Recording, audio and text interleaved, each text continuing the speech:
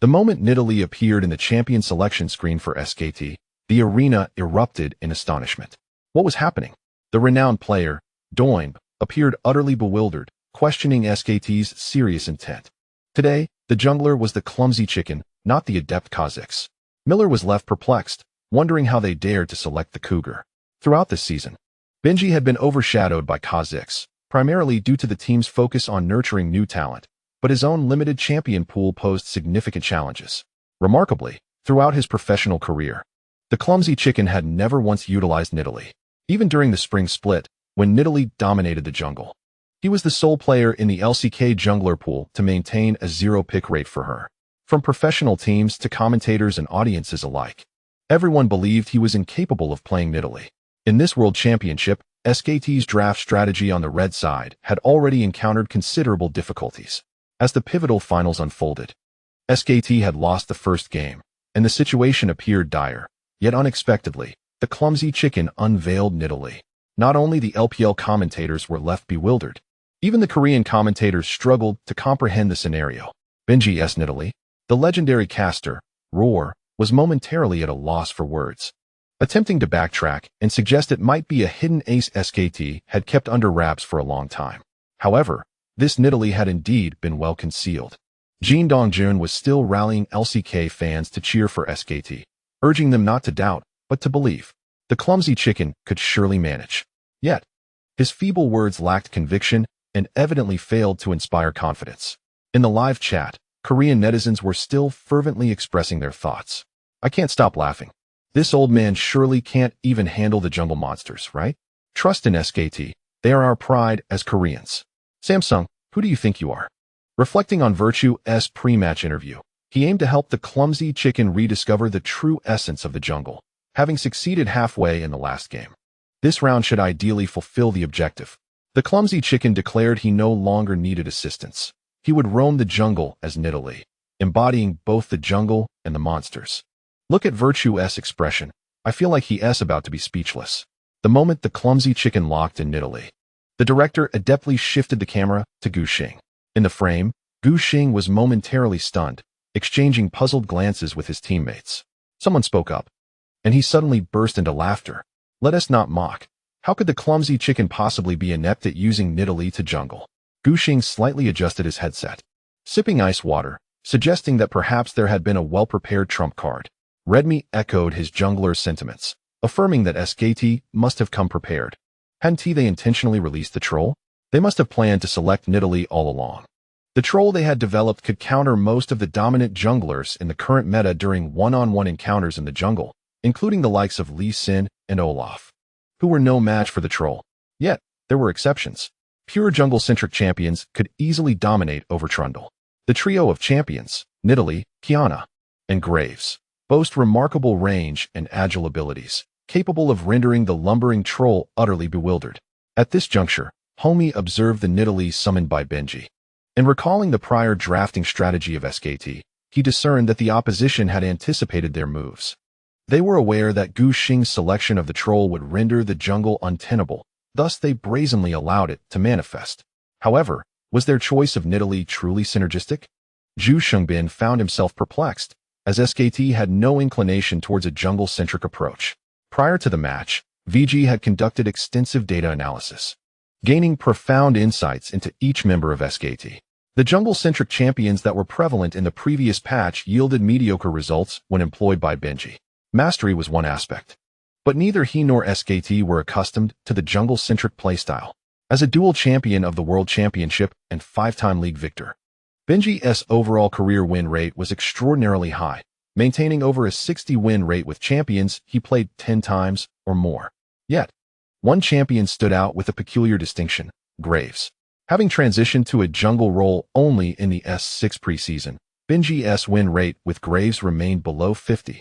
Coupled with SKT's commendable performance in the league this year, one could not help but perceive a hint of inconsistency. Furthermore, Bengi had never once utilized the other classic jungle-centric champions. Indeed, they categorically shunned the jungle role. Homie astutely noted that the jungler within SKT was essentially a caretaker. He and Zhu Shengbin possessed a thorough understanding of Bengi and SKT's overarching style. From a macro perspective, SKT epitomized a traditional team. Since Season 3, their approach had remained unchanged. The top laner, Impact, Marinduke, was responsible for split pushing, creating space for the team to develop while also enjoying his own comfort. Bengi played a purely utilitarian role, serving as a protector. The mid laner, Faker, and the bottom duo, Piglet and Bang, functioned as the dual carries, relying on their formidable prowess to ensure the team's late-game success. Support, Wolf, was tasked with safeguarding allies, establishing vision, and initiating team fights when necessary. Despite numerous roster changes throughout their history, SKT's fundamental philosophy remained intact. Their strategy consistently revolved around a stable landing phase, transitioning into the mid to late game where the dual carries could seize control of the match. This approach was the epitome of stability. Thus, Samsung White managed to dismantle SKT in S4. Excluding the players' individual conditions, stylistically, Samsung White was particularly adept at countering their opponents. The synergy between the jungle and support duo, Samsung's Ambition and Mata, could effortlessly breach SKT's defenses. Bengi, once labeled the jungle in a derogatory manner, was undeniably affected by Samsung White's ferocity, feeling compelled to remain concealed within the jungle. When SKT's jungle faltered, the three lanes faced an impenetrable darkness, rendering even basic development a daunting challenge, making it impossible to reach the late game. In other words, SKT had no inclination to protect their jungler, so how could they even contemplate a jungle-centric strategy? With the timer for the drafting phase steadily dwindling on his client, Guxing's mind raced. He concluded that Nidalee must engage proactively with her lanes rather than relying on teammates to assist her in the jungle, logically deducing the path forward. The capabilities of the champion, LeBlanc, in this version are not particularly strong for ganking. Her crowd control in lane is insufficient, and her skill shots are challenging to land. As Guxing pondered this, inspiration suddenly struck him. During their pre-game preparations, VG had meticulously studied the trump cards exposed by SKT, one of which included a character that could enhance the jungle's skill hit rate. Zilean, Guxing exclaimed. At that moment, someone nearby echoed his thoughts, calling out the same answer. He turned to see Li Jixuan's gaze, which mirrored his own realization. Homie quickly processed the information in his mind and decisively altered his pre-game strategy to utilize Zilean to counter the opposition, immediately issuing the command to secure Zilean. Simultaneously, noticing that the selection time was dwindling, Homie shouted to the referee, "We want Zilean and Jhin." According to the tournament regulations, if a team fails to finalize their selections by the end of the countdown, they would face penalties. However, if the coach provides prior notice, even if the players do not find the desired champions, they will be granted a chance to restart the draft. Homie was concerned that the players might struggle to locate the correct character among the plethora of options in a limited time frame, so he took precautions in advance. Fortunately, Guxing's keen eyes spotted Zilean in an obscure corner, and he quickly locked him in. At the last second, Zhu Xiaolong also selected Jhin. With the first two champions chosen, VG instantly ignited the enthusiasm of the audience at the Staples Center. What am I witnessing? Miller was taken aback. Wasn't he Zilean and Jhin the dual carry combination that SKT had selected in the final match against H2K in the semifinals? VG was attempting to replicate that strategy. The excitement was palpable, and the crowd erupted in joy, while the chat in the LPL live broadcast filled with questions. Viewers were utterly bewildered by the direction of the draft in the second game. First, SKT picked LeBlanc, and now VG was mirroring SKT's previous dual carry. Spectators began to wonder if the director had mixed up the team names. It seemed more logical for the team names to be reversed. Members of ROX embraced an excitement in the stands. During their week in Los Angeles, aside from assisting in researching counters to SKT's Zilean strategy, they had also been helping VG practice how to utilize this champion. It was a dual-purpose strategy.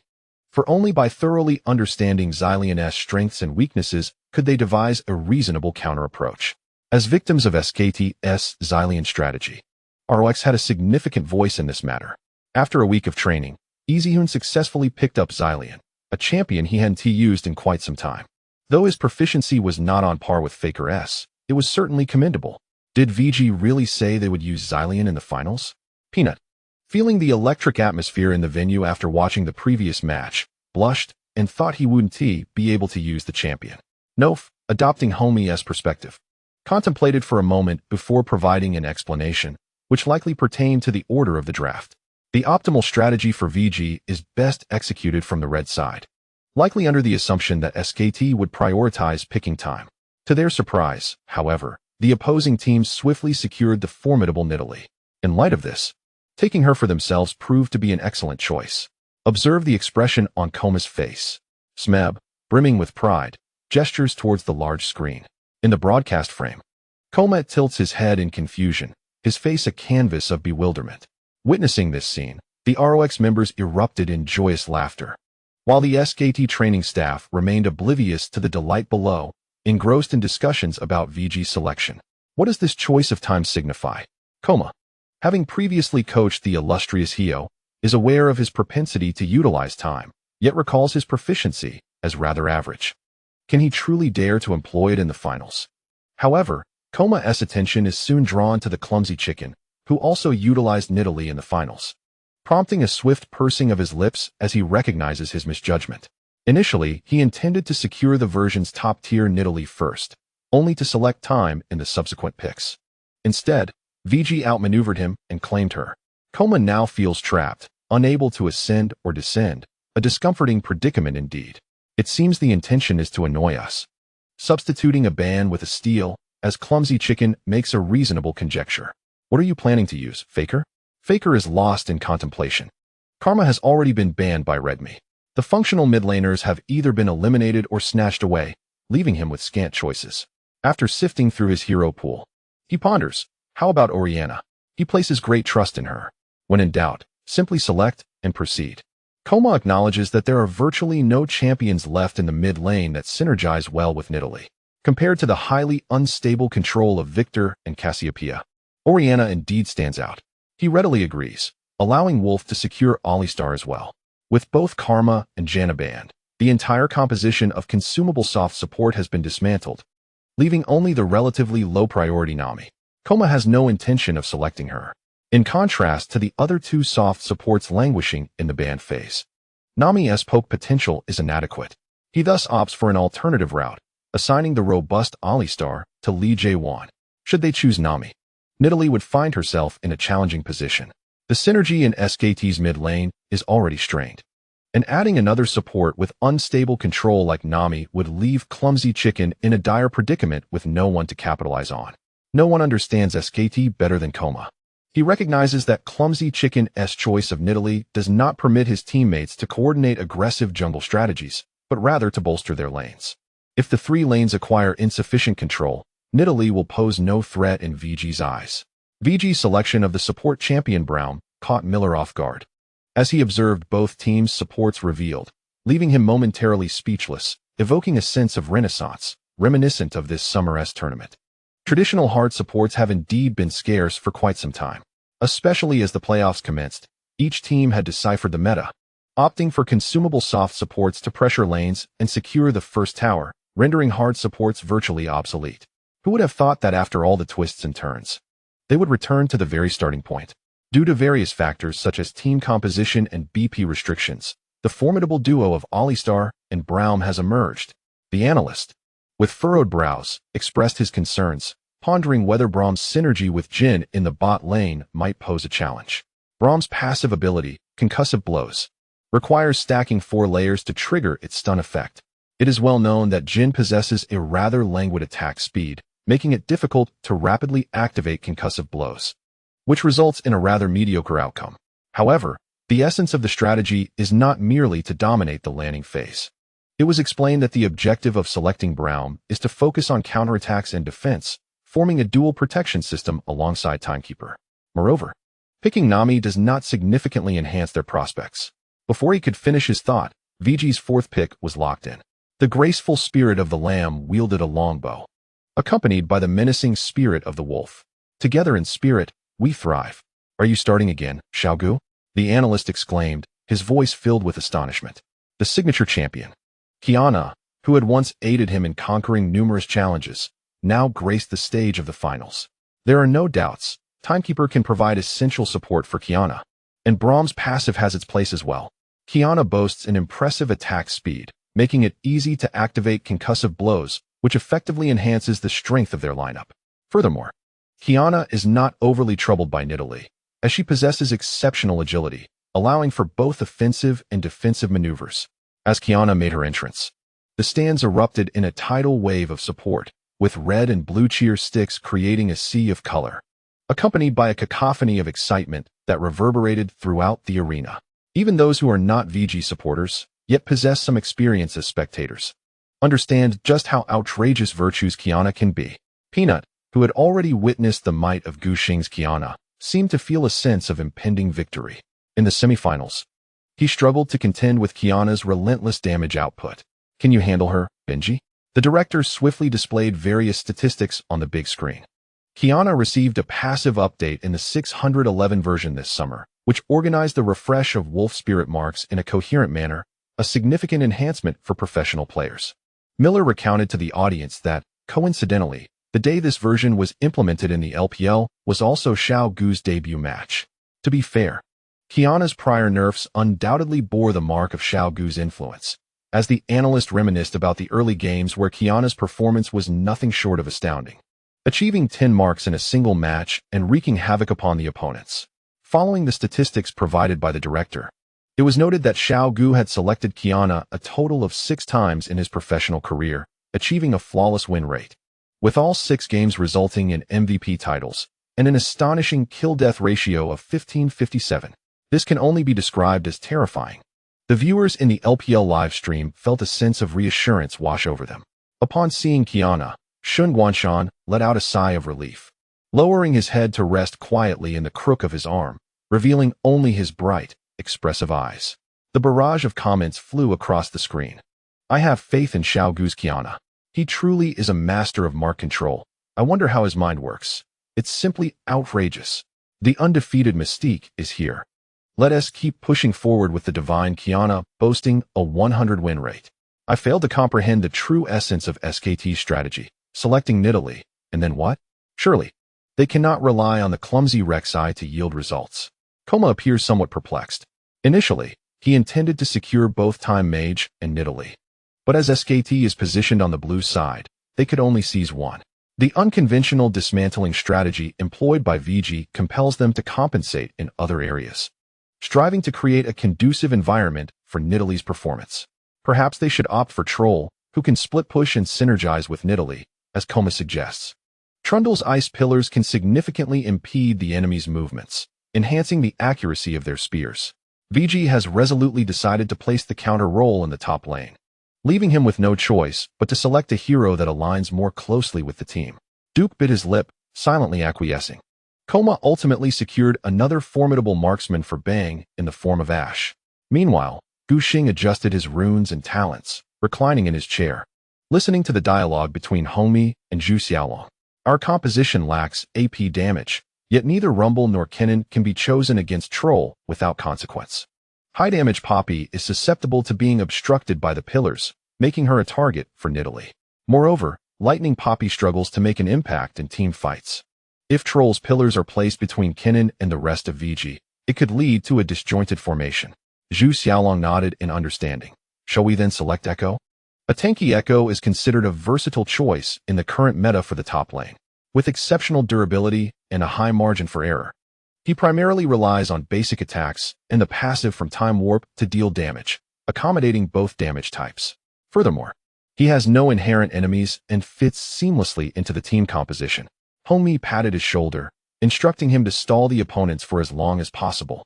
Once we reach the team fight phase, our composition will be invincible. This task does not seem daunting to Zhu Xiaolong, who feels confident. The 10 players exchanged heroes, solidifying the lineups. Blue side SKT, top lane Troll, jungle Nidalee, mid lane Orianna, bot lane Ashe and Alistar. Red side VG, top lane Echo, jungle Qiyana, mid lane Time Mage, bot lane Jhin and Braum. Judging solely by the compositions, I sense VG holds the advantage. Dahl, irrespective of the circumstances, blindly champions his home region's team, believing that once the dual marksman composition is established, under the protection of Time Mage and Braum, I cannot fathom how they could falter. Miller, when faced with international matches, unthinkingly supports the local team. SKT's composition offers little room for error, as they cannot outmaneuver VG, and their aggressive plays may be countered by Qiyana and Time Mage. Compared to the opening match, VG has undeniably transformed their style. I recall remarking that in the first game, relying on the Lord's smooth development to command the match, Easyhoon, now bearing the team's output responsibility, has adapted his approach, willingly becoming a supporting player for his teammates after earning the MVP title. The results of the MVP selection in the first game are destined to be contested between VG's mid and jungle. Ultimately, Lee Ji-hoon, who accomplished a solo kill against Faker, was awarded this honor. For him, defeating his former team using the champion skin he once earned with SKT, even outshining the illustrious Lee Sang-hyuk, was a source of immense satisfaction for Easyhoon. He had but one final objective, to vanquish SKT and lift the Summoner's Cup, as long as victory was within reach. Lee Ji-hoon found no difficulty in accepting the role of a supportive time mage for his teammates. You helped me establish an advantage in the early game, and I shall reap the rewards in the mid to late game. Easyhoon jested with Gu Xing. Let's switch our roles this time. Do not falter. Zhu Xiaolong continued to lighten the mood. My lord, have you heard a famous saying from the little mage? Lee Ji-hoon was momentarily taken aback, looking at his top laner in confusion. What? Dragon Brother mimicked the voice of the demon, Boppy the little mage, saying, if we were to switch roles, you would truly learn what cruelty means. Today, young Gu must showcase his skills. Gu Xing was left speechless. Fortunately, Hongmi interjected at the right moment. Remember, once we enter the game, follow young Gu's lead and play around Kiana. We must show SKT what it means to be the kings of the S6 World Championship version. On the other side, at the SKT player bench, Koma was incessantly reminding his players before departing, be wary of enemy jungle incursions. Do not grant them too many opportunities. If we can build a snowball effect in the early game, VG will struggle against our swift assaults. His words were a repeated effort to instill confidence in his team. Since the conclusion of the first game, a somewhat somber atmosphere had enveloped the SKT team, and Koma knew he had to step up. Do not worry too much, all right? He strolled to the edge of the players' area, a gentle smile gracing his face. Let us recall how we achieved our previous championship. During this year's mid-season cup, we faced 4 consecutive defeats in the group stage, yet ultimately triumphed. A temporary setback means little. It is the one who laughs last who is the true victor. Koma gently massaged the shoulders of each player. In truth, uncertainty gnawed at him. Before arriving in the United States, Koma had envisioned aiding his team in achieving a momentous 3-time championship. However, as they reached the finals, he recognized that the current version was not particularly favorable for SKT. It was destined to be a grueling path to defend their title, especially against VG. The practice matches they had scheduled against them were limited. Yet a team capable of dismantling both Samsung and ROX was no trivial adversary.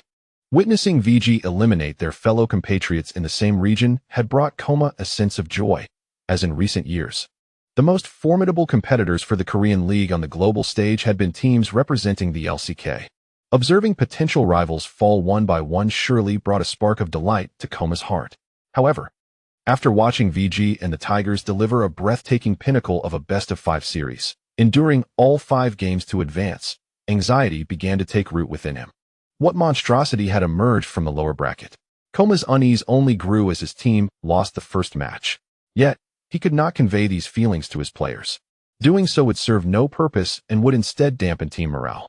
Koma could only conceal his apprehensions and rally his players with encouragement.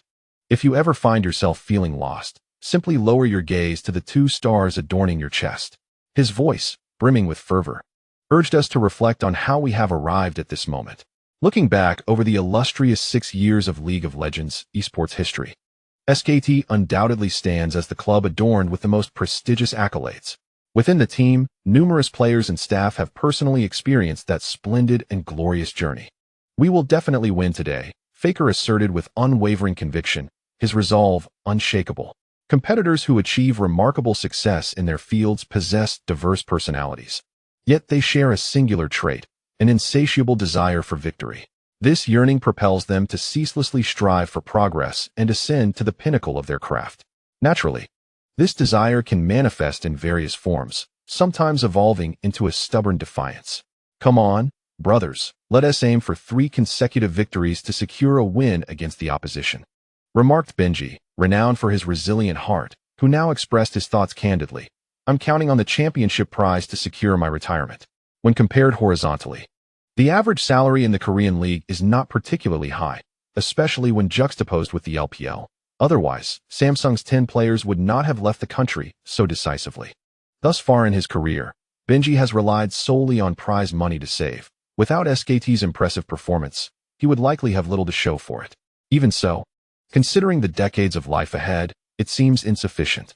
The members of SKT were amused by Bengi's straightforwardness, instantly lifting the atmosphere within the team. Koma, feeling relieved, removed his headset and approached the center of the stage to shake hands with Redmi.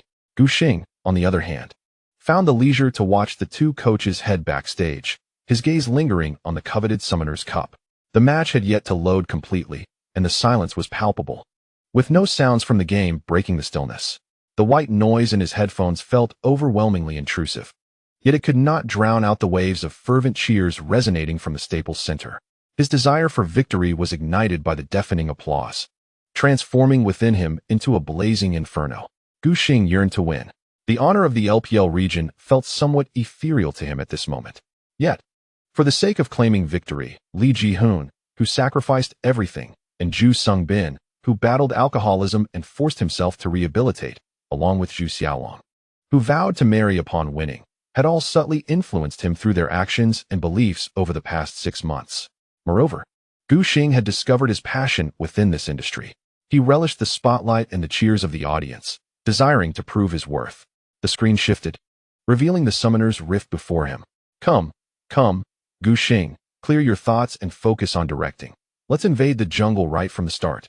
During the S6 World Championship, teams rarely initiated invasions at the outset, primarily because the bottom lane duo aimed to secure level 2. In a scenario with soft supports, the team that reached level 2 first could seize absolute control. However, the situation is different for hard supports. Their landing capabilities are generally modest, and retreating to the tower after being denied level 2 incurs minimal negative effects, as the opponent cannot exert significant pressure in terms of health trade. Moreover, VG has chosen the formidable champion Braum, a paragon of strength, at level 1. Guxing believes that avoiding an invasion would be a mistake. Longu, you should join us. Let us first gather and place a ward in the upper jungle. He specifically purchased a control ward, sacrificing a potion of reusability for a health potion. Simultaneously, Guxing even replaced his trinket with a scanner. Zhu Xiaolong, compliant with his instructions, swiftly crossed the river with his teammates towards SKT's upper jungle. However, the enemy team was not lacking in awareness. They anticipated VG's potential invasion and took precautions. Bang lingered in the upper jungle, and upon spotting VG's members at the edge of his vision, he immediately commanded Ash to unleash a volley of arrows, simultaneously slowing the advancing foes. Doinb, place a ward over the wall at the blue buff camp, then we will retreat. Guxing deliberately concealed himself at the rear of the formation, ensuring his position remained undisclosed. Doinb, confident in his prowess as a level 1 Braum, edged forward to secure vision before leisurely retreating. Stay crouched here, Guxing indicated towards the brush in the upper river. He had previously confirmed with the scanner that no enemy wards were placed in that vicinity.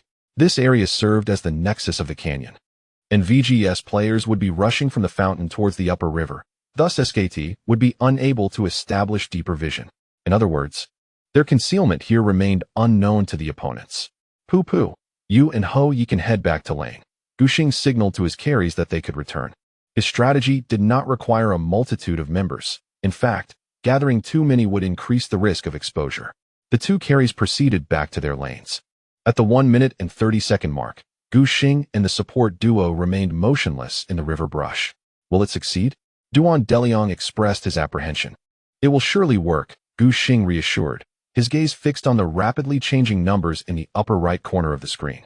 As the clock approached 1 minute and 37 seconds, the minions of both mid laners began to engage in combat. Follow me. He led Zhu Xiaolong and Xiao Duan upwards, reaching the vicinity of the barren pit, then redirected into SKT's upper jungle. The trio concealed themselves just a wall away from the enemy's miasma frog camp. Younggu was intent on making a play. Wawa recognized Guxing's intentions and lowered his voice significantly. VG's jungler and support were clearly crouching at the edge of SKT's jungle. If he remained oblivious to Guxing's plan, it would be an egregious oversight. They had yet to be discovered by SKT, who appeared unaware that Guxing and his companions would traverse this route. Miller was quite exhilarated. Guxing's previous incursion into SKT's upper jungle had followed a path closer to mid lane. Naturally, Bengi had placed wards along that narrow fork in the road. Consequently, the area connecting the barren pit with their blue zone became a blind spot. Not to mention, Guxing prudently placed a control ward behind him to ensure there were no wards in the vicinity. Bengi's Nidalee had indeed begun her jungle route from the upper area.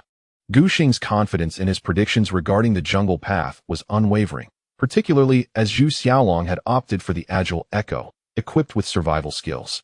The interest of the leopard woman in the top lane is likely to be minimal. The bottom lane's Wolfbull duo boasts stable crowd control with Alistair's combo and Ashe's continuous slow, making it evidently the prime location for a gank. Thus, the leopard woman will inevitably traverse from the top to the bottom, clearing camps along the way to assist her teammates in ambushing foes. Initiating in the upper quadrant, she begins her farming at the magic swamp frog. Previously, Duan Deliang's bold maneuvering to set vision in SKT's blue zone from behind a wall was merely a ruse, intended to deceive the opponents into believing he was merely scouting for a jungle route with no ulterior motives. Indeed, SKT has fallen for the trick. The foolish chicken even enlisted the help of the top laner Duke to deal a few blows to the magic swamp frog, aiming to minimize his health loss.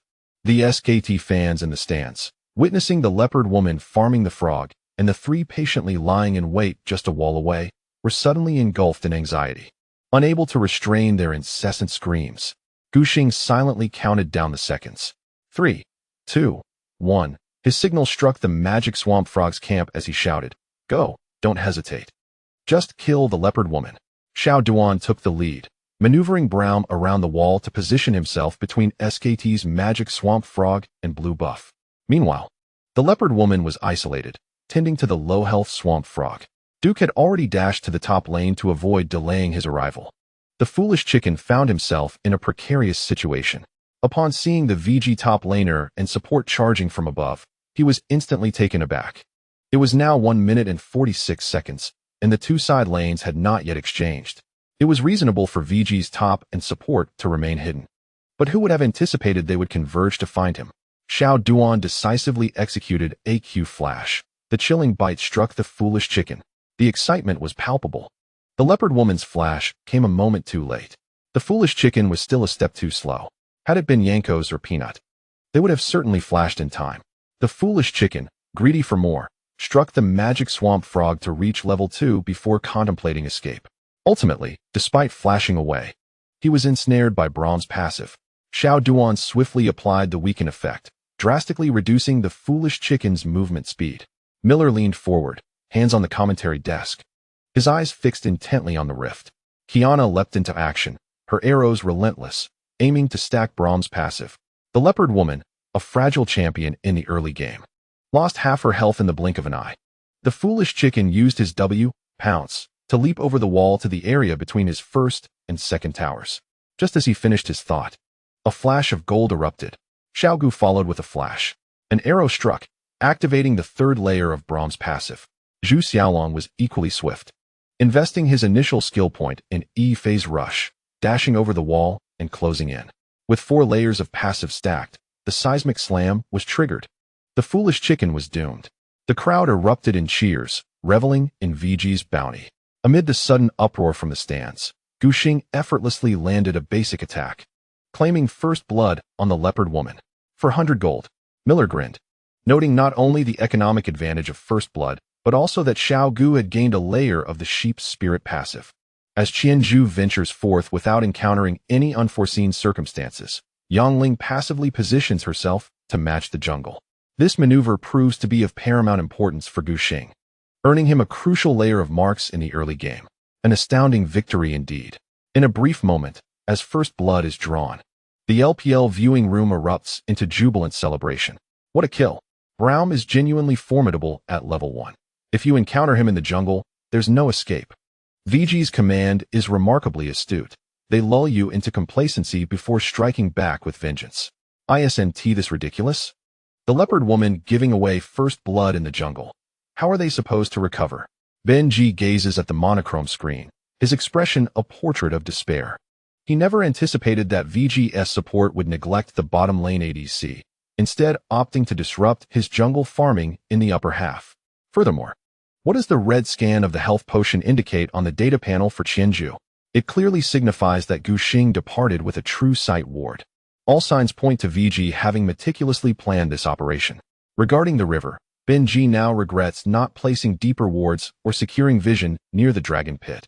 Had he detected VG's movements a moment earlier, he would have deemed it a worthy trade to forfeit the upper jungle rather than lose his life. Yet, he understands that such reflections are merely hindsight. In the early game, with vision resources scarce, SKT cannot afford to invest heavily in the upper jungle. Upon arriving on the lane, Li Ziwen discovers that Xiao Duan has ventured to the upper map to engage Bengi, inciting Wolfsire. He quickly contemplates potential countermeasures. Junji, let us gather the minion wave. We'll push together on the third wave. As a top-tier support, Wolf possesses an exceptional mastery of jungle coordination, rapidly articulating his thoughts to his teammates. Xinggu, after you finish the lower jungle, come down to assist. The opposing minion wave is pushing back. Let's see if we can seize the opportunity. He swiftly organizes his strategy. If Qianzhu comes to provide cover, you can then advance to counter VG's upper jungle monsters. The match time is now approaching 2 minutes. Qianzhu's early jungle clearing is not particularly swift. Currently, Gu Xing is countering SKT at the upper blue buff. If they wish to ensure VG's duo can safely clear the advancing wave, they must complete their jungle tasks and hasten to the bottom lane without delay. At that point, VG's upper jungle will undoubtedly be left unguarded. And as long as Bang's Frost Archer detects Gu Xing's movements in advance, Bengi can mitigate losses through counter-jungling or ganking. The plan is remarkably flawless, and the initial step is executed with great success. Due to Duan de Liang's early assistance in the upper half, VG South bottom lane only has Imp remaining under the tower to catch the wave. By the time Xiao Duan returns to the bottom lane, the minion wave situation has become irreversible. The Wolfbang duo effortlessly consolidates a massive wave of minions, pushing towards VG's next tower at the 258 mark. Bang! Now level 2 intentionally selects Hawk's Flight. The drone soars freely in the sky, gliding along the edge of VG's lower jungle. In the past 6 months, the prominence of the Frosty Ice in professional competitions has remained unwavering, with players mastering the pivotal skill, Eagle's Flight, to extract maximum information. Bang is no exception in this regard. Currently, SKT, through the Eagle Spirit, observes that the jungle monsters near the blue area of VG are still alive. As the drone traverses the mid lane, it discovers that Gu Xing is still farming his own red buff. The scoreboard indicates that Gu Xing has only accumulated 8 minion kills. Upon witnessing this scene, Bengi swiftly deduces the situation. The opposing team has just cleared their blue buff and the 3 wolves in the upper jungle and has turned across the river, having just consumed the stone beetle at the top of VG, also amounting to 8 kills. Furthermore, through path planning, it appears that Gu Xing intends to continue farming downward. Is he out of his mind, neglecting his teammates for the sake of development? A glimmer of disbelief flashes in Li Jiewan's eyes as he begins to call for assistance. Xionggu, head directly to the bottom lane. After reviving, Bengi realizes that the upper camps have all fallen and has been focusing on developing in his own lower jungle. The good news is that at 2.5 minutes, the first refresh of the 1000-Ju Wolf Spirit mark occurs at the SKT's Feathered Bird camp, where he easily clears the F4 under Li Sanghyok's protection. Now, observing that Gu Xing is still farming in the upper half of the map, Bengi immediately races downwards without hesitation. He opts not to invade the lower half of VG's jungle, as the wave in the bottom lane has already formed. The enemy minions are currently numerous and relentlessly advancing toward SKT's next tower. If Bengi were to enter the enemy's lower jungle, his own bottom lane would provide little assistance, and he might even face encirclement. In comparison, heading to the bottom lane is the more sensible choice. Should the VG duo wish to farm minions, they must inevitably reposition themselves away from the protection of their turret, following the advancing minion wave. Bengi aims to take advantage of the gap, while Gu Xing is still in the upper half, launching a surprise attack on the enemy duo with the assistance of the wolf bamboo combination. Ready to freeze his hands, he navigates through the triangular brush, issuing a strike order to his teammates. The VG bottom lane has been under pressure since the onset of the match, and as such, they have not been able to establish vision. Bengi knows his movements remain undetected by the enemy. Meanwhile, Li Jiewan is resolute. He flashes forward, executing a WQ combo that sends a low-health melee minion soaring into the air. In the next moment, he directs a basic attack at the wounded minion. Thanks to the execution effect of the Holy Relic Shield, the minion is successfully slain. Consequently, the SKT duo claims all the melee minion experience from the fourth wave. The upgrade light illuminates, and both players promptly ascend to level 3. Upon witnessing this, the doll's smile fades, and his demeanor turns anxious. After knocking up Braum, Wolf also manages to apply Ignite on the opponent, sensing that the situation has turned dire. The low health segment has no flash available and is only at level 2. Being caught now would spell disaster. Due to assisting Gu Xing in the jungle invasion at the start, Duan Deliang has missed a considerable amount of experience upon returning to the bottom lane, leaving him still far from level 3. As a result, he possesses only the QE skills, lacking the W, stand firm, mobility. Being caught now would mean certain death, just as the commentators anxiously convey the unfolding drama. A crimson teleportation glow appears in the bottom lane. The Lord has arrived. Remember to keep the tone elevated. The deafening screams of SKT fans abruptly ceased.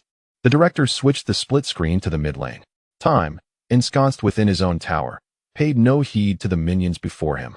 Lee Sang-hyuk's Orianna pressed forward, attempting to inflict damage. However, Orianna's early game damage was rather mediocre. A full combo coupled with Thunderlord's Decree and basic attacks couldn't even deplete half of Time's health. Moreover, he lacked any skills to interrupt. He could only watch helplessly as Lee Ji-hoon continued to channel his teleport.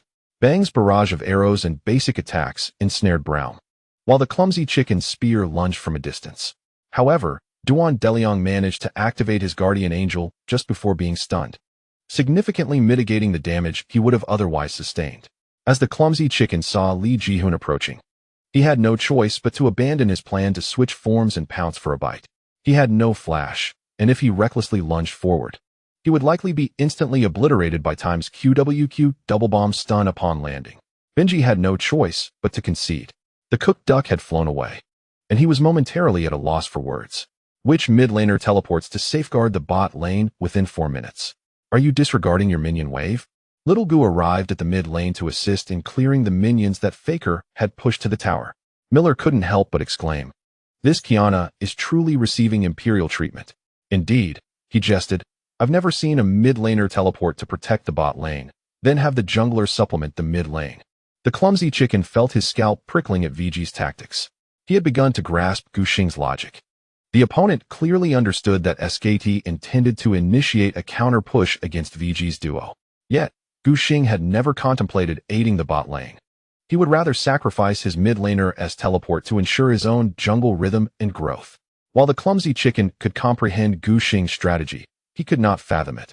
Isn't it the jungler's duty to assist landing champions? Why are you still developing in the mid lane? In the front row, the little peanut's eyes sparkled with brilliance, more radiant than his grandmother's gray hair, as he turned to Kuro. "Brother Rue, did you see that?" Kuro had 1,000 complaints bubbling within him. "What are you even implying? Do you want me to let the jungler take the minion wave early? Not a chance. This is the dignity of a mid laner." However, upon reflection, with only a month remaining alongside the wonderful teammate, Little Peanut, Kuro was too weary to retort. The resounding voice of the English commentator echoed throughout the venue.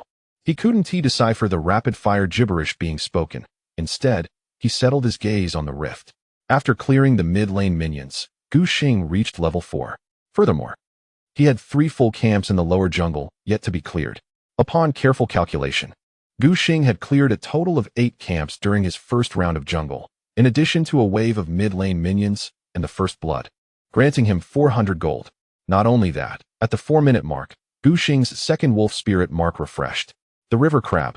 Without a hint of uncertainty, the level advantaged Gu Xing, under the protection of teammates in both the mid and bot lanes, successfully secured the swift crab with his smite, elevating his passive to 2 stacks. The leopard woman is truly a mess. Xiao Huaxing expressed his views with a commendable objectivity. If he could secure a kill on the opposing jungler, he would continue to thrive. Yet the wilderness proved daunting, making even matching up difficult. Gu Xing cleared all the jungle camps in the lower half of the map and returned to base, procuring a green jungle knife, boots of attack speed, and a control ward. In stark contrast, Bengi possessed nothing but a jungle knife, lagging behind in both level and economy. to Xiao Huasheng. It seemed that Bengi was rendered incapable of playing effectively.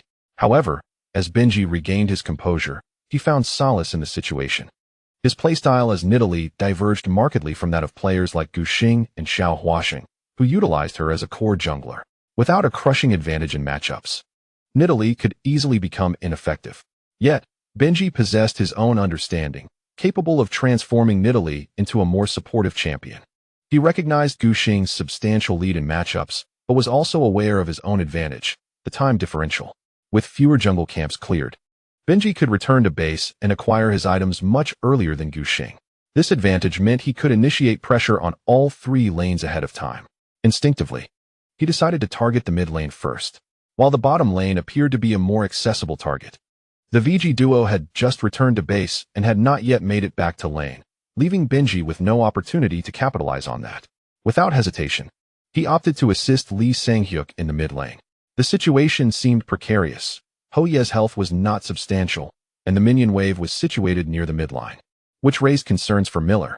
Lee Ji-hoon had previously teleported to the bottom lane and had been subjected to a full combo from Faker, reducing his health to half. However, due to the current patch requiring the purchase of a locket of the Iron Solari first and lacking sufficient gold, he chose to remain on the lane rather than return to base. Bengi seized this opportunity. Orianna unleashed a slowing electromagnetic wave beneath Ho Yi using her QW, followed by an E command to recall her minion to her side, simultaneously dealing damage to Ho Yi with the shockwave. Lee Sang-hyuk's proficiency with Orianna was exceptional, and combined with her already formidable landing capabilities, the pressure she exerted was maximized. Even with minimal resources, the damage output from this sequence was sufficient to reduce Lee Ji-hoon's health to below 13. The leopard woman leaped from the side to launch her spear. Bengi executed the throw with remarkable finesse. He understood that directly hitting Lee Ji-hoon was impractical. Thus, he aimed the spear at his escape route. Should Ho Yi move straight back, he would inevitably collide with the spear. To evade it, Lee Ji-hoon would have to remain stationary. Earlier, he had utilized his Q ability to clear minion waves, and even if he refreshed his skills with W now, he would have only one bomb available. Incapable of stunning anyone. After considerable thought, Lee Ji-hoon decisively used his flash to evade the spear's trajectory and retreated to the safety of the tower. He feared being ruthlessly executed by the SKT mid-jungle duo, especially since Faker still had his flash available, allowing opportunities for tower dives. If he delayed his flash even slightly, unforeseen complications could arise. Upon witnessing the gleam of gold, Bengi felt a profound sense of satisfaction. He pushed the minion wave forward, anticipating Lee Sang-hyuk to reach level 6 before he would strike again. At that point, without flash, time would be at his mercy. Initially, Lee Sang-hyuk wore a slight smirk. In moments of dwindling health, retreating for supplies becomes essential, yet Ji-hoon has yet to teleport back, opting to walk to his lane, inevitably losing an entire wave of minions. However, his amusement quickly dissipates. Benxian has just pushed down the mid-lane turret of VG. From the shadows emerges a Qiyana. The agile spirit of the sheep shows no hesitation, effortlessly collecting every minion beneath the turret into her grasp. Lee Sang-hyuk initially believed he could suppress Ji-hoon, only to find Guxing reaping the benefits instead. He cast a glance at the statistics. Qiyana has cleared 2 waves of minions, in addition to 8 camps and river crabs. Her last hitting far surpasses that of the clumsy chicken by more than double. Lee Sang-hyuk senses something amiss.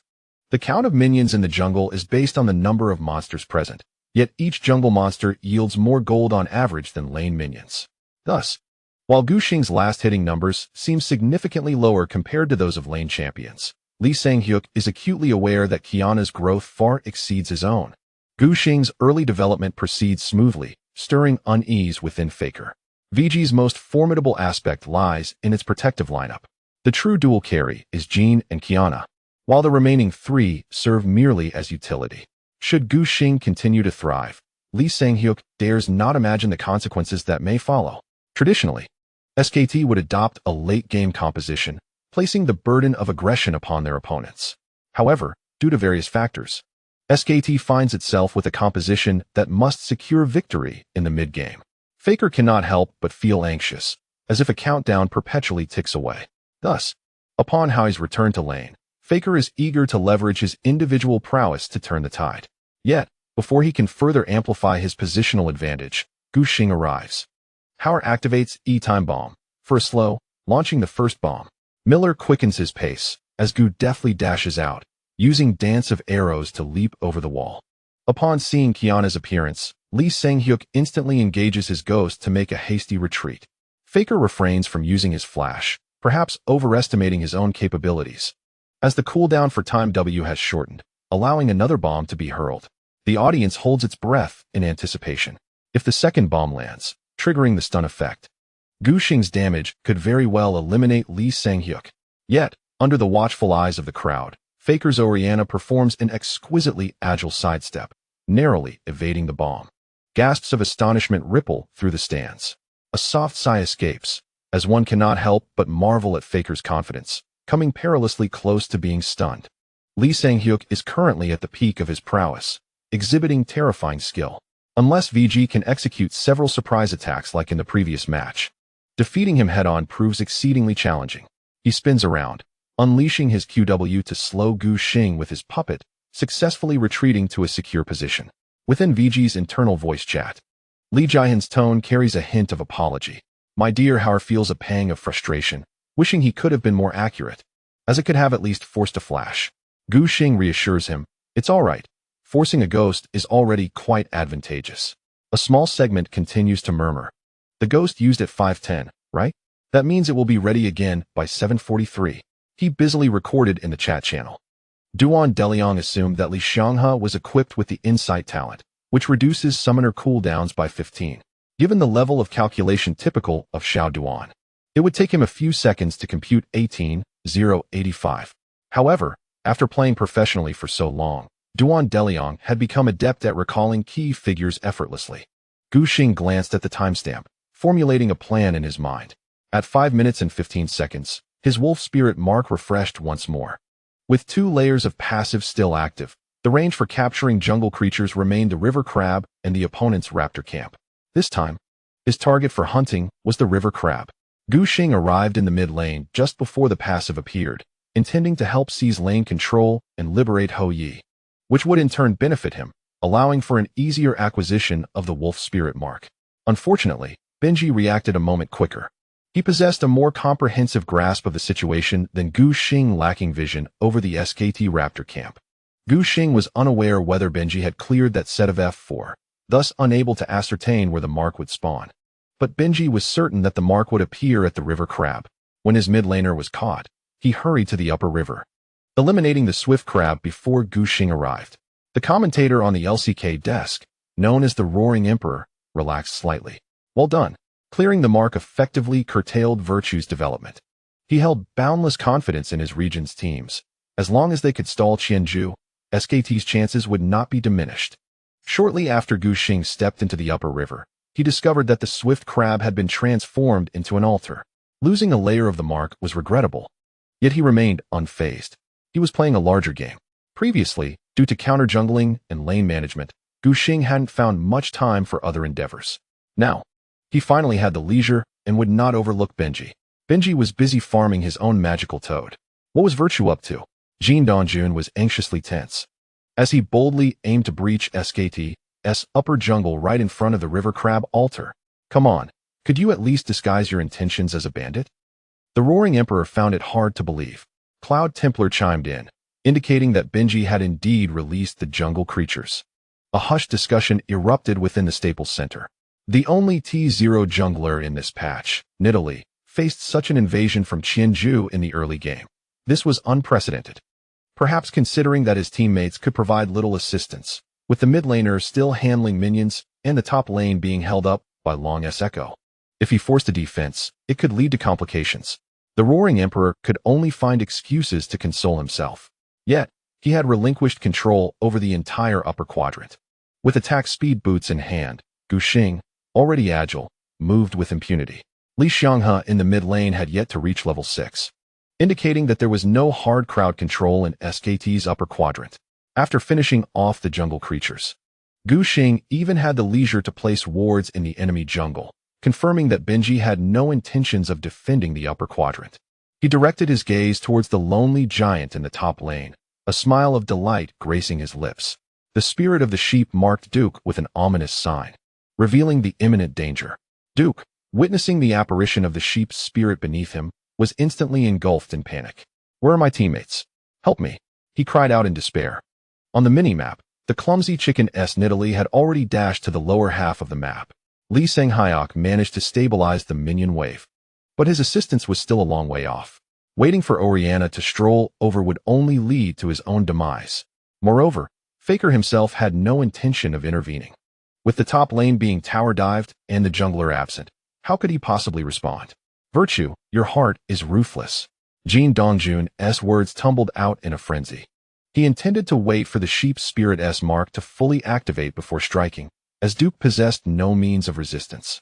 The drawbacks of the troll were manifest at this moment. Prior to acquiring Tiamat, he lacked any wave-clear capability. In contrast, Zhu Xiaolong's Echo, with his Q, Time Winder, synergizing with his passive, could clear waves far more swiftly than the troll. Duke aimed to keep the minion wave outside the tower, hoping to thwart the encroaching Qiyana from pursuing him directly. Upon witnessing the ensuing scene, the Roaring Emperor resigned the troll to his fate. Long's Echo activated his time warp, using his shield to absorb tower damage, allowing Qiyana to close in on the troll successfully. Gu Xing's damage was already formidable. In an instant, his arrows pierced through the troll's body. Duke, unwilling to expend his flash, opted to conserve it for a later occasion. At the moment of Trundle's demise, the benevolent spirit of the sheep absorbed the enemy's soul, transforming it into a third-layer mark. Jin Dongjun screeched like a groundhog. Although Virtue failed to secure the river crab mark, he achieved the same effect by claiming the kill to stack his passive. The clumsy chicken finally seized an opportunity. Just before his flash was ready, he successfully executed a kill with the help of his duo partner. SKT's kill count finally soared from 0 to 1, eliciting enthusiastic applause from many supporters in the stands. Gu Xing assisted Zhu Xiaolong in whittling down the health of the top lane tower. Upon seeing Duke teleport back to lane, they decided to let him be. Returning to base, he replenished his supplies with a recurved bow and a control ward, then made a beeline for the bottom lane. Gu Xing signaled towards SKT's southern stone beetle camp. The next layer mark should spawn here, and he intended to claim it. Once he acquired his third layer passive, the wolf spirit's captured camps would undergo a transformation. They would now randomly hunt within the enemy's non-buff camps.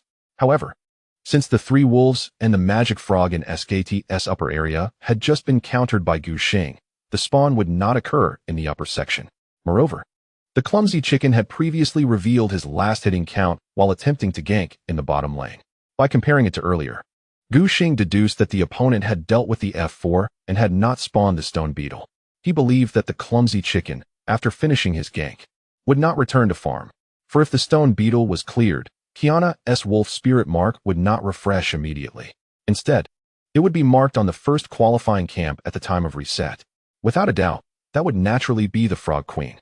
In the upper quadrant, SKT has found itself in a dire predicament, with their top, mid, and jungle not even remotely matching the prowess of VG.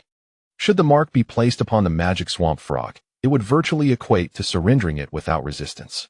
Thus, the astute Bengi resolutely decides to control the mark at the lower stone beetle camp, as the bottom lane remains his strongest asset. Understanding this, Xiao Duan promptly responds, albeit acknowledging that his speed to arrive may be somewhat slower than that of his opponents. "No worries, as long as you can make it." Gu Xing preemptively coordinates with his teammates, arriving early to assist in pushing the mid lane. However, halfway there, he is spotted from afar by Bang's hawk spirit. Bengi, displaying his cleverness, preemptively arrives at mid to clear the minion wave. Gu Xing glances at the clock, 6 minutes and 30 seconds. In mere moments, the wolf spirit will resume its hunt.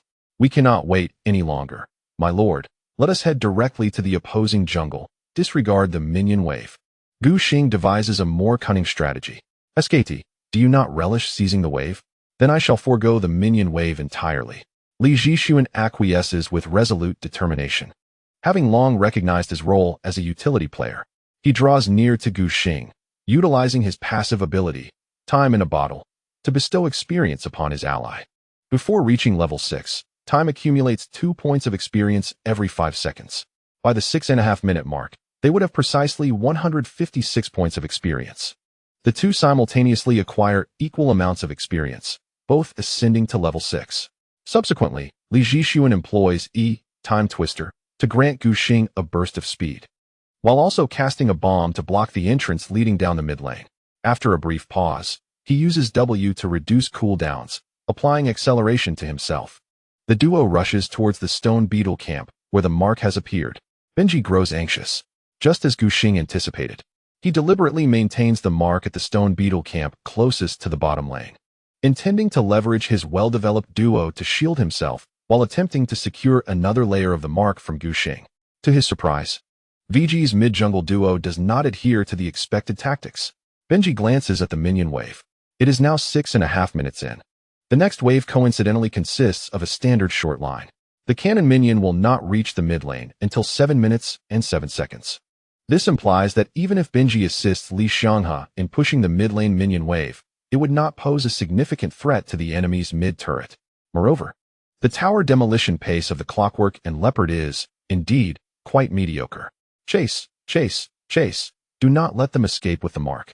Bengi resolves to flank VG's mid-jungle duo alongside his own. You may claim this mark, but your lives must be spared.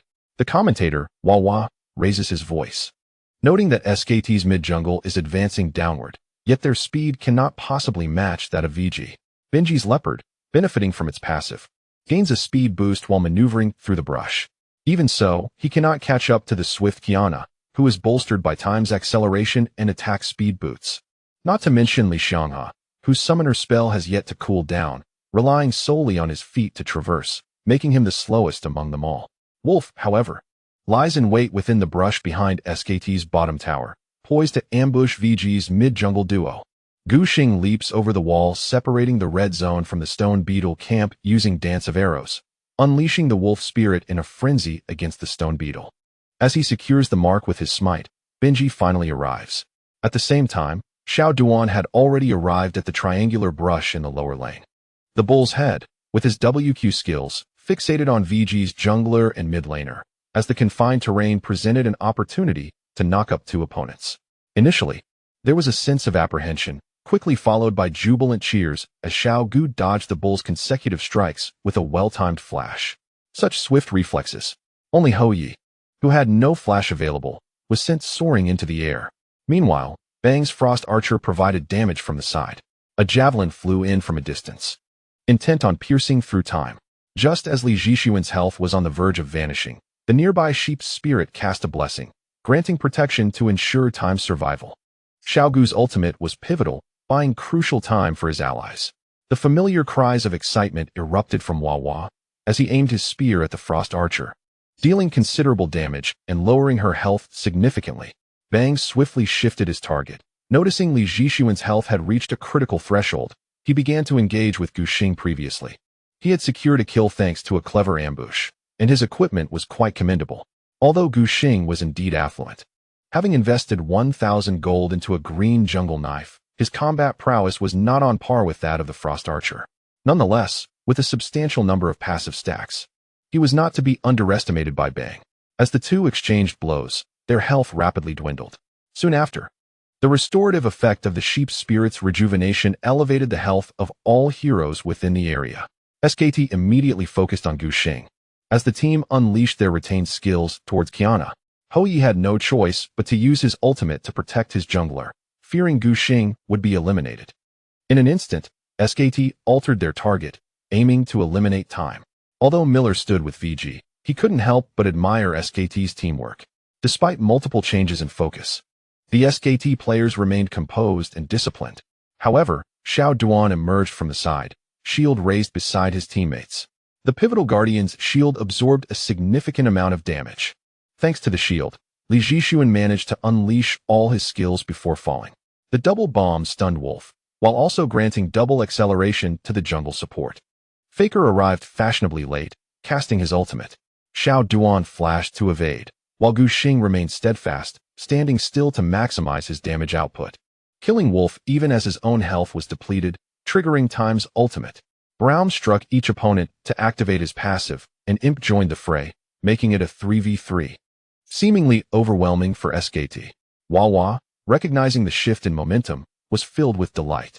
SKT's burst and control had been skillfully circumvented by VG's dual protective abilities. Though the remaining damage was not insignificant, it posed far less of a threat than before. Upon revival, Gu Xing's first action was to unleash a dance of arrows to evade the leopard woman's W dash. Even when the bull's head flashed in to apply damage, Gu Xing still delivered full output, triggering Brahm's passive on the Frost Archer with his high attack speed. Imp executed a dazzling display, flashing in with a grenade followed by a basic attack, sending the Frost Archer back to the fountain. Miller shouted in excitement, and with a healing spell, he managed to restore some of Xiao Gu's health. The healing was not substantial, yet the bull's head, in his dying moments, applied Ignite on Gu Xing, diminishing his recovery potential. However, for Gu Xing, it was sufficient. He adeptly maneuvered to the side with remarkable speed, evading the grasp of Nidalee in her feline form. Meanwhile, Imp's Lotus Trap ensnared the hapless chicken in a sluggish mire. Faker was left with no choice but to flash in to inflict damage, securing the kill on Qiyana. Though the small passive had already taken hold of him, at that moment, the chicken displayed a noble spirit of sacrifice, relinquishing its own survival to shield Li Shanghaiok with its body, effectively obstructing the pursuit of VG's duo at the narrow passageway. With the slightest delay, Li Shanghaiok made a hasty retreat, escaping unscathed. The leopard woman was also dispatched by Imp's shot, leaving only Faker to flee alone. Remember the gleeful misfortune. SKT's team fight had indeed backfired spectacularly. Feeling a bit blocked for words, I took a day off to clear my thoughts. After much revision, I remained unsatisfied and did not wish to compromise quality. Tomorrow, I shall present a more refined second game. Brothers, there are hacks. 2 for 3, Miller exclaimed, seemingly indicating that SKT had only lost a single head, yet the cost was indeed staggering. Originally hindered in his growth due to the chicken's relentless targeting, Imp had now secured 2 kills, bringing him a step closer to his first completed item, the Yumu's Ghostblade.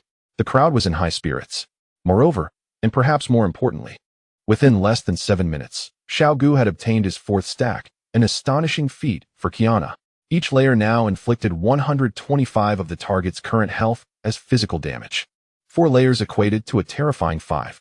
Shun Guanshan, well-versed in Qiyana's mechanics, understood precisely what 4 layers of passive meant for the Eternal Hunters at this juncture. To the utmost, she lowered her head, fearful that others might catch a glimpse of the radiant smile upon her face. The LPL commentators in her ear were exuberantly discussing the match.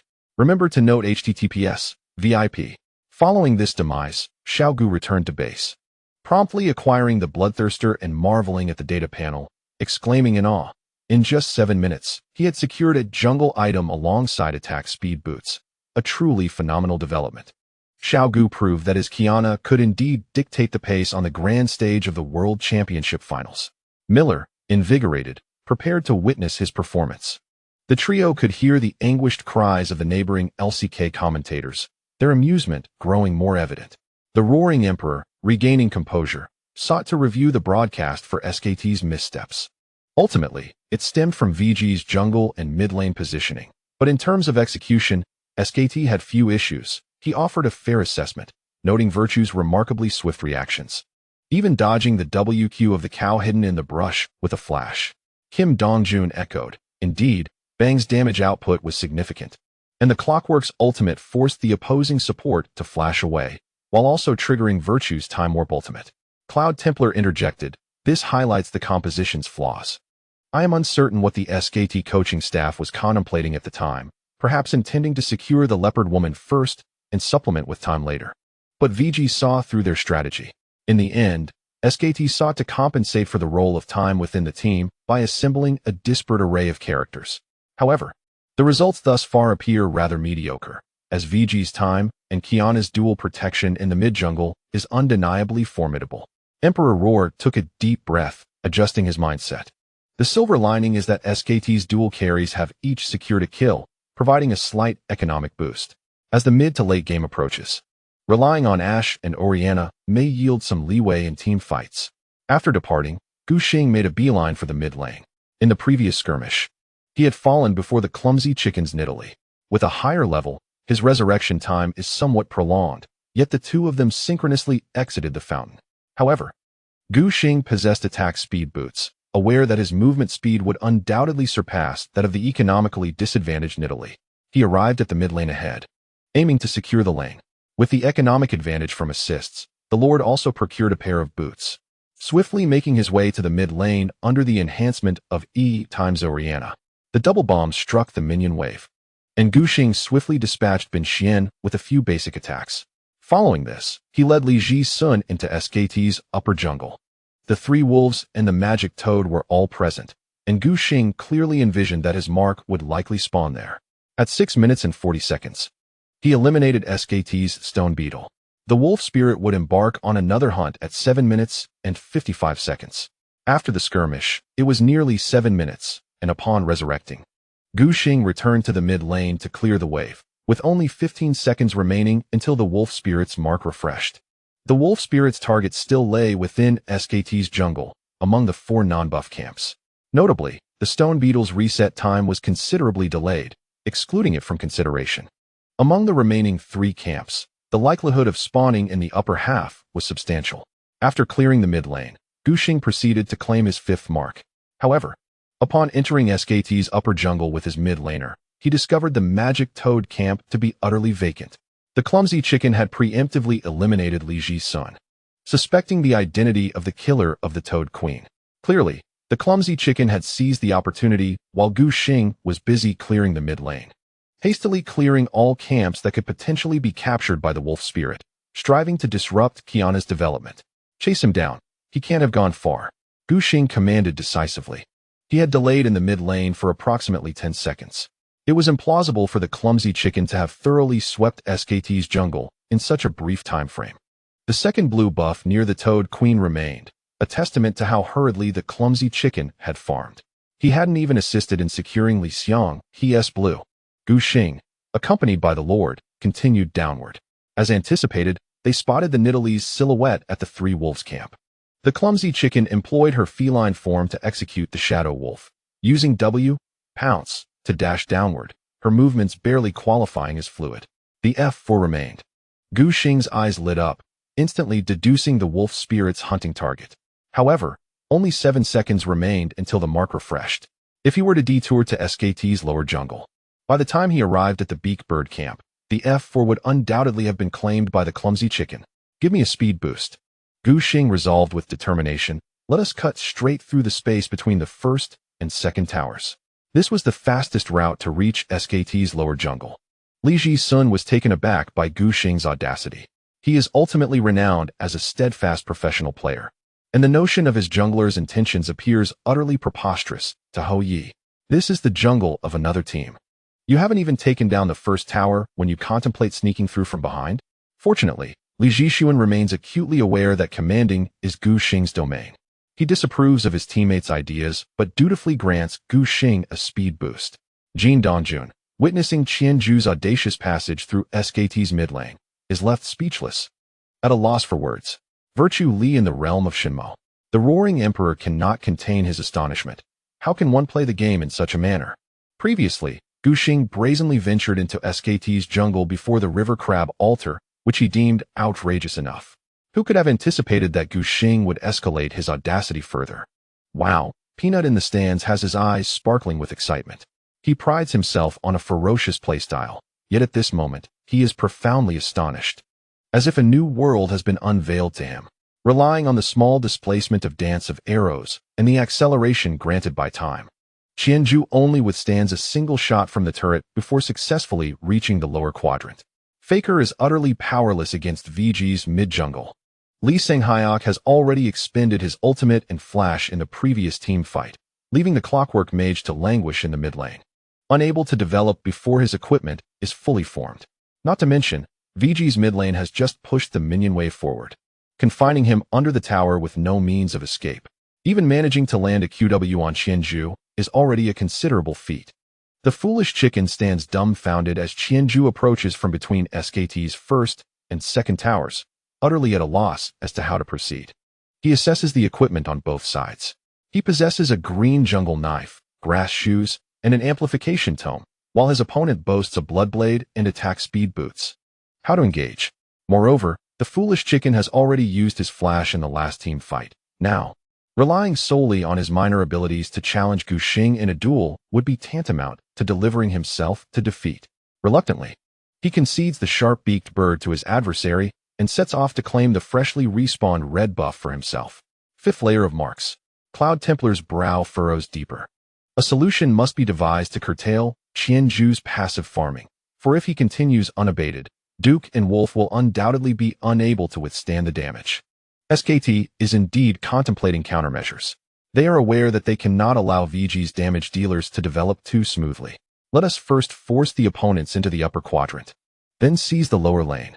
The foolish chicken proposes, we must not grant VG the opportunity for a 4-on-2. If VG manages to execute a 4-on-2 gank in the lower lane, the consequences would be dire. A 4-on-2 can simultaneously fatten both the jungler and the ADC, who are undeniably the absolute core of VG's team. The foolish chicken will not permit such an event to transpire. He swiftly devises a corresponding plan. We must push the minion wave forward, then gather to secure the dragon. He possesses a timing advantage. Gu Xing's arrival at the lower lane will inevitably lag behind his own, allowing him to apply pressure first. Li Ziwen lurks in the grass, restless with anticipation, while the foolish chicken boldly advances downwards. The VG duo senses that something is amiss. Relinquishing their push to retreat and defensively position themselves at the tower to receive the incoming minions. Consequently, the lower lane minion wave is swiftly pushed forward by Bang. In the mid lane, Lee Sang-hyuk seized the opportunity to eliminate minions while Easyhoon was absent. The control over the two lanes closely tied to the lower quadrant briefly belonged to SKT. The clumsy chicken smoothly entered the dragon pit and, under the protection of his teammates, initiated the Earth Dragon. Opponent Qiyana had retreated to her jungle for farming. Lee Jae-won remained vigilant, promptly relaying information to his jungler. The clumsy chicken sensed that their plan had succeeded halfway. His voice inevitably carried a note of excitement. Houching, we shall rely on you henceforth. Duke, whose name had been mentioned, felt a surge of anxiety. Play aggressively and showcase your individual prowess. The clumsy chicken attempted to motivate him. Come on. You are the world's #1 top laner. Duke began to comprehend. The clumsy chicken intended for him to exchange health continuously, luring Gu Xing to the top lane to ambush him. Aren't you coming to countergank? Duke pondered but sought confirmation. Of course not, the clumsy chicken replied matter-of-factly. We cannot win a 2v2 in the jungle. Why would I go there? I will certainly assist the bottom lane. The honest and simple-minded Duke wore a face of distress. Just as he had anticipated, the clumsy chicken aimed to use him as bait, drawing the enemy away from the bottom lane so SKT could launch their offensive. Otherwise, with Qiyana's formidable presence, the team would struggle to make any progress from the lower lane. Duke felt a twinge of discomfort but chose to comply. His professionalism was beyond reproach. After all, it merely meant dying once more. If it could yield sufficient resources for the team, Duke would happily accept it. Gu Xing efficiently cleared his jungle camps as if harvesting crops, and then returned to the mid lane to assist in wave management. His movements were remarkably clean, effortlessly collecting 3 ranged minions. Faker's mind was in turmoil. Who exactly was he facing? Gu Xing spent as much time in the mid lane as Lee Ji-hoon did. Do you treat the mid lane as a training ground? Yet, Lee Sang-hyuk had no means of countering this. He dared not interfere, fearing that Qiyana would pursue him with the acceleration from time warp. It was only when Lee Sang-hyuk's prior wave push revealed Gu Xing's movement towards the top that he regained his composure. Qiyana is heading to the top lane, Faker quickly reported. The clumsy chicken was overjoyed. This was precisely what he had been waiting for. The entire plan was now coming to fruition. The clumsy chicken knew that once Gu Xing reached 5 passive stacks, the wolf spirit would only hunt for double buffs, the dragon, and the Rift Herald. Thus, he preemptively secured the Earth Dragon. Both the earlier neglected blue buff and the Rift Herald resided in the upper quadrant. Moreover, the entire upper jungle of SKT was filled with monsters, allowing Gu Xing to relish in counter-jungling opportunities as he moved to the upper map. Even so, the clumsy chicken felt that the stakes were insufficient. He enlisted Duke once more. As long as Gu Xing moved upward, they could at least secure a kill on the 3 camps of trolls in the upper quadrant, along with potential gains such as a turret. The clumsy chicken's investment was exceedingly substantial. What he desired was for Gu Xing to remain on the top lane and not venture downward. He intended to guide the mid laner downwards for a 4-2 engagement, exchanging it for the first blood tower. Upon witnessing Gu Xing's ascent to the top lane, Bengi felt a surge of joy. He initially assisted Li Xianghe in pushing the mid-lane minion wave forward, before hastening towards the bottom lane with his mid-laner. The VG duo must have already discerned that their opponents might be heading to the bottom lane, yet it appeared they were not inclined to retreat. Wall was puzzled by this. Zhu Changbin leisurely farmed in front of the tower, exuding an air of tranquility, seemingly oblivious to SKT's impending actions on the bottom lane. This behavior left Bengi bewildered. Was my transition to the bottom lane so discreet? His first instinct was that there was a trick afoot. Cunning as he was, he often engaged in underhanded tactics, and now, witnessing Zhu Qingbin's actions, he became increasingly suspicious. After a moment of hesitation, upon confirmation from Bang's Hawk Spirit that Gu Xing was indeed in the upper half of the map, he finally resolved to freeze his hands. This delay cost him several precious seconds. SKT's mid-jungle duo approached from the side, just as they were about to unleash a torrent of verbal onslaught akin to a Gatling gun. However, they were abruptly interrupted by a beam of scarlet teleportation light. It was Lord Ho's teleportation. Miller's voice boomed with vigor as he once again rushed to the bottom lane for protection. However, the channeling time was a full 45 seconds.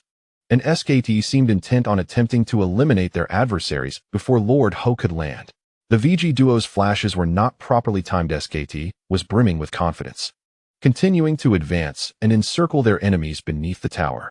Xiao Duan positioned himself in front of Imp, raising the anti-theft door toward SKT's mid-jungle. Miller immediately offered praise, recognizing it as an astute decision. Faker and Bengi could not pass him to threaten Jin. The anti-theft door could obstruct all flying projectiles, including Oriana's ball and Nidalee's spear. Undoubtedly, this was the most lethal skill SKT possessed to threaten the VG duo. As long as they could block it, there was a chance to safeguard Imp. Wolf's headbutt and pulverized combo sent the unflashed Jin soaring into the air, while the Frost Archer continuously dealt damage from the rear. Zhu Qingbin's healing spell from the previous team fight had just cooled down, and at this moment, he utilized it to elevate both his and his support's health. SKT's mid-jungle duo was hindered by the anti-theft door, rendering their damage ineffective against Jin. Miller's tone grew urgent. With just the duo's damage alone, it was utterly insufficient to secure a kill.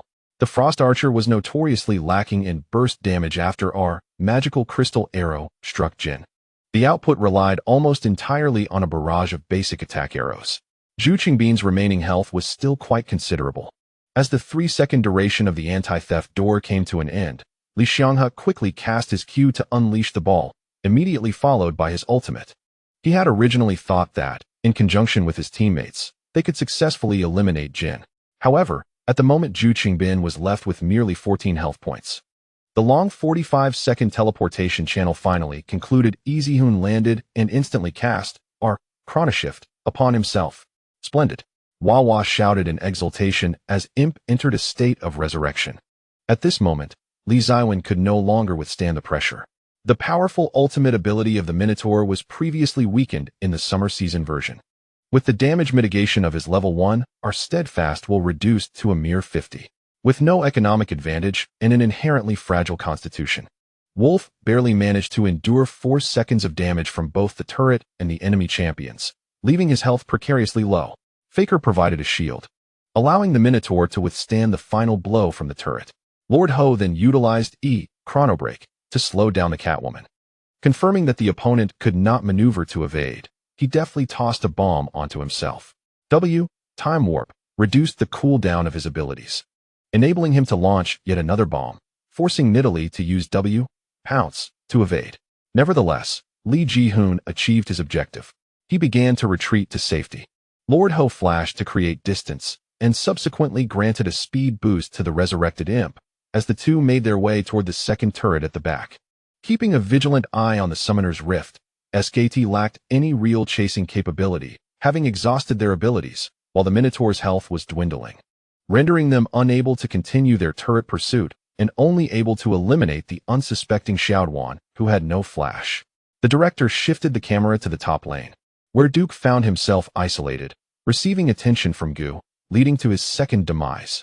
In stark contrast, the tower-diving antics of VG's top and jungle duo appeared far more straightforward. As Zhu Xiaolong absorbed turret damage, Gu Xing leapt in, landing several arrows to severely deplete the troll's health. Ultimately, the kill was effortlessly claimed by Gu Xing. Meanwhile, the 4 members of SKT in the bottom lane succeeded in taking down Brown, while the remaining VG dual carries managed to escape. It was then that Miller noticed the minion wave in the bottom lane, raising his voice to point out that SKT, after securing the kill, had no minions to support their push against the turret. Although Li Jihoon's bomb did not stun anyone, it effectively cleared a significant number of minions beneath the turret, in conjunction with the lotus traps set by Jin. As a result, SKT's progress in pushing the turret came to an abrupt halt. They could not simply tank the turret while attempting to demolish it, and they would have to wait another 30 seconds for the next wave of minions. VG's top and jungle duo were simultaneously advancing on the top turret, and their pace was considerably swifter. Duke's troll had no means to clear the wave effectively, leaving a substantial number of minions for VG before his demise. When Gu Xing first eliminated Duke, he had already significantly reduced the health of SKT's top turret.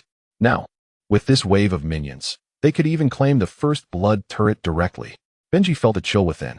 He sacrificed the entire upper half of the map, relinquished a layer of control, and lost Duke's life all to gain an equivalent advantage from VG's bottom lane. By nurturing their own dual carries while squeezing the enemy's economy, he aimed to transform VG's dual-core system of Jin and Qiyana into a single core. If successful, SKT would find it considerably easier to handle a singular damage output from Qiyana in team fights. However, at this moment, VG, leveraging the mid-lane teleport from time, coupled with excellent wave management and defensive retreats, managed to minimize their losses. When considering the advances in the upper half of the map, VG even emerged with a net gain. All of Bengi's grand plans for a 4-man ambush ultimately went unrealized. The director expertly split the screen, capturing the progression of both the upper and lower lanes simultaneously. The tower dismantling speed of VG is evidently swifter, with Xiaogu and Longa sharing the spoils of the previous tower's bounty. Gu Xing then ventures into SKT's jungle to claim the blue buff, securing his 6th layer of marks. The Staples Center erupts with thunderous applause as VG's supporters offer a ceaseless cheer for their beloved team. The excitement is palpable, and the commentator, unable to contain his enthusiasm, exclaims his bewilderment at how anyone could handle Xiaogu's Qiyana. Gu Xing's demeanor reflects a spirited determination, his voice resonating with conviction. In this sequence of counter-jungling and tower pushing, he amassed over 1,000 gold, currently leading his opponent by 2 levels, utterly overwhelming the clumsy chicken. In the SKT locker room, Koma rests his head in his hands, his expression one of disappointment and despair. Gu Xing's growth has exceeded all expectations, while VG's synergy is nothing short of extraordinary. Each member of the team performs their role with remarkable cohesion, earning Koma's reluctant admiration. Their transition between offense and defense is truly formidable, not only successfully thwarting the clumsy chicken's advances, but also retaliating with great profit in the top lane. It can be said that SKT has suffered a double loss. Why has this predicament arisen? Koma understands the reason all too well. SKT has never excelled in offensive maneuvers. Since adopting a strategy rooted in operational principles, the team has become accustomed to a defensive counterattack style. Their solid defense has shattered the hopes of numerous teams, yet it has gradually dulled SKT's claws. The exhilarating offensive displays of seasons S3 and S5 are now a distant memory. In terms of pure offensive strategy, SKT finds itself unable to compete with teams like ROX and H2K. To VG, this strike barely grazes them. They can effortlessly establish a defense in the lower half, while simultaneously laying siege in the upper half. Koma watches the television screen with an unusually grave expression. The camera shifts to Gu Xing at the player bench, his face illuminated by a radiant smile, seemingly confident of victory. Before heading to the upper half, Gu Xing discerned the clumsy chicken's intent to use resources for a strategic advantage from the bottom lane. After careful consideration, he decided to play along, seamlessly making his way to the upper half, fully trusting his teammates to defend the bottom lane. All they needed to do was delay time. If the trio in the mid and bottom lane succeeded, it would be enough. With a touch of anxiety, Zhu Xiaolong wipes the beads of sweat from his forehead, hastily rubbing them on a warm pad, urging Gu Xing to stay alive. Qiyana is undoubtedly their most prosperous asset, while Gu Xingbin's Jin has not fallen behind. It can only be deemed satisfactory. If the match is to be carried, it must rely on Gu Xing. Should Qiyana fall, VG would undoubtedly suffer significant setbacks. No problem. Gu Xing confidently assures. There are not 3 of them. They can't catch me. The only genuine threat from SKT comes from the hard crowd control of Alistair's WQ combo. Without a flash, Gu Xing would have no means of evasion. He can sidestep other abilities, like those of Orianna and Ashe, with the nimble movement of his dance of arrows. Thus, as long as he remains vigilant against Li Jaewon's Alistar, he should be safe from harm. As the time for the transition period officially arrives, both teams exchange positions in the upper and lower lanes. Gu Xing accompanies the duo as they continue their actions in the upper half of the map. Let us first secure the vicinity around the river. He methodically organizes the plan. Doinb, keep an eye on the bottom lane, as I will be controlling the Herald shortly. The current Herald bestows a persistent advantage to its Slayer, granting a 5 reduction in damage from enemy heroes when no allies are nearby, along with a stackable corrupting charge that inflicts a certain amount of magical damage with basic attacks. It is evident to any astute observer that this buff is tailor-made for split pushing. However, professional teams still regard it as somewhat trivial. The primary drawback lies in its inadequate attributes. The Rift Herald possesses too much durability and health. Forcing the jungler to secure it wastes an excessive amount of time, rendering the effort hardly worthwhile compared to the potential gains. Nevertheless, Gu Xing still intends to farm it. His 7th layer of passive marks is destined to manifest on the Herald, while the double buffs in the Dragon and SKT jungle are still far from resetting. The Herald is the only suitable creature for marking by the Wolf Spirit. Doinb strictly adheres to Gu Xing's directives to establish vision control. Although he and Imp managed to mitigate their losses from the previous teleport by Hou Yi, preventing Bang from pulling ahead in terms of equipment, VG's duo ultimately falls slightly short in combat prowess. However, the persistent presence of Qianju in the upper half allows VG to regain control of the upper lane situation.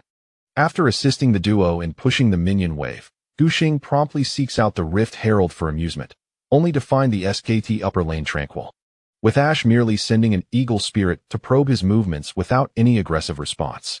It is clear that SKT has expended several ultimates in their attempt to tower dive the bottom lane. Now, a reckless engagement at the Rift Herald against VG would likely yield little chance of success. Observing the situation, it seems the enemy is unlikely to approach. Gu Xing switches his focus to the mid lane and quickly warns his mid laner, Hou Yi, be cautious, just as Li Ji-sun is about to respond. He catches sight of the clumsy chicken's Nidalee leaping in from the lower side. Can he escape? Gu Xing's voice rises in urgency. Come over to me. The clumsy chicken has evidently exploited the long absence of Gu Xing from the lower half, establishing vision control in that area and launching an attack from there to secure an advantage for Li Xianghe. However, Li Ji-sun is not foolish. Aware that the lower half is devoid of vision, he naturally positions himself closer to the upper side. It will not be so easy for the clumsy chicken to catch him. I should be able to make it. I still have the speed boost from Easy Hun's Chrono Break. With the 25-second speed increase, he swiftly reaches the upper river and meets up with Gu Xing. Shortly thereafter, Li Ji-sun realizes something is amiss. They are not aiming to catch him. SKT intends to pressure the mid-tower.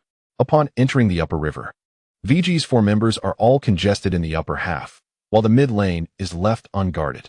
Seizing the opportunity while Gu Xing is still drawing the aggro of the Rift Herald, SKT's mid-jungle duo hurriedly pushes the mid lane to VG's tower. In the next moment, a minion struck by the mid-tower's cannon lights up with a teleportation symbol. The incoming player is none other than Duke's troll. He has arrived directly from the fountain to the mid lane, and there is no way to interrupt him.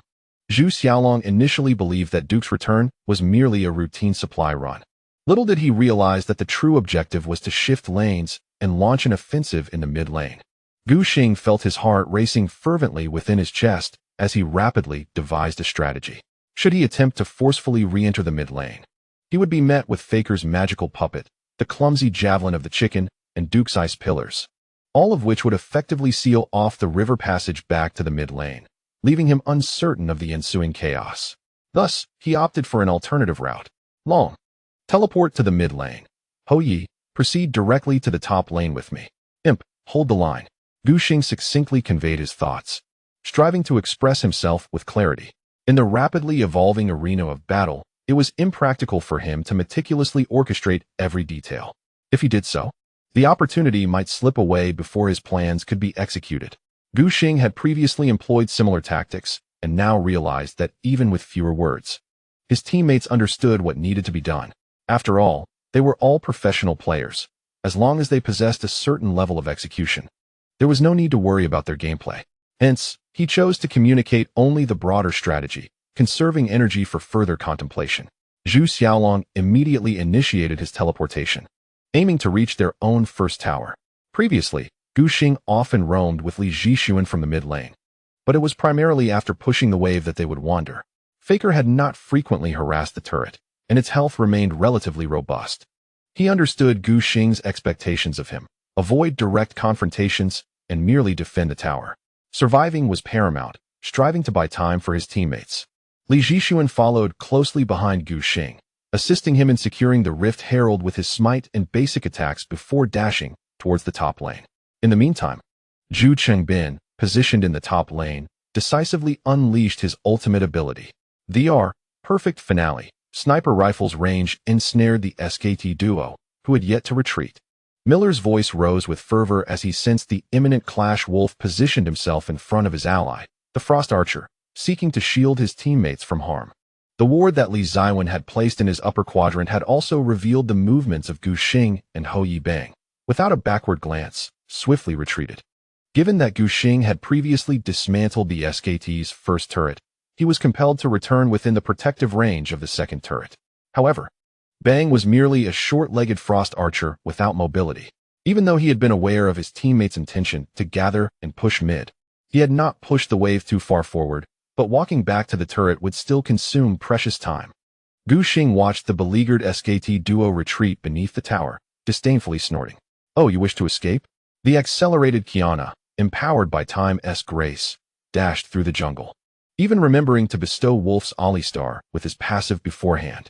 From a god's eye view, Miller discerned the positions of both teams, his voice elevating an octave, declaring that Bang could not evade the impending pursuit. The longbow-wielding lamb, in Bang's eyes, appeared as a specter, emerging from the shadows solely to claim his life. Thanks to Wolf's assistance in intercepting the superior bullets from Jin, a degree of slowing effect ensued, thereby creating a gap between him and Bang. At this moment, Li could only watch as his former companion deftly evaded him, directing his ire towards the Frost Archer. Aware of his dire predicament, the Frost Archer attempted to resist. Yet the output from both parties was of an entirely different magnitude. The Frost Archer could only rely on basic attacks and a barrage of arrows to generate damage, which was fundamentally linear and lacked any explosive potential. After merely 3 basic shots, before he could even activate his Q ability, Sharpshooter's Focus, his health had plummeted to critical levels. In the end, the final arrow from Xiaogu struck down the Frost Archer, who then turned to unleash his fury upon the bull-headed chief. The basic combo of Qiyana's AQA was unassuming in its simplicity. However, the stands surrounding the staple's center erupted with fervor. When the Frost Archer was previously vanquished by Gu Xing, the audience merely attributed Qiyana's swift execution to her impressive gear and level, given her relatively fragile nature. It was only now, as Gu Xing targeted the sturdier bull-headed chief, that the spectators truly grasped the terrifying potency of Qiyana with her 7 stacked marks. The bull-headed chief, who usually exuded an aura of safety akin to a mountain, now seemed as fragile as paper. In mere moments, his health had diminished by half. What kind of damage was this? The commentator could hardly contain his excitement. While Wolf found himself utterly powerless to resist, all he could do was push Xiaogu away, desperately trying to delay his inevitable demise. Gu Xing had no intention of securing an immediate kill. After reducing the bull-headed chief to a sliver of health, he remained poised, biding his time. Previously, he had applied his passive to Wolf, and only when he confirmed that the lamb had ensnared him as prey did he unleash another bolt. A double kill. Moreover, the 8th layer of his mark was now in hand. The broadcast displayed the enhancements to Qiyana's passive on the big screen. Miller's voice trembled with excitement as he announced that each basic attack now carried a physical damage bonus of 10 of current health, showcasing Gu Xing's remarkable development. Meanwhile, the focus remained on the strategic tussle during this transitional phase. The trio from SKT still aimed to regroup and push forward. Yet it appeared that VG's mid-tower could withstand a bit longer.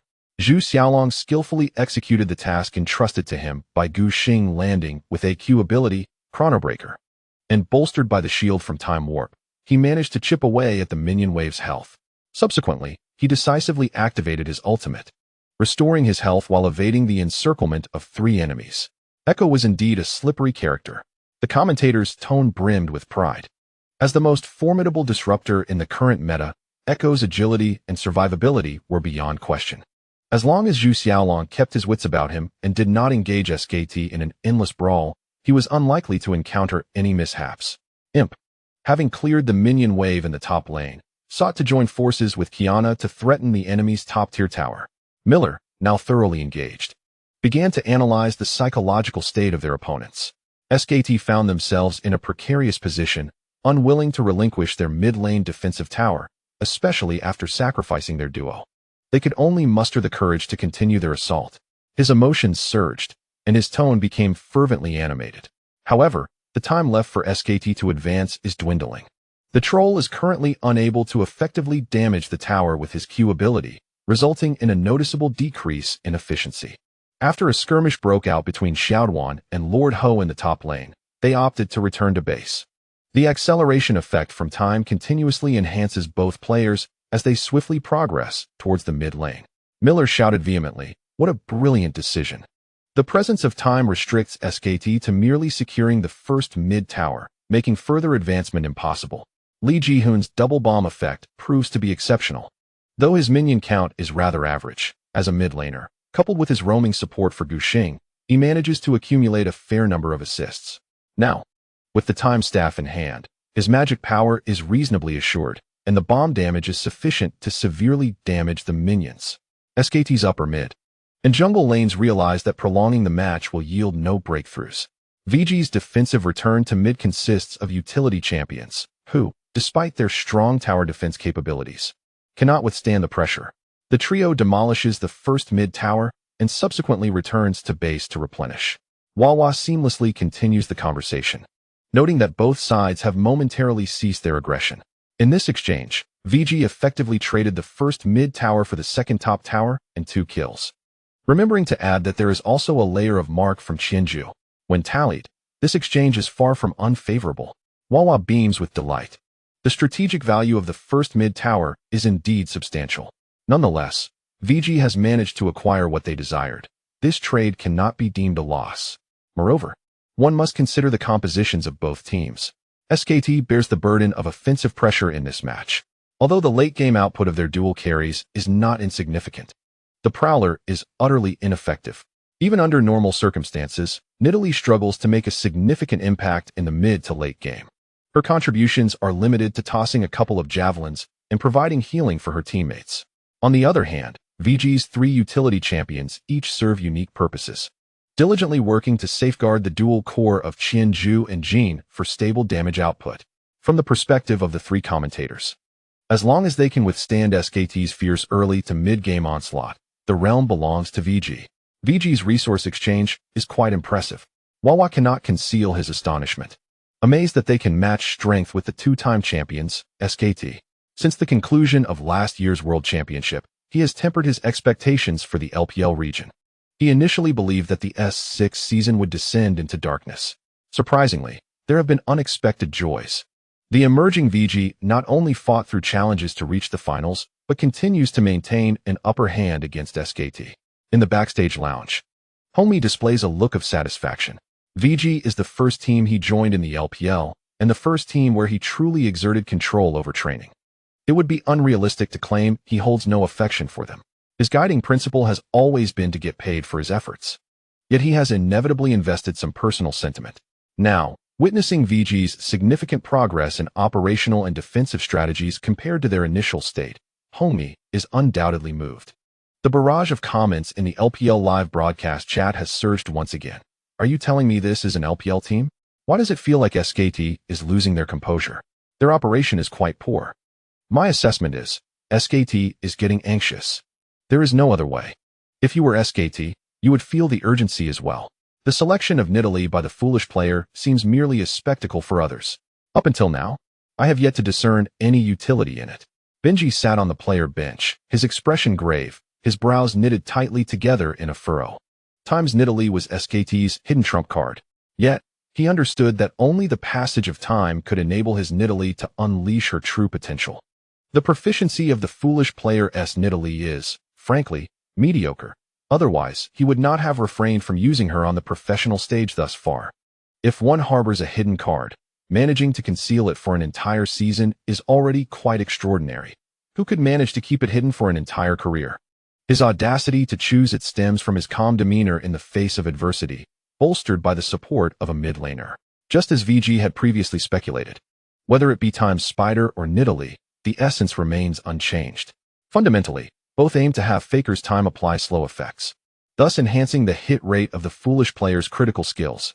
However, Nidalee, with her inherently stronger capabilities, offers more substantial rewards upon landing her spear, making her SKT's most profound card. Yet, what happens when time is seized away? The foolish player's Nidalee is left in utter darkness. His playstyle is constrained, and it becomes exceedingly challenging for the strongest jungler in the current meta to exhibit overwhelming prowess under his command.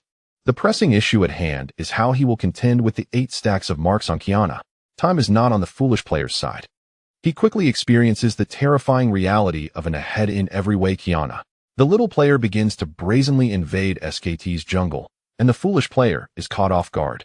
Amid the astonished cries from the crowd, Qiyana leaps from the flank, taking a significant portion of Nidalee's health with just 2 arrows. The little player has already constructed the Gale Force, and the foolish player, clad only in the Echo of Ladin and the Tome of Amplification, lacks even the will to resist. The foolish player uses his pounce in a desperate attempt to escape, yet the little player's harrowing crescent applies a slow, hampering his movements. Miller's lips cannot suppress a smile. Only Bang's enchanted crystal arrow could offer some protection, but it proves negligible against the agile Qiyana. The little player effortlessly dodges the arrow with his Q, dancing arrows. Nidalee flashes in a last-ditch effort to flee, but the little player's flash is also ready. He instinctively recalls, as 2 arrows trigger the stacks of harrowing crescent, completing a dazzling display. The foolish player remains tight-lipped, his expression one of resignation. After mere seconds, the monitor shifts to a monochrome display, and through his headset, he can hear the deafening uproar. Amidst the low sounds of fluorescent sticks clashing, the arena is engulfed in a tidal wave of applause and screams. VG supporters boastfully wave their silver flags, fluttering in the wind. The little player's Qiyana is truly remarkable. The crowd laughs heartily, as the foolish player not only meets his demise, but also loses 2 camps in the jungle. Miller's demeanor is relaxed. One could say that when Nidalee was first blooded in a 2-minute counter-jungle skirmish, the outcome of the jungle struggle was already foreshadowed. Although it was only now that the first confrontation between the junglers erupted, the little player had not prioritized dealing with the foolish player. He merely aimed to quickly stack his passive. Moreover, once Qianju harbored such intentions, her tracks became remarkably predictable. If the opponent knew where to encounter her marks, they could evade her assaults or rally their teammates for assistance. However, once Guxing accumulated 8 layers of marks, everything transformed. From that point on, the wolf spirit marks would only be inscribed upon the Baron Nashor and the Elder Dragon. This signified that the foolish chicken could no longer discern Guxing's movements through the sporadic appearances of the wolf spirit patterns in the SKT jungle. In a disadvantageous position, SKT found it exceedingly difficult to establish vision control. Anyone who crossed paths with Qianju was doomed. Guxing was acutely aware of this reality. He began to frequently exploit his accrued advantages, launching fierce assaults into the SKT jungle. The foolish chicken now struggled to farm, while Ho Yi and Xiao Duan, having pushed the minion waves, immediately ventured into the jungle to support Xiao Gu in counter-jungling.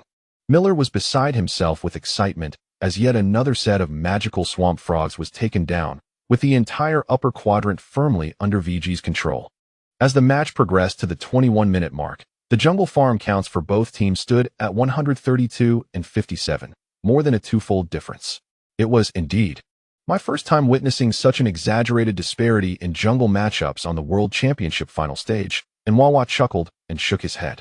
It turned out that junglers were merely tools, meant to control the map and assist their teammates, naturally not allowing for much of a gap. Even Dandy from S4 did not engage in excessively aggressive counter-jungling, primarily focusing on ambushes to catch enemies off guard. This year, however, The jungle camps had their respawn intervals reduced to 100 seconds, transforming the jungle into a veritable snowballing paradise. Gu Xing, excessively well-equipped and with teammate support, rampaged through the SKT jungle unimpeded. With the jungle lost, the foolish chicken could only retreat to the lanes, applying a modicum of pressure, managing the minion waves, and scavenging the leftovers that others overlooked. Below the stage, Xiao Huaxing gazed at Gu Xing with eyes brimming with envy.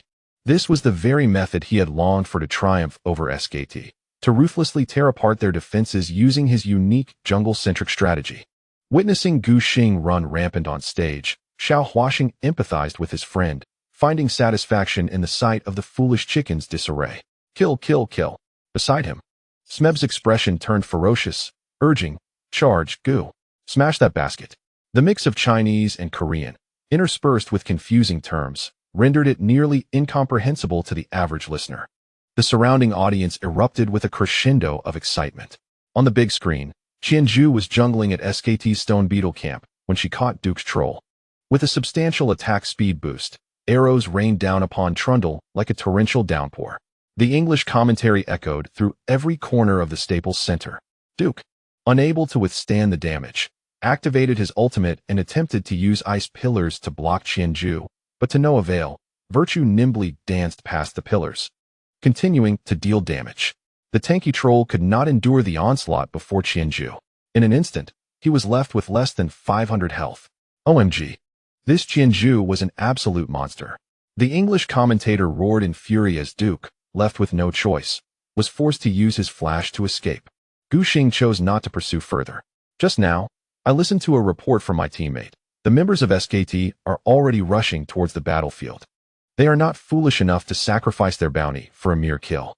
Let us go for the Baron, Gu Xing decisively declared. Dragon, follow me directly. The only remaining structure for SKT in the top lane is the inhibitor turret, with almost no control over the lane.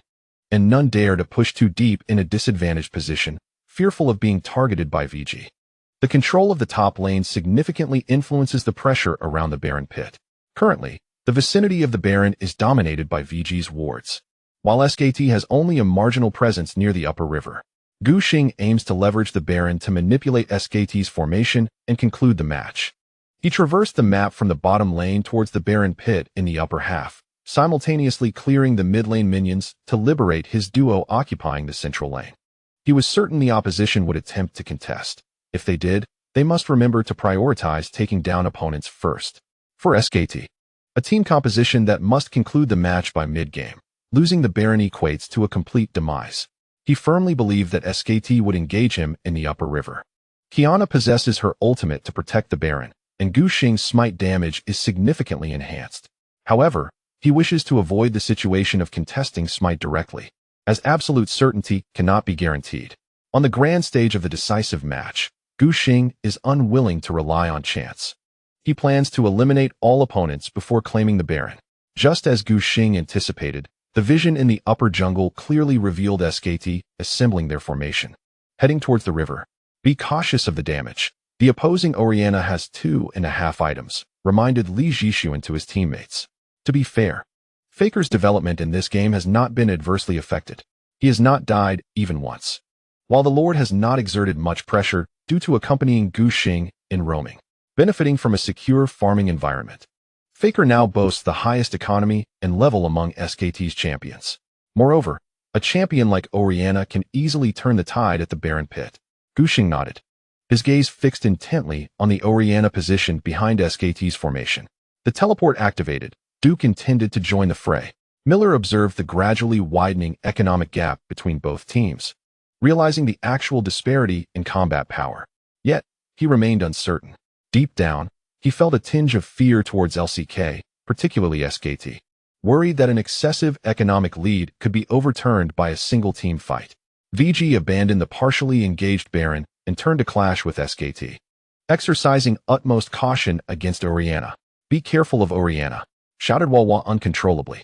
The liquid spray from the Baron reduces magic resistance, providing a significant advantage for Faker's Orianna. The Alistar initiated a WQ combo, sending both the frontline Echo and Braum soaring into the air. As the commentators described the chaotic situation surrounding the Baron pit, Xiao Duan raised the anti-theft door ahead of time, shielding his teammates behind him, absorbing the damage unleashed from SKT's backline. Gu Xing did not seek to threaten the backline, but instead focused on cutting through the opponents within their formation. His damage output was sufficient to support such an approach.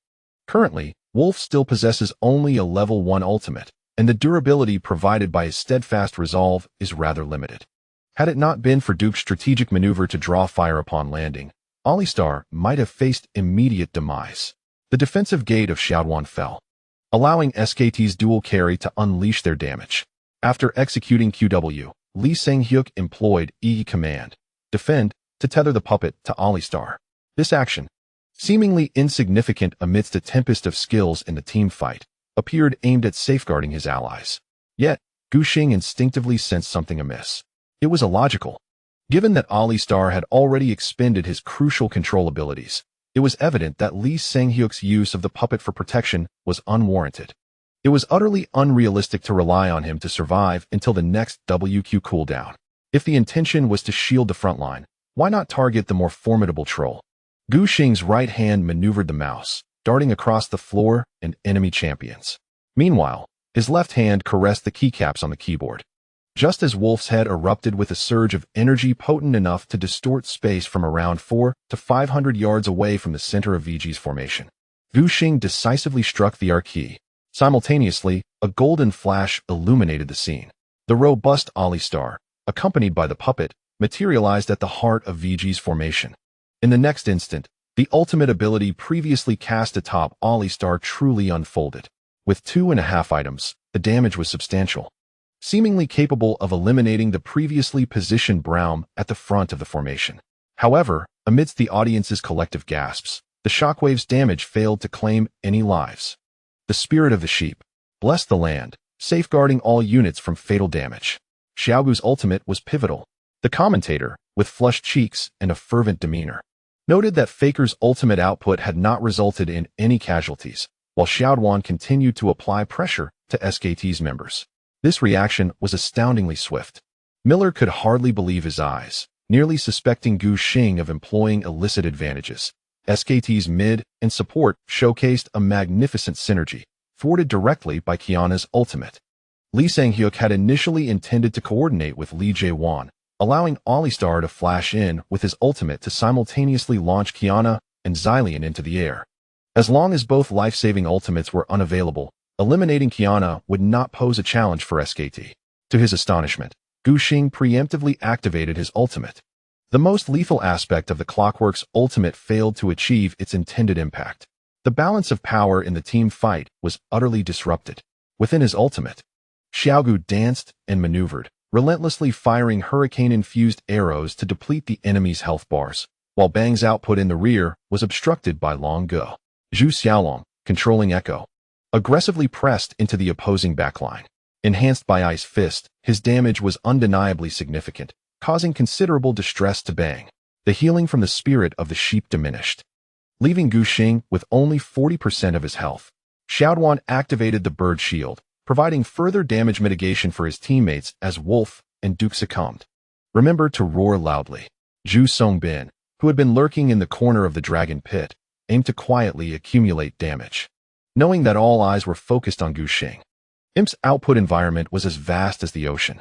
He deliberately held onto the fourth shot, waiting for the resurrection of the sheep's spirit to conclude. Immediately, he unleashed Q, Dancing Grenade, along with the final bullet, slaying the giant troll. Faker barely managed to eliminate the short-lived Braum, and now it was a 4 versus 3, with the Lord's ultimate still at his disposal.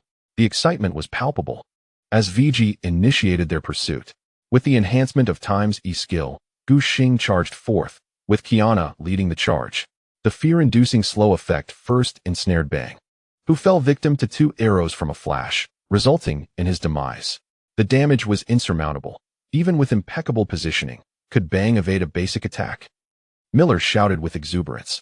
Imp was caught by Time's second E and relentlessly pursued the hapless Gu, eager to confront Faker.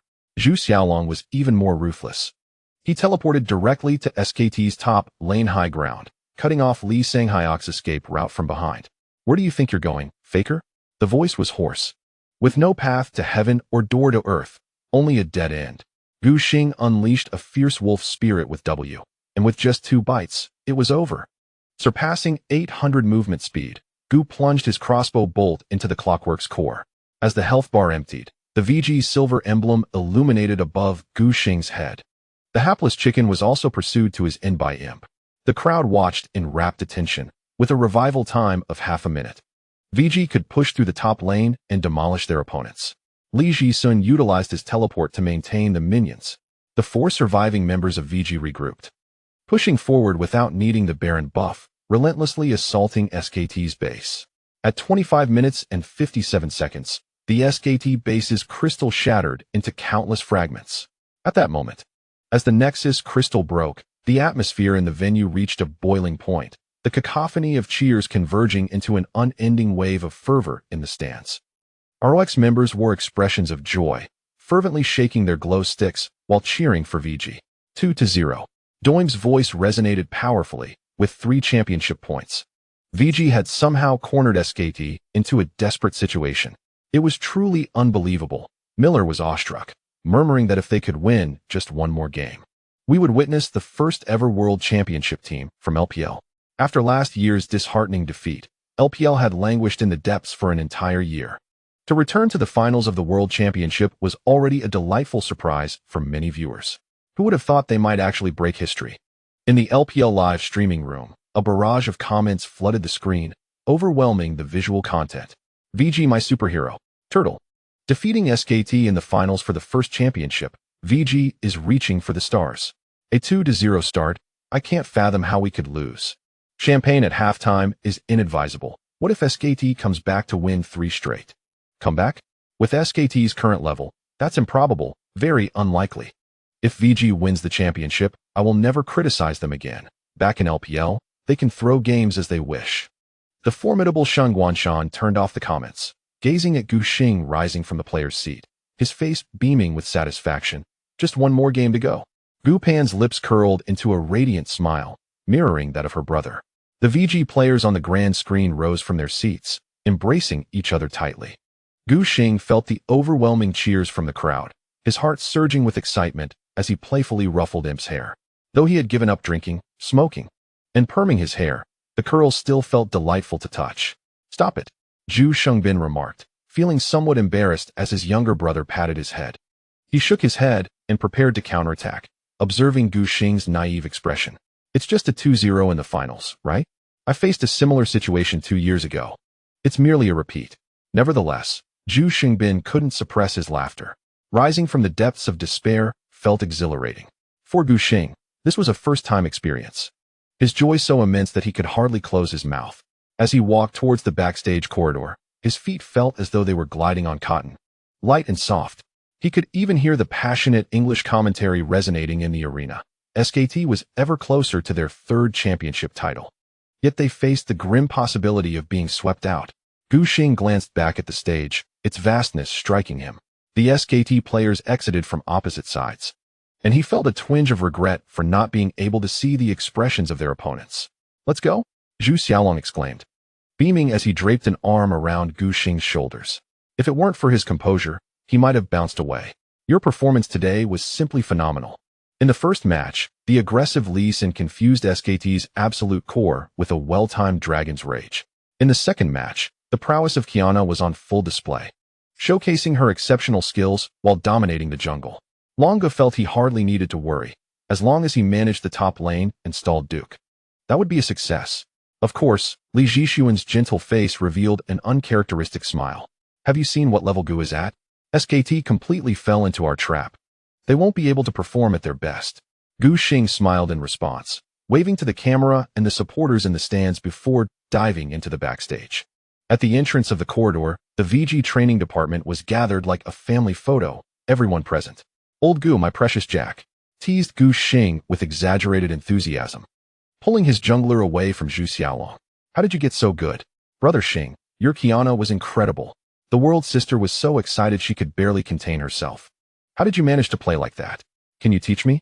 She was astounded by Gu Xing's smooth control over the marks. Although she was a substitute and had played professionally for 2 years, she had never witnessed such extraordinary proficiency in Qiyana. Even by the 15th minute of the match, He had already secured the 8th mark. To World 6, it was utterly unfathomable.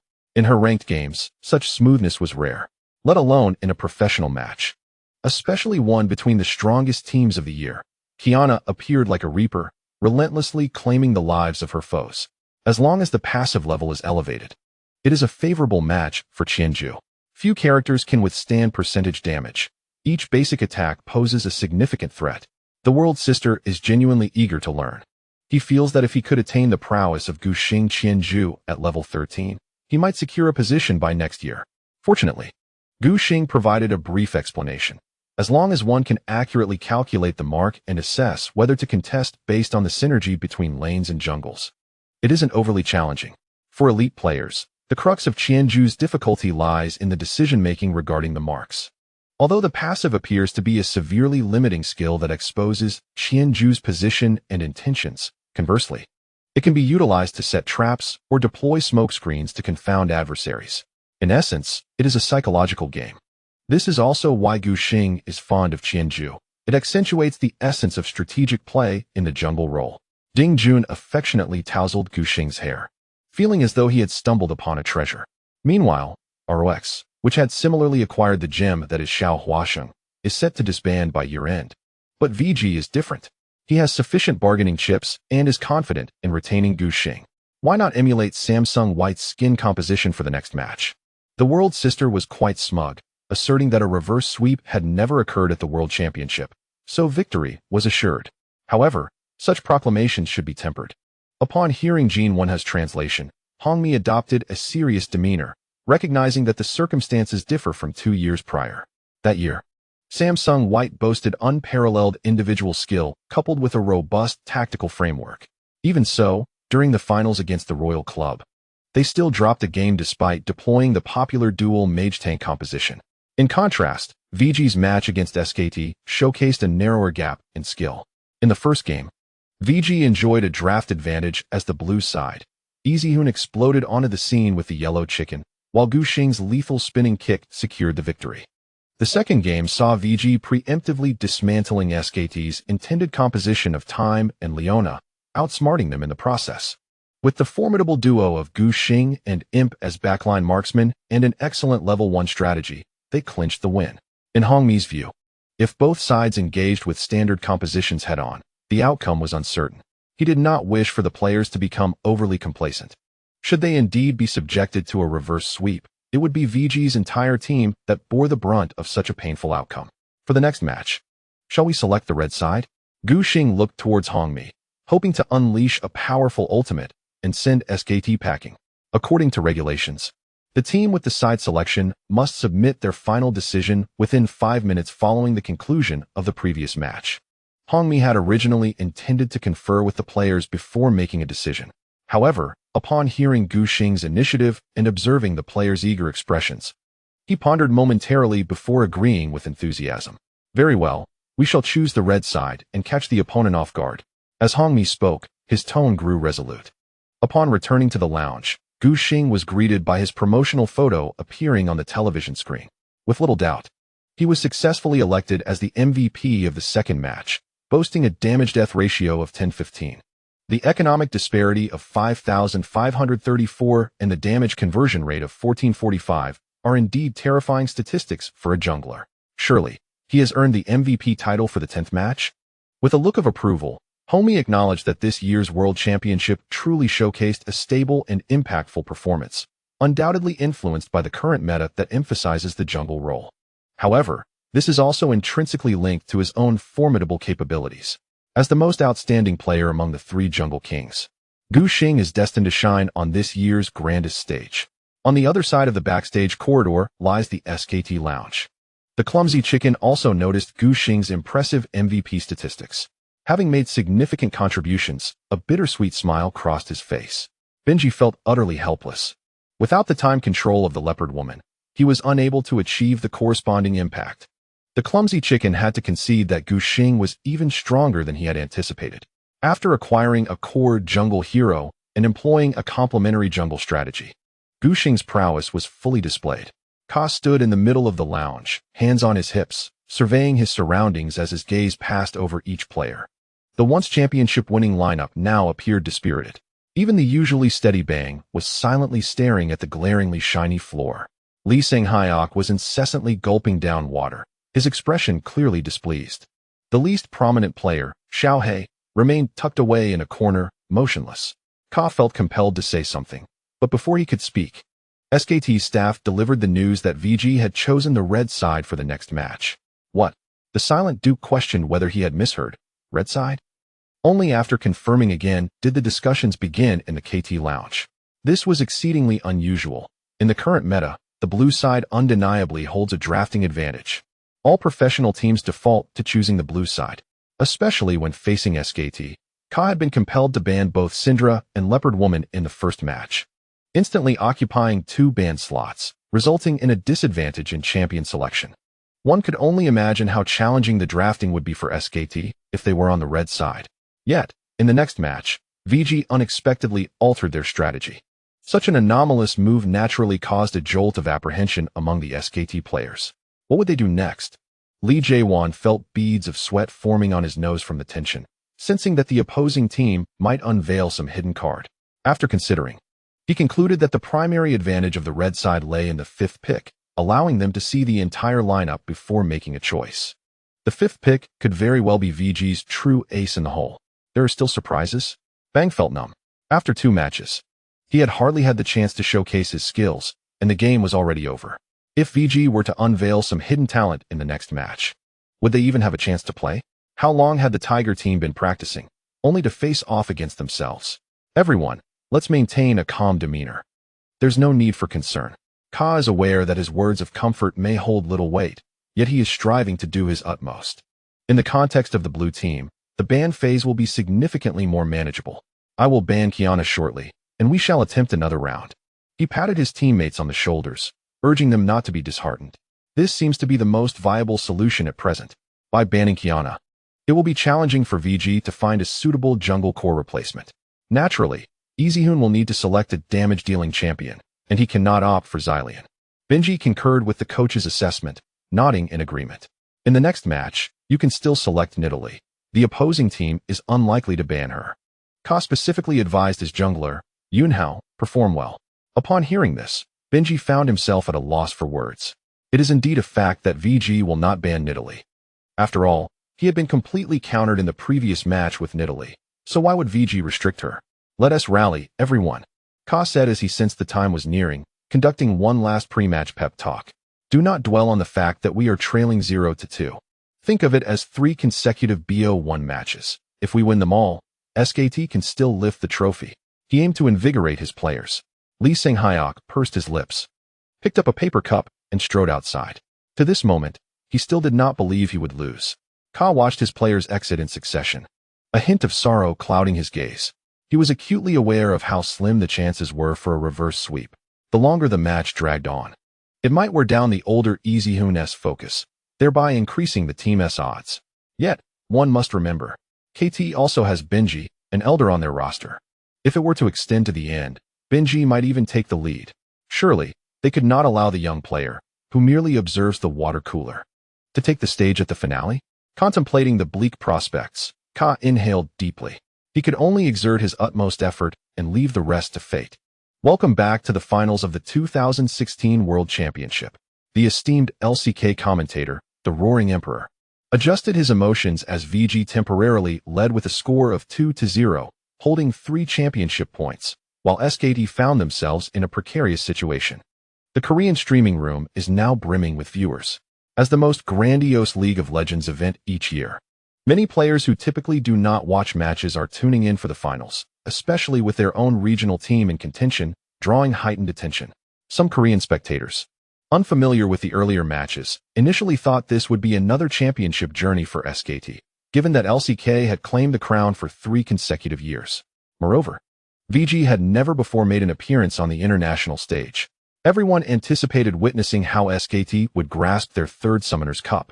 However, upon entering the stream, they were met with the sight of SKT significantly behind. The chat room erupted in confusion. What is happening? Wasn't it said that SKT would win? This is truly pathetic. At least ROX could put up a fight. SKT is completely crumbling under VG's onslaught. The foolish chicken truly lacks skill. Virtue asserted before the match that he would transform him into the jungle, and indeed, he has become a champion who merely roams the jungle like a carefree leopard. Roaming in the jungle? Let us not engage in baseless criticism. Did the foolish chicken even clear any jungle camps during the mid-game? Was he not merely cowering in lane? I am aware of the herbivorous leopard, but the decomposition build is truly unprecedented. I am grateful for the hands-on instruction from the foolish chicken tonight. I shall practice this champion in ranked games. Should they lose the championship, I suggest the entire SKT team swim back to Seoul from Los Angeles. Crossing the Pacific would be straightforward and uncomplicated. Currently, SKT does not stand alone in the LCK. The fan bases of teams like Samsung and KT are sizable. They too eagerly wish for SKT's downfall. The reasoning is simple. Should SKT secure a third Summoners Cup, the other clubs in the league would find themselves in perpetual despair. It remains to be seen whether SKT can suddenly rally and devise a strategy against VG. Plar continues to assess impartially, emphasizing the necessity of keeping Virtue in check. This notion was echoed by Kim Dong-jun, who remarked that Virtue sometimes appears to have inexplicably grown stronger, surpassing expectations, particularly during the final Baron team fight.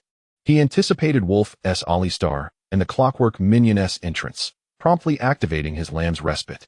He expressed profound admiration, noting that it is rare to find a professional player so focused during a 5v5 team fight. Many young professionals struggle in team fights. Their responses to situational changes reliant solely on instinct, which can lead to disastrous outcomes. Gu Xing seems to be an exception. Not only is his execution exceptional, but he also possesses considerable team fight experience, entirely unlike a novice. Kim Dong-jun could hardly have imagined that within the currently barren soil recognized by Korean insiders, a top-tier player like Gu Xing could flourish. He bears resemblance to Peanut. The Roaring Emperor remarked that both are emerging talents this year, having shone brightly at the World Championship with their ferocious playstyles. Let us observe how SKT manages the draft phase. I sense they have been somewhat targeted in the previous two games. Plar adjusted his glasses, noting that as they are positioned on the blue side this time, they should feel more comfortable. The broadcast shifts to Gu Xing, who is casually flexing his knuckles, his expression relaxed and content. In the custom room displayed on the monitor, players with ID prefixes are neatly arranged. The main referee and the broadcast team take their places. After numerous professional matches, Gu Xing has grown quite accustomed to this, having long since lost the novelty of it all. Nonetheless, he can still feel his heart racing within his chest. He knows this could be the final game of the World Championship. 6 months ago, he never envisioned he would encounter the legendary team SKT on such a grand stage. Now, not only does he have the opportunity to compete against them, but victory is also within reach, stirring a wave of excitement within him. Brothers, let us show the opponents the power of our hidden tricks. Duan Deliong was eager to make his mark, not wishing to disappoint ROX's earnest efforts. Gu Xingbin was equally audacious, determined to etch an indelible memory into SKT's history today. Wouldn't you agree, Xiaogu? Naturally, Gu Xing casually tossed his heating pad aside, drawing a modicum of warmth from it. After all, it would be difficult for SKT to forget losing their third championship in the very place where they first claimed their title. He was confident in the devastating strategy prepared for the team. VG, lurking in the shadows, appeared to have an advantage over SKT, who would undoubtedly struggle to defend against their cunning ploy. Homie, too, was filled with elation, even humming a tune from his hometown. The players were asked to confirm their readiness once more, as the blue side was poised to commence the match, with the calm referee announcing the start. Gu Xing leaned forward from his chair, sitting upright in preparation. Moments later, with a crisp and resounding chime, the BP panel appeared before them.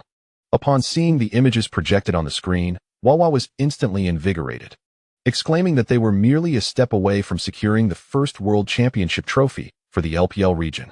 If VG could take this pivotal step, they would etch their names in history.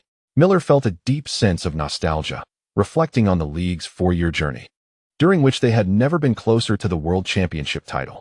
As a veteran commentator who had followed the LPL since its inception, he had witnessed the representative teams repeatedly strive for the highest honor, only to falter at the last hurdle. He recalled the mid-season championship of EDG, which had seemed like the dawn of a resurgence for the region, yet it turned out to be the pinnacle of LPL's achievements before a steep decline ensued. After lying in wait for a year, VG, as the sole remaining representative of the LPL on the world stage, bore the weight of countless spectators' hopes as they launched yet another assault on the championship trophy. The live streaming room was packed, with millions of netizens cheering for VG in their own ways.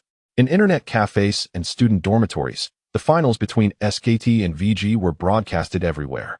Given the flourishing popularity of the game in the country, the presence of LPL clubs in the World Championship finals drew immense attention. The blue side, SKT, commenced by banning Qiyana. With a resonant voice, Gushing noted that Xiao Gu's MVP-level performance with Qiyana warranted a ban without question. Hongmi continued to target Bang, banning Ezreal for the third consecutive game. This champion's prowess was evidently unmatched by others, and the synergy between Ezreal and Nidalee formed an exceptional long-range harassment duo that could not be overlooked. SKT's second ban fell upon Syndra, causing Miller to furrow his brow. It appeared they were contemplating another use of Nidalee.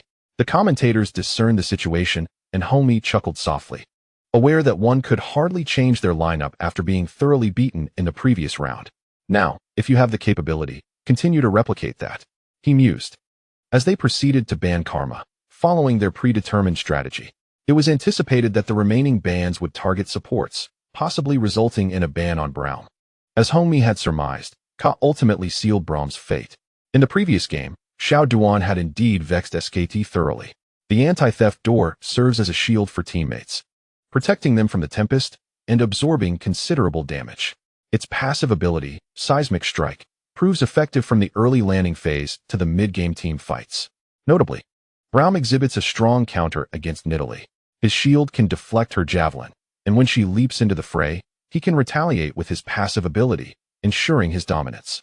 We must ban Jace. Redmi paces behind the players, articulating his strategy to the team, aiming to prevent the opposing side from meticulously assembling their composition. He intends to lay a trap for SKT, but it must not be overt. Otherwise, the adversary will not be foolish enough to fall into it. It is essential to project an air of indecision.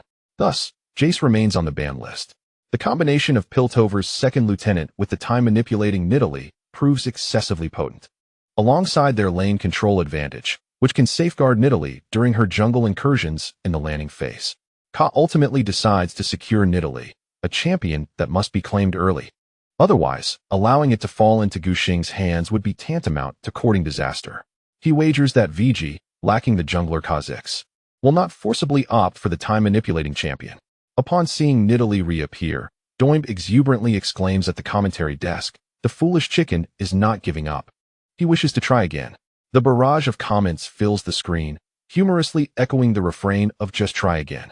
Bengi's proficiency with Nidalee is indeed questionable. He clearly does not embody the essence of a masterful player, but rather is capable of picking her only if his teammates disproportionately allocate resources to him for optimal performance.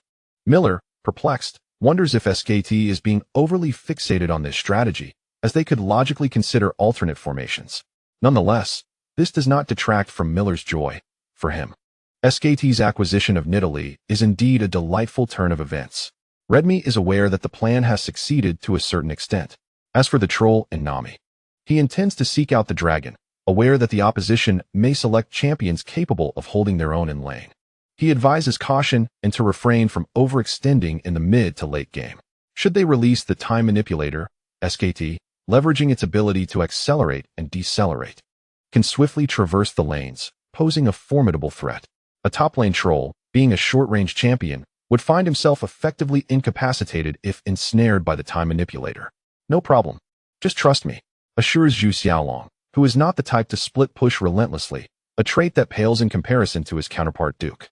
Each choice brings advantages and disadvantages. The most notable benefit is his resilience against ganks.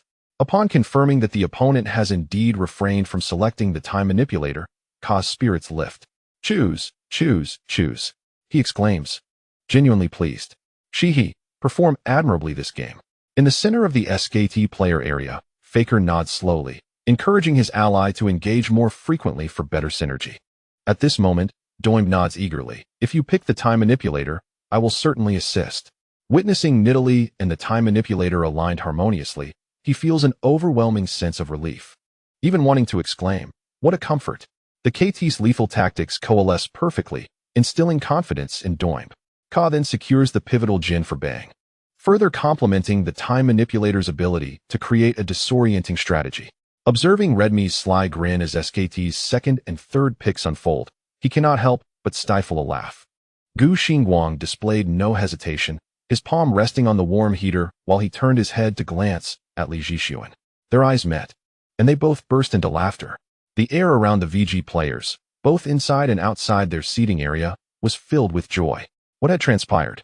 Confused by the situation, the VG team members were almost in fits of laughter, leaving the director equally perplexed. The camera remained focused on the 5 players' faces, normally reserved. Doinb could not suppress his smile, chuckling heartily alongside Zhu Qingbin, their legs shaking in perfect synchrony. The members of the Tiger team seated in the front row, witnessing the exuberance of the VG players, had an inkling of what was to come. Were they about to make their selection? Smeb eagerly grasped Peanut's arm, shaking it excitedly. Having studied their secret weapon for an entire week, Peanut, unable to contain his exhilaration, was swept along in the motion, ready to show SKT their prowess. VG opted for the jungle champion Lee Sin for Xiao Gu, followed by the ADC champion Ashe, both of which were highly regarded picks for their respective roles. There was little contention over these choices, as they were extremely conventional. The remaining strong champion, Olaf, posed difficulties against Nidalee, who could easily maneuver around the jungle. In contrast, Lee Sin's high burst potential provided an opportunity to eliminate Nidalee swiftly, with his agility being a suitable characteristic. SKT secured the top lane champion Nar, preparing to kite the troll while their support, Zyra, boasted formidable poke capabilities. This selection came as no surprise, as the inherent agility of the champion could effectively enhance the mobility of the cumbersome Zyra, allowing the entire composition to thrive. Only VG's final champion remained unselected, intended for the mid lane's tur position. Doinb's selection window was devoid of choices. Go on, Hongmi no longer restrained his tone, becoming fully animated. Revealing their training match strategy, victory was within reach. Li Jixuan's frail chest visibly rose and fell, as he took a deep breath to steady his rhythm, preparing himself fully. Doinb quickly found a champion and promptly locked it in. His deep voice resonated throughout the staple's center, inciting waves of excitement. Galio the Sentinel's sorrow, exclaimed the caster, brimming with astonishment. In an unexpected turn, this choice detonated like a powder keg, sending a cacophony of sound reverberating through the venue. The magnitude of the uproar effortlessly pierced through the sound barriers, flooding the ears of viewers tuning in online. Shun Guanshan, who had been slumped over the table, instantly straightened, his eyes reflecting disbelief. Could Galio actually be played? Gu Pan was momentarily taken aback. She had recently been brushing up on her league knowledge due to her part-time job, familiarizing herself with the champion known as the Sentinel's Sorrow.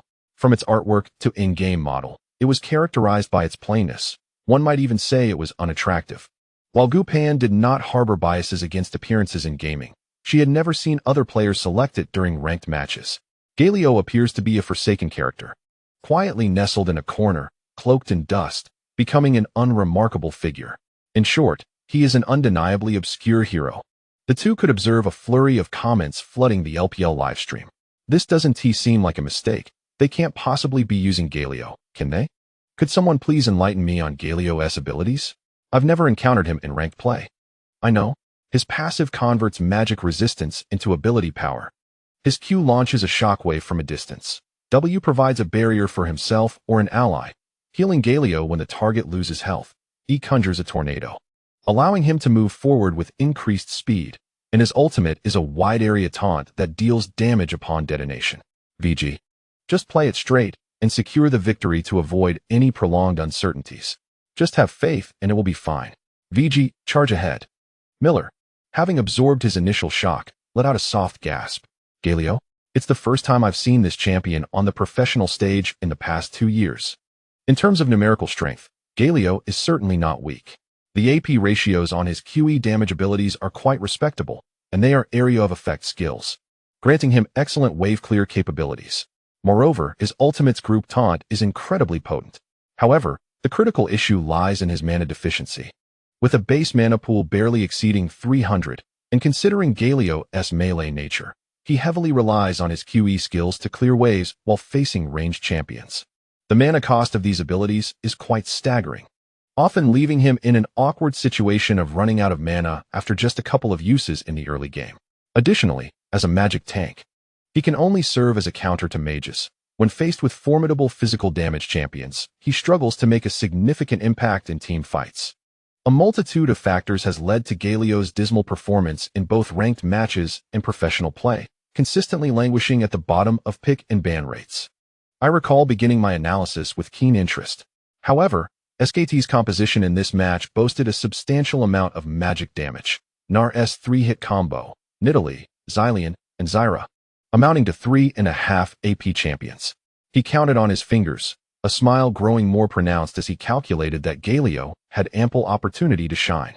The analyst, Doinb, readily concurred, asserting that as long as Galio stacks magic resistance, he can convert it into ability power, undeniably the patriarch of mages. He was uncertain of how Galio would perform on the grand final stage, yet his subjective stance was crystal clear, fervently supporting his home region's team. He proceeded to lavish praise upon the choice of Galio, elevating it to celestial heights. The camera panned to the SKT players' bench, where the 6 faces of the team and coach displayed a look of utter bewilderment. This scene filled Doinb with delight, his voice rising an octave as SKT was caught completely off guard by VG's unexpected selection of Galio. Indeed, SKT was taken aback. The sudden appearance of such an obscure hero left them entirely unprepared. What is happening? Wolf's voice pierced through. They didn't mistakenly select a champion, did they? Koma adjusted his earphones, but failed to hear the referee's announcement regarding the redraft. His heart plummeted as they faced Galio, who remained unchanged on the opposing team. What is the most feared aspect in a pivotal moment of a professional match? Unpredictability. When an opponent unexpectedly reveals a champion or strategy for which one is ill-prepared, it inevitably breeds a sense of panic. Lee Sang-hyuk, sensing the escalating tension from the hushed discussions within the team voice chat, displayed the resolute demeanor of a true leader, reassuring his teammates, "Do not be afraid. There's no cause for alarm. Let us play our game as usual, but be mindful of Galio's taunt. That champion could be our undoing." The core ability, our heroic entrance, casts a prolonged taunt on all enemy champions within a 600-unit radius around Galio for 25 seconds, subsequently inflicting significant magical damage to the units caught within the area. During this time, each attack received propels Galio to new heights. The duration of the taunt is considerable. Relying solely on resilience is often futile unless one possesses a champion with formidable crowd control mitigation, such as the likes of Kale. Otherwise, once ensnared, escape is nearly impossible. "I'll take cleanse," Bang declared through gritted teeth. In this meta, where landing dominance is paramount, few players opt for cleanse. The absence of a skill during skirmishes or poke could jeopardize lane control. However, Bang perceived Galio's taunt as insurmountable without it. Koma scrutinized both team compositions and realized the underlying strategy. VG had intentionally prioritized the picks of Trundle and Nami, which now appeared profoundly insightful. Trundle's E-ability, Pillar of Ice, can disrupt enemies and interrupt Galio's heroic entrance. If SKT secured Trundle, as long as Duke avoids the taunt, he could position the pillar during Galio's ultimate, rendering him ineffective. Nami, renowned for her utility as a soft support, differs from Zyra in that her poke is rather mediocre. Her traditional build allows her to construct a locket, granting crowd control relief and enabling her teammates to deal damage. After VG acquired Nami, SKT was left with no choice but to select Zyra. Should they opt for the locket, Zyra's poke would be significantly diminished, ultimately forcing SKT's damage dealers to take cleanse. Reflecting on the draft, Koma recognized that Redmi had meticulously orchestrated the entire draft to set up Galio. Under his influence, SKT selected an excess of AP champions, and few abilities could effectively interrupt Galio's ultimate, thus paving the way for easy win. Most crucially, the strategy remained sufficiently concealed. As Koma observed VG's initial picks, a flicker of doubt arose within him, yet he chose not to pursue it further, as he had never anticipated Galio's appearance in the finals. Sang-hyuk, "You should also take cleanse," reminded Bengi from the sidelines. Initially, Faker contemplated taking teleport. One of the strengths of Time Warden in the mid lane is the ability to take teleport instead of ghost, allowing timely support through teleportation while compensating for early game weaknesses and providing assistance to teammates.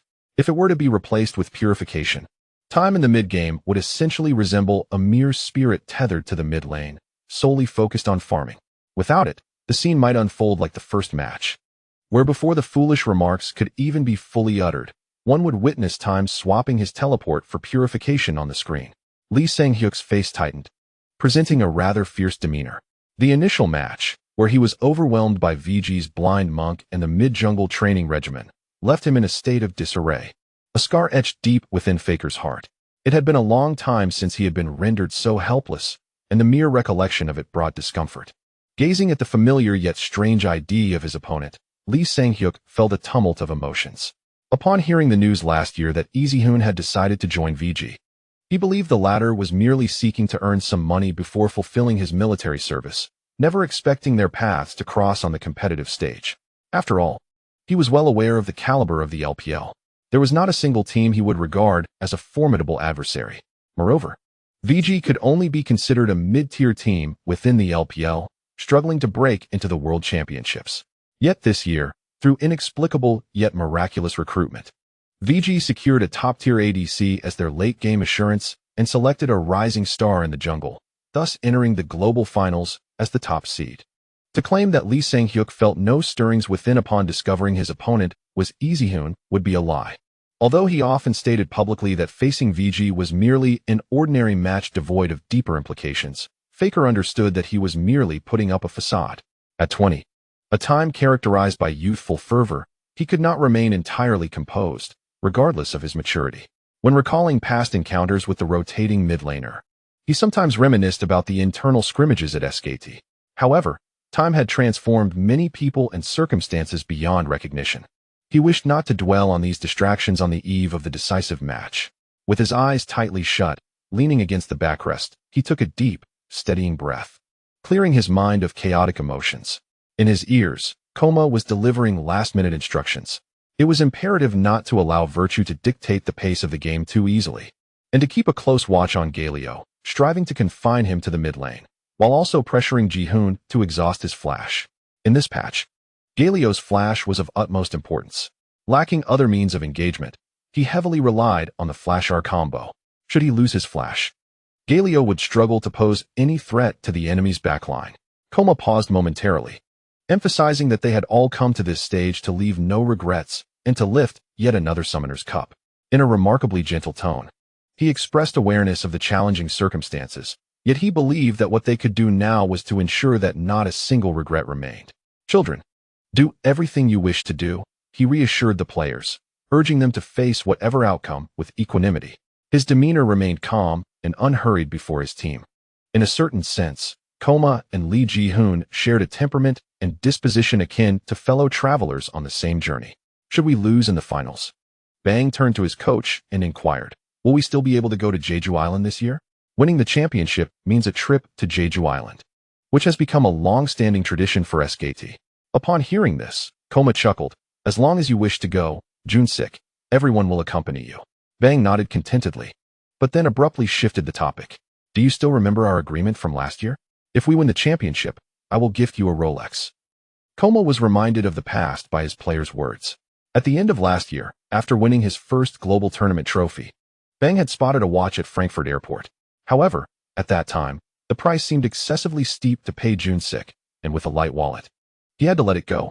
Bang had vowed that should they win the championship the following year, he would buy a Rolex for his coach with his prize money.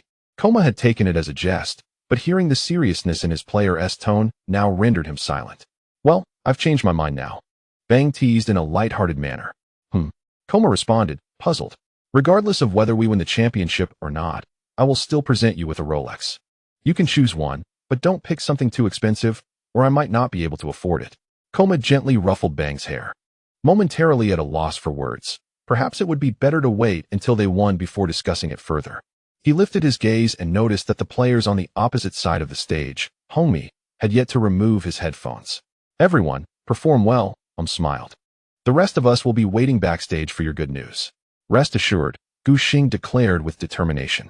When you take the stage again, be prepared to lift the trophy with us. At this point, he felt a surge of excitement. Ever since the group stage commenced on September 30th, when the entire SKT team returned the trophy, Gu Xing had been filled with longing. However, at that time, victory seemed a distant dream, and the thought was buried deep within him like a seed.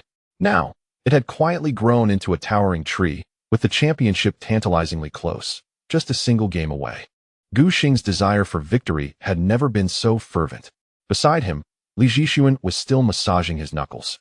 After double-checking that his runes were correct, his gaze drifted past the monitor, resting on the SKT player bench. The LED screen displayed the SKT emblem, its golden wings strikingly prominent. Once upon a time, he had worn this emblem, which holds legendary status in the realm of League of Legends esports, across his chest. Now, however, he bore a burning passion to overthrow the reigning dynasty. The thought of the goal being within reach made Li Zhixuan's slender frame tremble with excitement. The usually boisterous Zhu Sungbin was now fixated on the screen, chewing on his fingers, his usual bravado replaced with a hint of nostalgia as his fingers moved erratically. Lost in thought, "We just need to win this game. This year's champion will be VG." Homie rallied the players one last time, urging them to show the opposition their strength. "Let us go, go, go," Zhu Xiaolong exclaimed with extraordinary enthusiasm. All he wished for now was to seize the trophy and return home to Mary. Imp has finally emerged from the state of detachment, his voice resonating powerfully. "Revenge for grievances, brothers." Xiao Duan has been observing Zhu Chengbin, curiously asking, "What were you doing just now?" staring at the screen in silence, trying to appear aloof. "What a farce!" Imp exuberantly exclaimed. "My friends are calling upon the spirits to bless us to vanquish SKT.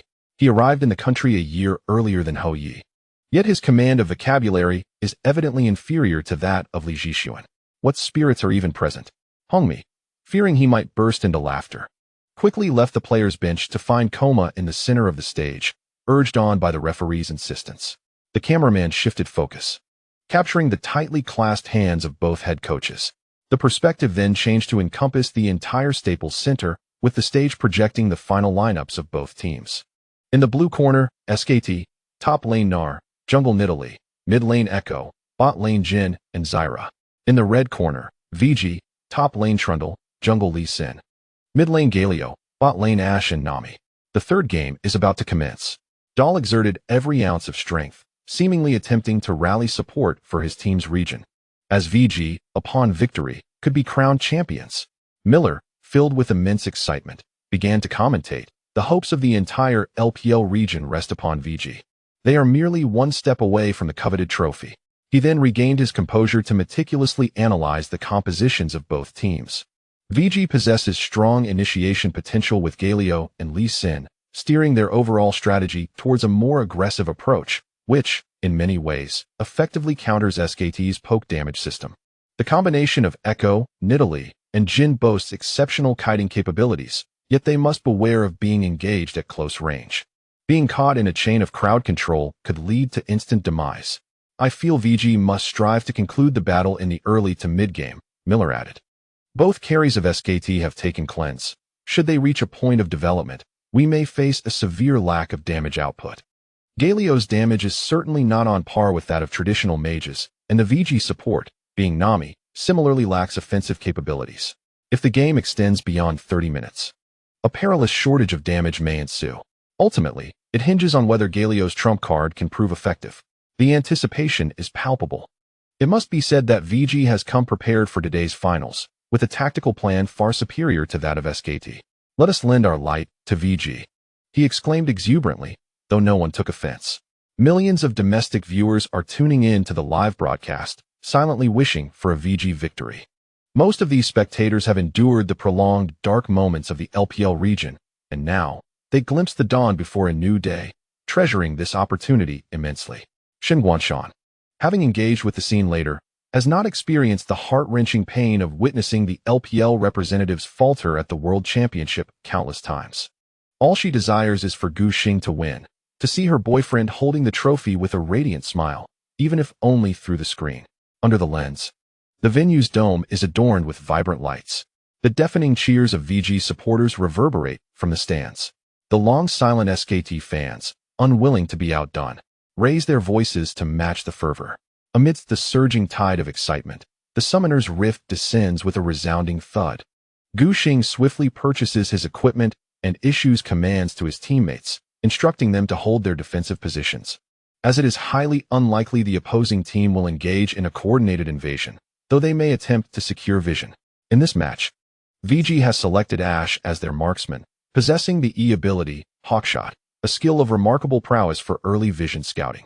This effectively means that the movements of the jungler on the opposing team will be laid bare, should SKT refrain from placing vision.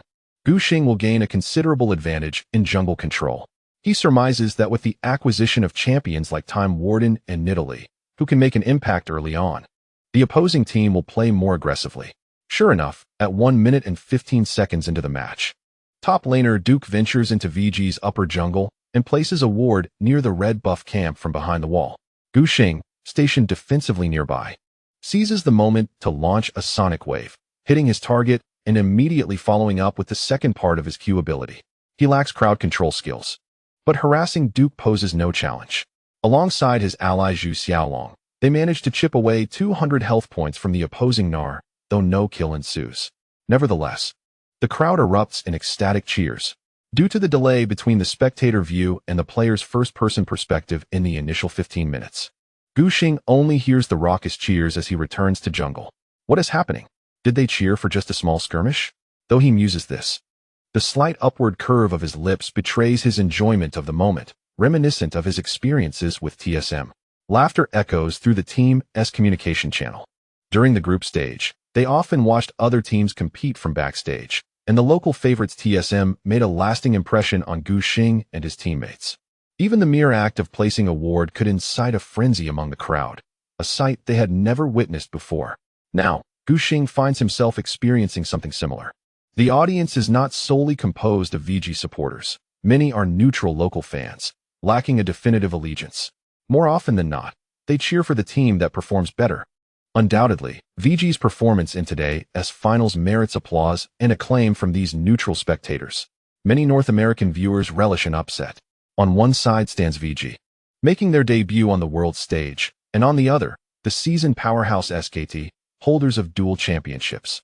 The audience within the venue is eager to witness how SKT might relinquish their title. With VG currently leading after 2 consecutive victories, the crowd is naturally buoyed, their cheers growing ever stronger. Let me clear the entire upper jungle first, Gu Xing calmly instructs. Ho Yi, just use your abilities to hard push the lane and stabilize our lane control. Li Zhixuan dutifully complies, launching Q Searing Charge to strike the minions, inflicting significant damage.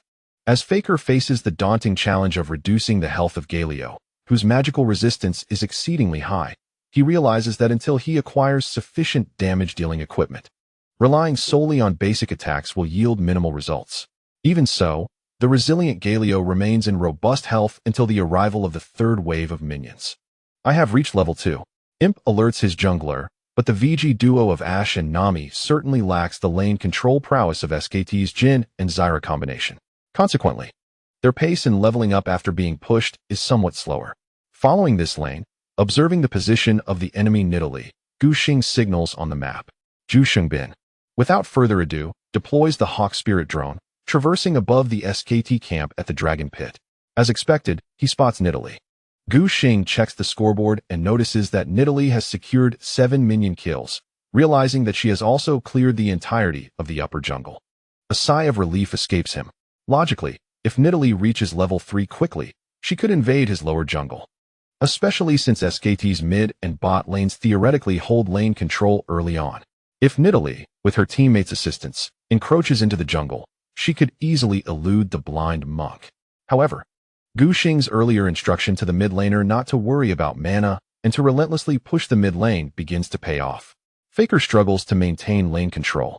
Time only has 1 wave clearing ability, and even with the W, Chronoshift, potentially yielding double bombs, Lee Sang-hyuk is reluctant to expend his mana. What would he do if his mana runs dry by the 3-minute mark without teleport? It is precisely due to the shift in control of the mid lane that Bengi hesitates to recklessly invade VG's lower jungle. Otherwise, if caught by EasyHun's Galio, he could face dire consequences. He opts for a full clear of 6 jungle camps to hasten his level advancement. In the current version, Nidalee enjoys a notable advantage over the blind monk in jungle clearing speed, especially before Gu Xing acquires Tiamat. Lee Sang-hyuk, however, is quite displeased. His initial plan was well structured, allow Bengi to reach level 3 and invade, causing chaos in Guxing's jungle. Yet Galio insists on pushing the lane. Are you certain your mana is sufficient? Watching Galio exhaust his last drop of mana to clear the 4th wave of minions. He ponders whether Easyhoon intends to return to base to purchase a Doran's ring before teleporting back. That would be a free teleport, which is not without its merits. Just as the thought crosses Faker's mind, he sees the gargoyle fluttering its wings as it returns to the mid lane. Still with limited mana, but now adorned with a glimmering blue buff. How remarkable it is! Faker almost grits his teeth, swallowing back the urge to express his disdain at the last moment. Meanwhile, the commentator, Wawa, lights up with excitement. Little Goo is quite generous. He exclaims, with the blue buff, Galio's burden will be significantly alleviated. The flaw of this version of Galio lies in his insufficient mana. However, with the blue buff secured, all worries dissipated. In a mere wave of minions, Galio could replenish his blue essence significantly. Consequently, Easyhoon felt increasingly emboldened to push the lane in the mid. As long as the meal box emerged, the blue resource would no longer be a pressing concern for the Lord. Miller was equally elated. The live broadcast was ablaze with excitement. The audience, witnessing VG seize the match point, was in high spirits, and the barrage of comments surged beyond previous levels. 3 minutes to claim the blue buff, Little Goo is indeed fierce. Did you see Faker's distressed expression? I feel he can scarcely endure much longer. Faker, it's unfair, we must rematch. Otherwise, I will not engage. There's still a long way to go. When can it resemble the likes of a red-hot rumble? Now that would be exhilarating. Galio's blue essence is inexhaustible. What is time doing against that? Guxing finished his initial round of jungle monsters. With 5 camps and 2 small creatures from the blue buff, he barely gathered 650 gold to craft a green jungle knife. In this match, facing Nidalee, he needed to build Tiamat, otherwise, he would fall behind in development. Therefore, Guxing had no intentions of engaging early on. He simply aimed to focus on farming and gaining experience. Primarily, there was no one to gank. Before level 6, hard crowd control was exceedingly rare across all lanes, and any forced attempts at aggression would yield low success rates while wasting precious time. Yet, the foolish chicken grew anxious. As previously noted in the comments, mid laner Lee Sang-hyuk was on the verge of collapse. Galio's blue essence flowed ceaselessly, and his QE combo cleared waves with unparalleled swiftness. Faker was compelled to farm under the tower. However, Time's ability to supplement the minions was rather mediocre. He could only patiently wait for the turret to weaken the minions before using basic attacks to secure the last hits. The control of the mid lane was utterly lost, and the foolish chicken felt that if he allowed Easyhoon to continue pushing, he would ultimately bear the brunt of the consequences. Thus, he chose to swiftly assist in alleviating the pressure in the mid lane. While Galio pushed, Time applied his E on the enemy, inflicting a slow before detonating a bomb. Keeping his gaze fixed on the mid lane, he reset the cooldown of W, Time Warp, and unleashed another bomb, successfully stunning the gargoyle. The foolish chicken leapt from the side, launching his spear directly. Just as the doll finished speaking, he quickly added that the Lord had applied W, Bulwark, upon himself before being stunned. This protective barrier granted Galio dual resistances. Moreover, with each instance of damage received during its duration, it would restore a portion of his health. With the double bombs and Nidalee's spear, totaling 3 instances of damage, Galio managed to sustain himself, still boasting over half of his health. Then, Lee Ji-hoon, relying on his substantial magic resistance, utilized E, Justice Punch, to retreat, riding the tornado's path to enhance his movement speed as he withdrew. Although Galio is seldom seen, Riot has not entirely forsaken this stone sentinel.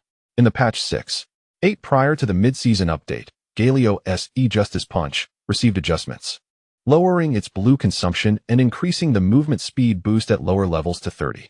Relying on the speed of the tornado, Lee Ji-hoon successfully evaded the pursuit of SKT's mid and jungle, returning to the safety of the tower. Splendid. The excitement was palpable as Wawa couldn't contain his joy. Despite Hou-Yi failing to dodge a single skill, this very fact brought him immense satisfaction. Galio, facing the SKT mid-jungle duo, was utterly unrestrained. With the dual mages of the Time Leopard, there was no possibility of securing a kill against a magic-resistant tank like Galio. Hou-Yi didn't even need to return to base. He could consume a health potion and continue to remain in lane, while Faker faced the dire predicament of insufficient mana. Miller felt a surge of happiness at the thought. Li Xianghe was reluctant to return to base. He needed the economic advantage of a lunchbox before replenishing his supplies. Otherwise, his mana would remain inadequate. Fortuitously, although the clumsy chicken's arrival did not lead to Galio's demise, it at least alleviated the pressure on the minion wave, allowing Li Xianghe to farm in the mid lane. Gu Xing had found an opportunity. During this period, he was singularly focused, intent on farming, and was poised to commence the clearing of the third camp. Normally, by the time he finished the third round in the jungle, he would have amassed enough gold to purchase the Tiamat. However, Gu Xing was aware that the clumsy chicken was also cognizant of this critical moment. The opponent would surely assume that he would return to base immediately after clearing the jungle to catch up with the leopard woman's farming pace. Yet, he chose to do the opposite. You level up first, and we'll discuss the detailed plan later. Gu Xing communicated with Li Zhixuan, who nodded in agreement, displaying a look of great relief.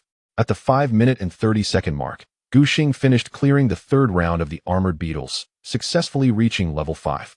Without even glancing at his own F4, he opted to take a detour through the lower half of the map, crossing the river towards SKT's lower jungle. Little Gu was preparing for an invasion. He immediately sensed Gu Xing's intentions. Casting a glance at the minimap, a hint of delight crept into his tone. The clumsy chicken's leopard woman had yet to reach the lower side, having just concluded a skirmish with the 3 wolves. Little Gu seized the opportunity with remarkable precision, and Miller praised him loudly, noting that the clumsy chicken's leopard woman was lagging behind by a fraction of a second, deliberately creating a time difference. Though the leopard woman's clearing speed should have surpassed that of the blind monk, the clumsy chicken had diverted to the mid lane to assist Li Xianghe, causing a slight delay. Gu Xing astutely captured this opportunity, exploiting the minor lead to dash towards the lower quadrant. It seemed Hou Yu was also returning to base to purchase a lunchbox, promptly teleporting to the ward that Little Gu had placed in SKT's lower jungle. The teleportation shimmered to life in the bush opposite SKT's red buff camp. From SKT's perspective, this area remained shrouded in darkness. No one was aware of Galio's presence. The clumsy chicken swiftly cleared the F4 and moved closer to the lower armored beetle camp.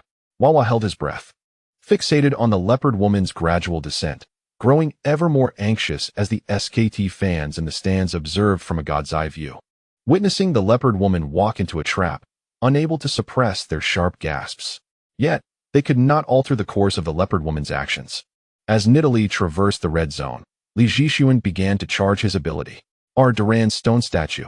Galio closed his wings, and all units within 600 yards fell under the influence of his taunt. The foolish chicken only realized something was amiss when he saw the panther woman suddenly no longer under his control. Yet, he found himself unable to escape. SKT's dual carries had cleansed, but the jungler did not. Miller roared with fury, a 25-second taunt. You're utterly helpless. Gu Xing's tidal wave struck unimpeded. A barrage of punches and kicks ensued.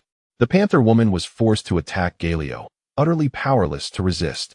The blind monk followed up with a thunder strike and then delivered a punch, with subsequent echoes of the past amplifying the damage. Remember, the fist of riot struck the air with force. Once Galio's taunt concluded, the damage from the Duran statue left the panther woman severely weakened. Gu Xing's final auto attack secured first blood. He shouted in triumph, and the cheers from the stands echoed vibrantly. 224. Layers of ambush, psychological warfare. Was the foolish chicken not being cautious enough? The doll felt at ease, laughter creasing his face. What audacity he had to strut around in his own jungle. Miller's voice rang with fervor. Galio's taunt is excessively potent against heroes with no means of escape. For a full 25 seconds, Nidalee stood frozen like a wooden post, allowing VG's mid-jungle duo to unleash their damage upon her. The panther woman gifted the blind monk first blood. How would they manage the upcoming jungle matchup? Hearing the lamentations from the adjacent LCK commentary booth, I couldn't help but laugh. Did it not feel like the foolish chicken was on the verge of collapse again?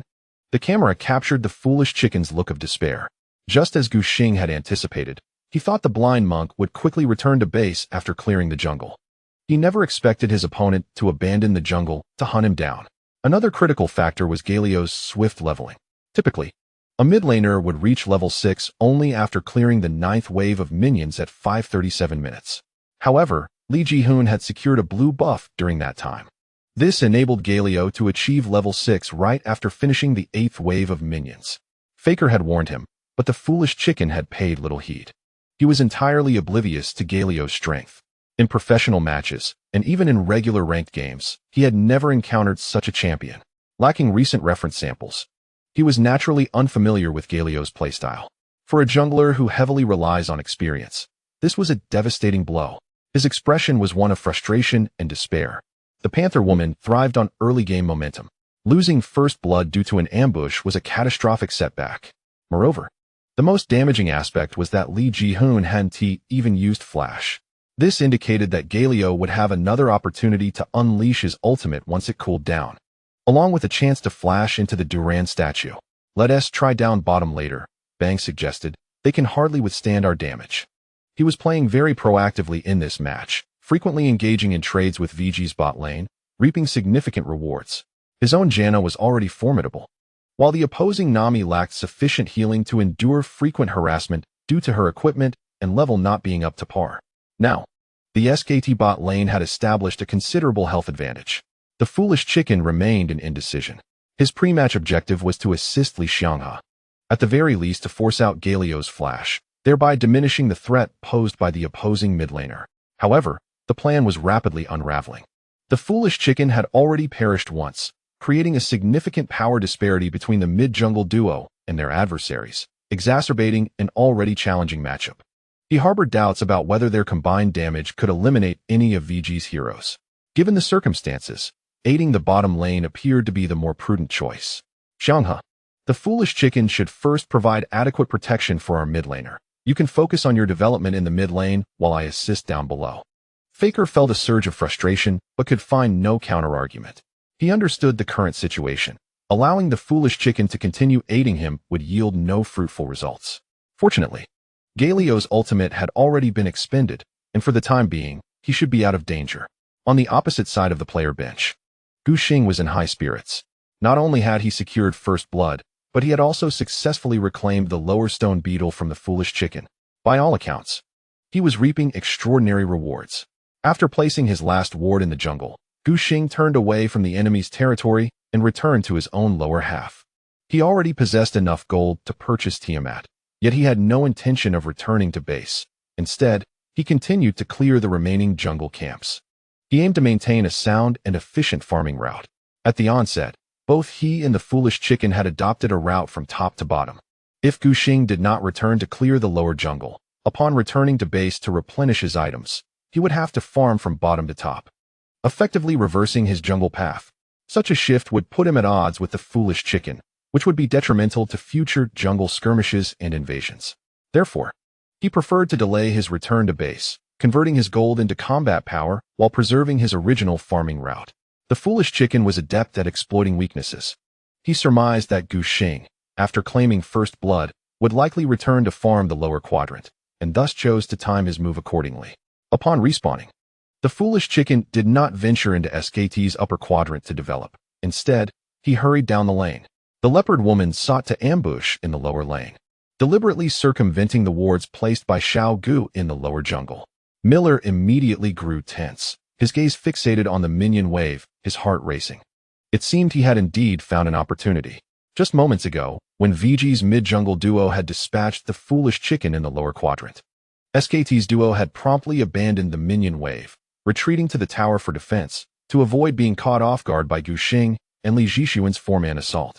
Now, the minion wave's position remained near the midline. Wolf's Zyra took decisive action.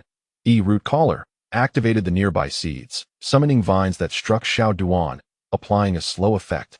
The leopard woman leapt from behind, her speed swift as she traversed the brush. Even as Jae-sung, controlling Ash, unleashed W, enchanted crystal arrow, to slow the enemy's pursuit. It could not extinguish SKT's murderous intent. Jin's lethal flourish forced Xiao Duan to use his flash. However, the subsequent spear from the foolish chicken successfully sealed off Duan Delian's escape route. As the small figure turned to unleash the water prison, he still yearned for escape. Yet the clumsy chicken promptly surrendered his flash to close the distance. A flash of golden light illuminated the scene as the leopard woman leapt over the water prison. Arriving beside Nami, her claws poised to tear into her. Nidalee found himself in a precarious state during the landing phase in the lower lane, having already sustained considerable damage.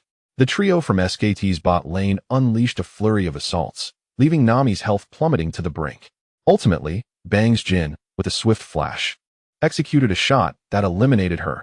The long silent SKT supporters erupted into cheers from the stands, their banners adorned with golden wings fluttering in the air. In response, the commentator assessed VG's losses and offered reassurance to the domestic audience, noting that Doinb, after all, was merely a support character, and the position of the minion wave was quite advantageous. Imp's Ashe would not suffer too greatly. However, he remained cautious, recognizing that Bang's development might outpace others. Equipped with Cleanse, he would be a challenging target for VG in team fights. Jhin was indeed one of the few champions in SKT's roster capable of dealing substantial physical damage, posing a notable threat to VG's frontline. Just as Gu Xing had crafted Tiamat, boots, and a control ward for his departure, a skirmish erupted in the lower lane. He couldn't help but admire the clumsy chicken's acumen and timing. It was evident that he had calculated the moment perfectly to strike the lower lane just as he returned from farming the lower quadrant. So, the leopard woman has no flash left? Gu Xing pondered, receiving intel from his teammates, forming a plan in his mind. Compared to the dual carries with flashes, the other three positions in SKT were evidently more vulnerable targets, particularly the jungler. Lord, you should push the wave first, Gu Xing articulated his initial strategy. Let us proceed to contest their blue buff. The clumsy chicken had previously farmed from top to bottom, implying that SKT's blue buff in the upper jungle would respawn around the 7-minute mark.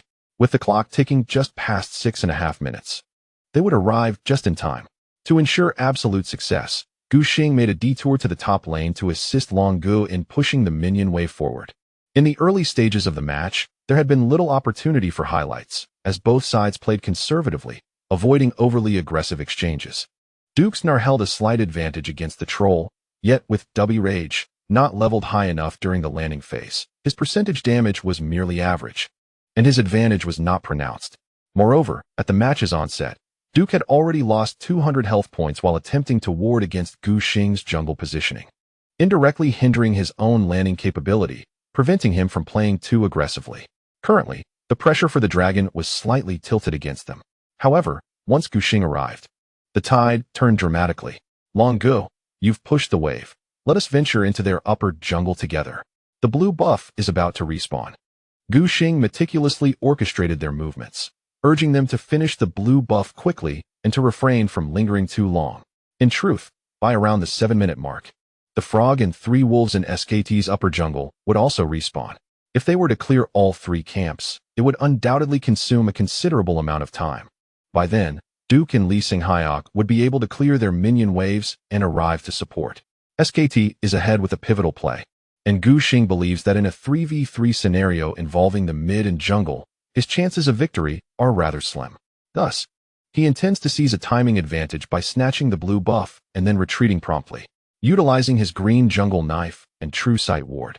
Gu Xing secures vision control over SKT's upper jungle area before stealthily hiding alongside the 2 teammates who have finished pushing the wave. Upon observing this, Bengi immediately contemplates retreat, lacking a flash and with his lane partner unable to clear the minion wave. Venturing forward could spell disaster.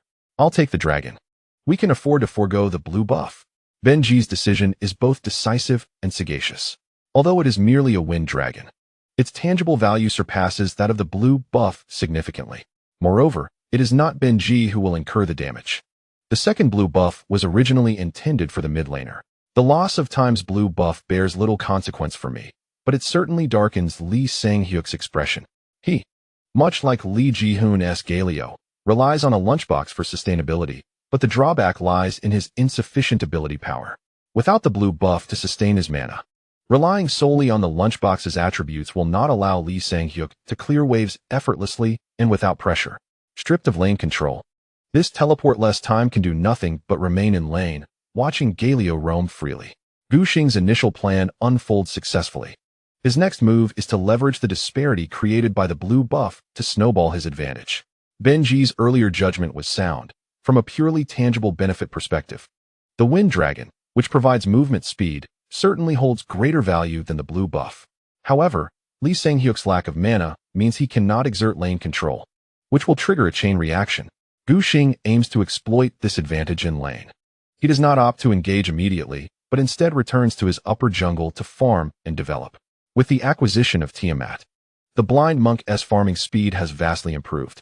In no time, Gu Xing clears 3 camps in the upper area, successfully reaching level 6 before heading straight to the bottom lane. As little Gu moves downward, Miller's gaze is fixed on the mini-map. Bengi seems to sense something amiss. He abandons the 3 wolves and hastens toward the bottom lane. His voice grows urgent. Racing along, Bengi utilizes the vision he established at the junction of the VG Blue buff and the Swamp Frog camp to spot the stealthy blind monk scheming mischief. His expression shifts from clear to overcast. A petty trick. Do you truly believe you can catch me down there? Bengi calculates Gu Xing's level, knowing that the latter will reach level 6 at this moment.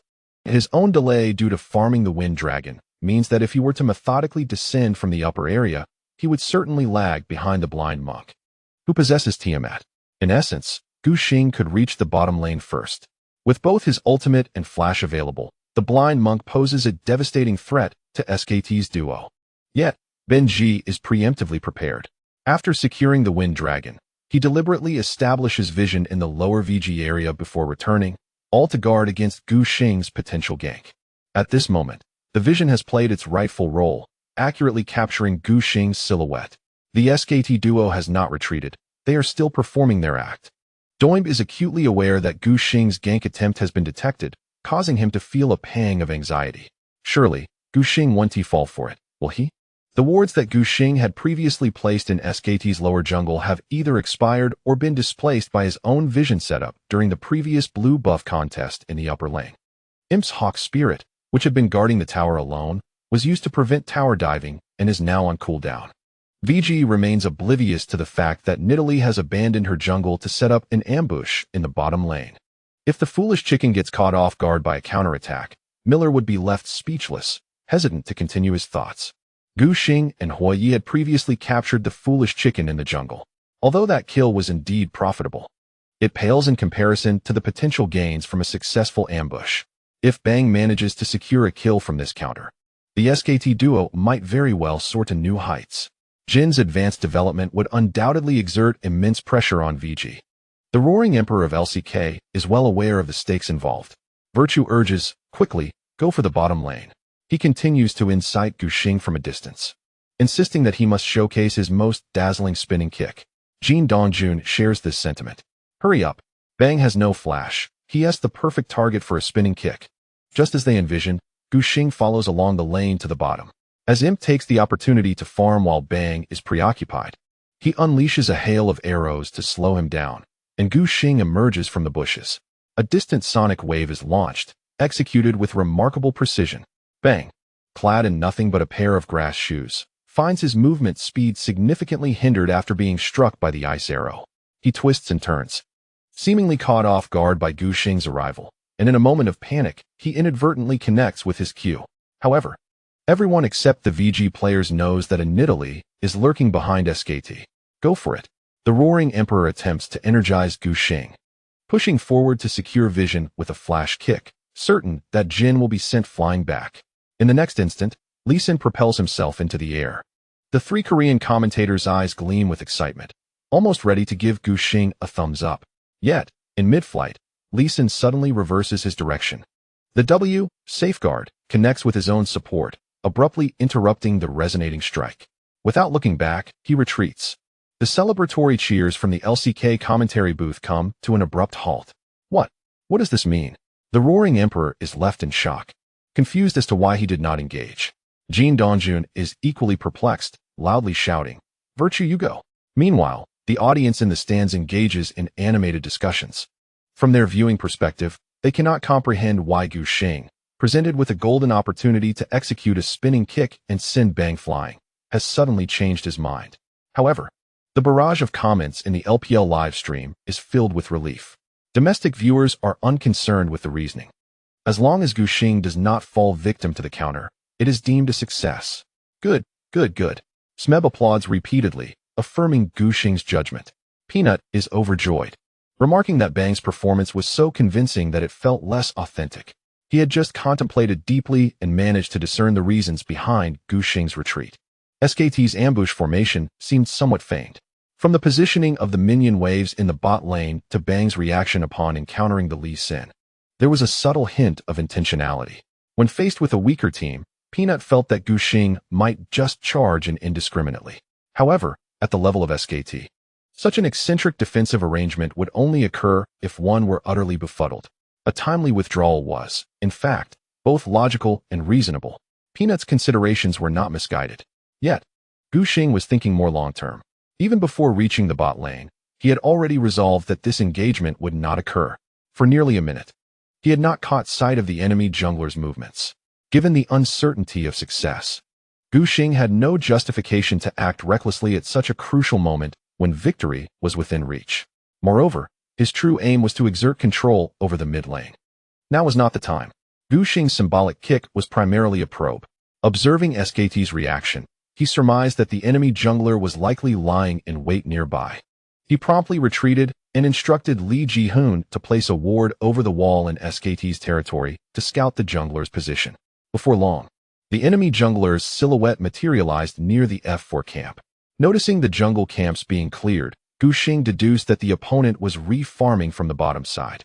The ambush, coupled with the adjustment of the jungle route, led him to conclude that the enemy jungler had deliberately altered their path to avoid a confrontation with him, thereby evading the ensuing pressure in the jungle. Gu Xing, however, was determined to thwart this plan.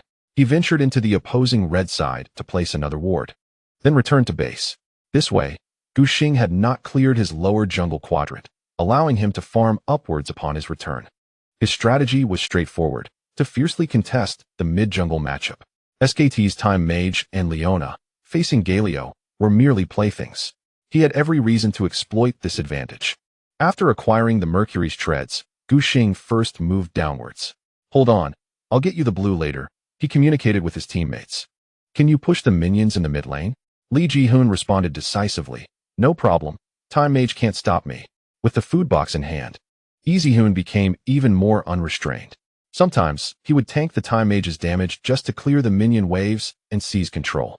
After all, with W's stronghold at his disposal, he could absorb damage and also regenerate health. The damage output from the Time Mage posed little threat to Li Jihun. At this moment, seeing that Gu Xing was planning a grand maneuver, he immediately began to use his skills to harass the enemy. Effortlessly, the mana-rich Galio pushed the minion wave forward. "You go up," Gu Xing commanded over the voice chat. Li Jihun hesitated for a moment. The Time Mage had placed a ward. Faker, aware that he lacked lane control, placed a ward near the VG mid turret to monitor the movements of the jungler. If he moved upwards, SKT would completely uncover his position. Gu Xing signaled him to move up and then circle around through their jungle. This time, Li Jihun did not object. He obediently moved upwards. This maneuver instantly instigated a wave of tension within the SKT team. "Houching, take a step back," Bengi hastily cautioned from the rear. "Galio might traverse to the top lane to ambush you." Duke had just completed his equipment purchases and teleported onto the battlefield, his health sufficiently replenished. However, in his mini-Gnar form, he appeared rather unthreatening. "I am kiting," Duke declared with conviction, skillfully maneuvering mini-Gnar to unleash a 3-hit combo on the troll. Utilizing his movement speed to create distance while swiftly clearing the minion wave, striving to prevent the minions from breaching the tower. Bengi felt a slight sense of relief. He had just finished clearing the 3 wolves in the upper area and was now preparing to move downwards. Bengi had no intention of assisting with a counter-gank in the top lane, for he was acutely aware that Li Jixuan would not dare to venture up the lane without a solid foundation to rely upon. It was highly probable that Gu Xing was also in attendance, given that he had not spotted Gu Xing clearing the 2 camps situated between the blue buff and the magic frog in the VG's lower quadrant. Thus, the presence of the blind monk in the upper region seemed rather inevitable, with the 3 members of VG's top, mid, and jungle engaging. If they truly aimed to eliminate Gnar, there would be no reason to allow Duke to escape. Bengi, having miscalculated his flash and lacking purification, would find it fatal to run upwards only to be caught by Galio's taunt. Instead, he opted to evade combat and head towards the bottom lane, where he might reap some rewards and perhaps take down the first blood tower. With a battle plan set, Bengi swiftly dashed downwards, leaving Duke to fend for himself. It was not until he entered the red zone and passed through the brush that a blind monk suddenly leapt out. The camera captured Bengi's startled expression, his hand visibly shaking as he fumbled with the mouse, unsure of where to direct the cursor. What is happening? Why is the blind monk here? Little Gu's ambush had once again proven successful. The voice of the commentator rang out like a bell. Bengi is in grave danger. As Guxing closed in, he executed a basic attack followed by Dragon's Rage and Tiamat. The slow effect from the red buff ensnared the leopard woman, suppressing his inner turmoil. Bengi called for assistance over voice chat, while also attempting to escape by using pounce, to pull away. However, just as he initiated the pounce, the blind monk raised his leg abruptly. Our dragon's tail. The leopard woman was sent hurtling through the air uncontrollably. With steady hands, Guxing executed his moves flawlessly, landing the blind monk's RQ combo without fail. After marking her, he followed up with the second part of Echo Strike. The leopard woman, devoid of any armor or health items, was left exceedingly vulnerable, and the blind monk's combination of attacks reduced her to a sliver of health. Miller's voice brimmed with excitement. It's time for the finishing blow. Lacking any means of escape, the leopard woman was left with no option but to succumb. With another basic attack, Little Gu claimed the life of the leopard woman. He was exhilarated. That was utterly outrageous. He deftly evaded SKT's wards in VG's lower quadrant. The Staples Center erupted in thunderous applause. The director promptly showcased a high-speed replay as Guxing moved toward SKT's lower jungle. He initially advanced along his own bottom lane before pivoting to enter the river, then expertly sneaking through the dragon pit to bypass the vision Bengi had previously established. In this vivid scene, the chat channel of the LPL livestream is filled with effusive praise. Wow, is there really such a way to control vision? This isn't just a perspective hack, say what you will. Don't be absurd, a little vision isn't a hack. Once again, it's Dan Shaw. The foolish chicken truly can't manage. The jungle has been thoroughly devastated. The LeBlanc has fallen twice in nearly the same spot. Perhaps this area possesses some favorable feng shui? The foolish chicken, gazing at the monochromatic screen, scratched his head in resignation. Guxing, employing an unorthodox approach, completely grasped his opponent's psychology, preparing to ambush. One couldn't help but feel admiration for him. This kid is truly impressive, the foolish chicken mused. Soon, however, he realized another issue. Guxing had not gone to the top lane. This implied that his initial plan of VG's mid-jungle duo executing a strong kill on Duke was misguided. The foolish chicken suddenly came to a realization. Retreat, retreat. He shouted to his teammates in the bot lane. Galio might also be there. The wolf and stick duo sensed something amiss and quickly withdrew. Unfortunately, it was too late.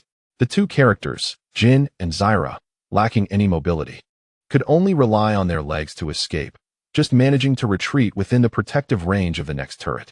Through the vision of the triangular brush, they caught sight of Galio's imposing figure.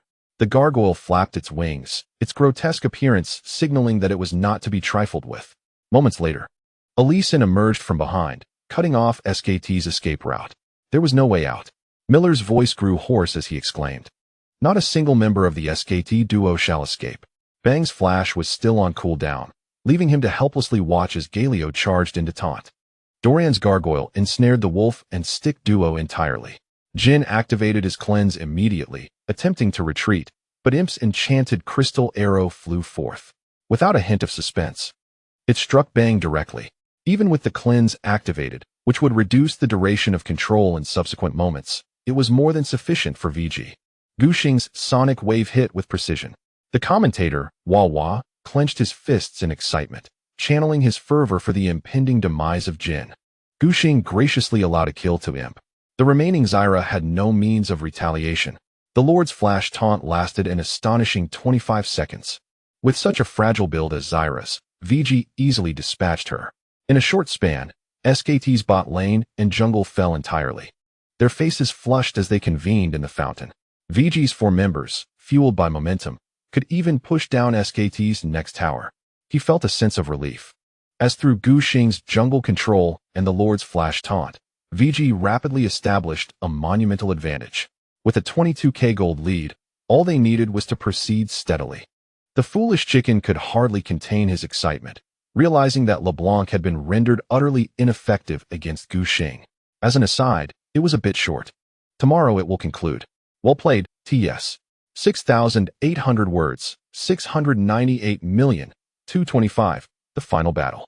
As SKT's next tower crumbled, the players in the front row of the audience beamed with delight. Beautiful. Little Peanut raised his frail arms, incessantly striking the glow stick to cheer for Gu Xing. Play well, Brother Xing.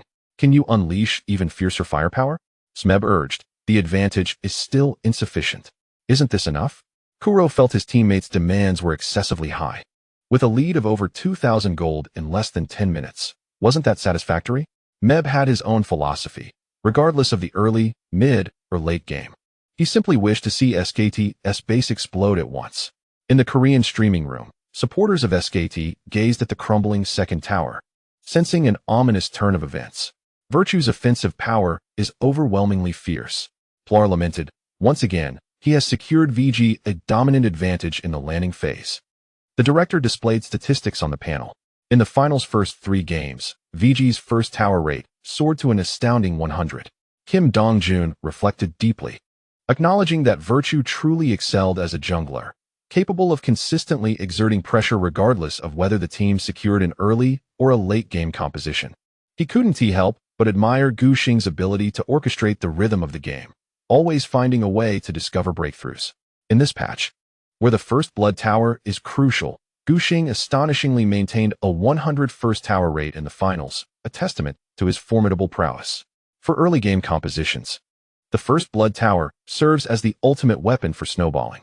Conversely, for late game compositions, obtaining the first blood tower allows the team to secure a prolonged developmental period, alleviating concerns about the relentless offensive tempo of the opponents.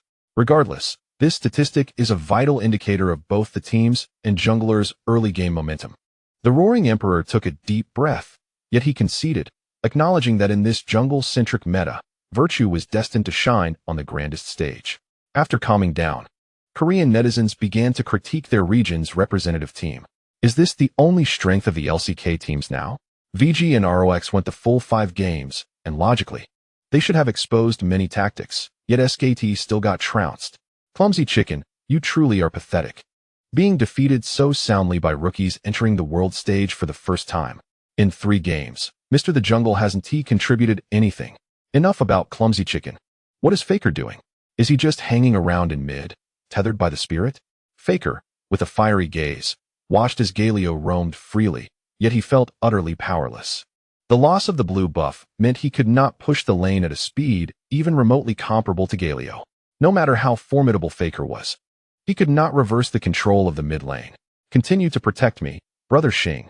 Bang rarely requested his teammates to funnel resources towards him. My equipment is still decent, despite Imp having just secured a kill in a 4-man ambush and claiming the additional bounty from the first blood tower. Achieving a lead in lane economy, when it came to combat effectiveness, the newly crafted Lord Dominic's regards on the armor-piercing Jhin outclassed the Ice Archer significantly. Moreover, Wolf Zyra was also in a strong phase. The KT duo's combat intensity remained superior to VG's. As long as Clumsy Chicken provided protection, they could still capitalize on advantages after the lane swap to the top lane. Without a moment's hesitation, Bengi readily agreed and rushed back immediately after his resurrection. He could sense that Page Yuanjing's mood was evidently more urgent than before. Previously, when SKT was consistently victorious, Bang remained calm and collected, developing steadily and waiting for the opportune moment to strike in team fights. However, with the jungle collapsing and the mid lane at a standstill, Pei Junjung understood that the weight of the team's burden rested squarely on his shoulders, making it impossible for him to remain still. Bang also recognized that fighting alone would make it difficult to establish an advantage, so he continuously sought assistance, urging the jungler to come help. In contrast to the anxious SKT members, Gu Xing appeared remarkably composed. He took the opportunity to clear the lower jungle, which the foolish chicken had neglected, reaping substantial rewards before choosing to return to base for supplies. Brother Duan, you should build a shield, Gu Xing communicated with his teammate, were somewhat lacking in damage. In terms of pure output, only the marksman Ashe stood out. The remaining champions, Trundle and Galio, were melee half-tanks whose damage potential was not particularly impressive. Gu Xing intended to supplement his damage to avoid a lack of firepower in the mid-game, ensuring they could secure kills after controlling enemies. After receiving a positive response from Duan, He inquired about his jungler's status. Xiaogu, are you coming to the top lane? The enemy Jin's flash is on cooldown. After a brief contemplation, Gu Xing glanced at the summoner's spell cooldown records in the team chat and concluded that he wouldn't go just yet. The enemy Nidalee was likely still around. I'll first counter jungle to develop, he decided, primarily because both he and mid laner Li Jixuan had their ultimates on cooldown. Once Gu Xing's Dragon's Tail was ready, and with Bang's flash also available, it would be less advantageous to engage. He thought it wiser to traverse the SKT jungle, creating a gap between the junglers through counter-jungling. With vision from wards and Ashe's hawkshot, he successfully detected the SKT jungle monster spawn conditions and initiated his plan. Just hold on a bit. I'll counter-jungle, he instructed, knowing that Nidalee would inevitably come to assist the duo in the top lane. He immediately directed his teammates, emphasizing, do not engage. The enemy cannot hold us. Now that Ashe and Nami had leveled up, they possessed numerous acceleration and deceleration abilities, rendering them unafraid of SKT's lower jungle. After all, the enemy lacked hard crowd control, and as long as they maintained sufficient health, they could proceed with caution without fear of mishaps. Although Duan Delang and Zhu Shengbin faced disadvantages in the top lane, they were not in dire straits and could barely maintain their position. Seizing the opportunity, Gu Xing thoroughly cleared SKT's camp. When the foolish chicken returned, he found the jungle utterly barren. Miller perked up, realizing that the foolish chicken's actions were akin to drinking poison to quench thirst. Did he truly believe that by abandoning jungle monsters to assist in lane, Xiaogu would shy away from countering? The doll chimed in, visibly exhilarated, proclaiming that today he would show them what a jungle core truly meant. Typically, in the current version, Lee Sin would stop farming jungle monsters from the mid-game onward, primarily focusing on influencing all lanes or establishing vision, gradually becoming a utility champion. The foolish chicken operated under this notion, daring to assist his teammates. He initially thought Gu Xing would also make an appearance in the lane, allowing him to return to the jungle and continue his development. Instead, Gu Xing entirely cleaned out the jungle monsters in SKT's camp. The junglers from both teams have opened a significant level gap, nearly 2 levels apart. Miller's excitement is palpable. If this continues, the foolish chicken might once again repeat past mistakes, ultimately becoming too fearful to enter the jungle. However, the foolish chicken has not entirely neglected the duo, as Bang has managed to establish a considerable health advantage, beginning to push the outer tower with the support of his ally. It is essential to maintain a critical perspective from the sidelines. Currently, the only player VG needs to be wary of is Bang, whose mid-game combat prowess serves as the most reliable asset for SKT. The foolish chicken has resolved to commit fully to one path, opting to abandon jungle camps altogether and assist his duo in the top lane. He is well aware that continuing to farm in the jungle could lead to a fatal encounter if caught by the blind monk. Thus, it is more prudent to engage in the lane. Gu Xing, without hesitation, clears all camps in SKT's jungle, temporarily dismissing any plans to confront Bang. He is waiting for Galio's flash to come off cooldown. Due to Li Jihun's choice of the Insight rune, the cooldown for flash is merely 255 seconds, which is not an extensive wait. As the match reaches the 15-minute mark, both teams have experienced a lengthy developmental phase. Bang successfully destroys VG's outer tower, transitioning the game into the next phase. The teams reposition their duos to mid lane, while the top laners remain in the bot lane, and the mid laners head to the top lane to contest. Thanks to Gu Xing's recent aggressive jungle countering, the economic disparity has widened to 3,500 gold. He simultaneously begins to establish vision control in the upper half of the map. This move faces no interference. Faker's time mage remains firmly ensnared in the top lane, unable to move. The foolish chicken's Nidalee has succumbed to the jungle, lacking the ability to contest vision. Although SKT's duo controls the mid lane, Wolf's Zyra lacks roaming potential, restricting vision placement to the vicinity of mid lane and preventing expansion into the upper river. Gu Xing successfully claims vision control of the upper half of the map. After returning to base to replenish his equipment, Xiaogu advances toward mid lane, while Hou Yi pushes the top lane minions before roaming. Miller finally discerns VG's intentions. They aim for a coordinated assault between mid and jungle to ambush SKT's duo. Li Jihun has restrained himself for 5 minutes, but his inner restlessness can no longer be contained. The moment Gu Xing positions himself, he bursts forth from the brush above mid lane. Imp unleashes a mystic crystal arrow, forcing Wolf's flash to be used. Remember to quicken the pace. Delivering a relentless barrage of attacks. Yet Hou continues to close the distance, his Mercury's treads granting him remarkable mobility. As Lee senses the precarious situation, he hastily casts strangling vines in front of him, attempting to slow Galio's pursuit. However, strangling vines requires 2 seconds to fully materialize and trigger its knockup effect. Those 2 seconds are crucial for Li Jihun. Galio flashes forward, the Doran stone taunting SKT's duo. Bang uses cleanse instantaneously, tossing a lotus trap at Galio's feet, complemented by deadly spines, to immobilize him in place. Yet, the immobilization cannot interrupt the Doran stone's effect. Pei Junji can only watch as his support is caught and rendered immobile by the taunt. The brief segment featuring Roar of the Furious Tide successfully struck the bubble, followed by a series of controlling aerial strikes that sent Wolf-Imp soaring. Miller's voice crescendoed with each passing moment. Within the canyon, relying on Nami's passive ability, treading the waves for a speed boost, Ju Songbin advanced swiftly, drawing his bow to unleash a flurry of arrows. The chilling icy attacks, imbued with slowing effects, did not target the airborne, low-health Zyra. Instead, Bang Imp's kiting was a sight to behold. Every step meticulously timed to evade the recoil of his basic attacks. Today marked the pinnacle of his recovery after months of rehabilitation. However, most of the spotlight in the finals was directed towards the mid lane, leaving little attention on Imp's performance.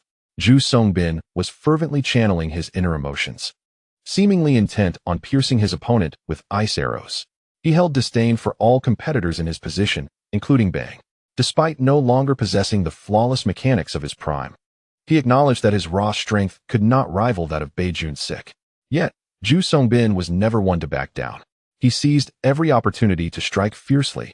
Bei Jun-sik, equally fiery, refused to be outdone, swiftly retaliating.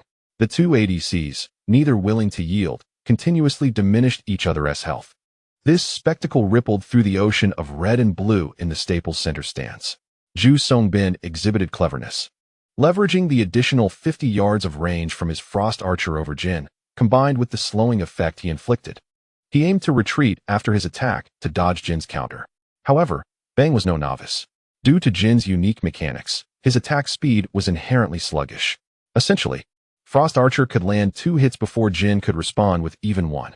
Thus, Bei Jun-sik opted to advance straight toward his adversary during the brief window after his own attack, simultaneously deploying the whole crowd's admiration, to slow his opponent. For Imp to unleash 2 basic attacks, he would need to remain stationary for a moment or two. Bang capitalized on this opportunity to close the distance and retaliate. With both ADCs reduced to a mere 30% health, Bang retreated behind the turret for cover, successfully repelling the Frost Archer. It was only then that he turned his attention to other areas of the battlefield, realizing that Zyra had fallen to the might of Lord's Galio. Bang positioned himself in the corner near the first mid-tower and activated his ultimate. The super bullet from perfect finale soared through, sweeping across the distant minion wave.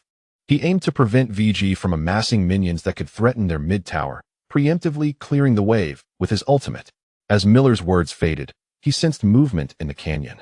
Lowering his voice urgently, Gu is flanking. The blind monk appeared at the edge of the frame. Gu arrived just as Zyra was reduced to low health. There was little that could be done, as opportunities are fleeting. The KT duo had pushed their line a bit too deeply. If they hesitated to act until Gu's arrival, they risked being evaded by the Wolf duo. Gu remained composed, choosing not to reveal himself on the battlefield since he couldn't secure an assist. Observing Bang, now low on health yet still under the tower using his ultimate against the minions, Gu discerned an opening. He promptly resolved to flank from the side. As Xiao Gu crouched in the F4 camp beneath SKT, he keenly sensed Gu Xing's intentions.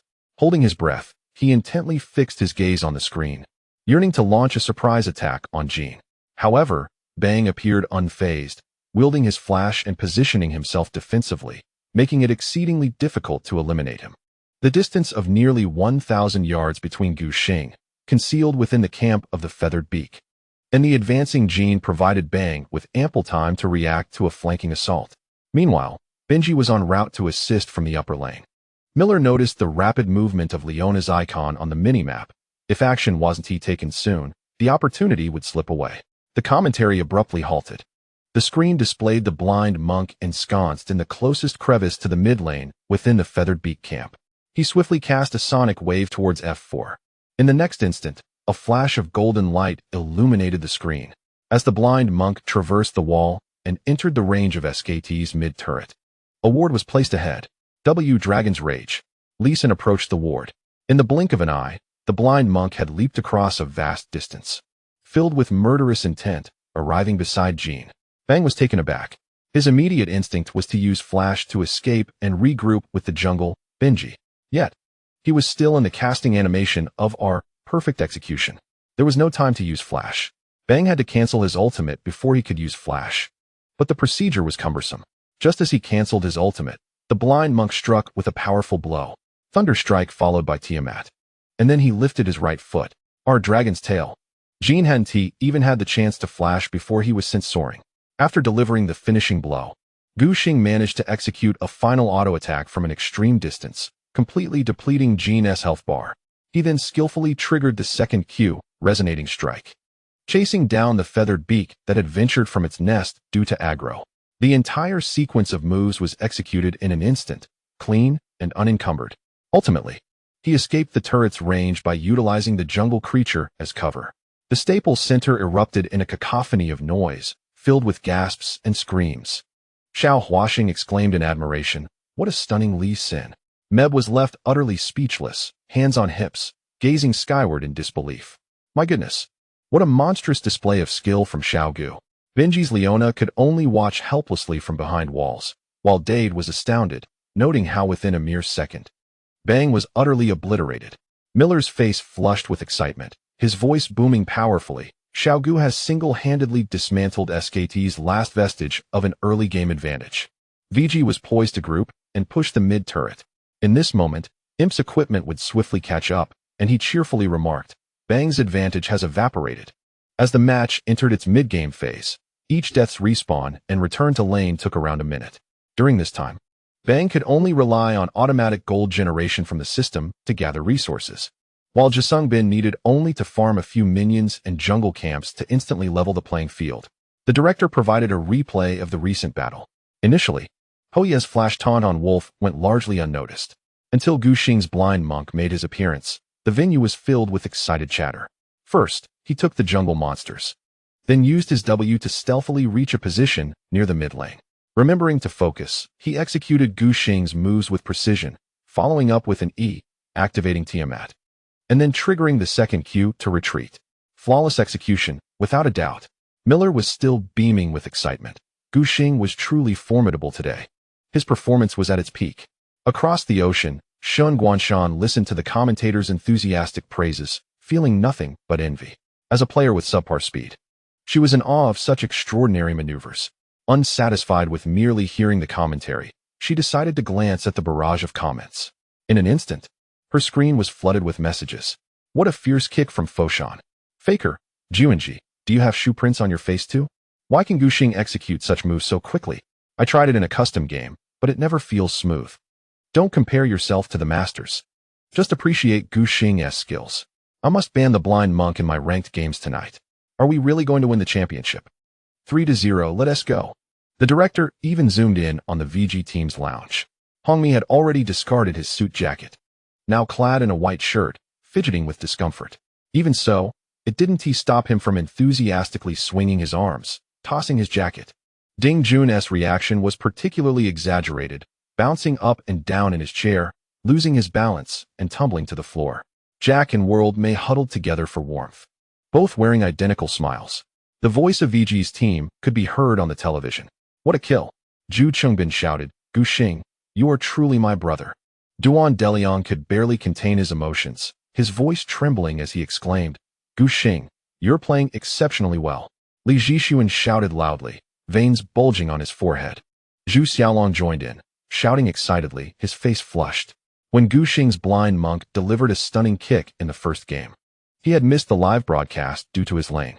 This time, being more cautious, he noticed Gu Xing was about to enact a grand play on the minimap and switch screens to watch. Thus, Zhu Xiaolong witnessed the entire sequence of Gu Xing eliminating Bang in mid lane. His victory within reach. He glanced at the scoreboard. Currently, SKT had not accrued many kills or towers. Zhu Xiaolong sensed that his team held the advantage, but he was uncertain how substantial it truly was. Don't hesitate. Gu Xing's hands trembled with excitement. Forcing himself to suppress the tumultuous emotions within, he managed to regain composure and push the mid-tower. Let's turn to the dragon. The KT duo was completely wiped out, unable to contain VG's resource acquisition any longer. Gu Xing secured the Earth Dragon with steady precision, waiting a moment longer. He planned to ambush Janna, knowing she had no flash and was easy prey. Gu Xing equipped all the components for his black cleaver and ventured back into the enemy jungle to farm. The deafening cheers from the stands filled his ears. He knew that ultimate victory was within his grasp. Whenever a thought arises, his heart races violently within his chest, and adrenaline surges through his veins. Gu Xing is acutely aware that his primary objective is to remain calm and await the decisive moment. Bang rubs his forehead, his expression fraught with concern. Gu Xing is caught off guard by a sudden assault from the side. So swift, Pei Juanji mutters irritably. Li Xianhe continues to fulfill his role of soothing his teammates. Let us wait for the team fight. As long as our double carry survives, they cannot harm us. Both KT carries possess purification abilities, making it exceedingly difficult for VG to target them. Juanji, you've consumed the jungle resources. The clumsy chicken must rely on you to deal with Galio. Recently, he has indeed been a thorn in the side of Lord Ho. However, the clumsy chicken's equipment is dismally inadequate. Each time he strikes, even if his skills hit their mark, they feel like mere tickles to the highly magic-resistant Galio. The clumsy chicken fully realizes just how insufferable Galio is. If Bang continues to lag in development, the entire SKT team will find themselves powerless against Galio. Pei Juanji responds quietly, sensing that their chances of victory are slim. The initiative rests entirely with VG. Their fate is in the hands of their opponents. The match continues, and combat erupts once more in the canyon. Janna has been caught again.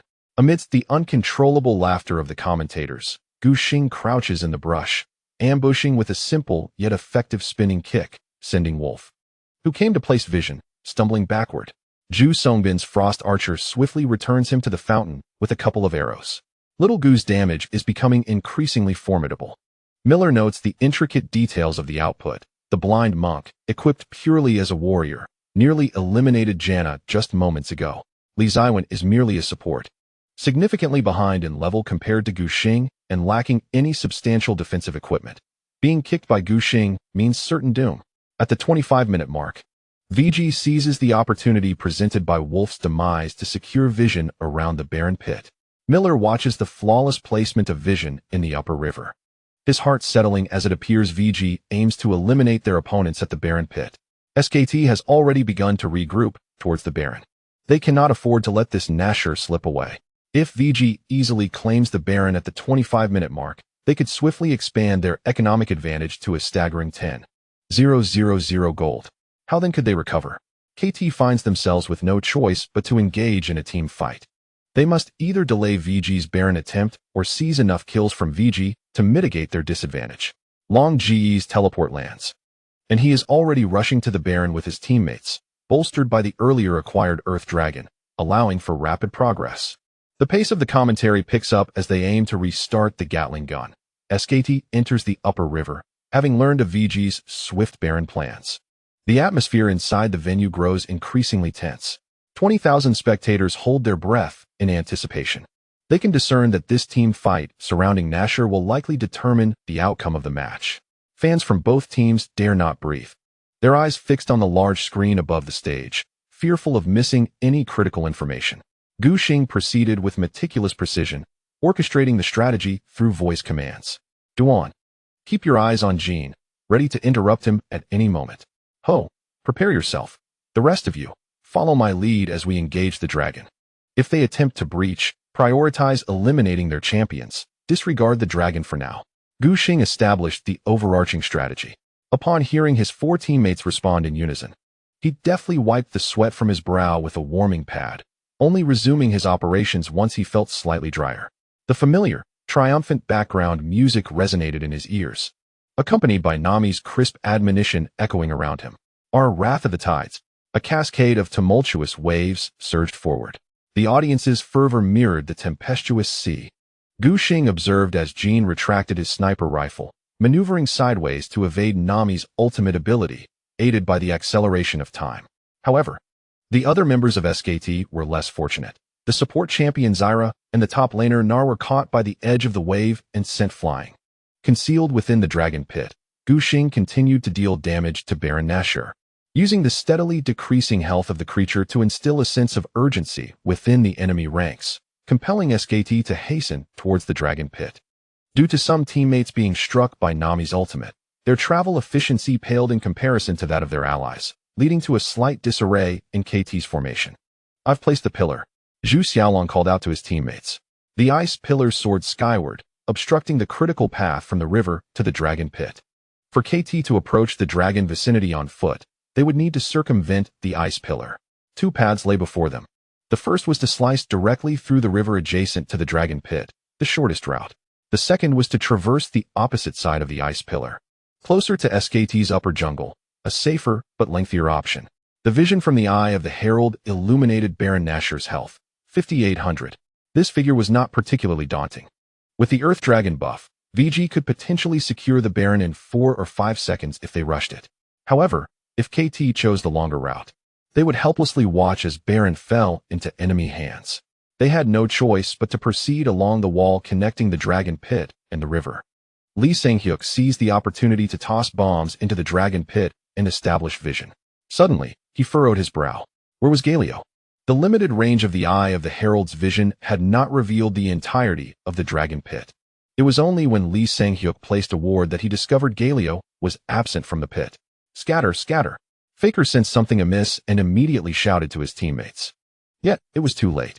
To expedite their arrival at the dragon pit, KT had circumvented the troll's ice pillar, opting for the shortcut that, fortuitously, lay perilously close to VG's upper jungle. KT's early to mid-game disadvantages left them bereft of vision in the enemy's upper half, rendering the area above the dragon pit shrouded in darkness. They had no inkling of what awaited them. At that moment, the soaring gargoyle revealed the answer to SKT. A golden light flickered as Galio flashed over the wall, landing squarely in the midst of the enemy formation, activating our hero's entrance. The 600-unit radius of taunt ensnared SKT's dual carries, and the top laner Nar within its controlling domain. My heavens! The doll's voice was so piercing that it seemed on the verge of breaking, while the Lord hid in the shadowy corner, swiftly mocking and directly taunting 3 individuals. However, 2 beams of purifying silver light flashed consecutively, allowing KT's dual carries to escape the taunt control. Bang even used his flash to evade the magical crystal arrow. Lee Zywin lagged behind, and although he cast our strangling vines beneath Galio, it appeared he had no opportunity to interrupt the taunt with a knock-up. Duke, positioned at the forefront, lacked purification and could only stand still, auto-attacking Galio. A celestial wave was flung from the dragon pit, landing squarely atop Nar's head.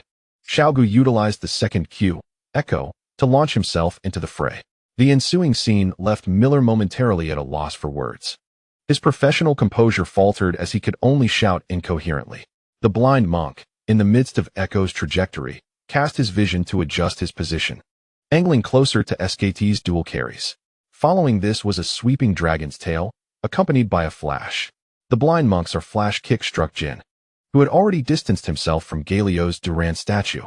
"You come back," shouted the blind monk, shrouded in a crimson veil, as he delivered a kick to Jin, sending him crashing into time. KT's dual carries were sent flying akin to bowling pins, returning to the vicinity of Galio's statue. With that kick, Xiaogu sent his opponents straight to the heavens. Little Duan's Nami followed up with control, and SKT's dual carries could not escape Galio's explosive damage. Amidst the frantic shouts of the commentators, the output from Durand's statue erupted thunderously. The Abyssal Scepter's magic resistance reduction aura elevated the damage to new heights. Faker barely had time to cast his ultimate on Jin, leaving him unable to attend to anything else. Gu Xing, adorned in half-tank output gear, obliterated time with his damage. Jin's resurrection was triggered, and Imp flashed forward, beginning the harvest with Nami Z. Beneath the rain of icy arrows, the health bars of SKT's champions plummeted rapidly. During Jin's resurrection, SKT dealt no damage whatsoever. Gloating on the commentary platform, Miller laughed triumphantly while Imp faced no opposition. By the time Jin resurrected and stood up, SKT was left with only Bang and the distant Li Ziwen. Xiao Gu's celestial wave suppressed his rise, overwhelming Jin with damage and eliminating him instantly. Miller shouted with all his might, "SKT's 4 members have fallen, and VG can now freely seize the Baron." The desperate roar of Nashor echoed throughout the canyon. They could march down the lane and even attempt a one-push victory. The doll's voice quivered. Jin was the last of SKT to resurrect, and prior to that, they had dealt no damage. Relying solely on time, Leona, and others, they could not possibly defend their base. Galio, boasting high magic resistance, stood resolutely at the forefront, employing Bulwark to shield himself, healing instead of taking damage. With a sense of security akin to a small mountain, VG surged forth like a tidal wave, relentlessly demolishing everything in their path. They truly could achieve a one-push victory. Miller strained his vocal cords as Jin resurrected to face the Baron base. Guxing was still signaling to split push, urging not to cluster together. "We must demolish. Let's focus on the base. Forget about the champions." Little Duan echoed loudly in agreement. "Demolish, demolish, demolish." Li Jisun shouted as he smashed SKT's Nexus Crystal. Bang's shot struck Guxing's golden shield, but failed to deplete the enemy's health. All he could do was watch as Guxing's fist shattered SKT's base. As the SKT's main crystal shattered into a dazzling display of fireworks, the explosive sounds resonated through the stands, igniting an unprecedented wave of exuberance. The stage's edge was ablaze with fireworks, intertwined with billowing clouds of dry ice, together creating a mesmerizing and resplendent tableau. The champions of the 2016 World Championship. Miller's heart surged with emotion, the brilliant spotlight above failing to overshadow the glimmer of tears in his eyes. His voice tinged with a certain tumult as the victors belonged to VG from the LPL division. Wawa exhaled deeply, his fervent breath enveloping him, and when he spoke, his voice resonated with newfound strength. 3 years ago, at the Staples Center, SKT had dealt us a painful sweep, lifting their first World Championship trophy. Today, we reciprocated with a decisive 3-0, shattering their dreams of a tri-championship dynasty. He recalled his initial visit to this legendary venue, feeling helpless as he watched SKT crush Royal Club to claim the title. The anguish he felt then was matched only by the exhilaration he experienced now. He remembered raising his fist in fervor, his complexion flushed with intensity. Now it was VG's era. There was no need to wait for next year. It was this very moment, this instant. We are the champions. Millions of viewers flocked to major streaming platforms, causing the LPL broadcast to lag significantly. The chat channels were flooded with celebratory messages, drowning the visuals in a sea of enthusiasm. VG is incredible. LPL actually won the championship. Oh no. Next year isn't the most hopeful year. My youth is back. I never expected a sweep over SKT. Did we really dismantle the 2-time champions? I'm reinstalling the game, tonight. I'm climbing ranks. Laughing hard. You don't think you can queue in the evening, do you? After celebrating with Gupan, Shen Guanshan's fair complexion still bore a hint of pink from sheer joy. Upon seeing the barrage of comments obscuring the livestream, he quickly closed it.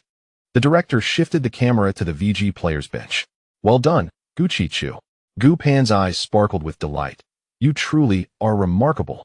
She felt genuine pride for her brother. Winning the highest accolade in their field was certainly a noteworthy achievement. Shen Guanshan's gaze remained fixated on Guxing, who was clad in team attire, his eyes brimming with joy, unwavering in focus. In the moment they toppled the enemy's nexus, the 5 players removed their headsets and embraced tightly. Guxing listened to the thunderous cheers and screams emanating from the stands, feeling his heart race within his chest. The incessant flickering of lights before him was almost blinding, and his footing felt unsteady. Fortunately, he could sense the solid strength of his teammates surrounding him. All their faces radiated with uncontainable smiles. Zhu Xingbin's mouth moved energetically, still shouting something. The cacophony in the venue was overwhelming. Without their noise-canceling headsets and team communication, conversations became inaudible even at a close distance.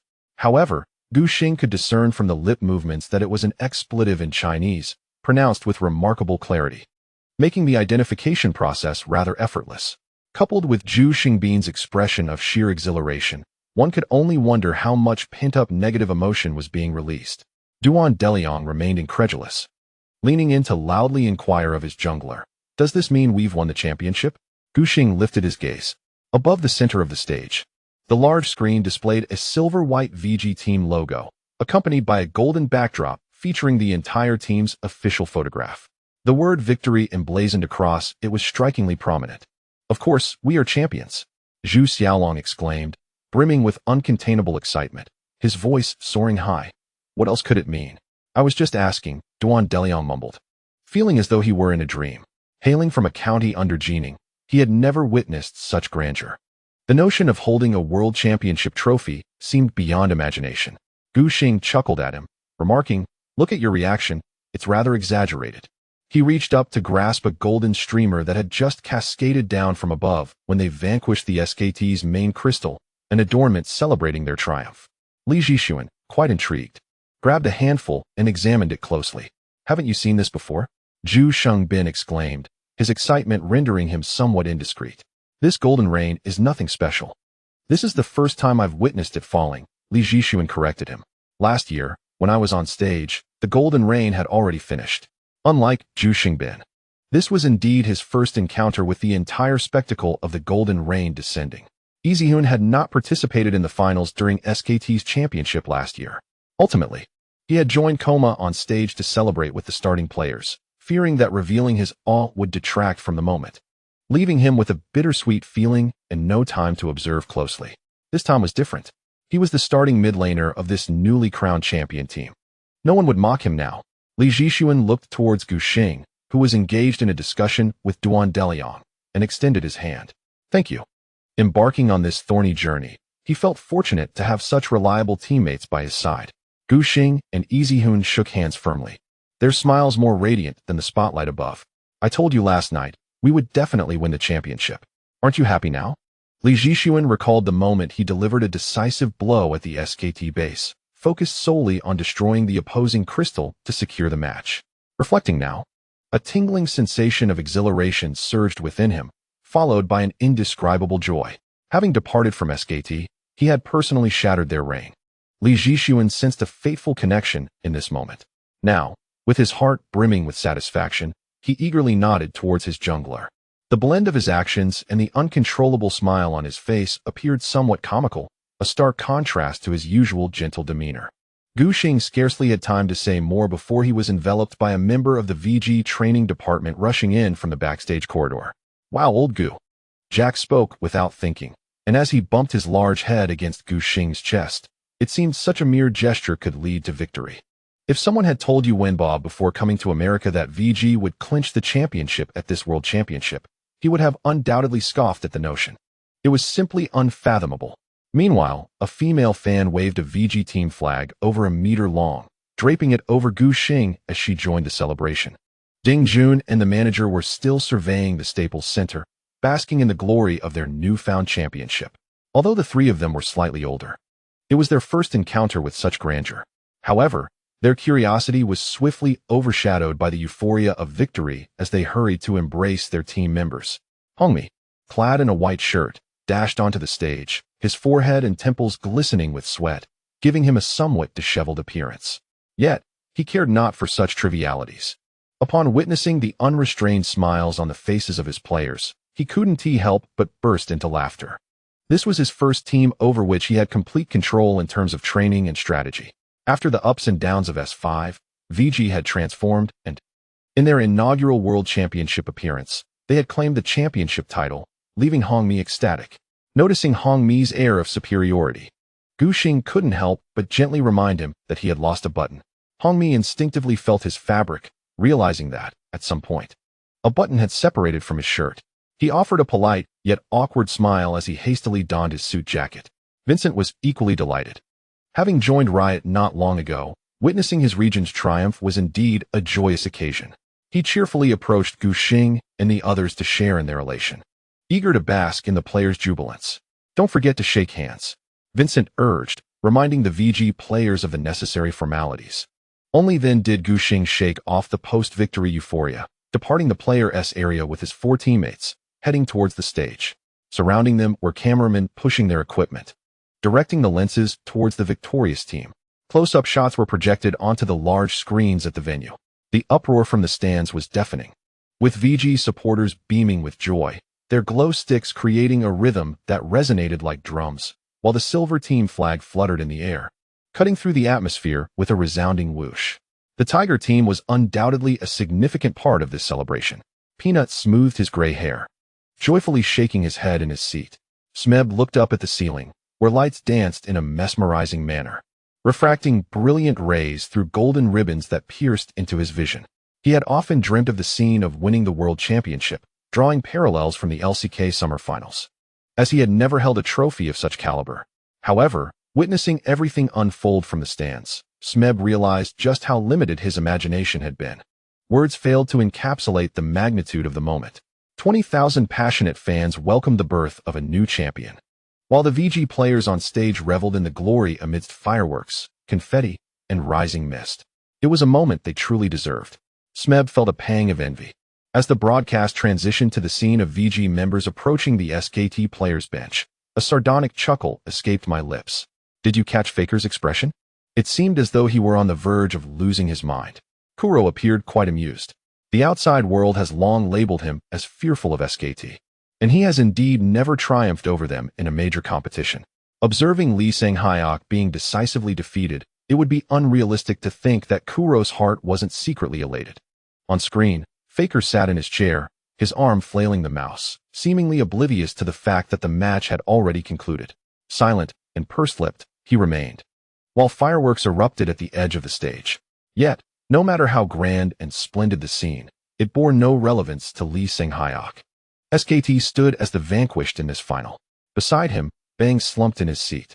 He had revived at the end, but was utterly powerless to prevent VG from demolishing their base.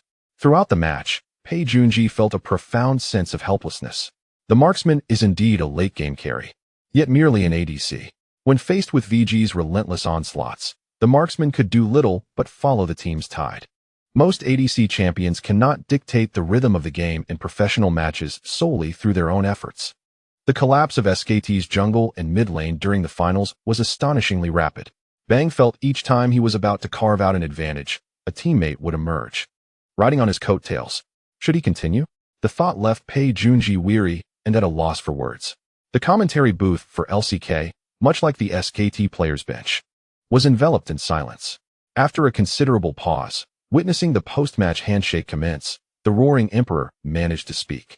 He congratulated VG, adhering to the fundamental ethics of his profession, acknowledging the victors as the superior team in this final, well prepared with a plethora of tactical systems.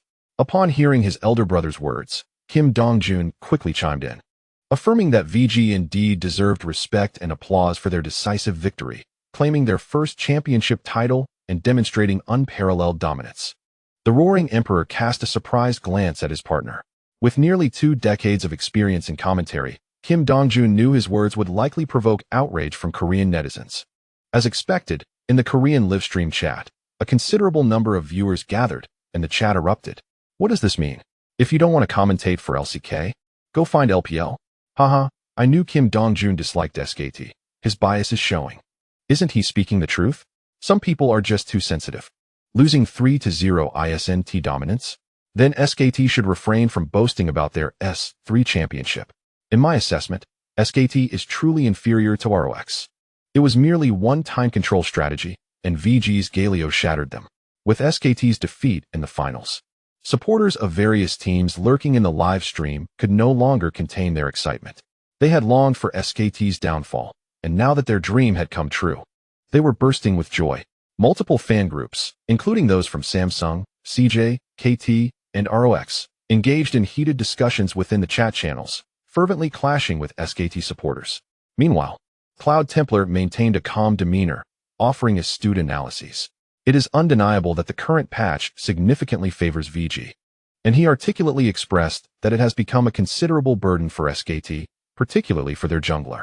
The struggles of Bengi in the jungle were evident, often encountering obstacles, and by mid-game, he was relegated to merely safeguarding his teammates. This predicament exerted immense pressure on the team's vision control in the jungle, leading to a loss of lane dominance and ultimately dragging them into crucial battles at the Dragon Pit, where SKT, devoid of vision, proved no match for VG.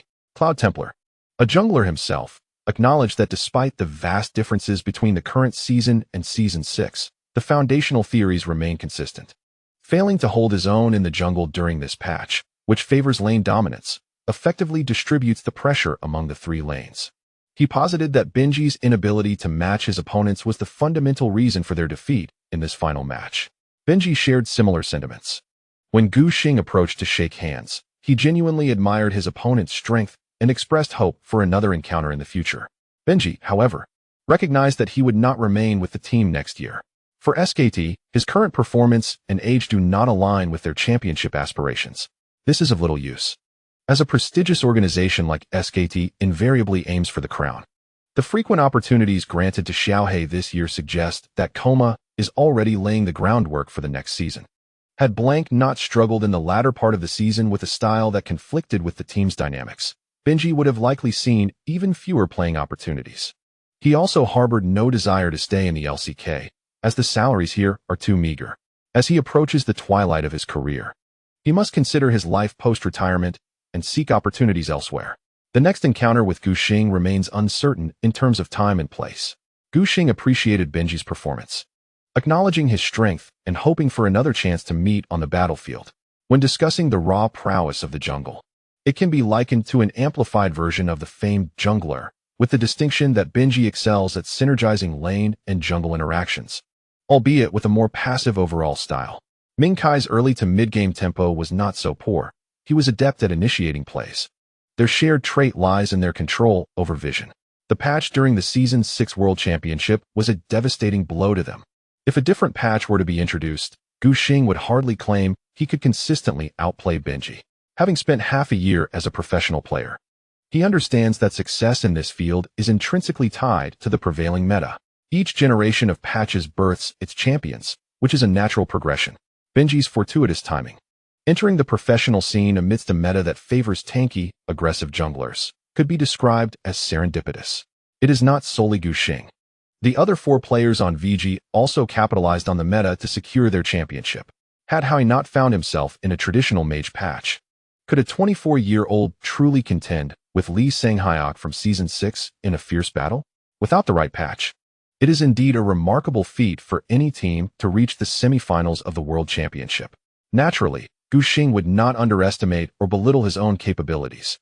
The version is laid out here, seizing it as a testament to one's skill. Bidding farewell to the foolish chicken, Gu Xing smiled at Li Xianghe. Faker, just emerging from his dazed state, rose with reddened eyes to shake his hand. Gu Xing noticed that Li Xianghe's monitor did not display the match settlement interface, piquing his curiosity about what it might be. As he leaned in for a glimpse, he discovered it was two newly opened documents obscuring the post-match statistics. Before he could ponder further, he heard Imp, in a state of exasperation, correcting Bei Junsik's erroneous choice of words. I won, and you still insult me? Basket does not mean that. I, Choi Young-bin, never anticipated that I would ultimately shoot myself in the foot. Imp's ability to articulate his thoughts was somewhat lacking. In his excitement, he spoke through gestures, mixing Korean and Chinese, leaving his explanation muddled. Gu Xing's attention was wholly captivated by Choi Young-bin, who then stepped forward to shake hands with Bang. Bei Junsik, rallying himself, appeared somewhat disheartened yet filled with fighting spirit, seemingly eager for a rematch with VG. We shall return, he declared defiantly. Wait and see next year. Gu Xing couldn't help but chuckle softly. Initially, he intended to help Lee Ji-hoon initiate a confrontation with SKT, akin to a quest for validation and revenge. Unexpectedly, Bang too harbored thoughts of vengeance. Behind him, Lee Ji-hoon exchanged a gentle handshake with Faker. The two shared little conversation before passing each other by. The cameraman seized this splendid opportunity, capturing the silhouettes of both mid-laners, immortalizing the moment on film. The IDs on the back of their respective jerseys glimmered under the spotlight. Thus, the saga of rivalry between the two mid-laners from SKT reached a temporary conclusion. The Emperor of Roars gazed at the seemingly despondent Faker, as if he were on the verge of tears, and offered some words of comfort from the commentary desk. Achieving second place in the World Championship is already an impressive feat. One must recognize that the difficulty of consecutive championships is unparalleled, and no other team has yet accomplished it. Thus, SKT's players need not be overly critical of themselves. Cloud Templar chimed in, affirming, indeed. For SKT to secure second place in a reversed meta is commendable. Reflecting on the entire year, they have garnered numerous achievements. With the spring season MSI Double Crown, coupled with the World Championship second place, regardless of how one assesses it, SKT stands as one of the most honored clubs of the year. Koma was precisely the voice of reassurance for his players. As the crystal at the base shattered, he rushed to the stage. Once the handshake ceremony concluded, he gathered the players together. Do not take it too much to heart. Our accolades are already plentiful. Even if this year's results cannot be deemed a resounding success, they certainly cannot be labeled as terrible. Koma's tone remained consistently gentle, showing no significant difference from after the draft of the third match. Moreover, the courage to embrace failure is a commendable trait. Everyone has endured more than one defeat and surely knows how to confront it. He scanned each player with his gaze. I merely wish for you to maintain the right mindset. Having weathered the hardships of 2 years ago, what reason is there to fear failure now? A profound silence enveloped the group. Aside from the Duke, the other 4 competitors spent their 2014 season with SKT. The sensation of being stifled by the dominance of the Samsung duo was undeniably disheartening. Nevertheless, SKT persevered and achieved unparalleled glory in 2015. Faker rubbed his reddened eyes, pondering whether the outcome would have differed had they not employed the time-manipulating champion in the third match. Upon hearing this, Koma paused momentarily. Xianghe, he gently reminded. Do you recall what I previously shared with you? In defeat, any explanation comes across as an excuse, distinct from other typical Korean coaches. Koma maintained a cordial rapport with his players, embodying a mentor and friend within the team, which earned him considerable respect among the SKT roster. A loss is simply a loss, Koma reassured his team, acknowledging that Vici Gaming performed better in the finals. There was nothing to shy away from. He was prepared to accept defeat, steadfast in his belief that he could lead the team to resurgence. Step down, he said, wrapping his arm around the player's shoulders, attempting to convey strength through this gesture. The forthcoming matters do not concern you. Go rest well, and by tomorrow, it will all be behind us. Lee Xiang had no words left, clutching his keyboard and mouse as he made his way toward the backstage corridor, gradually distancing himself from the resplendent glow of the Staples center stage. He cast his gaze downward, memories of his youthful exuberance 3 years prior, when he first lifted the Summoner's Cup in this very spot, flooding his mind. Comparing then and now, Lee Xiang felt the venue was both unchanged and transformed. 3 years had passed, sweeps and being swept away. He shut his eyes in anguish. The dream of a triple crown had shattered here. To once again pursue this ambition, he would have to wait another year. As he reached the entrance to the backstage corridor, he could hear the fervent English commentary resonating from the event. Vici Gaming has joined the ranks of those who have lifted the Summoner's Cup, truly deserving of the title of champions. Upon hearing this, Lee Xiang could no longer contain the tears cascading down his cheeks. He removed his glasses and turned back to the area enveloped in applause and cheers. At the center of the stage stood Gu Xing, draped in the Vici Gaming flag, intently gazing at the Summoner's Cup that haunted the dreams of all competitors. Standing approximately 60 to 70 centimeters tall, it appeared quite weighty. 5 hooded figures of summoners encircled the sides of the cup, adorned with blue gemstones and erratic runes. Under the radiance of the overhead lights, it shimmered captivatingly. Gu Xing beamed with joy, calling for his teammates to place their hands atop the trophy. 3, 2, 1. Together with all the Vici Gaming players, he hoisted the cup triumphantly into the air. The uproar from the stands surged to new heights. Spotlights converged on the Vici Gaming players, while the distant bleachers pulsed with a sea of red and blue, flashing like twinkling stars. Gu Xing turned to his teammates, observing 4 equally exhilarated faces as he discerned the roaring waves of cheers, clearly hearing fans passionately shouting his ID. A profound and indescribable emotion suddenly filled his heart to the brim.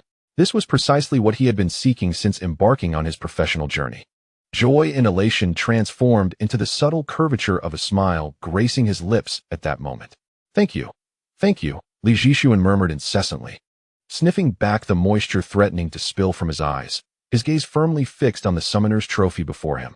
After a year, Zhu Qingbin once again held this trophy, glancing around to find that 4 of his teammates had changed. His body relaxed abruptly as he turned to look at Hongmi, who stood at the edge of the players' bench. Their eyes met across the distance. To Zhu Qingbin, Hongmi was a former teammate, a coach, and the one who had pulled him from the depths of despair. Imp raised his thumb in acknowledgement and showcased the summoner's trophy in his hand. Hongmi waved back at him with a heart full of pride. Once again, congratulations to VG, proclaimed the female host, Kha'Zix, as she stepped onto the stage in her high heels, beaming with a bright smile. Our new world champions. Gu Xing gathered the team flag on his shoulders and heard the host continue. First, we invite Riot Games co-founders, Timir and Rise, to present the championship medals. Starting this year, the world champions, in addition to the summoner's trophy, would also receive medals as a more convenient symbol of their triumph. The two co-founders made their way to the center with the medals, while the translator, Vincent, organized the VG players and their coach in a line to receive their awards. Observing the medals hanging around their necks, Vincent felt a sense of pride, his smile unwavering. When it was Gu Xing's turn, he strode forward confidently to shake hands with the Riot executives. The VG supporters erupted in cheers from the audience. Well played. Rise, slightly shorter and stockier, spoke with a warm, booming voice, living up to our expectations. They sought players like Gu Xing. The rise of players like Peanut and Yankos was something Riot was pleased to witness. The emergence of aggressive junglers seemed to validate the designer's effective adjustments to the jungle. Although the match durations were not well regulated and sometimes even increased, overall, Riot was quite satisfied with the outcomes of this World Championship. The victory of VG, not SKT or LCK, significantly contributed to the diversification of esports events. After exchanging a few pleasantries, Gu Xing, upon receiving his medal, instinctively traced its contours with his fingers. The silver medal dangled from a blue ribbon, featuring an image reminiscent of the summoner atop the trophy, adorned with a hood. They say one could bite it to test its authenticity. Du Liang was also examining the medal, hesitating whether to follow suit. Isn't it made of silver? Zhu Xiaolong questioned. Uncertain. Just as Gu Xing was about to interject into the conversation, he heard Kha'Zix, microphone in hand, continue with the program. Next, we shall present the FMVP award for this global finals. She, adorned in splendid makeup, gazes upon the sea of spectators in the stands, each undoubtedly harboring their favored candidate. Though one wonders if their choices align with the official verdict. The FMVP accolade has been established since 2014, with the first two laureates being Mata and Maroon, both distinguished players in the same role. The audience in the stands is abuzz with animated discussions, while viewers online engage in debates regarding the eventual recipient. Opinions are divided primarily between Gu Xing and Li Jihoon. Throughout the finals, VG's jungler stands out as the most remarkable player. Facing the dual champion composition, they hold their ground firmly, even managing to dominate their opponents in the jungle, proving to be an indispensable asset to the team's triumph.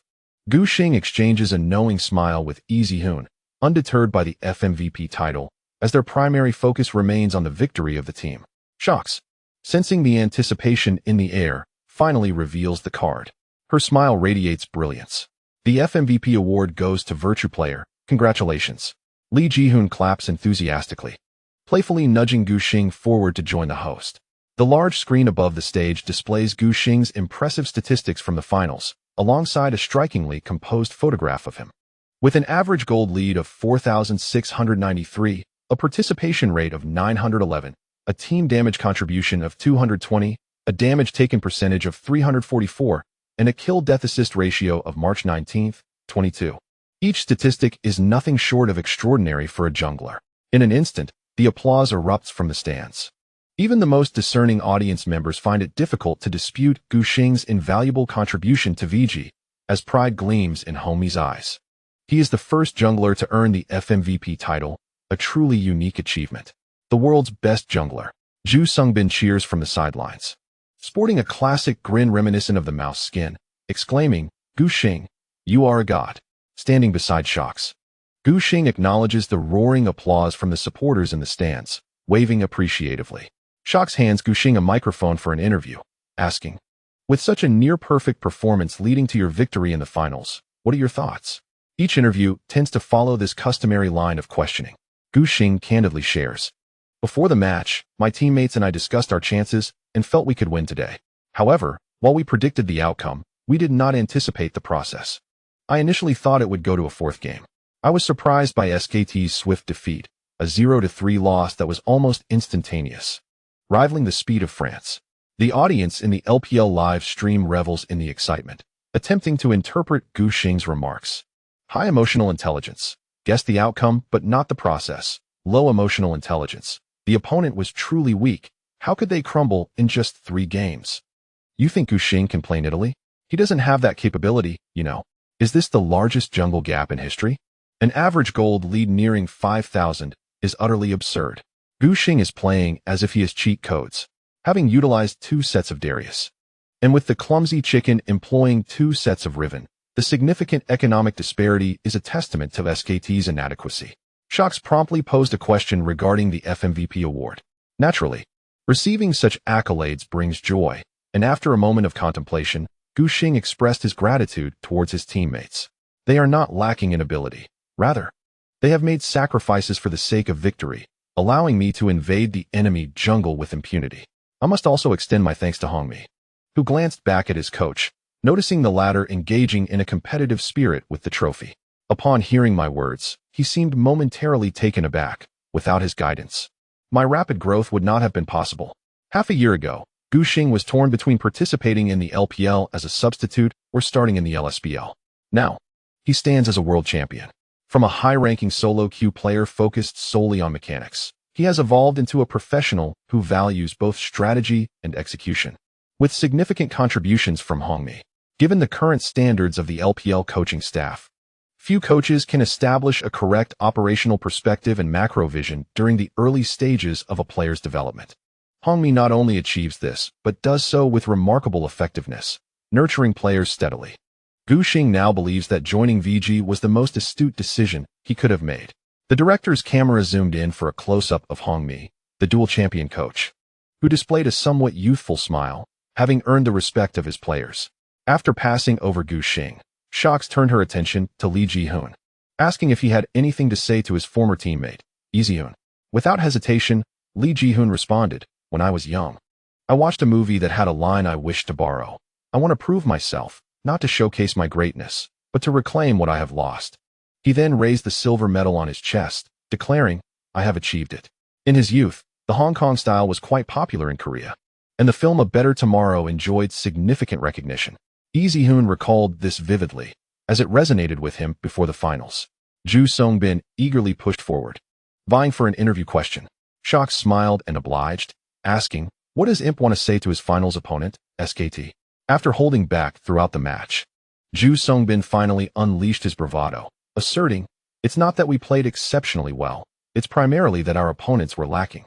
Moreover, I previously stated that when Bang and I face off in a best-of-5, we have never lost, and that remains true." As a side note, the atmosphere surrounding Ju Songbin's remarks was electric. When he concluded his statement, the audience erupted, akin to tumultuous waves rather than mere ripples. His interview was indeed outrageous. Yet he seemed unfazed, exclaiming, "What's the matter? I am a dual champion, the likes of which are unparalleled in the history of League of Legends. Am I not allowed to engage in some banter?"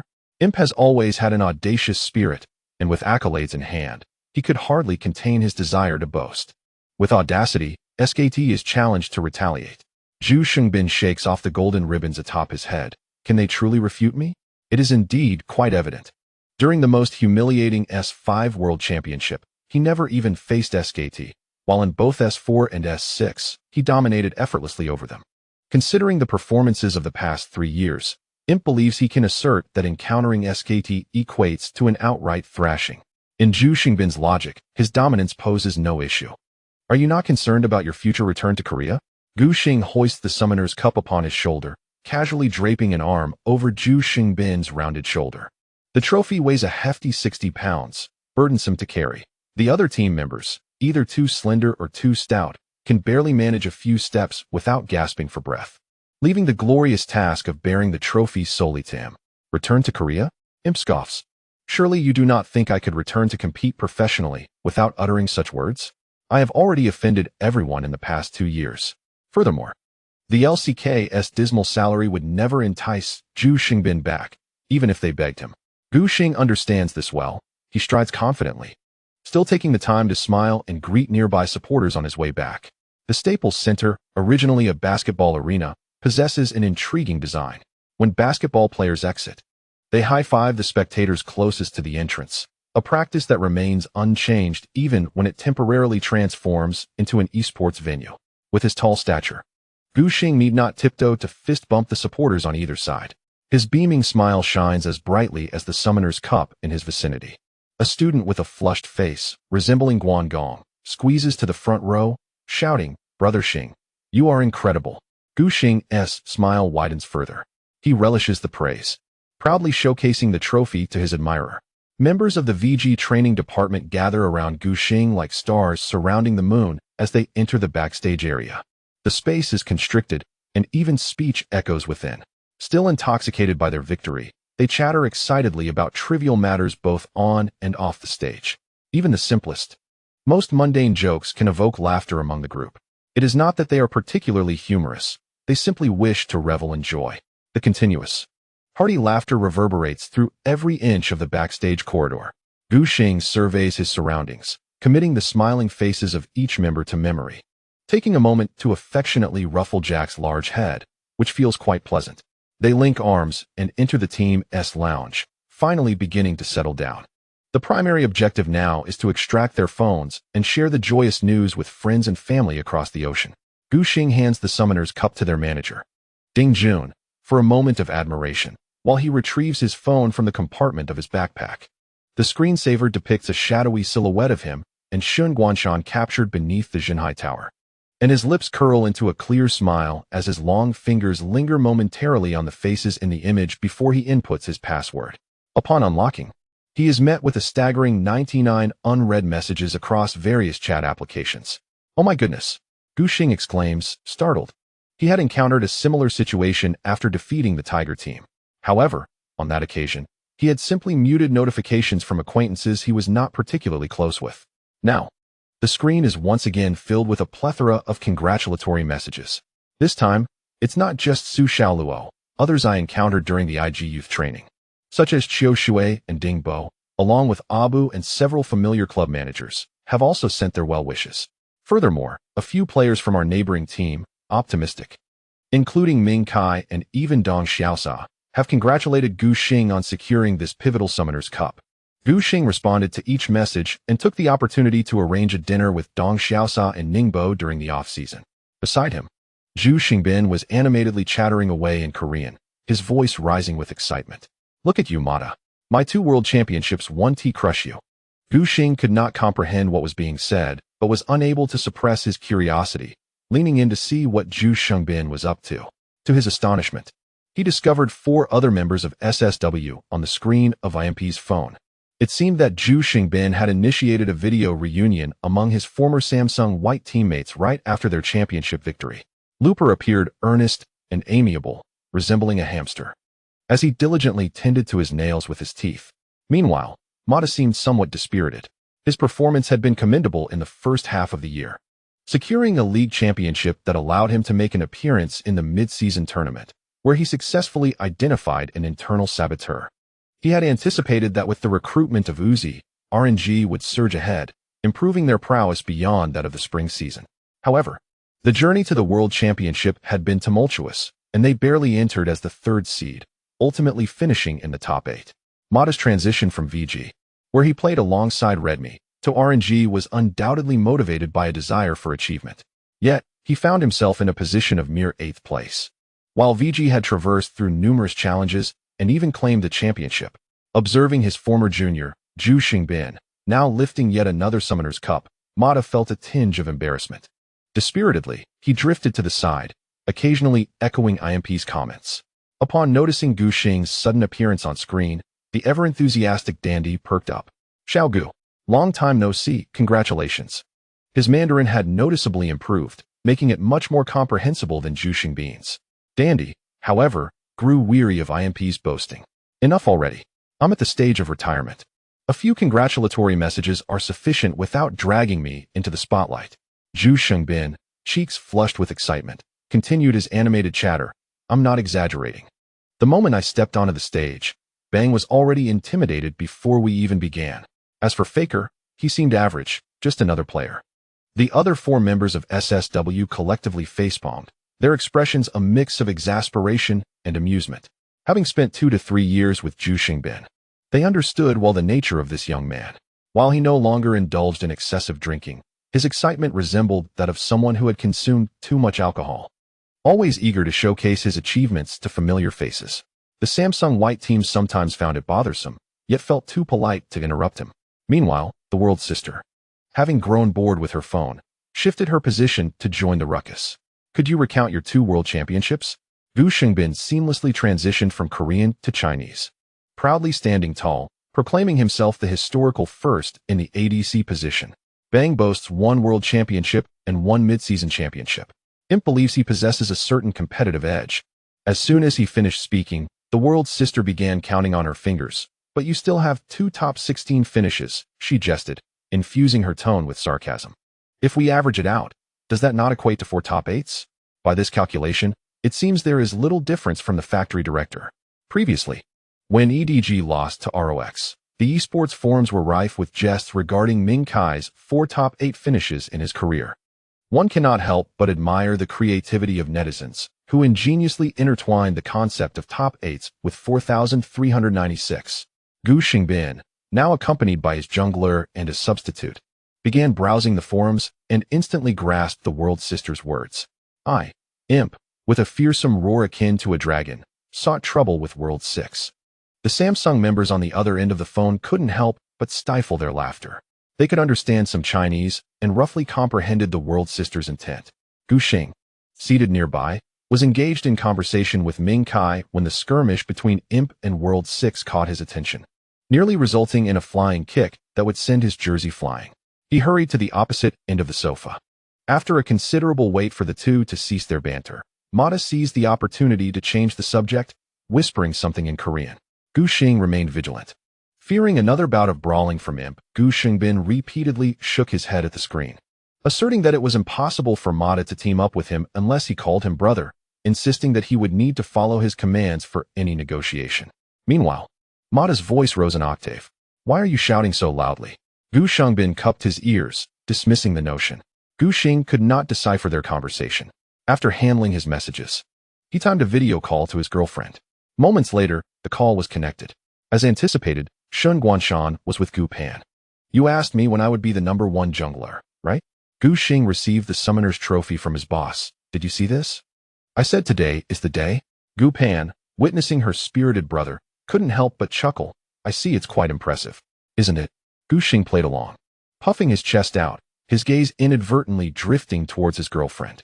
Shun Guanshan's eyes sparkled with clarity, brimming with joy, especially regarding Qianzhu, who is truly exceptional. She wouldn't dare use Li Xin. The audacious dragon's rage is simply out of the question. Yet, Shun Guanshan was well acquainted with Qianzhu, understanding her intricacies. There was a brilliant moment of ambush that netted 2 marks and constrained the opposing top laner. Gu Xing found this highly advantageous. Excessive flattery loses its charm. Substantiated praise carries weight. By the way, you have no idea how wild it was at school today. Shun Guanshan's delight was palpable, genuinely thrilled for her boyfriend. As many in the cafeteria and study room were watching the finals live. Is that true? Gu Xing paused for a moment before responding. Is it really that exaggerated? He was aware that the finals this year garnered more attention than in previous years, partly due to the teams involved and the rapid expansion of the global player base. However, the extent of this fervor was still unclear to Gu Xing, who had just claimed victory. After all, he was in North America. And aside from the exhilaration and cheers surrounding the trophy presentation, he had not personally perceived any significant changes. We recorded a video and sent it to you, so you could see Gu Pan's fingers dance across the screen. As soon as Gu Xing opened the file, a cacophony of noise erupted from his headphones. He quickly lowered the volume and glanced around, realizing the video was set in the cafeteria. Numerous classmates were engrossed in their phones, watching the finals as a form of entertainment. For them, esports was merely a source of amusement. Yet today's excitement was particularly extraordinary. They hastily shoveled spoonfuls of rice into their mouths, eyes fixed on the screen. As VG was on the verge of toppling SKT's base, the students were electrified, incessantly chanting the name of their regional representative team.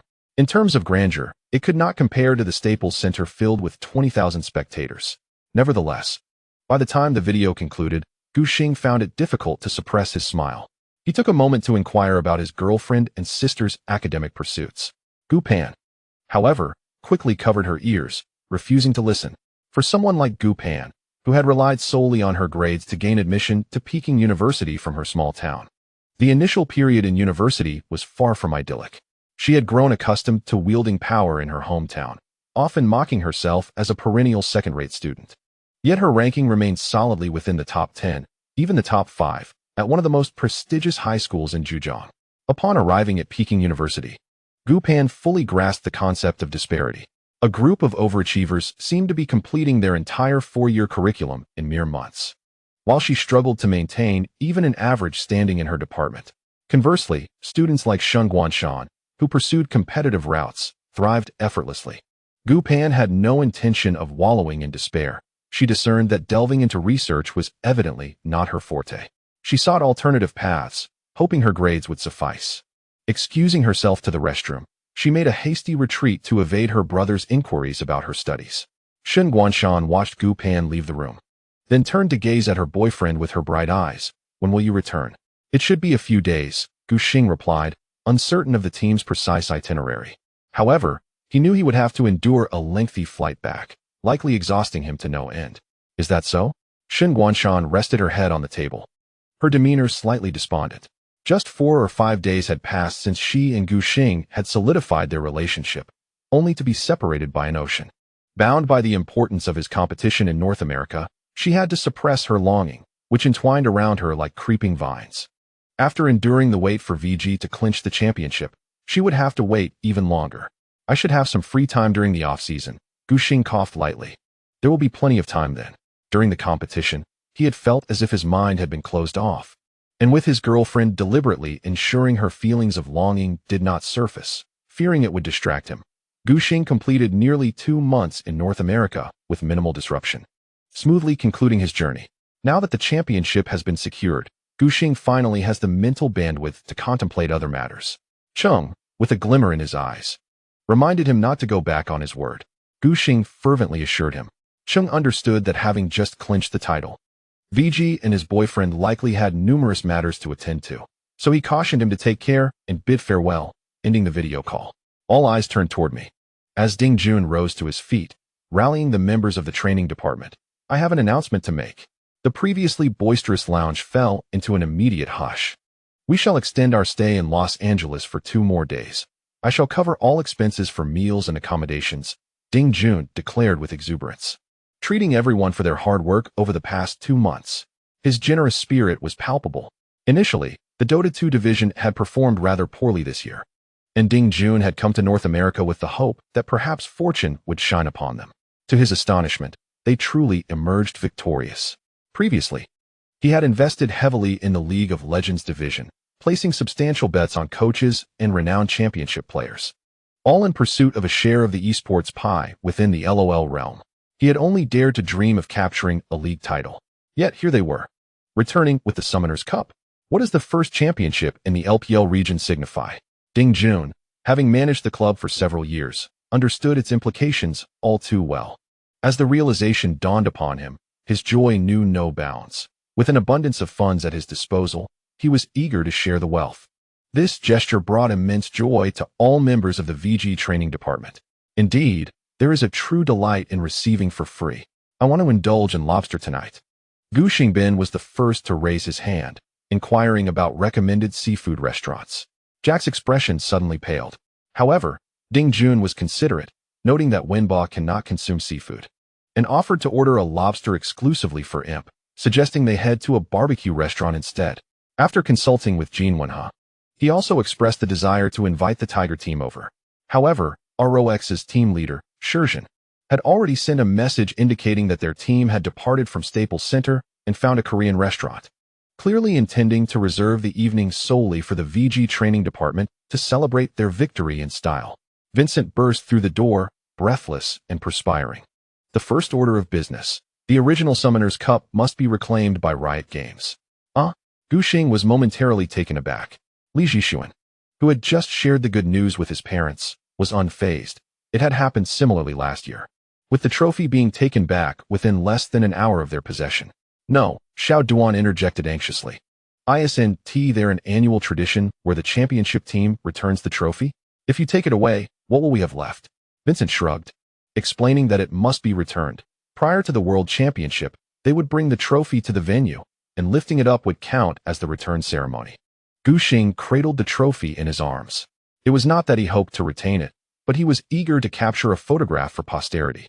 As time was of the essence, he hurriedly snapped a couple of pictures and promptly passed the trophy to his teammates. Everyone followed suit, and the lounge maintained an air of orderly chaos. Vincent proposed a solution, a smaller, customizable model of the Summoner's Cup, approximately the size of the original, could be created for those who wished to commemorate the occasion, though the costs would be borne by themselves. People are indeed inclined towards compromise. When the trophy retrieval was previously mentioned, there was a palpable reluctance among everyone. However, had there been an alternative model in place, the prospect of reclaiming the trophy would not have seemed so daunting. With a grand gesture, Ding Jun waved his hand, declaring that each team member would receive a trophy, with an additional one reserved for the club. It was about time our trophy display room on the top floor of the base was put to good use.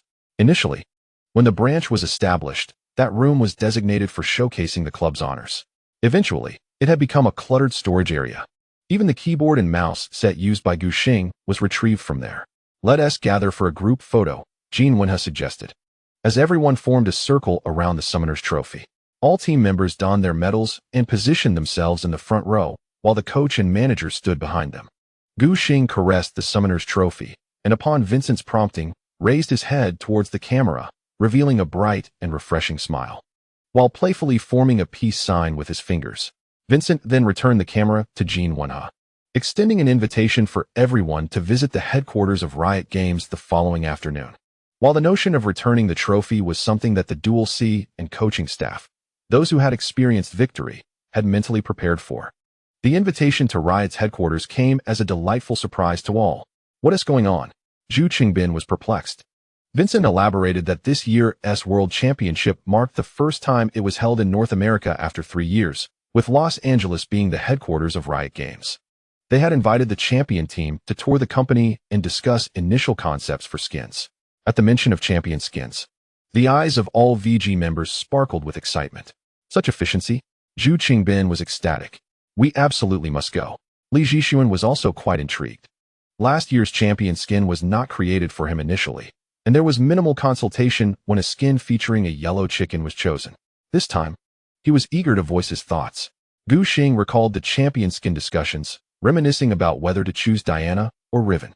Vincent, with a grunt, carried the Summoner's Trophy out of the room, reminding them that there would be a group interview after the match, and he would call them when it was about to commence. As they found themselves unable to leave the venue for a meal just yet, Gu Xing tore open a package of Snickers and indulged. He had only consumed 2 bananas, milk, and a fried egg earlier that day, and following the intense excitement of the match and victory, he now felt ravenously hungry. The remaining time was spent browsing his favorite esports forum, where the buzz was unprecedented. The impact of VG's victory was beginning to unfold, with threads receiving hundreds or even thousands of replies. "VG is truly formidable. Can they really sweep SKT? A lifelong fan of VG. Even if they perform poorly in the future, I will stand by them." A decade-long VG supporter has arrived uninvited. The era of the pig and dog dividing the world has ended. It is now VG's time.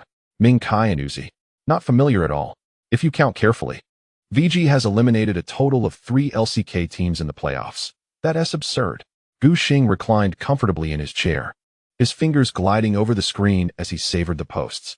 The forum was awash with adoration for VG, and it would not be an exaggeration to describe the praise as extravagant. There were also numerous threads that mentioned him, with a casual click into a particular virtue. One cannot help but ponder the significance of today's finals within the grand tapestry of championship history. Below, there are a total of 963 comments, many of which shine brightly. The only real challenge lies in comparing it to Dandy's era. In other seasons, the jungle position was rather ineffective, merely a tool without comparison. That year, the Samsung White system and individual prowess were utterly overwhelming. Even among the trio, they were not the most prominent. Mata deserves mention too. In terms of sheer data performance, Xiao Gu is indeed in a league of his own. Can anyone else boast a 911 participation rate? Furthermore, he was the team's leading damage absorber and third in damage output percentage. Isn't being the first jungler to earn the FMVP enough? Xiao Gu is a deity among deities. VG won a total of 15 games, with Xiao Gu claiming MVP in 10 of them. The last match remains unassessed. But it's likely still him. What's there to dispute? Xiao Gu, wishing to continue observing, was called by Vincent to participate in the team's post-match interviews. He effortlessly navigated to his seat alongside his teammates, facing a sea of esports media below, given that it was the finals. The number of attending media outlets had doubled compared to the semifinals. Xiao Gu felt a rush of emotions. When VG first entered the group stage, there were hardly any media present to interview them, only the main stage and LPL hosts. As VG's performance grew increasingly formidable, marching toward the championship trophy, each step forward saw a corresponding surge in the number of media at the post-match interviews. The increase in media presence inevitably meant that VG players faced a barrage of questions when a journalist inquired about Virtue's performance, particularly regarding his exceptional play with Lee Sin in both matches, asking whether he felt he had a superior grasp of the champion compared to other junglers in the region. Xiao Gu exchanged a glance with World 6, and they both chuckled in unison, leaving the reporters perplexed. Their laughter stemmed from a momentary suspicion that perhaps this was a ploy from a detractor. After a brief moment of contemplation, Xiao Gu replied that his skill level was quite average for the LPL. The proficiency with Lee Sin among junglers in the region was remarkably high. The champion, known for the NSEC kick, also requires adept execution in real-time scenarios. However, following NSEC, the 4 great junglers from Ojian arrived in the LPL, alongside talents like Ling Yao and Tao Bao Quan, leading to an abundance of Lee Sin experts in the LPL. The journalists temporarily shifted their focus, seeking answers from the head coach regarding the decision to select Galio in the decisive match. Having practiced that option beforehand with promising results, Hongmi contemplated not disclosing the details about the Rock's practice partners. Being Korean himself, he understood the nuances of domestic public opinion. Revealing such information would not bode well for the Tigers. As for the other informed party, SKT, Hongmi believed they would not clarify the matter and would simply have to swallow their grievances. The media then turned their attention to Li Ji-sun. As the only player in history to secure consecutive world championship titles, how did this victory compare to his previous triumph? Without hesitation, Easyhoon raised the microphone to respond, expressing that the essence lies in the sense of participation. This year, he accompanied and assisted VG in achieving ultimate victory, a stark contrast to his experience during S5. His tone was measured and composed, radiating elegance and amiability. The past 2 months have indeed been a remarkable journey.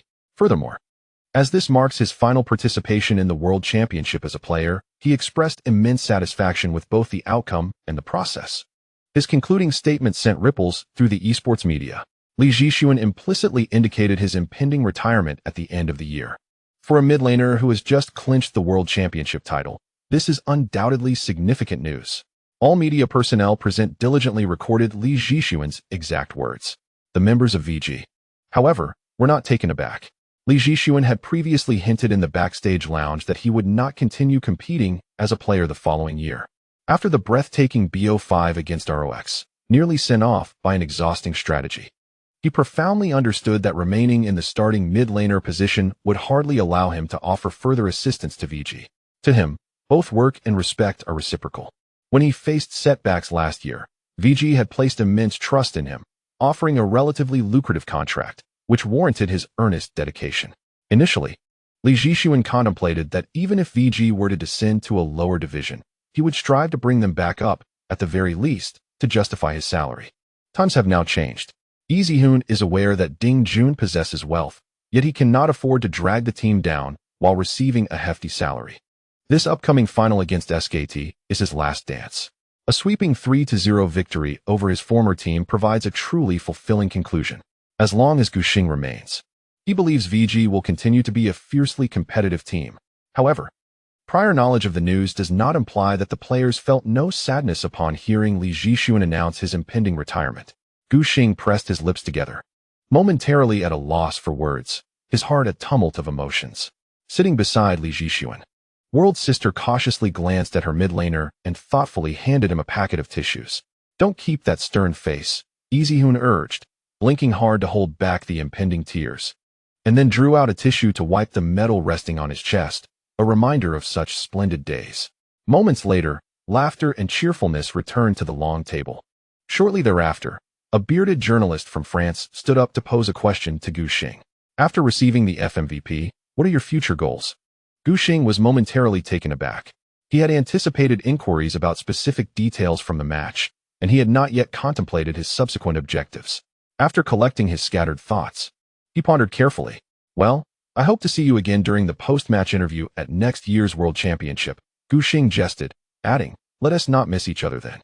The interview finally reached its conclusion, and the VG players headed straight to a nearby barbecue restaurant specializing in Texas cuisine. After indulging heartily to satiate their appetites, Gu Xing observed Zhu Chengbin fiercely attacking a lobster. What are your plans for next year? He suddenly asked Li Jixuan. Will you be returning to South Korea for military service? Prior to this, Gu Xing learned that Izihun had not completed the mandatory military service required of most South Korean men, leading him to believe that the latter would return home to endure 2 years of hardship. Li Jixuan shook his head, noting that the military service could be postponed for another 2 years as he had not yet reached the requisite age. After imbibing a couple of glasses of red wine, his cheeks flushed, he turned to the other side of the table and bellowed, Chenrong-gu. Homie, who was struggling with a beef rib, looked up in confusion. What is up? Is your coaching team short-staffed? Izihun stated succinctly, add me to your roster. Homie readily agreed. Sure, chum. For him, a player like Howie, who relied on experience during competitions, was perfectly suited to be his right-hand man, at least in terms of a broader perspective. Moreover, Izihun demonstrated commendable learning abilities, quickly grasping theoretical knowledge. All things considered, he was undoubtedly an excellent candidate. Li Jixuan then turned to his jungler. See? The employment issue for next year is resolved. It's that simple. Gu Xing paused for a moment before raising his glass filled with cola, gulping down the beverage with enthusiasm, a smile involuntarily creeping onto his lips. He felt quite reluctant to part with this group of players. After all, they were his first official teammates upon entering the professional arena, and their bond had deepened over the 6 months they spent together, sharing both joys and hardships. Continuing to work together would indeed be ideal. Furthermore, there was no need to dwell on trivial matters now. Li Jixuan draped his arm over Gu Xing's shoulder. Why the sorrow after just winning the championship? Haven't you had enough joy yet? Think about what skin to choose for the championship. Isn't that a more pressing concern? Indeed, Gu Xing chuckled, realizing that after just winning the championship, the immediate priority should be how to celebrate. The tinge of melancholy in his heart vanished without a trace. The two clinked their glasses together, the crisp sound of glass colliding resonating in the air. As a side note, 8K words, 9:45 W228, the best gift the following morning. Gu Xing was roused from slumber by the persistent ringing of his phone. Jack, in the adjacent bed, remained soundly asleep, mumbling incoherently. Gu Xing quickly opened his sleepy eyes and propped himself up, noticing the caller ID displayed his girlfriend's name, causing an immediate jolt of surprise. He hurriedly twisted the doorknob and stepped onto the balcony, greeted by the bright, cloudless Los Angeles sunshine, the glaring light striking his eyes directly. What's wrong? Gu Xing answered the call, his voice tinged with nervousness. It was not the usual time for Shun Guanshan to contact him, and he feared something urgent had arisen. On the other end, a cheerful and melodious voice chimed in. Happy 19th birthday. Still groggy from sleep, Gu Xing struggled to comprehend the situation. He was momentarily caught off guard by his girlfriend's unexpected announcement. Is it your birthday today? Shin Guanshan seemed to be outdoors, as the sound of howling wind could be heard in the background, her tone laced with a hint of doubt. After contemplating for a moment, Gu Xing realized it was indeed true.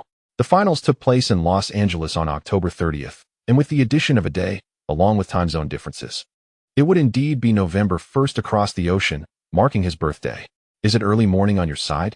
Gu Xing turned a corner in his thoughts. Indeed. Shun Guanshan's tone was lively, and I deliberately timed it to midnight, aiming to be the first to convey my birthday wishes to you. Gu Xing switched to a video call, and she promptly answered. Dressed in a simple white sweatshirt, my girlfriend stood on the balcony. Against the backdrop of the inky black night, her bright, spirited eyes sparkled, illuminating the moment as she appeared vibrantly before Gu Xing. Is your roommate still awake? Gu Xing noticed the lights still on in the dormitory. Not yet. They are studying late, Shun Guanshan replied, her voice rising playfully at the end. I bought a small cake earlier. She proudly shifted the camera to show her boyfriend. On a palm-sized cake base rested a pink starfish and a rectangular piece of yellow sponge. Gu Xing couldn't help but chuckle. Isn't it quite adorable? Shun Guanshan beamed with a radiant smile, as if she could dispel the darkness. I searched several bakeries before I managed to find it. She rubbed her frostbitten fingers, presenting the cake to Gu Xing. I realize it's rather simple, but the conditions are quite limited. In the future, we can celebrate birthdays in a more elaborate manner. Gu Xing interrupted her. This is already wonderful. For over a decade, he had celebrated birthdays with Gu Pan. In childhood, they would squabble over who got an extra piece of cake. Now, having his partner with him on his birthday filled Gu Xing with contentment, rendering him indifferent to the cake's simplicity. Thank you, he said sincerely. Don't mention it, Shun Guanshan replied bashfully. I haven't done anything particularly special. In the dormitory, she couldn't light candles, so she played the birthday song, nervously singing along in a soft voice. However, her off-key notes and occasional missed beats added a touch of humor to the otherwise warm scene. Noticing Gu Xing's unwavering gaze fixed on her, Shun Guanshan felt her cheeks flush, her clear voice lowering as she sighed in relief once the accompaniment ended. Make a wish quickly, she urged, positioning the starfish and SpongeBob towards her boyfriend. Gu Xing was skeptical but complied nonetheless. Closing his eyes, myriad thoughts swirled in his mind, and he felt his throat move slightly. When he opened his eyes, he found Shun Guanshan intently staring at his throat. What is it? He asked curiously. Nothing, she murmured, averting her gaze, her cheeks growing even rosier, internally scolding herself for being peculiar. Just moments ago, she had contemplated touching his Adam's apple to see what it felt like. Gu Xing didn't delve deeper into the matter. Aren't you cold standing on the balcony? You should go back and get some sleep.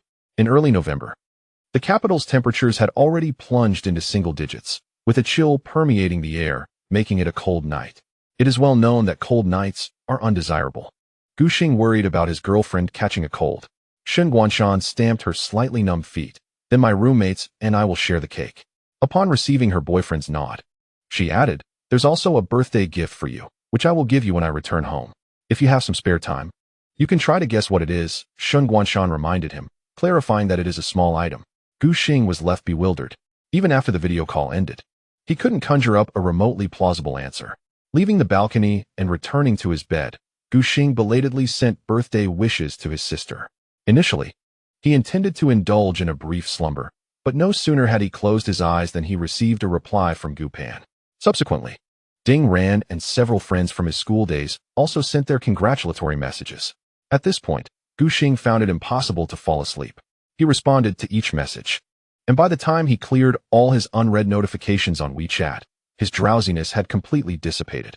Noticing that Yuanba, who was cocooned in the blankets with only his prominent head visible, showed no signs of waking, Gu Xing decided to check the forum to see what new antics the fans had conjured up. As the day progressed, the forum remained abuzz with excitement. The fervor surrounding VG's championship victory had yet to wane. The posts were inundated with hundreds of replies, and new threads sprouted up in mere moments. Gu Xing couldn't help but marvel at the unprecedented fervor he was witnessing. After half a year of frequenting the forum, he had never encountered such a spectacle. Reasoned discussion: is Xiao Gu now firmly seated as the top jungler in LPL history? Nonsense. The FMVP title speaks for itself. If not Xiao Gu, then who? Ming Kai? One repays Peanut, the other dominates him. That's the difference between Xiao Gu and the coach. Debuting for just half a year with a summer championship and a world championship, Xiao Gu must be living in a chosen script. Here is a joke. In the pre-match top 20 rankings, FMVP was placed 15th, sweeping 3 LCK teams with an overall score of 9 wins and 2 losses. The gold standard is absolutely top tier. As Gu Xing browsed through the threads, a smile remained on his face. He had yet to fully acclimate to the emotional shift that accompanied victory. In fact, his first instinct upon waking early was to head to the training room to continue practicing for upcoming matches. The routine of 2 months had ingrained in him the habit of feeling uneasy when not engaging with the game. As he scrolled through the trending posts, reinforcing his memories, he confirmed to himself that he had indeed lifted the Summoner S Cup the previous day. During this time, he also came across a repost regarding the post-match group interview. Netizens were taken aback by the news of Li Zhixuan's impending retirement at the end of the year. They expressed their confusion and disbelief in the comments. One comment stood out. Izihun's back-to-back championships had concluded. Even if he did not remain with VG, other clubs would certainly offer substantial sums to entice him. With money readily available, why rush into retirement? This sentiment reflected the thoughts of many netizens. However, Gu Xing was able to comprehend the underlying reasons. After dismantling the SKT dynasty, Easyhoon's professional career could be deemed complete. Continuing to play at a professional level would likely mean a less intense training regimen. Moreover, with age creeping in, a decline in performance was inevitable. Staying with VG might lead some netizens to perceive him as merely coasting on past achievements. And performing well in another team would be challenging, especially given the hefty salary they would demand, regardless of the choice made. It would cast a shadow over Easyhoon's public perception and reputation. Li Zhixuan was of a temperament content with modest success. His family background was decent, and his perspective on money was pragmatic, believing that enough was sufficient. He lived quite frugally, unlike Zhu Xingbin, who was known for his extravagant purchases. In just 1 year in the LPL, he had already earned several million. For Li Zhixuan, his savings are ample enough to ensure a life free from financial worries for the remainder of his days. In such circumstances, Easyhoon prefers to gracefully retire at the peak of his career and transition to a coaching role behind the scenes, allowing himself a moment of respite. Following the post-match group interview, Guxing stumbled upon a segment concerning SKT, instantly igniting his curiosity. Upon clicking the accompanying video link, he was met with the footage of SKT's post-defeat interview after last night's finals. Initially, Guxing perceived it as a form of punishment. The KT training department members sat in a row, their expressions vacant, as if awaiting judgment. Numerous questions posed by the Korean media were pointed and incisive. Confronted with the reasons behind their devastating loss, Ka immediately took it upon himself, attributing the blame to his own shortcomings. VG performed exceptionally well, particularly during the draft phase. They devised numerous strategies around the time system, and their early acquisition of champions disrupted our composition. The innovative Galio mid-lane strategy posed significant threats to us. Ultimately, the issues stemmed from my inadequate preparation and champion selection. Ka evidently sought to shield his teammates from excessive criticism and scrutiny. The Korean region had previously dominated the World Championships for 3 consecutive years, and now, with SKT's unprecedented defeat, they were bound to face domestic backlash. If the players' morale were to shatter under public derision, how could the team hope to succeed in the following year? The optimistic Bengi expressed hope that his teammates would excel next year, emphasizing the importance of synergy as they once again encountered VG on the world stage, demonstrating SKT's prowess. Guxing grasped the underlying message. Bengi aimed to uplift SKT. However, it remained uncertain whether the double champion would retire or join another team. Regardless, it bore no relevance to Guxing, who remained unperturbed. As the KT post-match interview neared its conclusion, a staff member from a Chinese esports media outlet stood to pose a question. Faker, which player from VG left the deepest impression on you during the finals? The journalist sought a commendatory remark from Lee Sang-hyok, hoping to craft an article praising LPL players upon his return. Without hesitation, Faker replied, "Today, I did not find any particular player particularly impressive. It is unfortunate not to have secured the championship. My focus is more on contemplation and reflection regarding this aspect." Guxing turned over in bed, switched off the video, and began searching for any Korean forum discussions.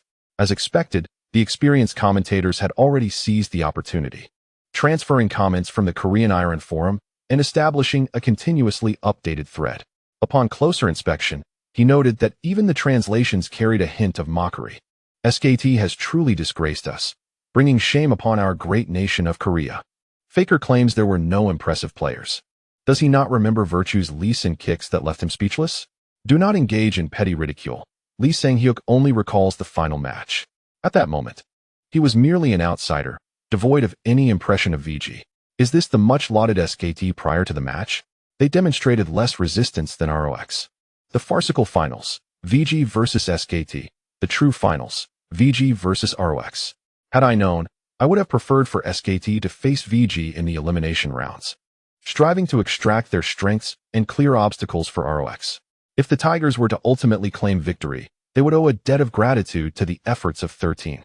The fervor of Korean netizens is palpable, with old grievances resurfacing. In previous years, when KT was thriving, their fans often took the opportunity to disparage their rivals. Samsung CJ was no match for the supporters of the dual champions. Many have been offended in the process. The recent defeat in the finals has incited widespread outrage in Korea. Fans from other teams, once oppressed, are now emboldened to seek retribution. And with countless neutral observers joining in, the online battle has quickly become one-sided. It is a backlash, to put it simply. Gu Xing is enjoying the spectacle when Jack finally stirs awake. What are you watching, old Gu? He asks. I'm off to the restroom. Hurry up and get up. Today, I'm treating us to lunch. Yu Wenba's eyes widen in surprise. He did not anticipate such good fortune. Is this for real? I'm celebrating my birthday. So indulge me just this once. In Gu Xing's mind, the image of his girlfriend awkwardly singing happy birthday while holding a cake resurfaces, filling him with joy. Jack ponders for a moment. He is aware that Gu Xing's family is of modest means, and he likely does not have much money at the moment. How about fried chicken today, considering we had barbecue yesterday? Yu Wenba suggests a fitting solution. Gu Xing readily agrees. And the two set off to a nearby fried chicken establishment named Jollibee for lunch. They had chosen this place at random, and it turned out to be an unexpected delight. The fried chicken pieces were substantial, succulent, and perfectly tender, harmoniously complemented by the meat sauce. Judging by the quality of the fried chicken, this has emerged as one of the highlights of their North American journey.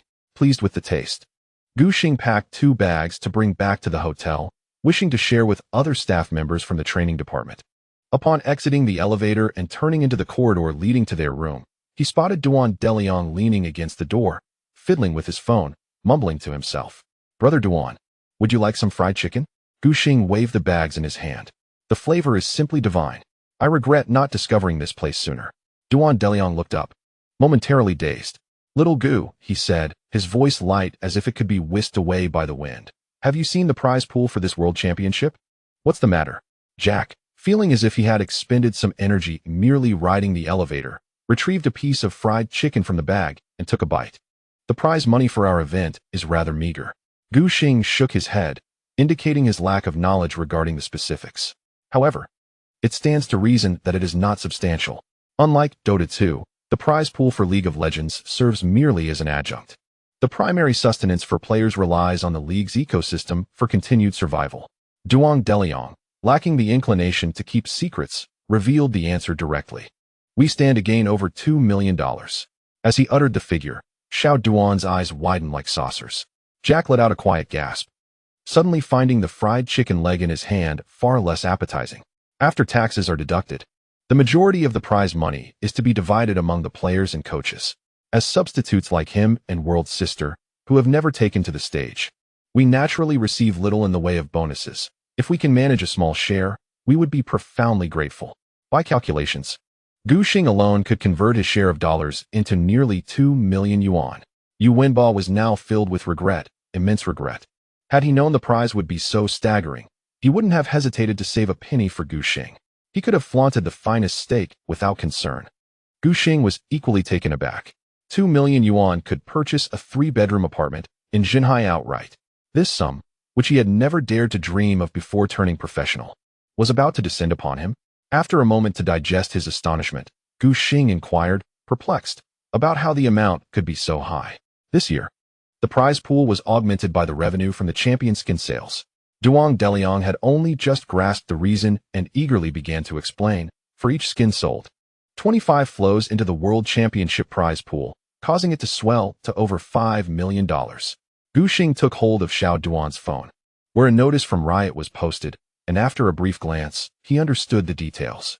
Starting this year, not only would the income from the Champion Series skins sold prior to the World Championship be injected into the prize pool, but once the team skins for the World Champion were released, 25 of that year's total skin revenue would also be allocated to the team and its region. As for the champion teams from previous years, they would likewise receive compensation from Riot's income. Gu Xing took a deep breath, realizing the total amount was unfathomable. Doinb was similarly lost in a state of shock. After the summer tournament concluded, Ding Jun had previously received a salary increase, allowing Xiao Duan to settle all the family debts at once. However, he had little savings left, remaining in a state of poverty overall. Should they secure this prize money alongside future skin revenue? Xiao Duan finally grasped the true significance of yesterday's victory. In the evening, the VG and ROX teams gathered for a meal. The Tiger team had booked late-night tickets back to Seoul, just in time to bid farewell. Xinggu, Xiao Huaxing exclaimed as he dashed toward Gu Xing. You were absolutely stellar yesterday. That blind monk's 7-word spinning kick shattered SKT. His excitement was palpable. The ROX team was enveloped in a jovial and harmonious atmosphere. even though they did not achieve personal revenge. Witnessing SKT's sweeping defeat at Staples Center was invigorating for the Tiger team members. Meb, intoxicated and unaware of how much he had consumed before arriving, flushed red as he embraced Gu Xing, grinning broadly. Nico was phenomenal. Of course, Gu Xing replied, nudging him with his shoulder. I cannot let you down. Just as he was about to continue, Jin Wonha rushed into the private room with a small cart bearing an impressively large cake. It is not merely my opinion. This situation is indeed somewhat awkward. Manager Lu Wenjun, standing nearby, chuckled and teased, as it happened that Xiaogu's birthday coincided with the day following the finals. I hesitated to make an early reservation, fearing that should we lose the finals, we would only secure a second place. And the members of VG might lack the enthusiasm to celebrate Xiaogu's birthday immediately. You don't understand, do you? Gu Xing retorted confidently, proclaiming that henceforth, every year during the World Championship, he would celebrate his birthday only after securing the championship. This would be a double celebration. Upon hearing this, the atmosphere in the private room was instantly filled with joy. The members of the Tiger team clapped in rhythm, enthusiastically singing the birthday song. Gu Xing had previously thought that Shun Guanshan was tone-deaf, but upon hearing his friend sing, he realized his own limited perspective. Xiao Huaxing strained his voice, sounding akin to a wailing ghost, while Zhu Qingbin was equally as relentless. Their duet nearly whisked Gu Xing away in delight, verging on a cacophony. After enduring the tumultuous performance, Gu Xing believed the torment had finally come to an end. However, members of both teams subsequently gathered to take photos with him, leaving Gu Xing to maintain a smile, which eventually felt frozen on his face. As he picked up a knife to cut the cake, he finally completed all the tasks at hand and hoped to return to his seat for a moment of respite. Xiaogu, why not post something on Weibo? Jin Wenha suggested while distributing cake to everyone, concurrently issuing new directives to his jungler. Didn't I get your account verified before? Just use that one. Gu Xing had nearly forgotten he had a Weibo account, as he seldom checked it. Although there were discussions on esports topics, he found the comments to be overwhelmingly filled with excessive flattery. In comparison, he felt that a more straightforward approach suited him better.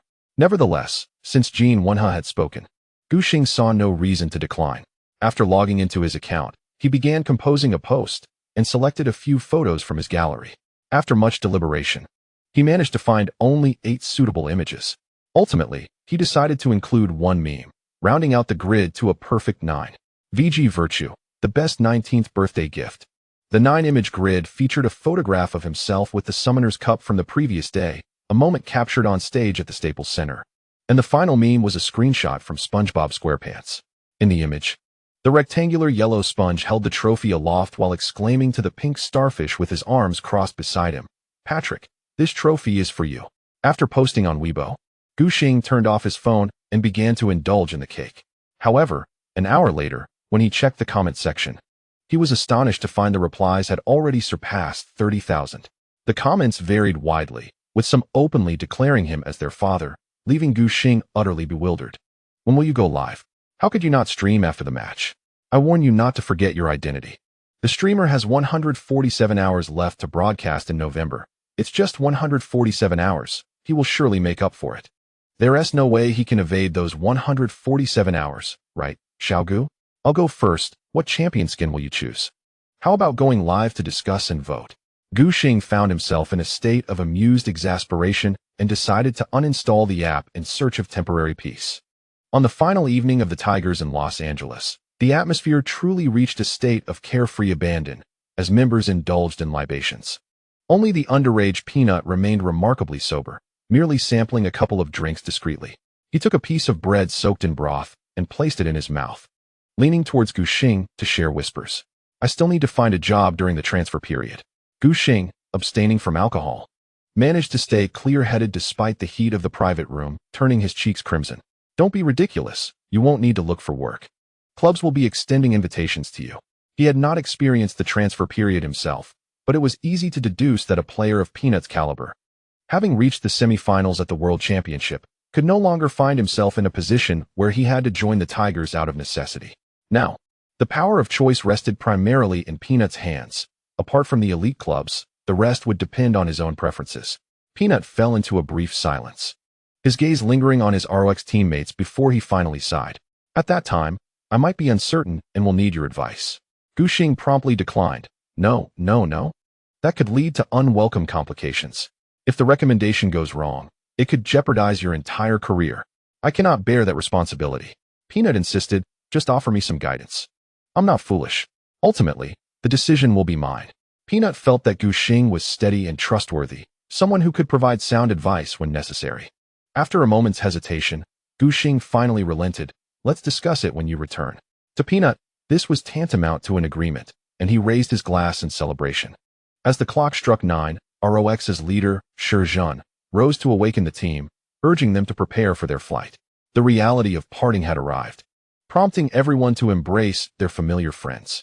Stay in touch, Guxing said as he shook hands with each member of the Tigers, wishing them well. Peanut playfully punched him twice on the chest, exclaiming, "See you on the battlefield next year. I intend to reclaim my ground." Agreed, Guxing replied, ruffling Peanut's silver hair. "It's a promise. I'll be waiting for you." The ROX members bid farewell to the VG training department for the last time and hopped into a taxi. Speeding away, Meb leaned against the back window, watching the dazzling lights of Los Angeles fade into the distance, feeling a bittersweet melancholy wash over him. Upon arriving at the airport, they unexpectedly encountered familiar faces from the KT training department. The bright red uniforms were hard to miss, making them easily identifiable. An awkward silence enveloped the two groups, with neither side willing to break the ice. The situation grew increasingly uncomfortable.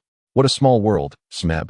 Still recovering from the effects of the wine, grumbled softly, "Ruja, how did you book the flights? We're not going to be stuck together for 12 hours, are we?"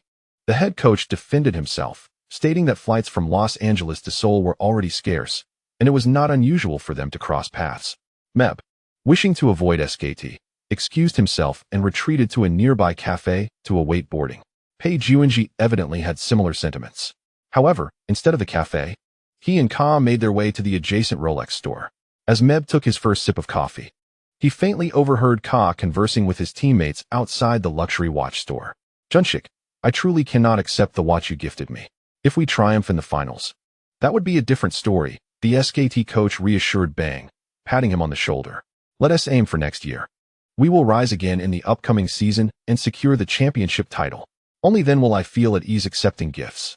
Unable to resist Ka's insistence, Pei Junshik reflected on Ka's words, which resonated with his own aspirations, and agreed without hesitation.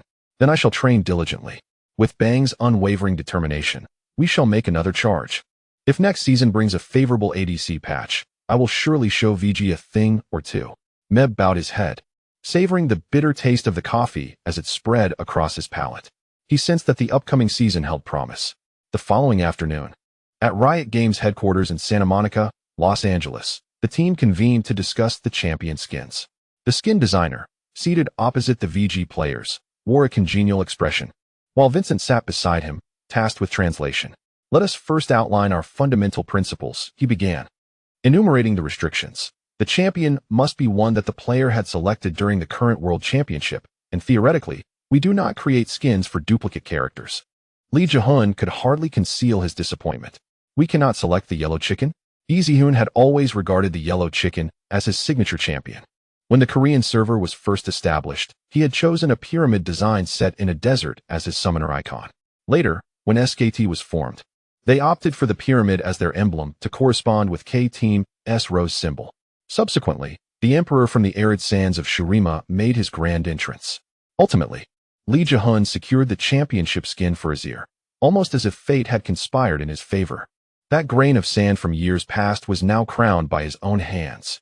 Now, as Lee Jae-hoon sought to change the skin color for the yellow chicken, he unexpectedly encountered resistance at the very first step.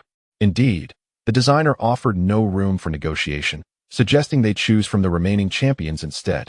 "We will comprehensively evaluate based on the original artwork and other aspects to formulate the final proposal." Lee Jae-hoon fell silent. Ju Songbin muttered, "It's a pity I haven't used Varus. Otherwise, I would have chosen him for Gao Dui to see." Imp had only 3 favorite champions, Mouse, Vayne, and Callista. None of these champions had been utilized in this World Championship. The remaining options seemed rather lackluster. "Let us go with Jin," Ju Songbin decided. The feel of the Frost Archer S project skin was exceptional. If they selected Ashe for the championship skin, the sales would likely not be impressive. Had it been in the past, he might have even considered creating a championship skin for the Frost Archer. However, with Riot announcing that championship skins would provide players with revenue shares, Ju Songbin had to take financial considerations into account. The designer noted this down and then turned his gaze towards Zhu Xiaolong. Longge had already settled on his choice. Poppy, Rumble, or Gnar. Anything to include a Yordle. The requirements were quite broad, and the designer sensed that this task would be rather effortless. The next moment, Duan Deliang began to intensify the discussion. Yelena. A choice between two, his eyes sparkling brightly. Both supports possess ultimate abilities that cover a vast area. Designing elements for VG shouldn't be overly challenging, right? The designer likely had a concept forming in his mind, swiftly jotting it down. Noticing Li Zhishuan still in a daze, he readily offered suggestions. Victor, Cassiopeia, and Timekeeper are all commendable options, and certainly not obscure. If all else fails, then perhaps Galio would suffice. The designer revealed that. According to the head of Hero Mechanics Design, the gargoyle is slated for a rework next season, with conceptual art to be unveiled soon, possibly launching mid-next year. Coinciding with the championship skin, Li Zhishuan seemed to sense blood in the water, his eyes suddenly gleaming with excitement. In recent years, Riot has initiated hero rework plans more than once, aiming to breathe new life into characters that have fallen behind in mechanics. Champions such as Fiora, Gangplank, and Draven share a common trait post-rework. Their power levels are astonishingly high. Despite Riot's rapid nerfing, it often takes several months before a comprehensive adjustment is made. High power levels indicate a surge in appearance rates in both professional and ranked matches. Li Zhishuan was quite tempted. Galio it is, as he should look rather impressive, right? Absolutely, we can certainly assure the designer of that. He finally turned to Gu Xing, our FMVP player. Have you made your decision? Zhu Qingbin, nearby, encouraged, choose Lee Sin. Just this skin alone could sell millions. The high skill ceiling of Lee Sin keeps him in high demand across global servers. He is undoubtedly the top choice for skin sales. As long as the quality is adequate, the sales will be exceptional. However, Gu Xing had a different notion. I would prefer Qiyana. If forced to choose, I would undoubtedly select her skin. His reasoning was manifold. The designer nodded, understanding Gu Xing's perspective. To be candid, sales within the LPL region are the primary focus, so there is no need for excessive concern. With the endorsement of a championship, even selecting a high-difficulty champion like Qiyana, the sales performance is unlikely to falter. Are you sure you don't want Lee Sin? Zhu Qingbin expressed his surprise. Gu Xing's smile radiated confidence. Isn't Lee Sin's skin coming out next year? I'll come back for it then. As an aside, 8,300 words, 10, 28,229, youthful delight. The designer, upon hearing Vincent's translation, paused for 2 seconds, momentarily stunned. He was taken aback by Gu Xing's youthful exuberance. Yet, meeting the boy's gaze, he felt no arrogance, only pure confidence. The designer found himself at a loss for words. The other 4 members of VG, however, were accustomed to this by now. After 6 months, they had clearly grasped their jungler's character. The skin can be designed to include a recall animation, right? Gu Xing enthusiastically shared the plan he had conceived the previous night. The topic shifted, and the room resumed its blend of Chinese and English discussions. It wasn't until the sun began to set that the team members expressed their thoughts to Riot. Thank you for your hospitality. We won't be staying for dinner, Ding Jun said as he shook hands with the opposing team, preparing to take his leave. He recently discovered a restaurant in Santa Monica that has received rave reviews. Intending to treat the team to a sumptuous meal and indulge in the carefree lifestyle of Los Angeles. Upon returning home, he anticipates being inundated with trivial matters, with an overwhelming array of responsibilities that will make it challenging to gather with the team again.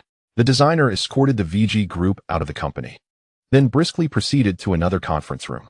Upon knocking and entering, he found the room filled with Riot employees, seemingly deliberating on some significant decision. After a swift glance, the designer nodded at the middle-aged, portly man seated at the head of the long table. Greg. I just sent VG on their way, he remarked, promptly handing over his notebook, which contained ideas for the skin design for the VG team. The portly man took the notebook and glanced through it. As he bowed his head, the overhead light glinted off his bald head, reflecting a captivating radiance. This sparsely haired man was indeed a formidable figure in terms of hairline. His full name was Greg Street, known in the gaming realm by the illustrious moniker Ghostcrawler. After leaving Blizzard, He joined Riot as the chief designer for League of Legends. Interesting, Kiana, Ghostcrawler commented as he perused the notebook, gaining insight into the requirements for the championship skin for this year's World Championship. He casually inquired, Medler, did the VG team mention anything else? Medler, the Riot design director who had previously hosted the entire VG team, promptly replied. Virtue stated that he would come to claim the champion skin for Lee Sin next year. A profound silence enveloped the conference room. After a moment, Ghostcrawler smirked, the deep lines around his mouth becoming more pronounced. He turned to his left, addressing the Asian man. Chun-Li, has the planning for next season's jungle been completed? The Asian man's demeanor was shy and introverted, and upon closer inspection, one could notice that he was missing a finger from his right hand. Upon hearing his superior's inquiry, Chun-Li quickly responded, no problem. I assure you it will completely revolutionize the jungle environment, making the game exceedingly cool. Chun-Li was quite confident in his work. Being a veteran designer responsible for the creation of the iconic champion, Riven, revamping the jungle seemed like a simple task for him. Ghostcrawler reiterated the vision for the new version. This year, we aim to rejuvenate the jungle role, but it seems we may have gone a bit overboard. Before the tournament, Riot truly did not anticipate that 3 brand new world-class junglers would emerge from the S6 semifinals, dominating the arena. Gu Xing, as one of the standout performers, even secured a majority of the MVP titles within his team. In Ghostcrawler's view, the dominance of the jungle role in this world championship was excessively pronounced, rendering other positions somewhat ancillary. To ensure the healthy development of the competition, it was untenable to allow the jungle position to maintain such exaggerated levels of competitive intensity. A reduction was imperative. I am curious to see how Virtue will claim the Lee Sin skin next year, Ghostcrawler said with a smug smile.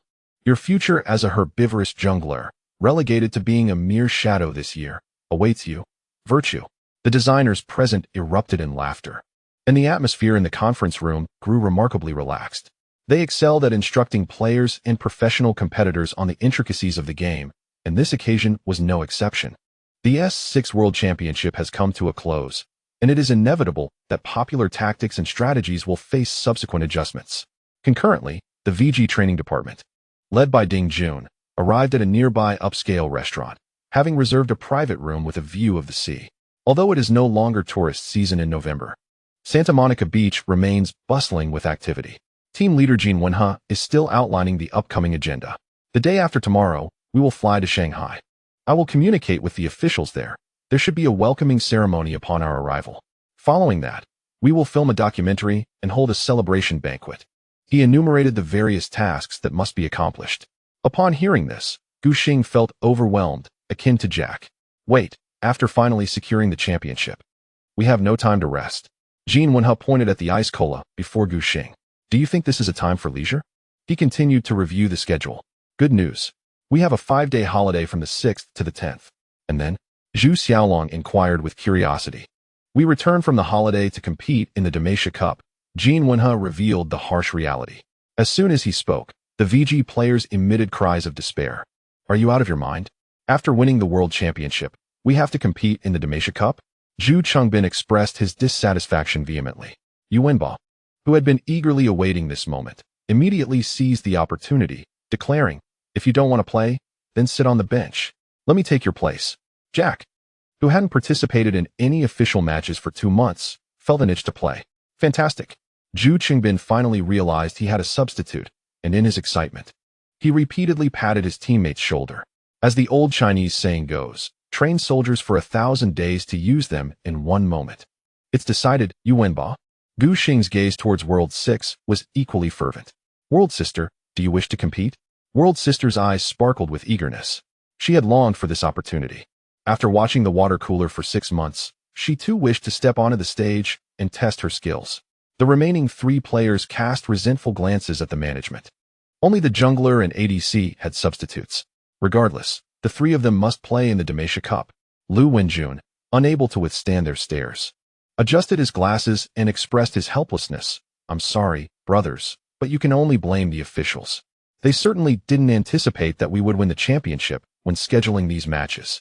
The current Demacia Cup format has not undergone changes and remains the culmination of the year's events.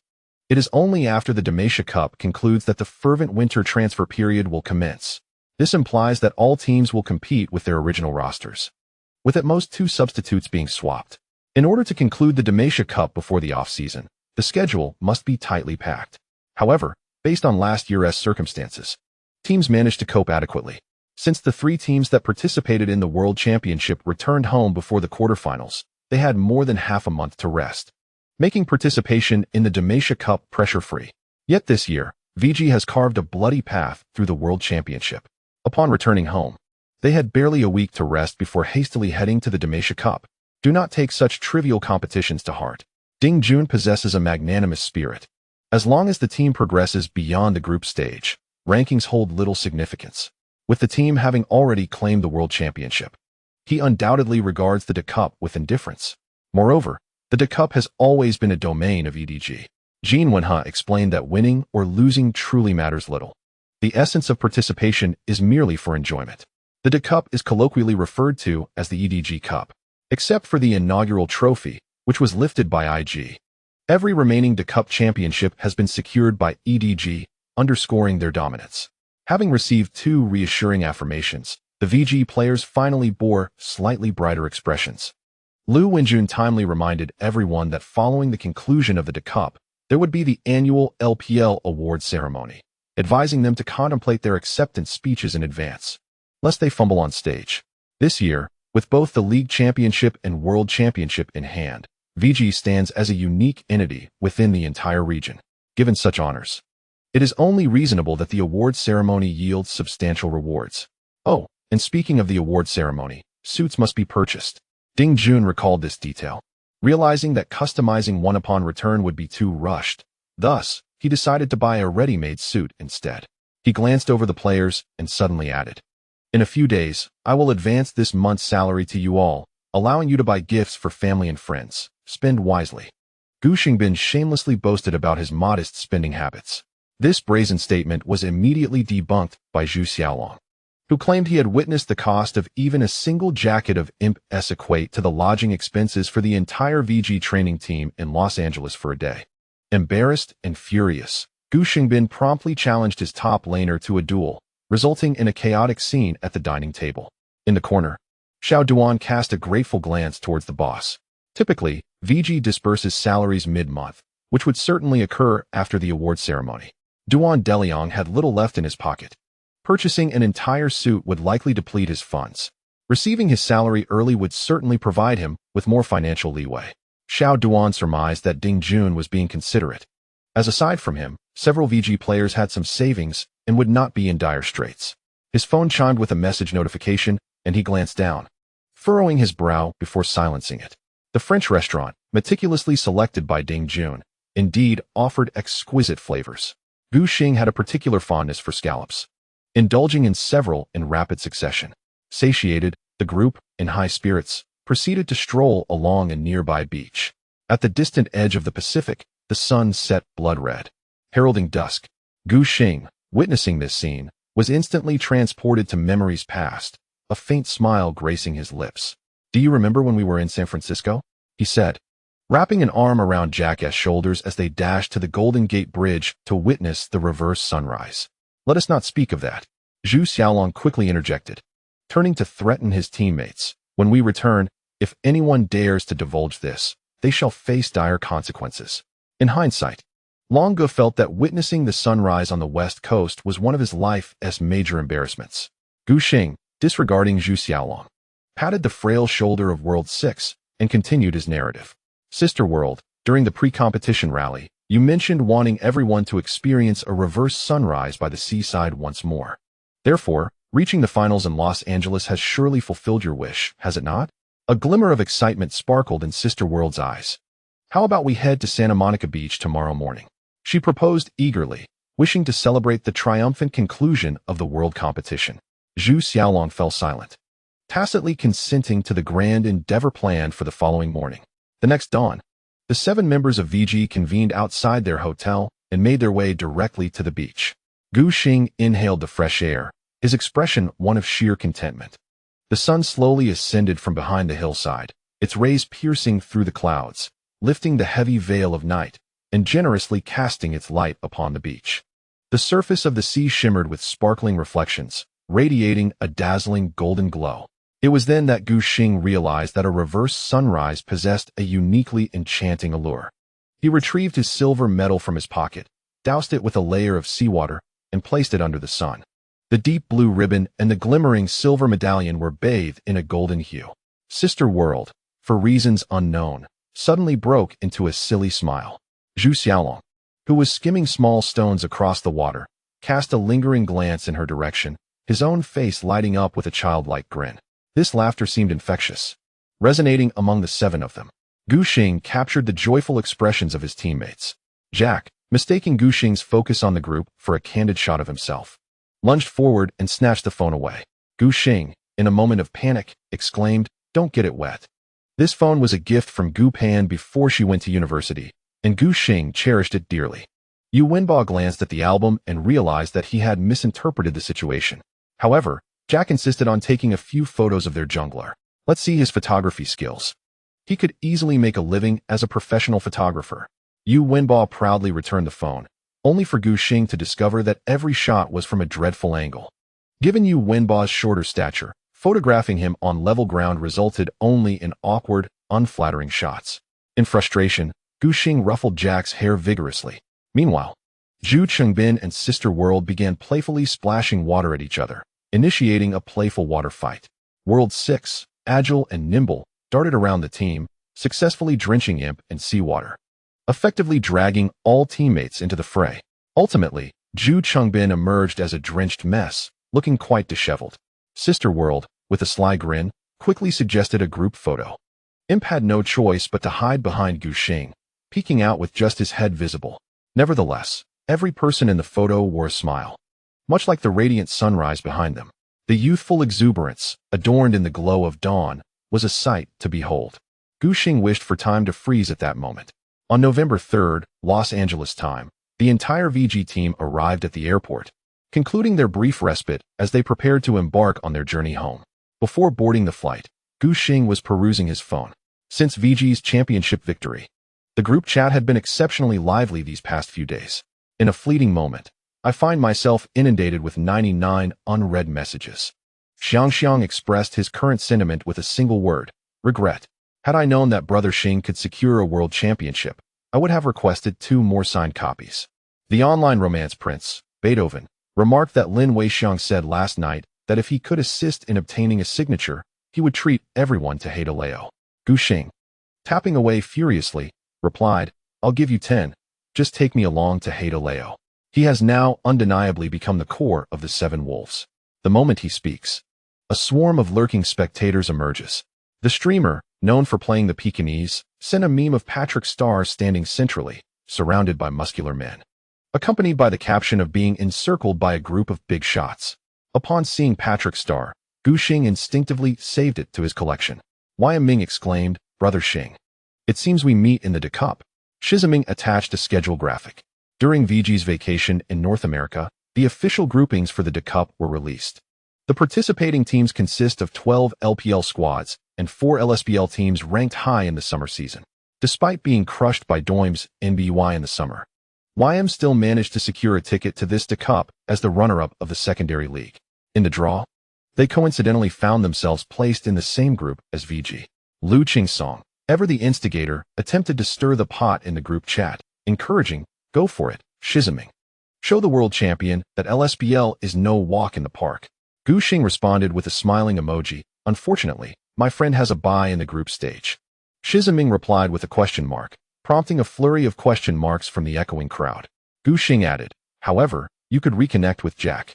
Upon reading this message, Shiziming perked up. "You Wenba, right? I'm going to shatter him. Just wait for the De Cup." Just 2 seconds later, a system notification popped up. Ming was muted by the group owner for 1 hour.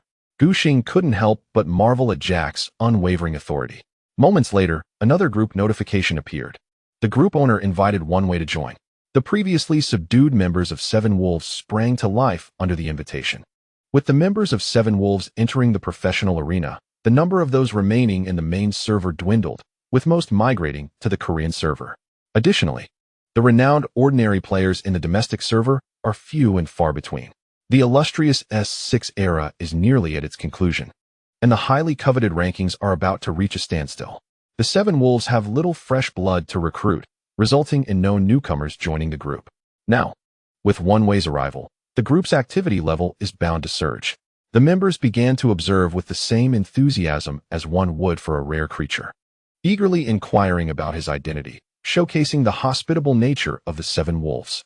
"What is going on?" Gu Xing directly inquired of Jack beside him. "Is there a newcomer joining the group?"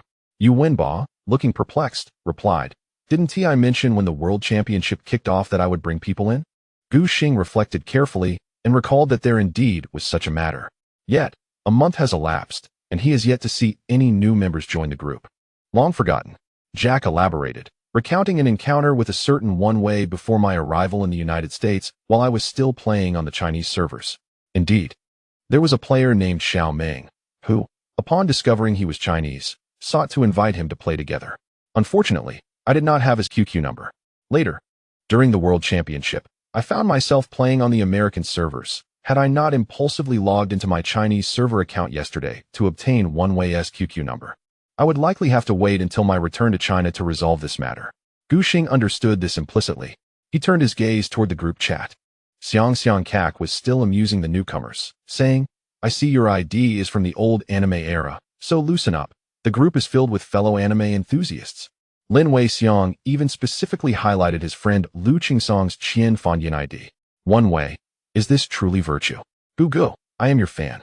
Gu Xing fell silent. He felt an odd discomfort with this form of address. Why call him Gu instead of Baidu? And what is this about fans? Was this not the very phrase he once used when speaking of Mingkai? Gu Xing sensed an earnestness in the other's tone, tinged with an odd, sarcastic undertone. What was amiss? He could not afford to act aloof and ignore the newcomer, so he simply sent 2 emojis. When One-Way sent a friend request, Gu Xing accepted it, but did not pay it any further mind. "Xiao Gu, please help us like the latest Weibo post from our club. Jin Wenhe has come to discuss matters with him, and there is an official interview scheduled for the 5th. Another item was added to his agenda. Gu Xing slumped in his chair, feeling despondent. Fortunately, he was adept at quickly adjusting his emotions. And with the thought that he certainly could not afford to be idle in the days leading up to his return to Shanghai, he resigned himself to the overwhelming workload. He logged back onto Weibo, heading directly to the club's official account to complete the task of liking the post. It was then that Gu Xing, who seldom used Weibo, realized just how astonishing the data from VG's official account truly was. The celebratory post announcing their championship victory, released on the day of the finals, had garnered a staggering 77 million likes and 57 million comments to date. In the comments section, various LPL clubs sent their congratulations. At present, VG's first championship seemed a distant dream for them, with a considerable gap to bridge. The jealousy was real, yet not overwhelming.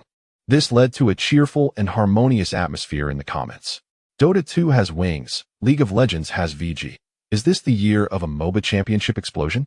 Xiao Gu, my superhero, the god among gods, the world's #1 jungler, double champions, dual carry, a historic presence. Long Gu and Xiao Duan have also worked hard. It's truly impressive to see their growth. Official account, hurry up and release a documentary. We need more matches. Even state media, such as CCTV News, joined in the festivities, helping to elevate the buzz and successfully break through the barriers. Gu Xing glanced at the torrent of private messages and replies flooding his account's Weibo backend, finally grasping what it meant to have traffic. Before boarding, he cast one last glance back at Los Angeles. 2 months prior, he had first set foot on this distant land, filled with trepidation as he embarked on his inaugural journey to the World Championship. Now, Gu Xing returns home adorned with the title of the first champion jungler from the LPL circuit. All his aspirations have been fulfilled, and every hope has materialized. There is nothing left to which he feels particularly attached. As he ascends the gangway step by step, Gu Xing no longer lingers over the memories of this place. A mere 10,000 kilometers away lies his homeland, where his beloved and family await him.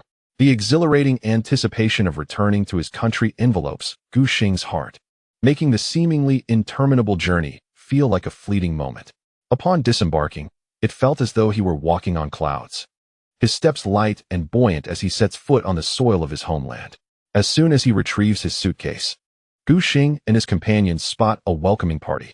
A group, well prepared in advance, avoids the congestion at the passageway and instead gathers in a secluded corner, proudly holding a large red banner that reads, "Congratulations to the VG team for returning as the champions of the 2016 World Championship." The reserved Xiao Du quickly retreats behind Gu Xing, attempting to conceal himself with his taller teammates' imposing stature. However, it proves futile. Along the sides of the passageway, others eagerly present flowers to the players, showering them with warmth and enthusiasm. Gu Xing displays no hint of embarrassment, graciously accepting the flowers and obliging supporters with requests for photographs. "Congratulations," a middle-aged man of refined demeanor exclaims with a smile, extending his hand to shake Gu Xing's. "You played exceptionally well." Lu Wenjun hastily interjects, introducing, "This is Mr. Jean Eba, the general head of Tencent Interactive Entertainment's League of Legends project. You may call him Bobo." Gu Xing responds with a bright smile, engaging in cordial pleasantries with the gentleman. Currently, there is no Tencent Sports. League of Legends in China is primarily overseen by two entities, Tencent Interactive Entertainment, IEG, with Jean Eba as the leader managing LOL, and Riot Games China, a subsidiary of Riot. The Banana Project, spearheaded by Wang Xikong, is an event organizing body but is not closely tied to overarching decision-making. "This year, we truly owe it to you, VG, for your remarkable performance," Bobo exclaims with excitement, his face aglow. Otherwise, the domestic event's popularity would have taken a significant downer. The number of gamers does not necessarily equate to a large viewing audience. Following the disheartening outcome of S5, many loyal fans, having dreamt of championship glory, awoke to the shame of merely reaching the quarterfinals and became disheartened, unwilling to follow the scene any longer. This year, due to time zone differences and the overall strength of the region, Jean Eba had braced himself for a significant drop in viewership data for the World Championship. Yet, VG emerged unexpectedly, single-handedly restoring the domestic fervor for the latter half of the global tournament. Jean Eba felt his year-end performance metrics would soar, and his appreciation for VG grew immensely, particularly for Gu Xing. He recognized that this FMVP from his own region possessed formidable skills, a cheerful demeanor, and an admirable poise. Characterized by broad shoulders and long legs, exuding a unique youthful grace, he appeared to be of excellent quality. Jean Eba resolved to elevate Gu Xing's status in the coming year. The original promotional focus of the LPL was on the two seasoned veterans, but their competitive achievements were qualitatively inferior when compared to Lee Sang-hyok from the LCK, and they had their fair share of controversies. In contrast, Faker's prominence largely stemmed from his tenacity, and he had not been embroiled in any scandals thus far. Should LPL elevate Gu Xing, he might just rival Faker in popularity, a thought that increasingly delighted Jean Eba. Unbeknownst to Gu Xing, his counterpart was contemplating such grand aspirations in mere moments. While he dutifully trailed behind the staff to partake in interviews, it was only during the final group photo when Jean Eba cordially invited him to stand beside him, placing him at the forefront of the image. Gu Xing finally sensed something amiss. Noticing his manager, Lu Wenjun, signaling him to relax, he steadied his emotions and offered a somewhat rehearsed smile towards the camera. As the welcoming ceremony concluded, the VG players boarded the bus to return to Heowangshan. The journey was filled with familiar, yet alien sights. Leaning against the window, Gu Xing absorbed the scenery he had missed for 2 months. Approaching Songjiang University town, the streets seemed to brim with youth and vitality. "Soy sauce pancakes," Jack exclaimed upon seeing that his favorite eatery was still open, his eyes widening with delight. "Why not open a shop selling soy sauce pancakes after retirement?" Gu Xing teased him. Jean Wenha, enticed by a small barbecue outside the Heowangshan community, hurriedly went to indulge his cravings, bringing back 2 large bags of soy sauce pancakes for Yu Wenba. Gu Xing then twisted open the base's gate. Upon entering, he was greeted by potted plants, the reception area, and the gleaming silver VG logo. With the VG training department having been in the United States for 2 months, the place had been uninhabited, save for the occasional cleaning staff. Returning to this long-missed familiar environment, the group felt an immediate sense of relaxation. "Quick, shower up. We need to film some parts for the documentary," Jean Wenha urged. His words ignited a chorus of groans within the training department team. "After a long flight, how can you be so cruel?" Zhu Xiaolong complained. "If we don't record tonight, we won't have a break on the 6th. Jean Wenha declared without mercy. Offering no choice, faced with the temptation of heading home early, the players hastily gathered their things, washed up, and rushed to the makeshift studio on the top floor to record the video. Having had no prior experience with documentaries, Guxing was unsure of the editing process. He followed the procedures step by step, responding to questions about his journey to victory as per Gene 1's instructions. Finally, he recited a few segments of narration, and the task was deemed complete. Lying alone in his dorm room at the base, gazing at the J-Cho posters adorning the walls and inhaling the fresh scent of the recently washed pillow, Guxing felt an overwhelming sense of peace. The 2 days in Shanghai flew by. Guxing was busily engaged in interviews, and he even attended a celebratory feast with his teammates. During the day, he visited Fudan University to enjoy a meal of local cuisine with Ding Ran and his roommate, before boarding a train back to his hometown of Xinhai that very afternoon. After spending a night at home, he reminisced with his parents. Apart from praising his impressive performance in the competition, they inquired about mundane details of his daily life. Expressing curiosity about his journey in America, Guxing found their questions neither tedious nor bothersome, sharing amusing anecdotes from his experiences and showing them photographs from his travels. It was only upon returning to his cramped little cubicle before bed that he realized he had forgotten something significant. In a couple of days, "Let's go and inspect the house," Guxing said as he retrieved his bank card and handed it to his father. The card contained a substantial sum, more than enough for a down payment on a 3-bedroom apartment. His salary had increased prior to his participation in the world competition, and over the past 2 months in America, he had scarcely spent anything, accumulating a considerable amount. "What about the house we currently reside in?" Gumu inquired. Ever since Guxing reached adulthood and became self-reliant, his mother had developed a habit of seeking his opinions. "Let us keep it," Guxing replied after a moment's thought. Smiling as he spoke, selling it would be such a pity. He believed that his earnings were sufficient to support the household. With future prize money and revenue from skin sales, the pressure to sell the old house was minimal. Retaining it might prove beneficial in the future. His mother nodded in agreement, visibly pleased. "It's wise to keep it. This place is indeed a treasure." His father's expression was one of bemusement, as if he found the conversation rather absurd. "What's wrong?" Gumu placed her hands on her hips. "Had it not been for this house, would the two of you have had such smooth sailing?" Guxing chuckled softly. "That is certainly true. Had it not been for a fortunate turn of events that placed them in an excellent school district, combined with the hard work he and Gu Pan put in, their circumstances could have been vastly different. In recent years, the most valuable asset of the Gu family was indeed this modest 2-bedroom apartment in the Gushi community. Let us hold on to it," he continued, "and when we have more funds, we can acquire the small supermarket storefront. That location would belong to us. And if we ever tire of work, we could travel and enjoy life after a lifetime of toil." Guxing's words painted a hopeful vision for the future, inspiring his parents with dreams of what lay ahead. After spending 2 days at home, he set off northward to visit his sister and girlfriend. He arrived in the capital just in time for Saturday noon, taking the subway effortlessly to Peking University. Soon, he spotted 2 slender figures emerging from the campus gates. Rushing toward him, Guxing beamed with joy, waving at them. "Long time no see," Gu Pan exclaimed, linking arms with Shun Guanshan, her voice cheerful as she greeted her brother. However, as they drew closer, Guxing's gaze was entirely fixed on his girlfriend. 2 months had passed, and Shun Guanshan's complexion had regained a healthy glow, no longer the pallor that had characterized her earlier appearance. She was no longer excessively frail, but rather stood tall and healthy, her ear-length student haircut framing her composed features. Yet, the scholarly aura emanating from her eyes belied an underlying sharpness. Guxing noticed that Shun Guanshan had begun to stare intently at his neck, prompting him to absent-mindedly run his fingers over it. Aware that he had caught on to her subtlety, Shun Guanshan felt her cheeks flush slightly, attempting to conceal her embarrassment.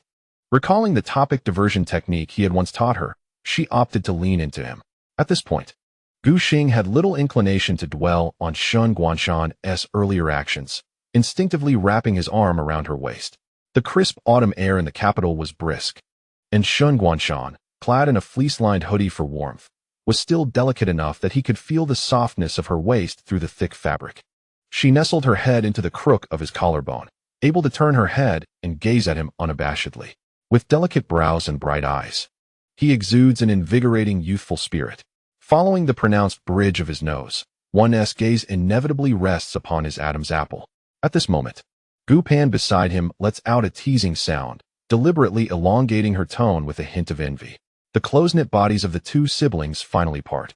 Only then does Gu Xing respond to his sister, acknowledging the considerable time since they last met, remarking that Gu Pan has yet to initiate a phone call. Their communication largely depends on Shun Guanshan, as conversations only arise when Gu Pan is present. Upon reflection, Gu Xing realizes that during his conversations with his girlfriend, his sister is often around.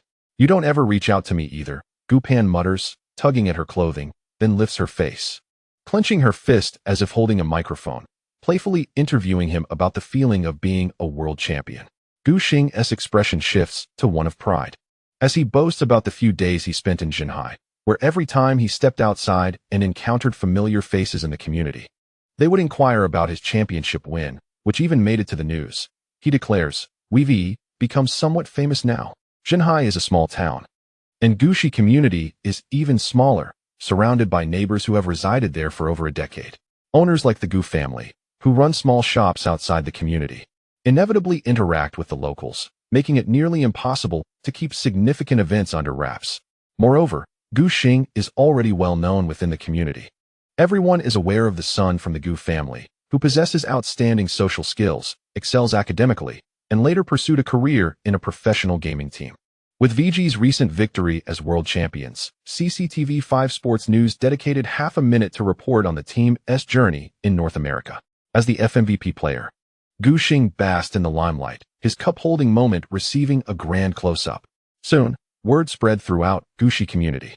He animatedly recounted his experiences from the past few days, mentioning that Grandma Li from downstairs insisted on getting a couple of autographs, saying her grandson is a huge fan of his matches, and even claimed that their supermarket's revenue surged significantly because of him. While in Jinhai, Gu Xing, as usual, spent his evenings helping out at the supermarket. The curious elderly folks flocked to the store, despite their unfamiliarity with League of Legends. They understood what it meant to be a world champion and to appear on national television. They approached him with the same awe as one would observe rare animals. Most were simply there to gawk, but some took the opportunity to pick up essential items for home. Additionally, many young kids would come over to greet him, and feeling awkward about leaving empty-handed, would buy a couple of bottles of drinks, contributing to an unexpected increase in sales. Before leaving, Gu Xing's father calculated the supermarket's revenue, which had astonishingly tripled. Dad even said that during the off-season, "I should just sit in the supermarket to increase our income further," he remarked joyfully. "Is it really that impressive?" Shen Guanshan gazed at her boyfriend with admiration.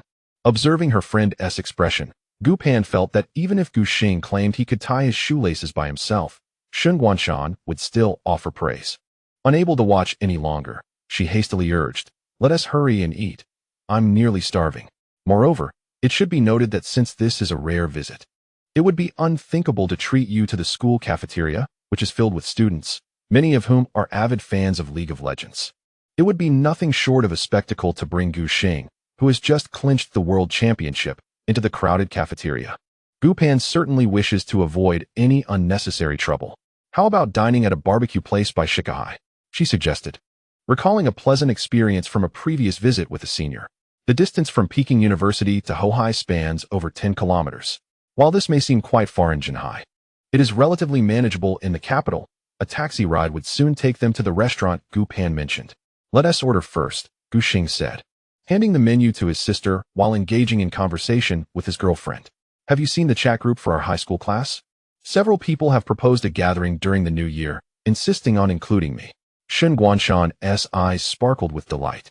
"I know, the day you won the championship." The group chat was absolutely buzzing. Though she is typically a socially anxious observer, she often indulges in lurking.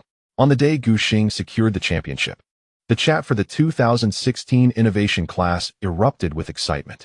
The classmates from their town could never have anticipated that a former peer who had taken a hiatus from school to pursue a professional career in gaming would achieve such fame in just 6 months.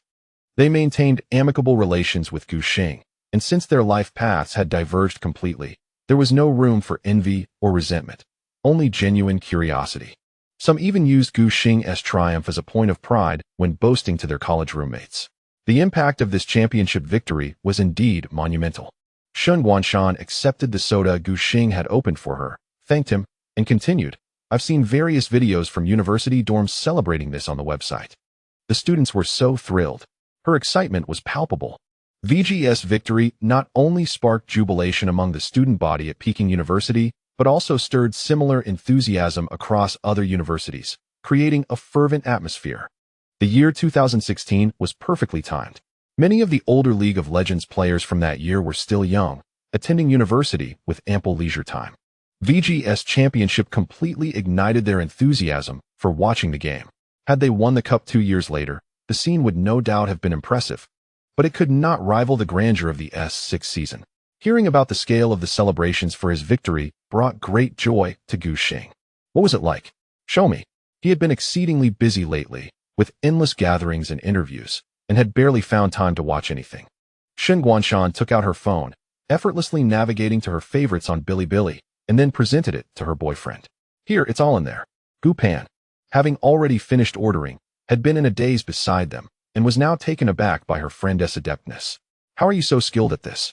In front of Gu Pan, Shen Guanshan hesitated to be too straightforward, and after a moment of contemplation, explained, I just found it interesting. So I added it to my favorites.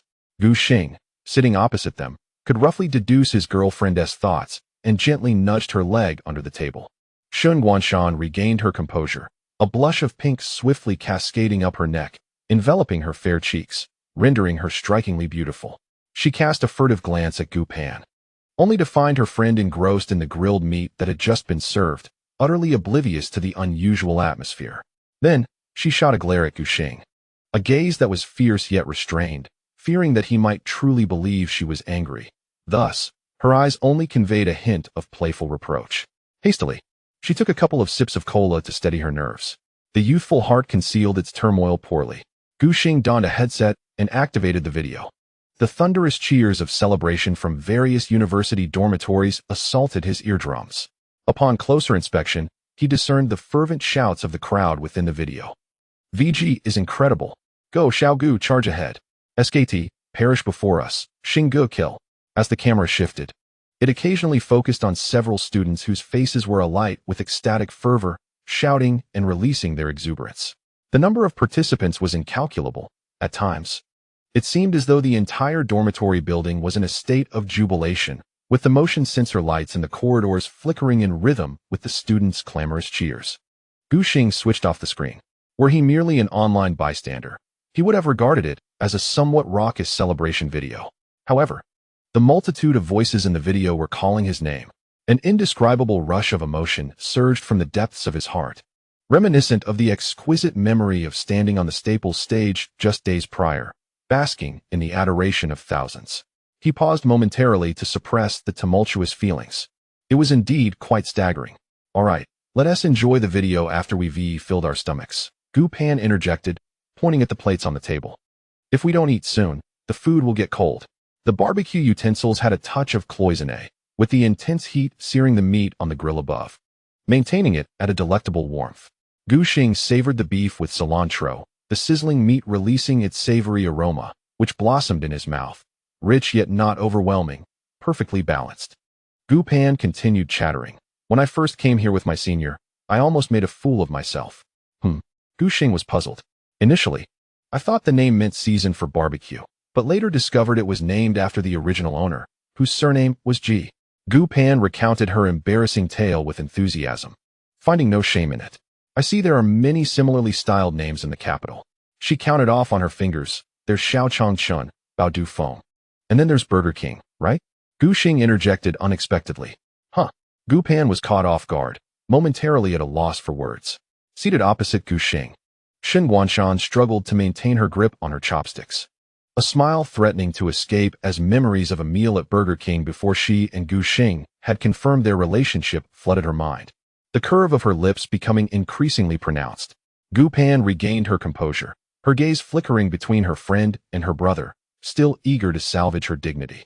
Your joke is truly cold, rivaling Guanshan's bad puns. In an instant, Shen Guanshan ceased her laughter. Her thought process is rather unique. She consistently conjures up bizarre jokes that she finds amusing, yet they often fall flat when shared. Her piece de resistance was dubbing the polar bear as the polar coordinate bear through the same English translation. On a sweltering summer day, this left Ding ran in a cold sweat, feeling chilled to the bone. Gu Xing immediately defended her, saying, Hey, why not? I find what Guanshan says quite interesting. To be fair, the jokes told by Shen Guanshan are indeed quite frosty. However, the moment Gu Xing sees his girlfriend's face, he cannot help but laugh heartily from the depths of his heart. Finally, Shen Guanshan has found a kindred spirit, her bright eyes transforming into two radiant crescent moons. See, I told you Gu Pan just doesn't grasp the humor. Just as Gu Pan was about to retort, she heard Gu Xing shift the topic. Look at that. He has even begun to mimic his sister's way of addressing himself, breaking down the last syllable of the other's name. Our family is wealthy now. This left Gu Pan momentarily speechless, thinking her brother was about to provoke her again. What do you mean? Is it necessary to flaunt something everyone knows? I acknowledge that you earn more than I do. She decided to lay low, erecting a 360-degree defense to protect herself. That is not it, Gu Xing explained. I sense you're not particularly enthusiastic about computers. He recalled how Gu Pan had skirted around the topic when he previously inquired about her grades. He had a lingering feeling that Gu Pan faced challenges in her studies at Peking University. If it truly feels overwhelming, then perhaps consider switching majors. I've heard that Peking University is not overly stringent in this regard. Gu Xing attempted to soften his tone. Pursue what you genuinely love. You can study whatever you desire without worrying too much. My earnings suffice for our family's expenses. Recently, he had been pondering why Gu Pan chose to study information science. Upon returning to Jinhai, he had specifically asked their parents. His mother hesitated for quite some time before failing to provide a reason. However, Gu Xing could surmise some of it. It was likely that among the majors available to Gu Pan at Peking University, a degree in information science and computer studies would yield the most lucrative returns. This is a rather pragmatic concern, especially for the Gu family at that time, which significantly relied on Gu Pan's future income. From the perspective of 2016, the salary for a computer science graduate from Peking University entering a major company is not a trifling sum. Yet, times have changed. Gu Xing's salary is now sufficient for the family to live comfortably. He felt the need to look out for Gu Pan, encouraging her to pursue a career in a field she is genuinely interested in. The atmosphere at the dining table grew heavy with silence. Shen Guanshan was at a loss for how to proceed, so she simply put down her chopsticks and adopted a wait-and-see approach, remaining silent to avoid causing any trouble for the Gu siblings. Gu Pan lowered her eyes. In truth, she began slowly. I am genuinely not interested in computers. But it's not to the extent that I need to switch majors. I pride myself on my diligent study habits. Yet I simply cannot compare to the top students in my class. Her voice was gentle as she acknowledged that she must learn to accept her mediocrity in certain areas. Initially, she felt a sense of imbalance, but after adapting, it became more manageable. A bright smile illuminated her face. Just take you as an example, Gu Xing. Back in Jinhai, your overall grades were not as good as mine, and you didn't outperform Guanshan in math competitions. Yet you seem to enjoy yourself just fine every day. Gu Xing. With good intentions, do you still need to stab me in the back? You have found your calling in League of Legends, where you can realize your worth in the realm of professional esports. In a gentle tone, I too am seeking a similar path. Wasn't I previously engaged in part-time work? I discovered that I truly derive joy from socializing through work and earning money. That is sufficient for me. University is not a singular path.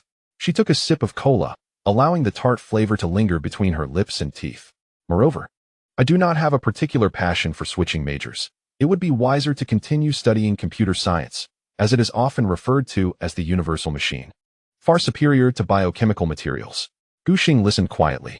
In parting, Gu Pan added, but still, thank you, brother. Her tone was sincere. Upon hearing this address, Gu Xing looked up at his sister. They typically addressed each other by name or various nicknames, rarely invoking sibling titles. Understanding dawned upon him, and Gu Xing nodded solemnly. If you ever need assistance, feel free to reach out to me.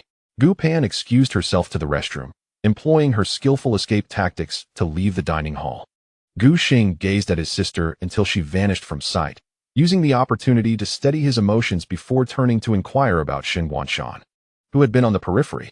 You saw that post on WeChat, right? He shared it on his birthday. He later transferred the same caption and image to WeChat since his girlfriend does not use Weibo. Shen Guanshan returned to the moment, her gaze clear and serene as she looked at Gu Xing. Yes, that meme was quite amusing. As she spoke, the depths of her eyes shimmered under the restaurant's lighting. SpongeBob holding a trophy for Patrick Star, along with the animated character on the birthday cake she had given Gu Xing, allowed her to grasp her boyfriend's intended message. By the way, Shun Guanshan recalled something important, rummaging through her backpack to pull out a rectangular gift box wrapped with a silver ribbon. Here's your birthday present. By the way, have you guessed what it is? Gu Xing shook his head repeatedly, still at a loss.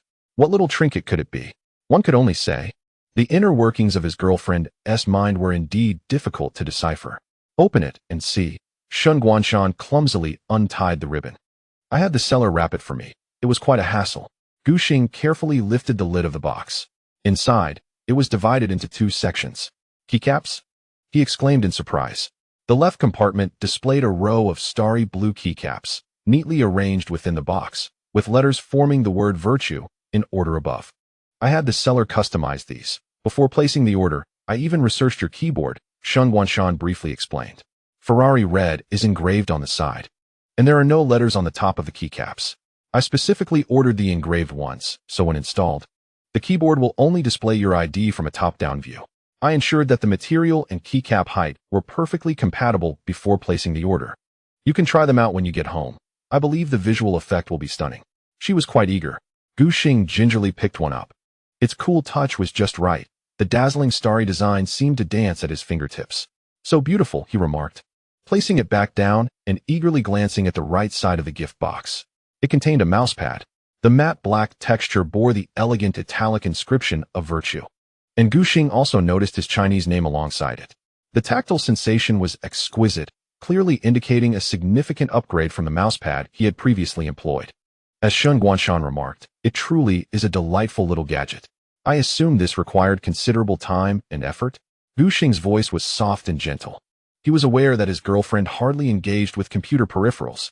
It must have taken quite a bit of exploration to find a custom supplier, undoubtedly demanding a great deal of thought. It's fine, Shun Guanshan waved her hand, as long as you like it.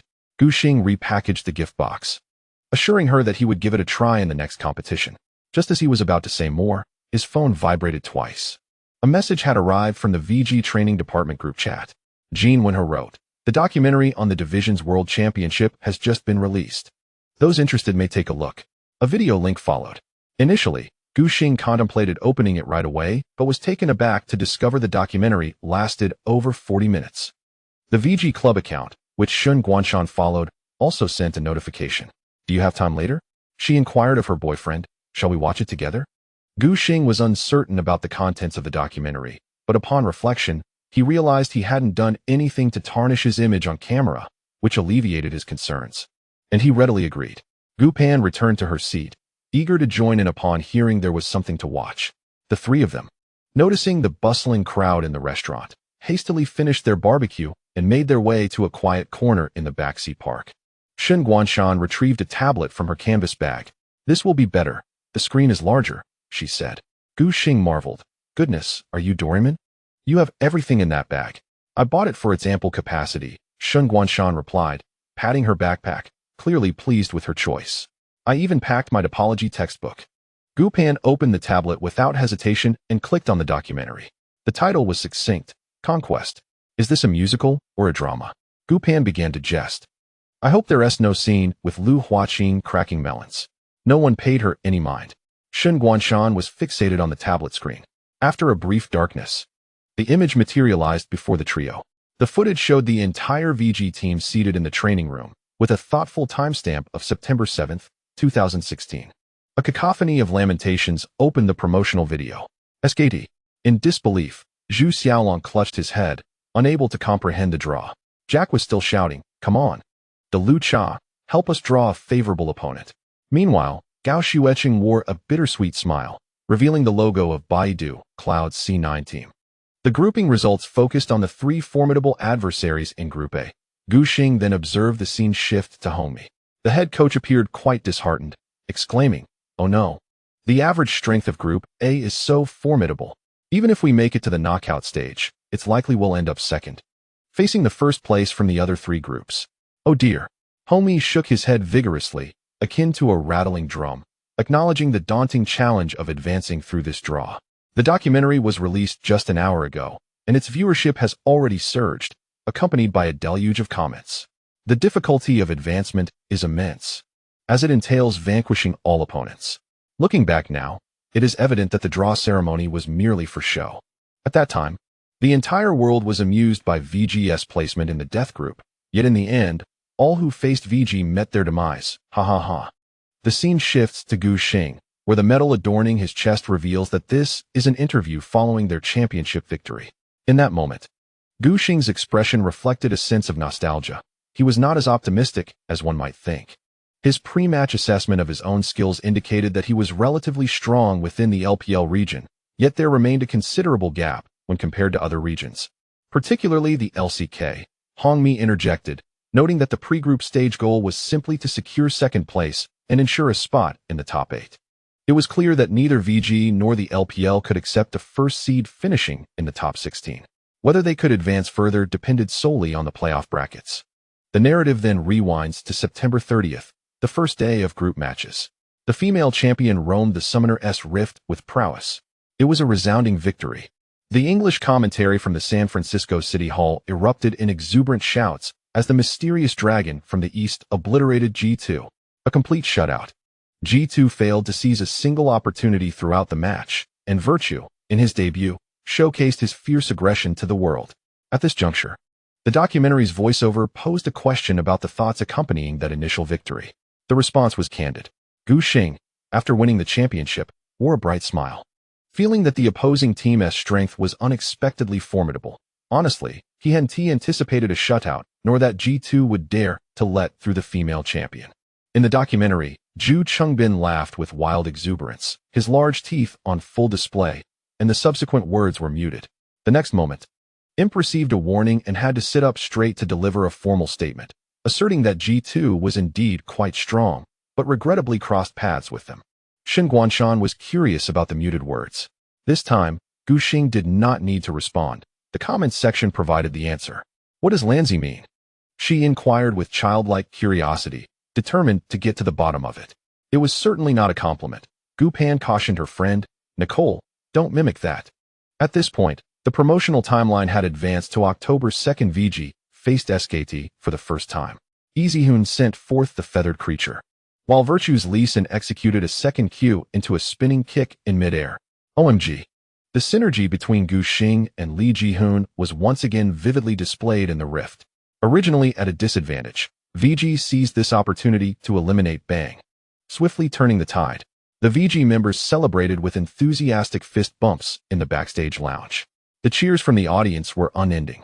Gu Xing, at Hohai Park, could accurately recall this memory at the corresponding moment.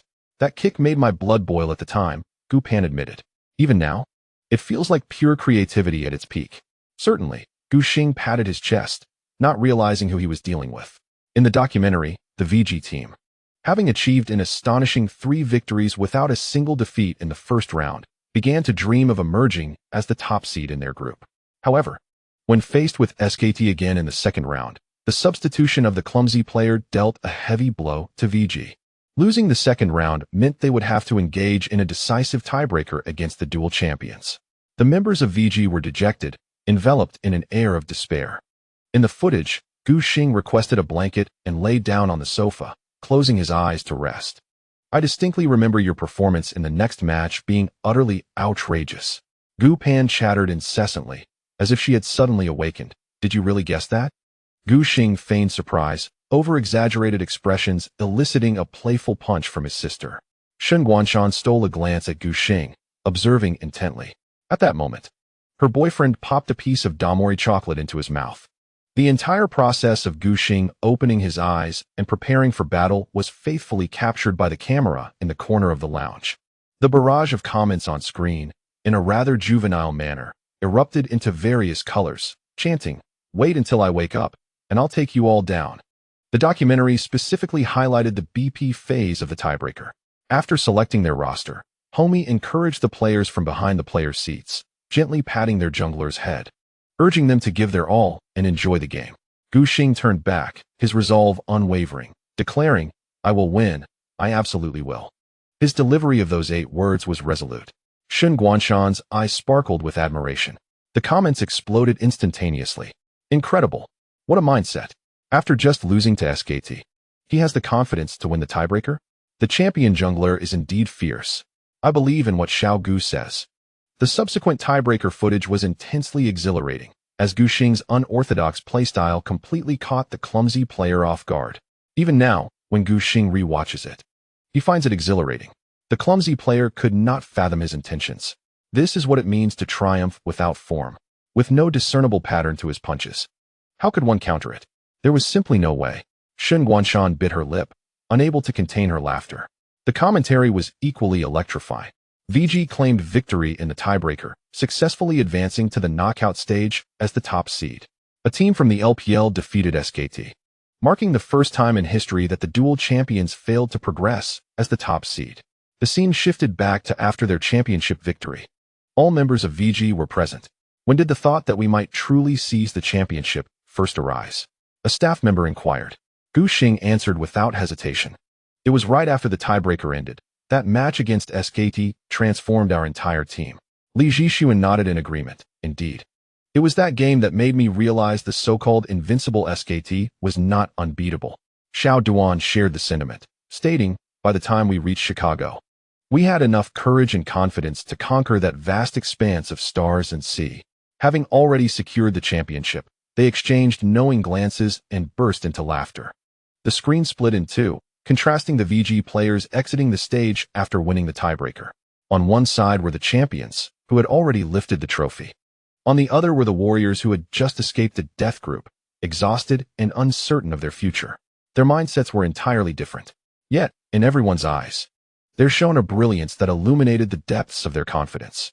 Reflecting on the quarterfinals against Samsung, it seems, in hindsight, not overly daunting. In the documentary, a jubilant Zhu Xiaolong faced the camera after securing the championship. His opponents were newcomers to the world stage, and as they approached the critical moments, their mental fortitude appeared fragile. He spoke candidly, noting that during the second round of the group stage, SSG experienced a harrowing 3 consecutive defeats, revealing a hint of their vulnerability. Beside him, Guxing nodded in agreement, stating that while Samsung's hard power was commendable after winning the initial 2 games, he sensed the team's momentum towards the semifinals. He emphasized that in elimination matches, psychological resilience plays a pivotal role, asserting that professional players must adeptly manage their emotions and acclimate to unforeseen circumstances. Redmi interjected playfully, suggesting that perhaps such insights would be more fitting coming from the dual carry players, given that both were also venturing into the World Championship for the first time. Guxing cleared his throat and defended his position, asserting the individuality of each player's experience. The barrage of comments flooded the screen. Who was the little brat hinting at? Blind Monk's second W with no energy. RQQ missed. Wasn't he the mindset faltering then? In the key moments, the classic chaos of frantic button presses, with clear love hitting every key. Let us not be overly critical. I feel that Ming Kai is inherently timid, which has little to do with mindset. The scene shifted to the match, with the passionate commentary resonating throughout the Chicago theater. Virtue's Olaf wielded his axe, severing the last thread of hope for SSG's comeback. As Samsung's base crumbled in the final game, Guxing stood to celebrate with his teammates, flashing a peace sign towards Li Jixuan. The camera froze at that moment, then transitioned to Guxing after their victory. This gesture, he clarified, was not merely a celebration. It symbolized that they were still 2 best-of-5s away from claiming the championship. The documentary used Guxing's words as a connective thread, and amidst the accolades in the comments, the screen once again plunged into darkness. When it illuminated again, it revealed a fleeting glimpse of the other 2 teams from the same region facing elimination. The voiceover emerged at an opportune moment, with only VG remaining among the LPL teams in the semifinals. Did they feel the pressure outside the arena? Duan Deliang appeared somewhat reserved before the camera, stating that it was manageable, as initially, few held high hopes for them. Before the tournament began, reaching the semifinals seemed an arduous task, and he only wished to prepare diligently for each match, honoring their efforts. Duan's sentiments rang true. Within the LPL League, the summer season had garnered more attention for RNG and EDG. As for VG, they were merely an unexpected dark horse, despite their meticulous and fluid gameplay. Their popularity lagged considerably. It wasn't until they clinched the summer championship that the audience began to shift their perspective, viewing a spot in the World Championship's top 4 as a success. Finally, as they stood as the sole representative in the semifinals, VG garnered the support of the entire region. In the present day, Guxing finds himself seated on a park bench, merrily indulging in a bout of self-satisfaction. Indeed, The tides of fortune have shifted dramatically over the past 30 years, with VG fans now commanding a substantial presence in the LPL. The impact of their inaugural championship surpasses all expectations, arriving at a most opportune moment. As the LPL's influence wavers, RNG's performance in the first half of the year was commendable, yet their summer showing plummeted, culminating in a disastrous world championship where their anticipated strategy faltered entirely. Compounding this, Mata's playful antics with the trickster champion Zyra in the elimination rounds left the team's morale in disarray. Meanwhile, EDG, having provided memorable moments in their quarterfinals against ROX, sees its star player Miko facing a tarnished reputation, becoming the target of ridicule across various forums, effectively alienating countless supporters. Rumors swirl that another key figure, Deft, may depart the team once his contract expires during the transfer window. The inevitable collapse of the team's popularity and fanbase looms large, leaving EDG to subsist on the legacy of their 2015 mid-season championship. In stark contrast, VG has emerged as a formidable contender, seizing the opportunity to claim their first regional title and almost entirely absorbing the remaining casual fans of the LPL. Gu Xing's assertion of their substantial influence is hardly an exaggeration. It may even be an understatement. Gu Kan, disinterested in his brother's smug demeanor, turns his attention to the screen. As ROX takes the stage, the background music shifts to a tense and rapid tempo. The documentary devotes considerable time to depicting this powerful adversary, featuring high-frequency appearances of the Tiger team members, alongside numerous interactive segments. Gu Xing notices that snippets of his conversations with ROX players have been included, particularly the moment when he and Smeb agreed that the winner would face SKT in the finals. Witnessing this scene fills Gu Xing with dread. Was there a camera then? How was I unaware of it? He remains uncertain of when exactly he was captured by the cameraman. The audience, keenly observant, quickly notes the unusually frequent appearances of ROX in the documentary. The bond between the two teams is undeniably strong. ROX fans suffer greatly, as their team is too impoverished to produce a documentary, relying instead on the victors, VG, for glimpses of Peanut. Both teams in the lower bracket aspire to dismantle SKT, which genuinely amuses me. Disdain for Yuluan and Xiaoyang? In the S6 semifinals, all were united against SKT. How could they survive unscathed? However, personal camaraderie will not interfere with the competitive fervor on the battlefield. In the pre-semifinal discussions, VG players approached the match with the utmost seriousness, showing great respect for their opponents. Particularly, Xiao Duan exhibits visible anxiety, his hands trembling before the match, resorting to incessantly shaking a hand warmer to conceal his nerves. Observing this, Shun Guanshan inquires with concern about his boyfriend. Is the semi-final that nerve-wracking? Gu Xing patiently reassures him, acknowledging that Duan does feel a bit uneasy during major competitions, yet this is entirely natural. With a shift in tone, he cheekily boasts, I am the exception. There's no way I could be like Li Jia. The team often engages in practice matches with ROX, fully aware of their formidable prowess, and none wish to falter just before the final step towards the championship. In the documentary, both teams took to the Madison Square Garden stage, each striking their distinctive poses. The rhythmic background beats echoed with an air of anxiety. From Gu Xing's formidable troll jungler to ROX's female gunner support, both sides showcased their extraordinary prowess, with the editing masterfully capturing the back-and-forth skirmishes within the rift. By the fourth match, ROX had set its sights on the mid lane, with Peanut repeatedly breaching the defenses, rendering Easyhoon nearly unable to develop. The team voice chat from VG fell into a profound silence. My dear Li Jishuan sighed wearily, expressing regret. Gu Xing could still hear Zhu Shengbin's clumsy pronunciation of Mandarin. Let us go for the next game. Apart from that, there was only silence. To any observer, it was evident that the team's morale was faltering. Had Gu Xing not already known the eventual outcome, he would surely have felt a weight of concern. Beside him, his sister and girlfriend were transfixed to the screen, both intrigued to uncover how VG would adjust. They were not alone. The majority of the documentary's audience felt equally perplexed.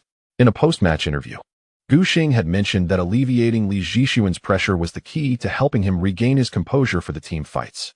However, while the issues within the arena could be addressed, how could one manage the mindset outside of it in such a brief span? The camera followed the VG players back to the backstage lounge. Li Jishuan immediately collapsed into an esports chair, closing his eyes, revealing his exhaustion.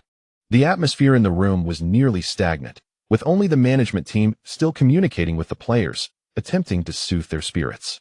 It was not until Gushing spoke, earnestly asserting that the next finals would be resolved within 4 games, that the ice seemingly shattered between the team members, their expressions softening. When the manager Ding Jun reassured the jungler of his satisfaction with the team's performance this year and encouraged him to set aside his burdens and enjoy the game, Gushing turned back, his demeanor serious as he reiterated his confidence in reaching the finals. With a forceful swing of his hammer, he shattered the intangible ice enveloping the lounge. His words acted like a buff for his teammates, instantly bringing smiles to their faces as they began to joke and prepare to take the stage. Observing this, Shun Guanshan felt an overwhelming sense of admiration. Her gaze towards her boyfriend filled with reverence. As a socially anxious individual, she envied Gushing's ability to exhibit such prowess in that moment. Were she in his place, she would likely have retreated into a corner, silent and withdrawn. Gu Pan initially furrowed her brow, but then relaxed. She too was adept at handling social dynamics and team morale. Logically, it seemed improbable that Gushing's mere 2 statements could yield such remarkable effects.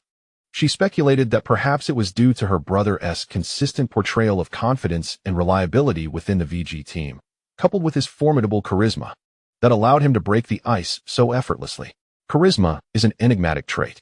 There are individuals whose words and actions within a team inspire an involuntary sense of trust and belief among their peers.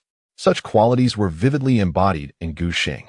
The barrage of comments reached its zenith at this moment. So handsome, Gu.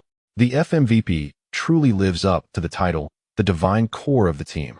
Gu, the top-tier prophet, indeed predicted that the finals would conclude within 4 matches. Gushing, witnessing the flood of praise on screen, struggled to contain his smile. In the documentary, after the BP concluded in the decisive match, he was seen chatting with Li Jixuan. When I was in San Francisco, I said we would definitely reach the finals against SKT. Do you still believe that? Izihun nodded earnestly. The scene then shifted. After clinching the championship, Gushing reclined in his chair as staff posed a question regarding his earlier statement. He pondered for a moment. Houyi emerged from SKT, and we encountered some challenges at last year's World Championship. I wanted to prove my capabilities in front of my old team, Gushing carefully articulated. I also aspired to create an opportunity for Izihun to secure a unique championship trophy. The genteel Li Jixuan reminisced about the events of 2 weeks prior, his smile radiating boundless joy and happiness, when Gushing's Lee Sin executed a signature 7-step spinning kick, sending prey out of formation. The battle in the rift reached a decisive conclusion.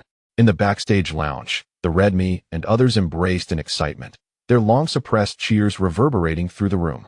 During the post-match handshake, the ROX members forced smiles, urging Gushing to give his all in the finals, a moment captured in its entirety. As the poignant moment concluded, the background music transitioned to this year's World Championship theme song, Ignite. The pulsating electronic beats echoed in Gushing's ears as he followed the camera back to the Staples Center, this dream-fulfilling arena. The scene split between the interior and exterior of the venue, showcasing the VG supporters. Beaming with joy, some adorned their cheeks with the silver VG emblem, brandishing banners depicting cartoon avatars of the players, energetically cheering for their home team. When Gushing, stuck at level 6, executed a W-flash kick against Lee Sang-hyuk, the crowd erupted with deafening applause. Gushing, initially basking in the spotlight on stage, now experienced the audience's perspective through the camera's lens, his body trembling with excitement. The 2 matches concluded with overwhelming dominance. When VG unveiled Galio for the final game, the venue erupted into a frenzy. With repeated Doran's shields and Gushing's Lee Sin shattering SKT's seemingly impenetrable defense, supporters waved VG flags from the stands, their faces flushed, repeatedly shouting, "Champions! We are champions!" As the SKT base crystal exploded, smoke and fireworks enveloped the arena, golden rain cascading from the sky in a dazzling display. "Truly magnificent," murmured Shun Guanshan. The documentary timeline shifted, focusing on the victorious Gushing. The voiceover posed the final question, on the eve of facing SKT. What did he estimate their chances of victory to be?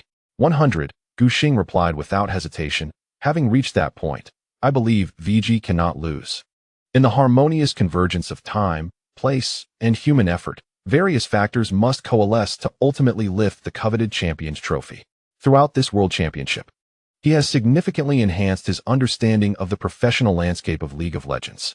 Often, these moments are but rare opportunities in a lifetime, and we are fortunate to seize them. Xiao Duan, still smiling, reflects on our journey from being underestimated to reaching the pinnacle of the world. It is indeed a beautiful chapter worth cherishing. Zhu Xiaolong jested, likening our team name to our quest to conquer every adversary along the way. As the sounds gradually faded, the visuals dimmed, culminating in the display of Caesar's famous phrase, Veni Vidi Vici. Below, the Chinese translation appeared. I came, I saw, I conquered. Immediately after, the first two words were erased, and Vici, representing conquest, was adorned with the characters of gaming, piecing together the VG team logo. The remaining word, conquer, serves as the title of the documentary. Is it over? Gu Pan sat there for over half an hour, her body numbed from the cold, hastily rising to stamp her feet. The progress bar still indicated time remaining, as Shun Guanshan observed, with less than a minute of video left. Gu Xing was puzzled but remained seated, prepared to see it through to the end. As the documentary drew to a close, his own voice unexpectedly emerged. Do you remember when we were in San Francisco? Gu Xing jolted. Turn it off, quickly. He seemed to foresee some dreadful revelation, his words becoming jumbled. Shun Guanshan, initially bewildered by the unfolding events, instinctively sought to shut off the tablet, driven by trust in her boyfriend. Yet, her reflexes were too slow, and ultimately, it was too late. In the video, Gu Xing continued, have you ever gone to the Golden Gate Bridge to watch the reverse sunrise? How about we do it again tomorrow? Gu Xing buried his face in his hands at Hohai Park. Hearing this, Gu Pan perked up her ears while stamping her feet. The next moment, she was struck by humor. You went to the West Coast to watch the sunrise? I'm literally dying of laughter. She chuckled uncontrollably. I must send this recording to my parents, so they can see just how amusing you are. Gu Xing, flustered and embarrassed, attempted to retort. That was simply a team-building activity. Do you not understand? How could I not know that the sun rises in the east? I merely did not articulate it at the time. Shun Guanshan bit her lip, stifling her laughter. Ultimately, unable to contain herself, she turned her attention back to the documentary. The screen gradually brightened, revealing a final collection of images featuring the entire VG team watching the reverse sunrise at Santa Monica Beach in Los Angeles. The 7 players beamed with smiles as radiant as the rising sun behind them, their expressions brimming with youthful vigor. As Gu Xing and the 2 girls departed the park, he remained engrossed in the VG group chat, searching for the mole, eager to discover who had leaked the beach photograph. All members vehemently denied any wrongdoing, pointing fingers at one another, resembling a game of werewolf. World 6 claimed innocence, exclaiming, I wasn't there. Yet, Gu Xing promptly uncovered evidence from a screenshot sent by his sister that ridiculed him in the documentary. In one particular photograph, there are merely 6 individuals, conspicuously absent being the World sister. It is evident that only World 6 possesses the means to capture such an image. Gu Xing shared this in the group chat, urging his enthusiastic teammates to pursue the World sister. Zhu Xiaolong, filled with indignation, exclaimed, we had clearly agreed not to disclose this matter. Is it merely a fleeting whisper to you? World sister, just wait until the decup. I shall certainly teach you a lesson. Upon realizing that the identity of the mole had been exposed, World 6 abandoned the pretense and laid everything bare. You explicitly stated not to mention it to the audience during the live broadcast. Where did I err? This retort left Zhu Xiaolong momentarily speechless. Gu Xing, seated in a taxi, could hardly contain his amusement, too apprehensive to lift his gaze for fear of being mocked again with the reverse sunrise. After a brief respite in the restroom, he discovered numerous netizens engaged in discussions about the documentary, predominantly praising Gu Xing's audacity and unparalleled confidence. The absence of clubs producing off-field video edits and microphone segments meant that only champions had the luxury of a documentary. Consequently, the audience had previously only been exposed to the players through a god's eye view during matches, revealing little about their personalities. This led to Gu Xing, after half a year in the professional realm, finally being recognized as a remarkable newcomer with a unique blend of mentality, skill, and leadership capabilities. Praise for him flooded every corner of the forum. Gu Xing was quite pleased, until he noticed some netizens creating memes by extracting and editing segments of the reverse sunrise. He swiftly changed his expression and decisively turned off his phone. Fortunately, they had just reached the gates of Peking University. Do you want to go inside and take a look? Shin Guanshan suggested eagerly. Gu Pan contemplated vetoing this, well aware of the attention her brother would attract within the campus. However, Gu Xing readily agreed, eager to explore the landscape of the nation's premier institution of higher learning. Currently, one could visit Peking University without prior online reservations on weekends, simply with an identification card. Yet, it soon became apparent that Gu Xing had underestimated his own popularity. Within 2 minutes of entering the campus, he encountered an overjoyed student who requested a photo. As he continued along the path, he was compelled to stop frequently for pictures. The socially anxious Shun Guanshan shrank back, maintaining her distance. Feeling guilty, Gu Xing decided to leave after visiting the Weiming Lake. Wishing to avoid causing trouble for the two of them, "I'll explore on my own tomorrow morning.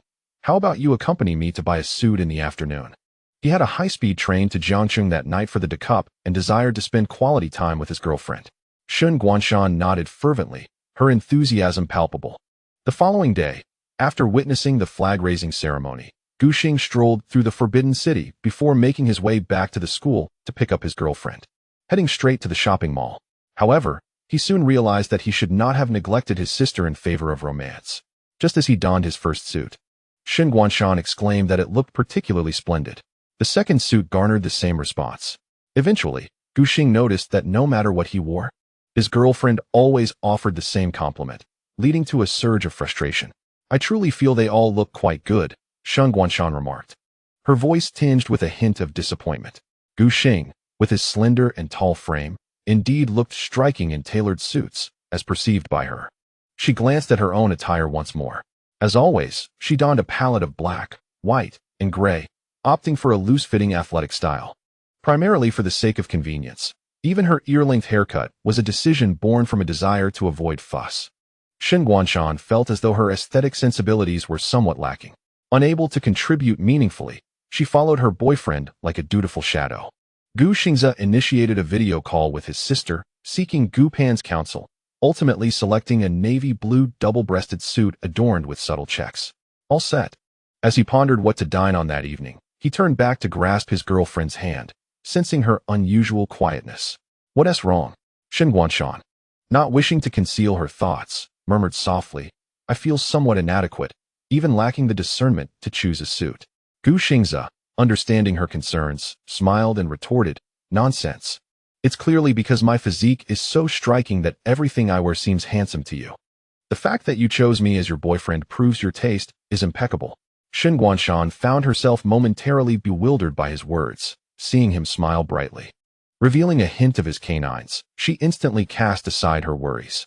She felt that even if he did not pursue a profession, his charm alone could sway others in society. "Moreover, you need not belittle yourself," Gu Xingze continued, leading her toward the dining area on the upper floor of the mall. "I adore you not for what you can do for me. Besides, regarding the selection of a suit, had it not been for the award ceremony, I might never have worn one throughout my entire career. Thus, I was uncertain, which is why I sought Gu Pan's assistance. You see, I too struggle with choosing suits, believing they are all quite similar. Does that make me inadequate?" Shun Guanshan's mind felt somewhat muddled, although she was typically quick-witted. In the presence of Gu Xingze's striking visage, she found herself momentarily dull-witted. She sensed an underlying discord in his remarks, yet she had no time to pinpoint the incongruities. Gu Xingze, seizing the moment, swiftly changed the subject, preventing her from further contemplation.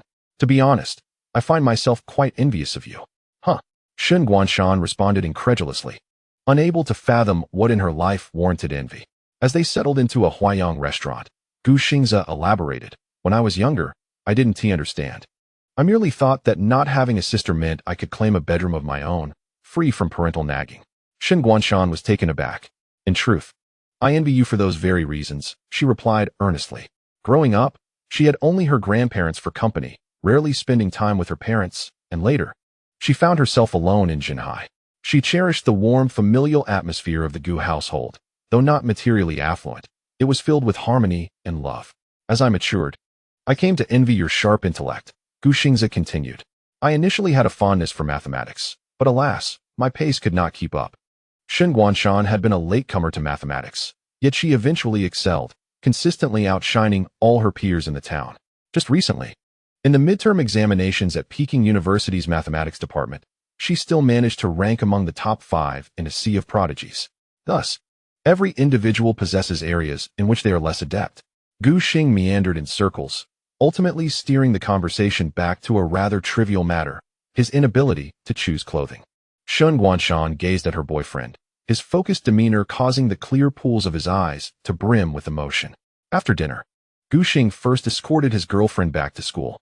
In a secluded corner outside the school gate, Shun Guanshan held onto him tightly, her lips still cautioning him to be safe on the way. "I'll message you when I reach Jiangcheng," Gu Xing said, gently tousling her soft short hair. "Once I finish the decup and settle the transfer period, I will return to the capital. It won't take long." Reluctantly, Shun Guanshan released her embrace. Gu Xing wished to watch her enter the school before departing. However, after just a few steps, Shun Guanshan suddenly turned back, rushing towards him. In close proximity, her lips lightly brushed against his Adam's apple, akin to a dragonfly skimming the water's surface, before retreating almost instantly. Gu Xing felt a feather-like caress on his neck, swiftly followed by a wave of tingling sensations that spread through his entire being. Gu Xing found himself in a state of helplessness. He was aware that his girlfriend often admired his neck, but he never anticipated such an intimate gesture. What peculiar habit is this? Shun Guanshan took a step back, suppressing the racing of her heart, her cheeks flushed yet boldly meeting his gaze. "I simply like it." She adjusted Gu Xing's collar, urging him to hurry lest he miss his ride. Waving goodbye, Shun Guanshan dashed into the school. In the darkness, she gently caressed her lips, savoring the wondrous sensation. Gu Xing arrived in Jiangcheng, Wuhan, at 11 o'clock at night. Following Jin Wenhe's instructions, he made his way to the internet cafe. Indeed, the banana project was still in operation. The arrangement of separate training rooms for each team in the decup was beyond their capability. With 16 teams, they could only secure 2 internet cafes for training. Jack was still too young to enter the cafe, yet no one dared to report VG. The official stance practically elevated the championship team to celestial heights, instilling fear in all other teams. "How's everything? Is it going well?" Gu Xing stood behind his designated seat in the private room, observing the training match. "Play casually, eliminate freely." Beside him, the equally engrossed Zhu Shengbin guzzled beer, exclaiming, "I believe if we swap in 2 substitutes, we could still claim victory." Currently, Riot had yet to update the preseason version, let alone the already lagging LPL. The decup utilized the 619 version. Compared to the World Championship, the differences were minimal. Although VG returned from their break late, they had spent a full 2 months mastering the World Championship version. Their level of experience surpassed that of their peers in the same region. Their understanding of the 618 version had reached an unparalleled pinnacle, rendering them virtually unbeatable. Even with World Sister and Jack in play, VG maintained their dominance in tonight's training match. Observing this, Gu Xing felt reassured, allowing World Sister to showcase her skills. November 11th marked the official commencement of the decup. VG demonstrated astonishing match-ending capabilities within the group stage. They relentlessly exerted their operational prowess, tormenting their adversaries to the brink of despair. After the departure of Gu Xing, VG's early momentum undoubtedly became rather pedestrian. Nevertheless, through their unparalleled strategic rotations, they swiftly established an economic advantage within a mere 4 to 5 minutes. The formidable prowess of Ho Yi in controlling the match became abundantly clear. During the group stage, his average team damage contribution soared to an impressive 35-23. Gu Xing, composed and relaxed, reclined in the backstage lounge, quietly listening to the team's communications. "Sure, Sunming, you are quite the character." Yu Wenba began to taunt. "Aren't you so vocal? Come and show us what you've got." In the concluding match of the group stage against YM, Jack found himself at a disadvantage during the landing phase, suffering at the hands of Xiao Ming. Sure, Sinming's adeptness with Ollie Star consistently allowed him to engage Yu Wenba from the most unexpected angles, delivering punishing blows alongside Ning's marksman. However, as the rotational phase commenced, Yu Wenba swiftly capitalized on his operational acumen, taking down a defensive tower and securing 2 waves of minions, thereby rectifying his earlier disadvantage. In a position of superiority, Yu Wenba's ability to deal damage left even Gu Xing in awe. He had never witnessed an ADC charging headlong into the fray. Zhu Xingbin, observing from backstage, was left dumbfounded by Jack's audacity. At times, he struggled to comprehend Yu Wenba's bold strategies. It was baffling, an ADC leading the charge at the forefront of the formation. Imp, who considered himself a proficient aggressor, still adhered to fundamental principles, advancing only when conditions were secure. Yet, upon witnessing Wenba's audacious style, he could only feel a sense of inferiority. Unyielding and indiscriminate, as long as Jack was equipped, he would charge straight at the enemy, without hesitation. There was no semblance of logic in his approach. Opponents often found themselves caught off guard by his sudden assaults. Before they could react, their formations were shattered. The victims were not limited to YM. Both IM and IG in the quarterfinals and semifinals fell victim to Wenba's relentless aggression, retreating in disarray. By the conclusion of the semifinals on the 13th, VG remained undefeated. The following day, they would face the 5-time champions, EDG, in the finals. Brother Xing. For the final match, you must come. With excitement, World Sister eagerly passed the opportunity back to Gu Xing, urging Ho Yi to secure a resounding victory in the last BO5. World 6 had ample reasons. Retirement should not be marred by regrets, right? Jack shared this sentiment, encouraging Zhu Xingbin to take the stage and showcase his skills. Gu Xing found this entirely reasonable. Even Imp, the notoriously lazy player, wholeheartedly agreed. All right, let us aim for a swift resolution in the final match. Let us not dally with EDG. Side note, what a fierce day. The details of the Cup will not be elaborated. The next chapter will cover the awards ceremony. On the afternoon of the 14th, all members of VG gathered, preparing to head to the competition venue. What is this? Li Jixuan curiously inquired about the keyboard that Gu Xing held. Its once pitch-black keycaps now adorned in a dazzling starry blue, reminiscent of the brilliant stars in the night sky. These keycaps were a gift. Gu Xing showcased them proudly. Aren't they impressive? Easyhoon took them to examine, intrigued. The selection of keycap colors is impeccable, and from a bird's-eye view, only the word virtue is visible. It is indeed a thoughtful design. Jack, with a hint of admiration, muses that having a girlfriend is quite wonderful, especially since no one pays attention to him like his buddies do. Zhu Xiaolong, with a cheerful demeanor, pulls out his phone, its case adorned with a photo of him and his significant other. As he boards the bus waiting at the hotel entrance, he leans in closer to the manager. Zhu Xiaolong scratches his head. Didn't we agree earlier?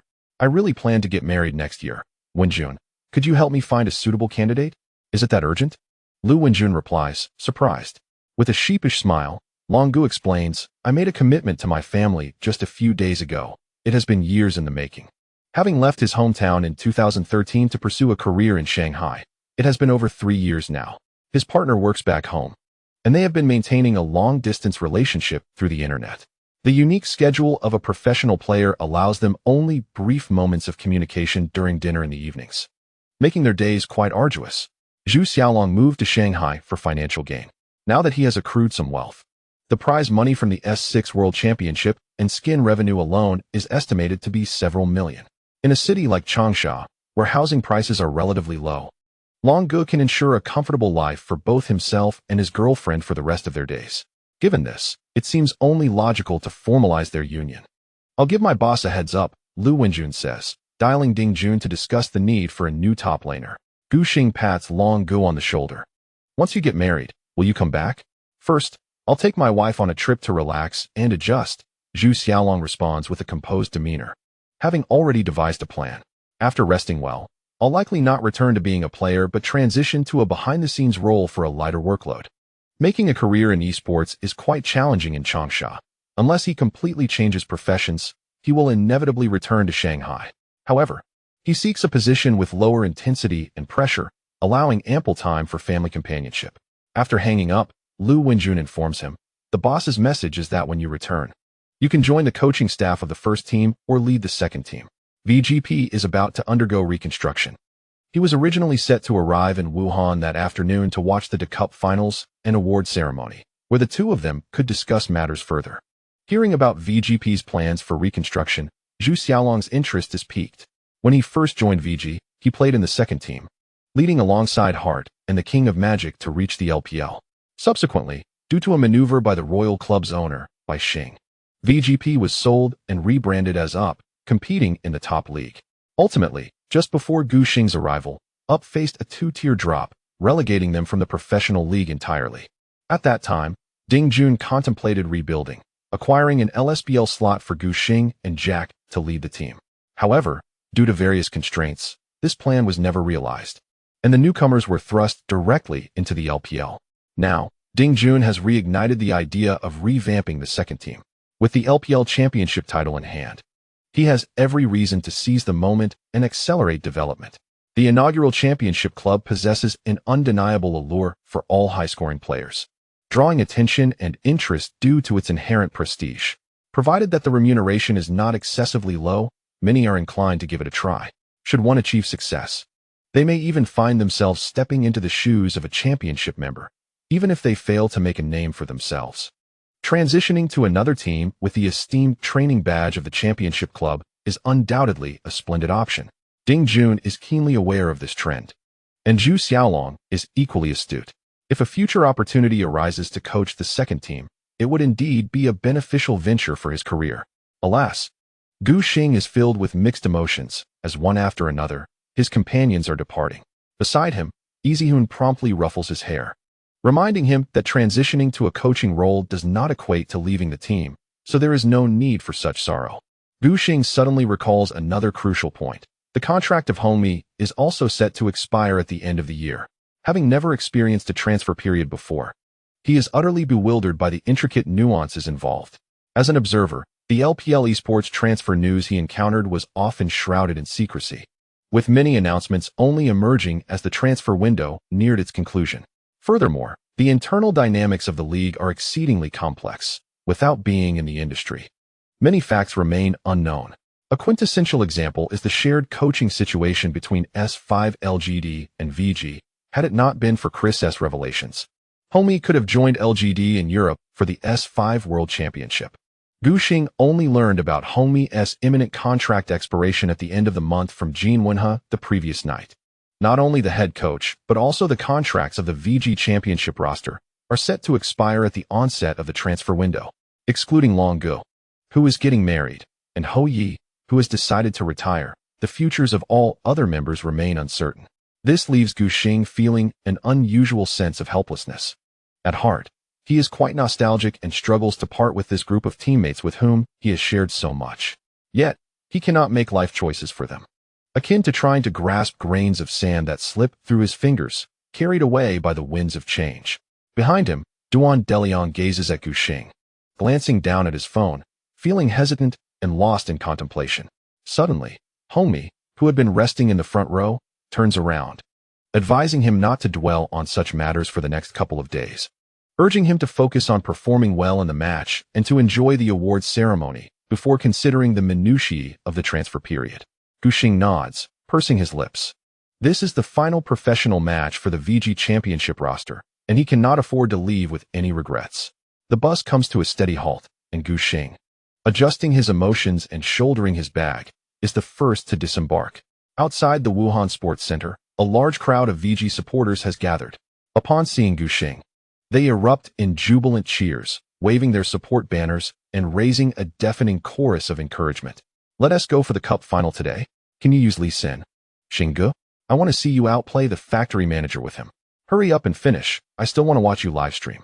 The supporters chatter excitedly, eager to exchange a few words with Gu Xing. This is a sight he has never encountered before.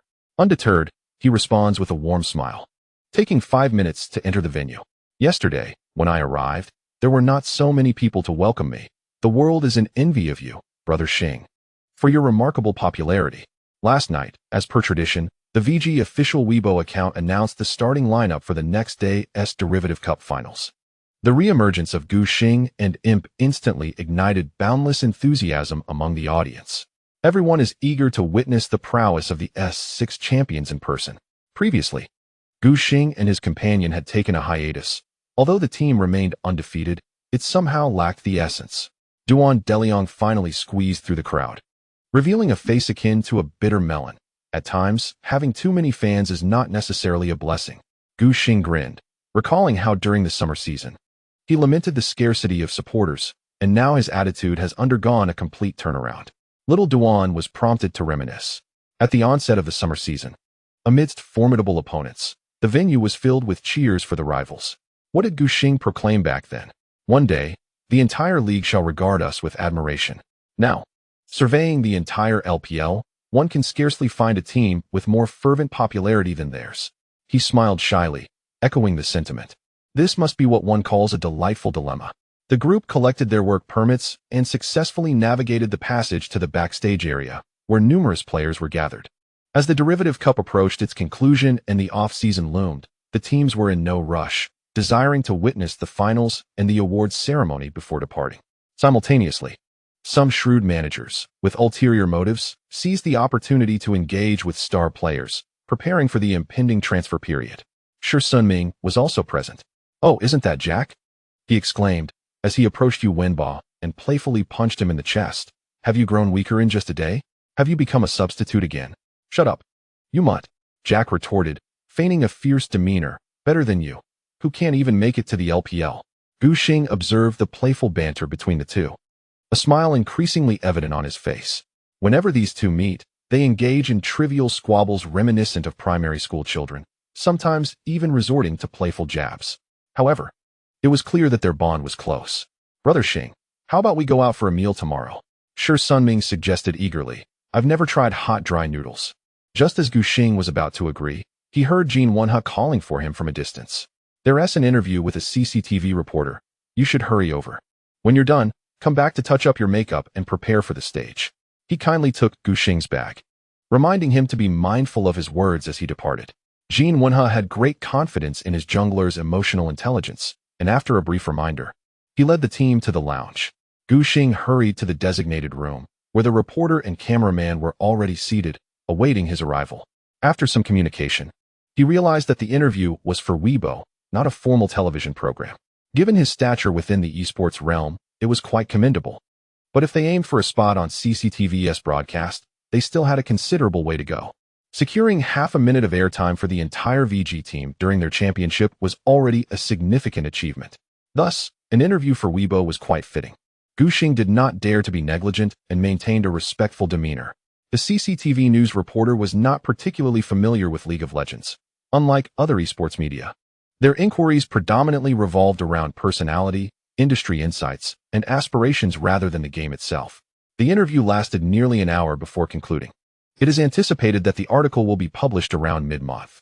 The reporter added Gu Xing's WeChat, "And next time we collaborate, I will inform you in advance so we can arrange a more suitable time and place." Gu Xing remarked, half in jest and half in earnest. "I suppose I must wait until I win the championship again." The reporter praised him, saying, "With your abilities, how could you possibly settle for just one championship?" This compliment sent Gu Xing soaring with elation on his way back to the lounge. Upon entering, he immediately reiterated the compliment, exclaiming, "Look at him. His demeanor and eloquence are on par with mine." Gu Xing held his head high. Before anyone could respond, there was a sudden knock at the door behind him. Turning around, Gu Xing opened the door to reveal a round face. "Uzi, what brings you here?" he inquired with curiosity. Gu Xing was not particularly close to Uzi. Within the RNG team, he had the best rapport with Xianghua, and Xiao, who was also quite amiable. Uzi, on the other hand, was merely an acquaintance with whom he exchanged nods. Their positions did not overlap, and they had entered the LPL at entirely different times, resulting in minimal common ground. Furthermore, Gu Xing's impression of Uzi largely stemmed from an official promotional video shot during Uzi's time at OMG, which had been rendered rather comical by editing. "Good morning," Uzi said politely, offering an awkward smile. "I'm just here to chat with little Duan for a bit." Duan Deliong, with a furrowed brow, stood up and followed Uzi out of the lounge. Gu Xing felt no sense of unease. After all, his support had always maintained a good relationship with Uzi. Once dubbed the #1 dog fan, it was quite common for them to reminisce during the Dalmatia Cup. He settled down to inform his girlfriend of his schedule, but Shen Guanshan was in class and would not be able to reply immediately. Gu Xing pulled out his phone to browse the forum. It must be said that the Dalmatia Cup garnered very little attention domestically. Prior to this, it was almost synonymous with the EDG Cup, featuring many teams from the LSBL with varying levels of skill. Moreover, following the conclusion of the crucial World Championship, viewers naturally found the Dalmatia Cup rather tedious. At this moment, discussions about the Dalmatia Cup on the forum were sparse. Most posts bearing the Dalmatia Cup label were reminiscing about the last collective appearance of VG in their prime. The remaining threads focused on the World Championship. Gu Xing noticed that the way forum members referred to him was subtly changing. It turned out that a certain episode of the official Hero Microphone program had revealed VG's voice chat, leading fans to affectionately call him Little Gu. However, that term had become increasingly rare, with more people now referring to him as Brother Xing. This shift seemed influenced by recent happenings within the forum. As the off-season approached, the forum was brimming with lively content. A recent trend featured a generational chart of professional players, linking various nicknames according to their performance on the field, off-field controversies, popularity, and other factors, arranging them into ranks such as King, Emperor, and Man. For instance, King Apollo, Emperor Corn, and Dragon Man Candy were among the many active players included in this amusing hierarchy. Once the post emerged, it swiftly ignited a trend within the gaming forums dedicated to blame and pressure. Gu Xing initially spent considerable time searching for his own rank, only to finally realize that he fell beyond the parameters of the ranking chart. The rationale provided garnered widespread agreement within the forum, proclaiming him the unparalleled god of gods among junglers in LPL history, with the World Championship FMVP status implicitly acknowledged as singular. Subsequently, some well-meaning netizens felt that referring to him as Little Gu was somewhat inappropriate, implying a lack of respect for the champion jungler. They decided to refer to him as Brother Xing. As for why he wasn't addressed by his surname, like Faker Gu, he thought Gu sounded rather odd, being a name only used by a certain circle in their group. As Gu Xing scrolled through the forum, he noticed a plethora of posts extolling his virtues. After the World Championship, this phenomenon had almost become the norm, and he was nearing acclimatization to it. By the way, in today's The Cup Finals, can Brother Xing sweep EDG? Isn't that obvious? Just wait to see him perform. Finally, a team is set to break EDG's historical dominance in the Cup. The question arises, which is more suspenseful, VG sweeping EDG or Brother Xing not dying even once while being a superstar? I truly can't fathom a reason for VG to lose the Cup. Their entire starting lineup clearly aims for the championship. Let us first have Jack and World Sister play. It seems they didn't plan to win initially. An early vacation sounds nice. And then they unexpectedly find themselves in the finals. They might as well join forces for another championship. After all, any prize money is still money, no matter how small. A smile tugged at the corners of Gu Xing's mouth as his slender, agile fingers slowly scrolled down. His gaze ultimately settled on a post titled "Encountered Brother Xing at Peking University," where the poster recounted successfully obtaining an autograph and a photo, noting his truly amiable demeanor. Many fans posed for pictures alongside him, and everyone was satisfied, sharing images and wishing for Brother Xing to grow ever stronger.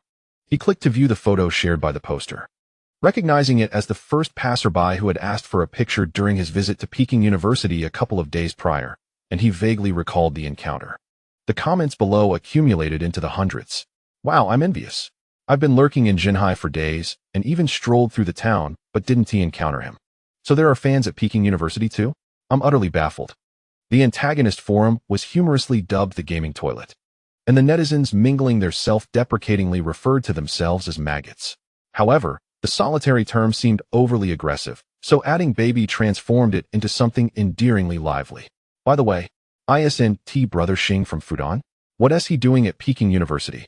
The poster replied under this comment. Not sure, but there were two pretty girls accompanying him. Perhaps they are from Peking University? This ignited a flurry of replies within the thread. 2. That doesn't seem right. Peking University? Goodness, who are these people? In any case, it's certainly isn't just a simple classmate relationship. Those in the know understand. Who would travel over 1,000 kilometers for an ordinary classmate? My intuition tells me there's a juicy story here.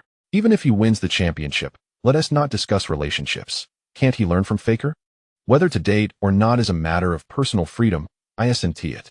As long as it does not affect performance on the field and does not lead to any moral scandals, one may continue to be a fan.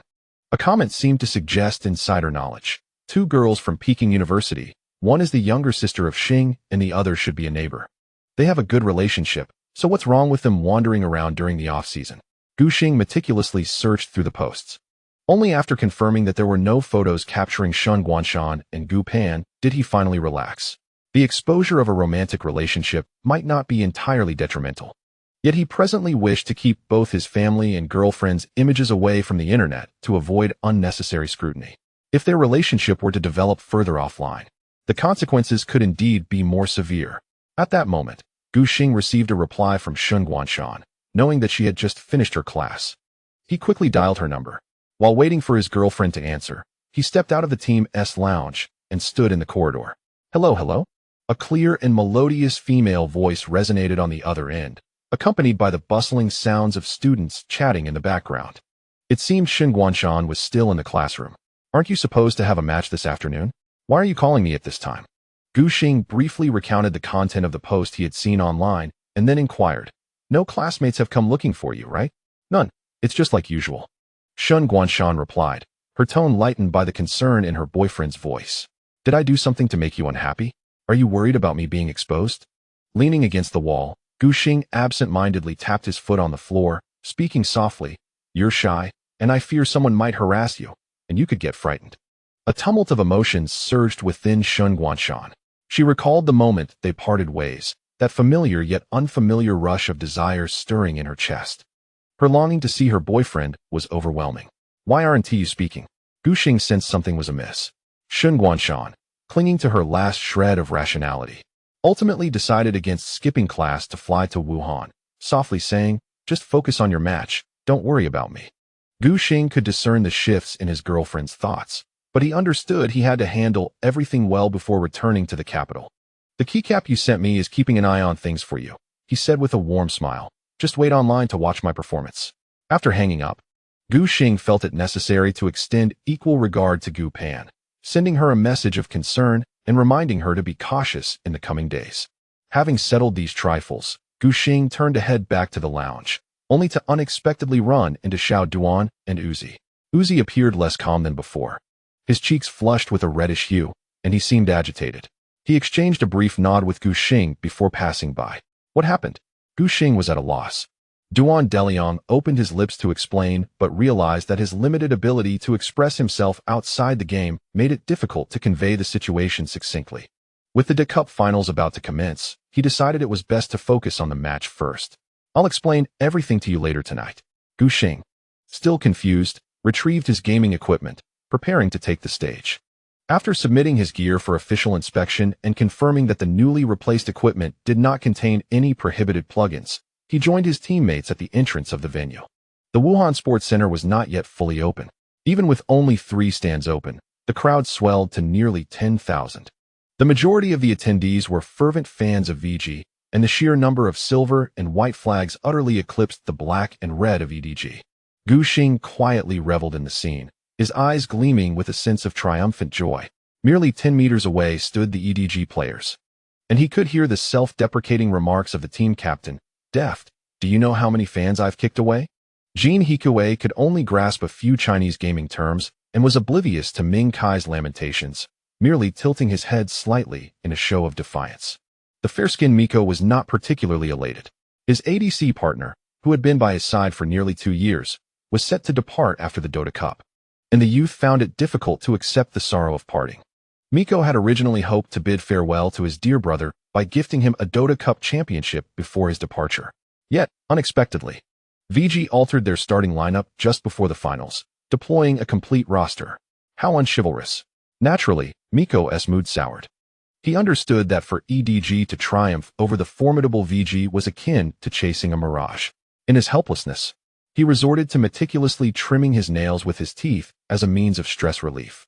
Let us welcome the champions of the LPL Summer Split. The victors of the 2016 World Championship, Vici Gaming. Ren Dong gestured grandly. Zhu Xiaolong led the team onto the stage. The venue erupted with a thunderous roar, filling every corner with an overwhelming wave of cheers. The champions, in their original lineup, made their appearance in the finals, and the VG supporters rallied with fervent encouragement. Gu Xing beamed brightly, waving at the supporters. Li Zhixuan clasped his hands behind his back, swaying gently as his gaze longingly swept across the distant stands. Wishing to etch this magnificent spectacle into his memory, Longa felt the same. This was their final BO5 before retirement.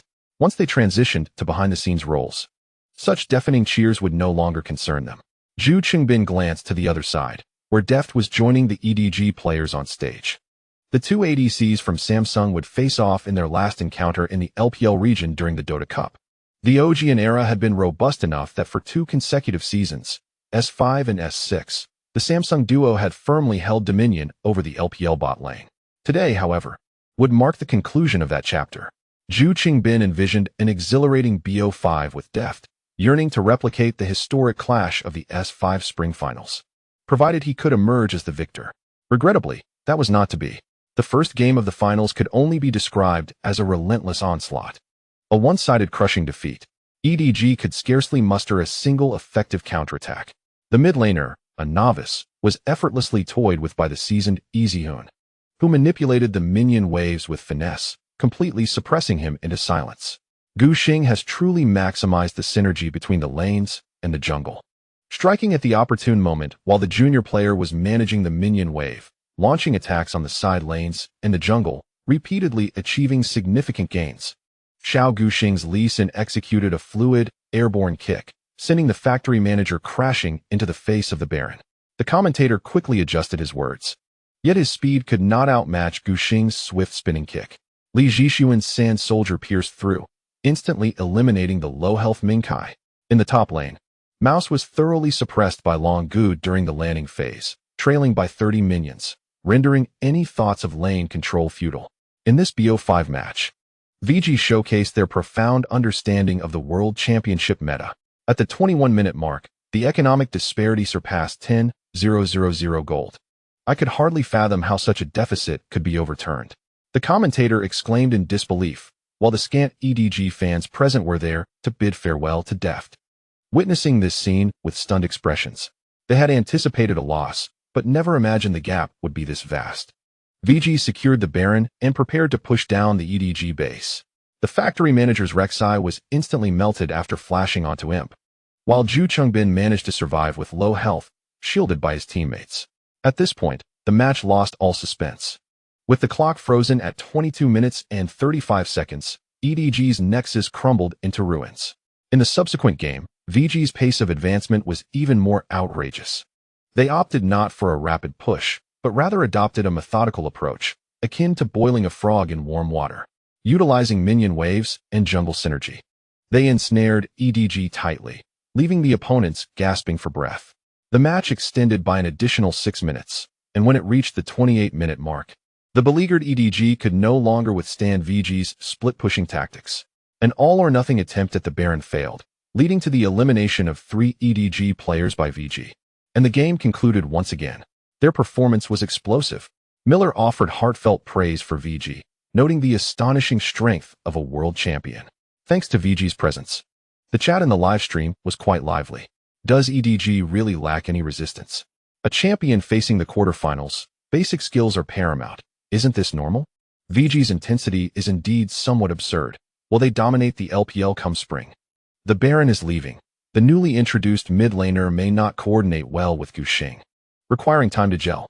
Hurry up and finish 3-0. I want to watch the awards ceremony. In the third game, the same script unfolded once more. A nearly 5,000 gold disparity by the 15-minute mark filled all EDG fans with despair. Why do I feel like the opposing team has lost the will to resist? Guxing sensed that EDG had surrendered, their fighting spirit extinguished? Perhaps, as Zhu Xiaolong adjusted his posture, comfortably leaning back, there seemed little reason to continue. As VG approached the final push on EDG's base, a profound silence enveloped their voice comms. Ultimately, it was Easyhoon who broke the silence, urging everyone to take care in the future, as they would no longer share the same stage. Particularly you, Xiaogu, strive hard. Your journey is still long ahead. He endeavored to keep the morale high. Indeed, Longgu gently patted Guxing's shoulder, reminding him that a splendid tomorrow awaited, urging him not to squander his talents.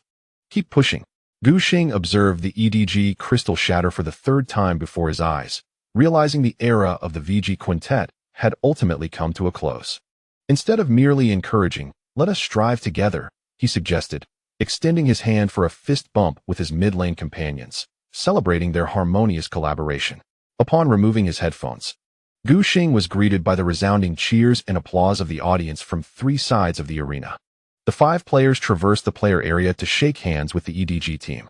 The young rookie managed to maintain his composure. Yet Deft's eyes glistened with tears as he embraced Zhu Songbin, battling his emotions. Below the stage, the portly general had already donned his award ceremony attire. Seated in the front row, his hair meticulously styled in a mature manner, he gazed at his former teammates and opponents on stage, his emotions a complex tapestry. VG was on the brink of claiming their 3rd championship trophy in franchise history. Miller's voice resonated with fervor, proclaiming that in a mere 6 months, they had ascended to the ranks of the world's elite teams. The enhancements brought by Xing and Imp to the entire squad were evident to all. Xing and his teammates placed their hands upon the trophy at the center of the stage, collectively raising it above their heads. A mist of excitement enveloped them, and the brilliant spotlight illuminated each member of VG. Xing beamed at the joyous faces of his teammates, mirroring their smiles. Partings are inevitable, but achieving a conclusion without regrets is the finest outcome one can hope for. As they descended from the stage, Ding Jun awaited them in the passageway. You won the championship with such ease. Although Ding Jun's words conveyed excitement, his enthusiasm waned shortly thereafter. His presence was not solely to witness the team's triumph at the Cup. More significantly, he intended to discuss the renewal conditions for the players. With the exception of the retiring mid laner, the remaining players needed to renegotiate their contracts, along with the coach, Hongmi. Just the thought of it exhausted Ding Jun. He perceived the operations of the League of Legends division as crucial, a pivotal factor in VG's potential ascent. To demonstrate his commitment, he knew he had to be fully involved in the renewal discussions. Even as the award ceremony commenced, his mind was in turmoil. Fortunately, his profound composure allowed him to maintain an air of calm, concealing any signs of distress as he walked down the red carpet in his impeccably tailored suit, trailing behind the players. As Xing made his entrance clad in a suit, he immediately drew gasps of admiration from the audience. His tall frame, neither gangly nor stout, exuded a youthful vigor, radiating vitality. His height and physique perfectly complemented the suit, setting him apart, especially when juxtaposed with other players whose physiques were either excessively stout or slender. Wow, my husband. Isn't he incredibly handsome? Absolutely in love. Could you tone it down upstairs? You're embarrassing us. Xing's smile is simply stunning. Can he stand beside Mystic? Their suit photo together would be phenomenal. Xing signed his name flamboyantly with a marker on the backdrop. During the process, he chatted with Xiao Duan. What exactly happened between you and Uzi this afternoon? Curiosity was palpable in his voice. Duan Deliang pondered for a moment. Uzi wants to recruit me to RNG. What? Xing raised an eyebrow, clearly displeased. This was undoubtedly a violation. When he perused the contract database yesterday, he had taken special care to familiarize himself with the regulations. Prior to the expiration of a player's contract, members from other teams are forbidden from engaging in any form of transactional contact or inducing cooperative intentions. Failure to comply results in penalties from the league. Uzi had not explicitly conveyed this notion. Instead, he employed insinuations, offering a vague explanation devoid of any actionable evidence since their championship victory at the World Championship. Previously, in the vicinity of Santa Monica Beach in Los Angeles, Duan Deliang had received Uzi's message. He intended to continue his discourse, but as soon as the two settled into their seats in the front row, they were interrupted by a professional player who came over to greet them. Currently, VG was in high demand, with every player eager to forge connections with them. The annual awards ceremony served as an exceptional venue for socializing. Once Xing managed to engage with Xiaohu and Xiaogang and sat down to further inquire, Rindong on stage commenced the presentation of awards. The nominees for the Best Rookie of 2016 included Xing, as a newcomer, naturally making the list. His competitors were Jack and a junior. Last year's Best Rookie, Miko, ascended the stage to present the award.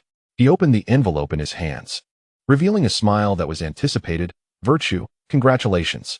The applause resonated throughout the venue. The second floor of the Wuhan Sports Center was open to the audience and VG supporters. Upon witnessing Xing's accolade, erupted into excited shouts. No one was surprised. The outcome for Best Rookie was a foregone conclusion. After only half a year in the industry, Xing had already secured the first championship title for his region at the World Championship along with the FMVP. Had he failed to obtain the Best Rookie award, the organizers would have faced the wrath of outraged fans. Xing could only suppress his inner confusion, ascend the stage to accept the award, and deliver a formulaic acceptance speech. Once off the stage, he eagerly inquired with Xiao Duan about the next steps. Uzi suggested an invitation. What follows? Off topic. Tomorrow marks the transfer period with 8,700 words. 1351W. 234. Annual MVP. Xiao Duan organized his thoughts and leaned in to softly explain to Xing. Then, he elaborated on the conditions, subtly indicating how favorable the atmosphere was at RNG.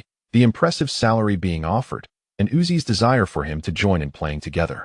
As you know, Uzi is quite selective about his support. Gushing nodded in understanding. He was somewhat acquainted with Uzi's playstyle, recognizing that players of Uzi's caliber rely heavily on their support.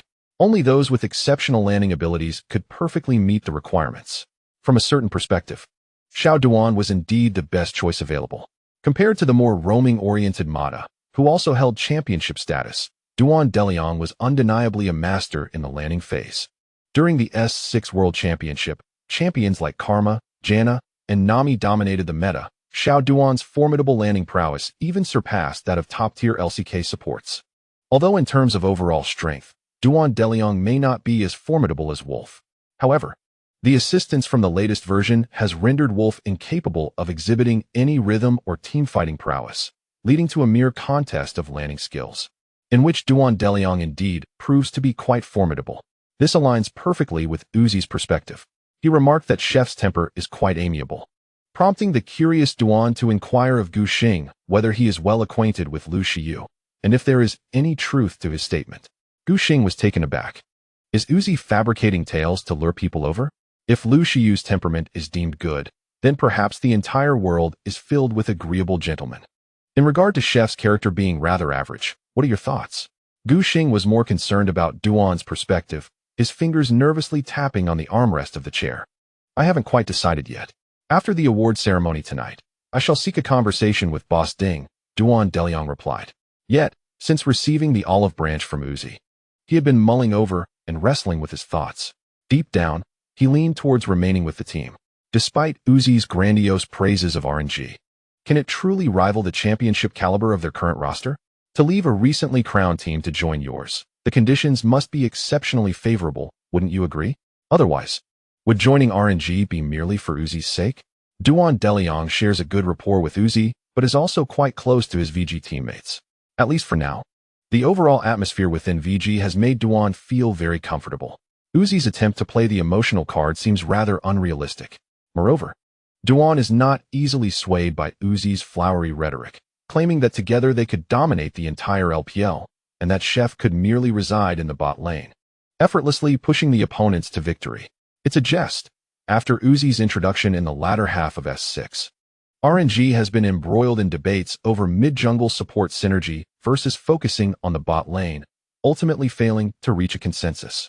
Observing their quarterfinal match against H2K, it is evident that Uzi made concessions, compelling RNG to adhere to the established strategies of the spring split. Clearly, Uzi's influence within RNG was not as significant as one might have imagined, and the situation post-Mata's departure remains uncertain. Duan Deliang feels uncertain about what style he would adopt if he were to join. He is undoubtedly a championship caliber support, yet entering RNG as a stranger, possessing only a modicum of influence, does not guarantee that others would heed his every word. Duan has a sense of self-awareness. His introverted nature and indecisive demeanor off the stage render him somewhat of a follower, lacking in team leadership, making it difficult for him to assert control over the situation. According to Uzi, the dual Korean players at RNG are expected to depart during the transfer window, and management aims to establish an all-Chinese roster. Even if he were to fill Mata's void, they would still require a new top laner. It is not that Duan Deliang seeks to disparage his compatriots, but currently, there are indeed few standout top laners in the domestic scene. Zhu Xiaolong and 957 represent the strongest of the bunch, with one contemplating retirement and the other being a non-negotiable asset for Wii. Thus, RNG has limited options to select from. The constraints of an all-Chinese roster loom large, leaving Duan feeling uncertain about the haphazardly assembled team. He aspires to perform well next year, and if performance is a consideration, RNG does not seem to be the optimal choice. Furthermore, to be fair, Boss Ding Jun has treated him quite well. He had taken special note of his family circumstances, aware of his financial constraints, and thoughtfully advanced his salary, enabling him to purchase a suit and bring back a few gifts home in a respectable manner. It may appear to be a trivial matter, yet it is often such gestures that endear one to others.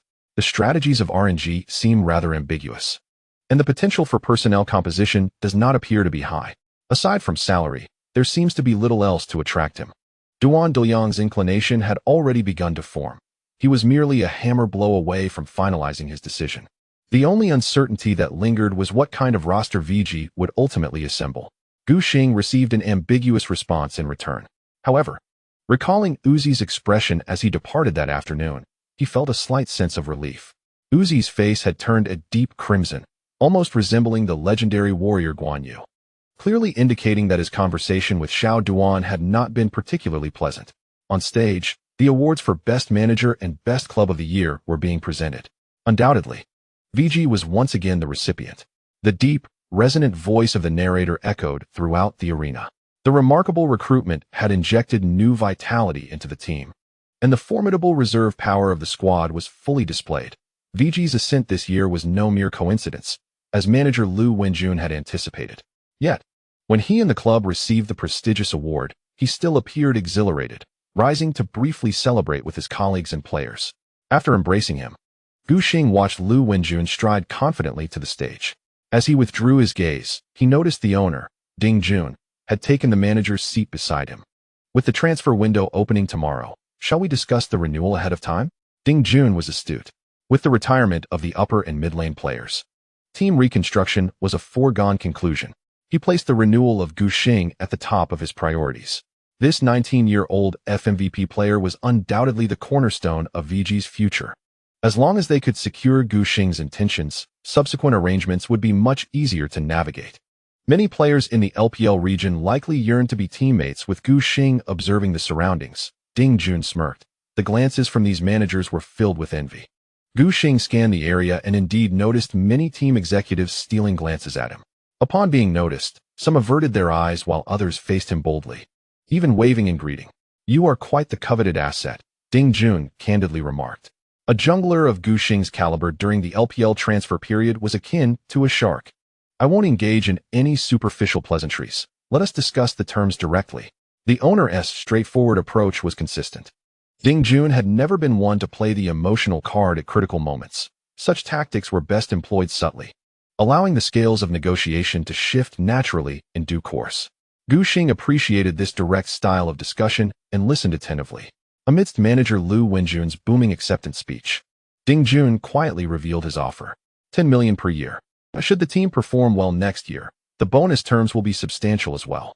Gu Xing remained silent, his mind still processing the shock that this salary brought him. When he received a raise in September, his annual income had already surpassed 1 million. Yet, the chasm between that and 10 million remained vast. Before entering the professional league, an astronomical figure that Gu Xing could scarcely have imagined lay before him. He could hardly believe the rapid inflation of salaries. "Don't be so astonished," Ding Jun remarked, discerning the fluctuations in his jungler's emotions while maintaining an air of calm. "Let me be frank. During this transfer period, the market value of all free agents is set to rise significantly." In response to Gu Xing's slightly puzzled gaze, he elaborated. "This is largely due to next year's World Championship being hosted domestically. Every team witnessed our victory and now wishes to partake in the ensuing prosperity. With VG clinching its inaugural championship this year, the club's popularity has surged to unprecedented heights. Our Weibo followers increased by hundreds of thousands in just 2 days. And the previously dormant Bilibili account, which had only a few thousand followers, skyrocketed to 200,000 after our triumph. And the numbers continue to climb. Every club is envious. Most importantly, VG's success has ignited hope among them. LPL may very well secure another Summoners Cup next year. The traffic generated by the host nation winning would be monumental, a fact that all managers are keenly aware of. Consequently, to assemble a stronger roster and vie for more formidable players, the salaries offered to team members are bound to escalate. I won't hide this from you. To speak candidly, the salary for the jungler position is generally lower than that of the 2 carries, due to various reasons, Ding Jun expounded. Traditionally, junglers have been perceived as mere tools, overshadowed by the more glamorous carries. However, this year, the emergence of the jungle-centric strategy has propelled junglers to the forefront as essential team members. Their status in the arena has risen, but this has also introduced new vulnerabilities for clubs. The rapid changes in the jungle, coupled with the unique nature of the position, mean that each patch update affects junglers significantly, leading to fluctuations in player performance. Such instability naturally hampers salary growth. Ding Jun shifted his tone. "However, I am offering you the highest salary currently in the league. You are the sole player in the entire league with an 8-figure salary offer. With Uzi's contract not yet expired and Mingkai being a different matter altogether, Gu Xing stands alone in securing a super contract within the LPL. Gu Xing himself wishes to remain with VG, as the bonds between the owner and teammates are exceedingly close. There is no reason to depart. What about next year's roster? Gu Xing caught a glimpse of Lu Wenjun, brimming with satisfaction as he descended from the stage, quietly conferring with the owner about a matter concerning the team. Ding Jun's expression soured instantly. Why Xing is it? Are you attempting to poach players right from under my nose? He spun on his heel, intent on confronting the RNG owner. Bai Xing was taken aback by Ding Jun's aggressive approach, bewildered as he asked, "What's going on?" Ding Jun, a notable figure in the domestic esports scene and an early entrant into the industry, held considerable stature. Bai Xing had only recently taken over Royal Club and had previously owed VG a favor regarding their second team, so he was reluctant to engage in a direct confrontation. "You want to snatch Xiao Duan?" Ding Jun bluntly stated, taking a seat beside Bai Xing to make his intentions clear. "Don't try to extract information from me." Bai Xing replied warily. "Uzi is merely catching up with Duan de Liang. There has been no improper contact. I shall soon send Xiao Gu to speak with Xiao Hu. Ding Jun is rather unscrupulous, and we are in dire need of a mid laner. Xiao Hu might just consider joining us, and even though his contract has a year remaining, the transfer fee is within my means. In due time, you may acquire Xiao Duan while I secure Xiao Hu, ensuring a bright future for us all." Bai Xing felt a sense of helplessness, exclaiming, "Oh dear, please refrain from causing trouble, will you?" Upon hearing about VG's countermeasures, his confidence dwindled instantly. How many mid laners in the LPL would decline the opportunity to start for a championship team? Even if Xiao Hu's contract still holds a year, RNG could theoretically veto the trade. However, if Li Yuanhao truly wishes to depart, the team finds itself in a precarious position. Even if they manage to retain him, Xiao Hu would likely be left with a spirit drained of ambition. How could RNG possibly continue to compete? Bai Xing had never interacted with Xiao Duan before. He had only heard Uzi praise Duan de Liang's landing prowess as the strongest support he had ever encountered. Judging by his performance at the World Championship, he was certainly not undeserving of the acclaim, showcasing extraordinary landing ability. With Mata's impending departure, Bai Xing allowed Uzi to engage with Duan de Liang.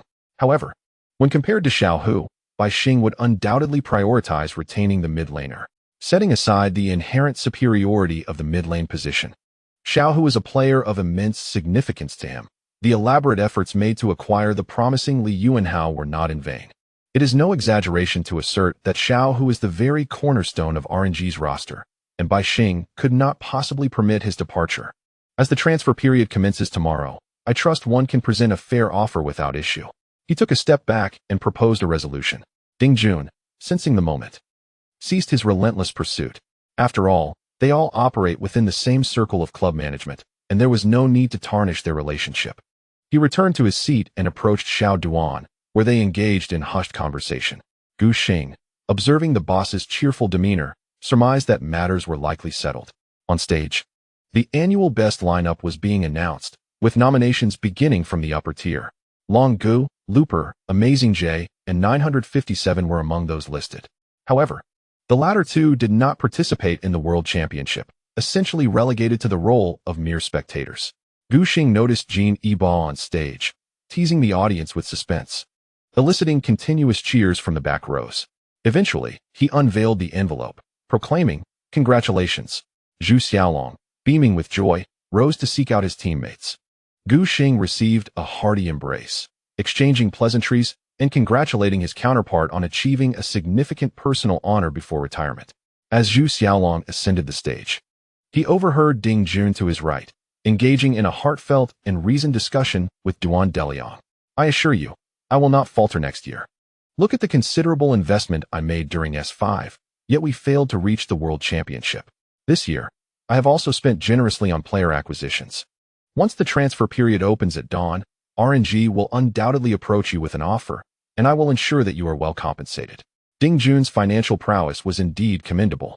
While his wealth may not rival that of top-tier second-generation tycoons like Wang Xikong, he was willing to invest significantly in esports. And VG operated with a commendable level of professionalism, establishing itself as a prestigious entity within the domestic realm. "You see, I have already secured Xiao Gu. Now it rests upon your decision, Ding Jun boasted unabashedly. Hey, we haven't even officially signed the contract yet.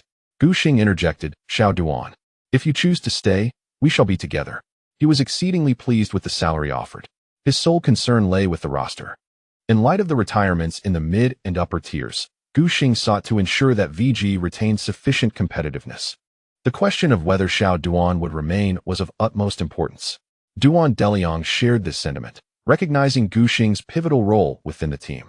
As long as their jungler remained, the team's potential would be elevated to formidable heights. Moreover, the owner's demeanor did not suggest any intention of conceding.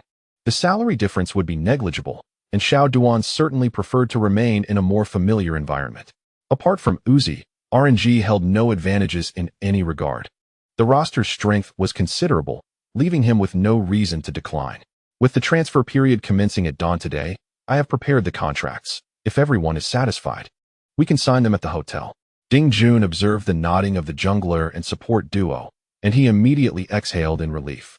In the current landscape, top domestic junglers and supports are a rare commodity, particularly supports. Excluding the non-negotiable Miko, only Hirano Aya and Xiao Duan possessed sufficient prowess, with the former's performance steadily declining, evoking a sense of impending doom. The restrictions of the foreign player policy had inflated the prices of domestic players, introducing more uncertainties. Ding Jun had formulated a strategy prior to his arrival, aiming to retain the jungler and support, making everything else manageable. With a victorious debut, he felt confident about the transfer period ahead. Long Gu, undistracted, delivered a speech on stage. He was free from the worries of the transfer window, feeling a sense of fulfillment now that the accolades were in hand. I express my gratitude to my teammates, especially to Xiao Gu, who consistently carries us, and to the reliable Ho Yizhu Xiaolong. He acknowledged each teammate, even mentioning Jack, before pausing to jest, and to World 6, who played the double agent by leaking our photo of the reverse sunrise. I must thank you as well. The audience erupted in laughter, and the back rows echoed with the merriment of thousands. Jean Ebal returned to the stage, attempting to employ his usual tricks, hoping to build suspense while announcing the Best Jungler Award. Unfortunately, the audience was not swayed this time. They could all predict that the recipient would undoubtedly be Gu Xing. Just as with the Best Newcomer Award, there was no suspense whatsoever. Noticing the lack of agreement from the crowd, Jean Ebal could only offer an awkward smile before announcing the eventual winner. Gu Xing, having reviewed the award process beforehand, knew that the grander moment had yet to arrive. Thus, when he took the stage to accept his award, he merely uttered a few gracious platitudes before returning to his seat, where Ding Jun soon brought him more good news. Hongmi had secured a deal. Well, how efficient. Gu Xing was pleasantly surprised. Ding Jun puffed out his chest, brimming with pride. We have the financial capacity, after all. Gu Xing glanced over at Hongmi, seated a few places away, their eyes locking momentarily. The retention of the support and coach made the tumultuous transfer period seem less daunting. We can continue our collaboration next year. Easyhoon was quite elated. Hongmi beamed with satisfaction as well. Ding Jun had just increased the salary, offering a commendable package. Although his earnings could not compare to those of star players, he felt content. However, within the coaching industry, the salary that Hongmi has secured can undoubtedly be considered substantial. Under normal circumstances, he prefers not to coach already accomplished star teams, primarily because such endeavors often yield little appreciation. If the team triumphs, it is credited solely to the player's prowess. They are already formidable, which diminishes the visibility of Hongmi's own capabilities. Conversely, if the team falters, he bears the brunt of criticism, facing accusations from online forums regarding poor strategic decisions and inadequate coaching, which he is deemed to have squandered on talented players. Thus, Hongmi finds greater satisfaction in nurturing teams that are starting from scratch, akin to a developmental game where he can derive a sense of achievement. Furthermore, this approach is advantageous for his own reputation and coaching credibility. Ultimately, however, this mindset is rooted in Hongmi's desire for financial gain. After spending considerable time in the esports realm, it is challenging to assert how much passion remains. It has become a means of supporting his family and fulfilling his financial obligations. Consequently, salary has emerged as a pivotal consideration for Hongmi. Presently, with Ding Jun's decisive move to increase his salary, Hongmi accepted the offer without hesitation. Li Jixuan, wishing to interject further, was interrupted by Jean Ebal on stage. The award for Best Mid Laner of the Year goes to Izzyun. Amidst thunderous applause, Li Jixuan and Gu Xing embraced and hurried onto the stage. Accepting the small trophy from the guest, Izzyun approached the microphone, his face radiating gratitude. A year ago, I arrived in the LPL from Korea, unable to speak Chinese and unfamiliar with my teammates and living conditions. Izzyun, with his fluent and precise Mandarin, made me feel exceptionally fortunate. Every member of VG has been kind, providing me with meticulous care both on and off the stage. He raised the trophy in his hand, acknowledging that this Best Mid Laner award is also a testament to your contributions. Having prepared his speech in advance, he eloquently recounted how, in just 1 year, I have achieved the League Championship, the World Championship, and now tonight's Derivative Cup Championship. For me, it has undoubtedly been a dreamlike season. It is an honor to work alongside all of you. He also expressed his gratitude to Xiao Gu, stating that without your support, I might not have persevered on this arduous journey. While speaking, Li Jixuan cast a gentle gaze towards Gu Xing in the audience, recalling your encouragement fondly. During my time in this country, I have been genuinely happy, he sincerely remarked, and I hope to contribute my strength from a coaching position in the future. Izzyun bowed in thanks. As the audience erupted in waves of reluctant cheers, Li Jixuan displayed a refined and amiable smile, waving farewell to his supporters. Throughout his career, he has scaled great heights and endured profound lows. Li Jixuan has consistently exerted 100% effort in every endeavor, his professional journey resembling that of a hawk cherishing its feathers. With no trace of negative news ever surfacing, he harbors no regrets. From the moment he vanquished SKT, effectively dismantling the Red Dynasty, Li Jixuan's career has been nothing short of flawless. As the fleeting moment of sentimental reflection subsided, the awards ceremony continued. The accolade for Best Marksman of the Year was claimed by Zhu Qingbin. As the sole dual champion marksman in the annals of League of Legends history, he has utterly dominated his peers within the LPL. When the first 4 positions were announced, the chat room erupted with fervent discussion. Are they really going to give VG all 5 best lineup spots? If not, what else? EDG and RNG had no significant international achievements in the first half of the year. What basis do they have for awards? RNG has what VG has. And Mata's antics with the trickster Zyra are futile. There's no way to share the spoils. However, it's indeed astonishing for one team to sweep all best lineup spots. This must be a first in history.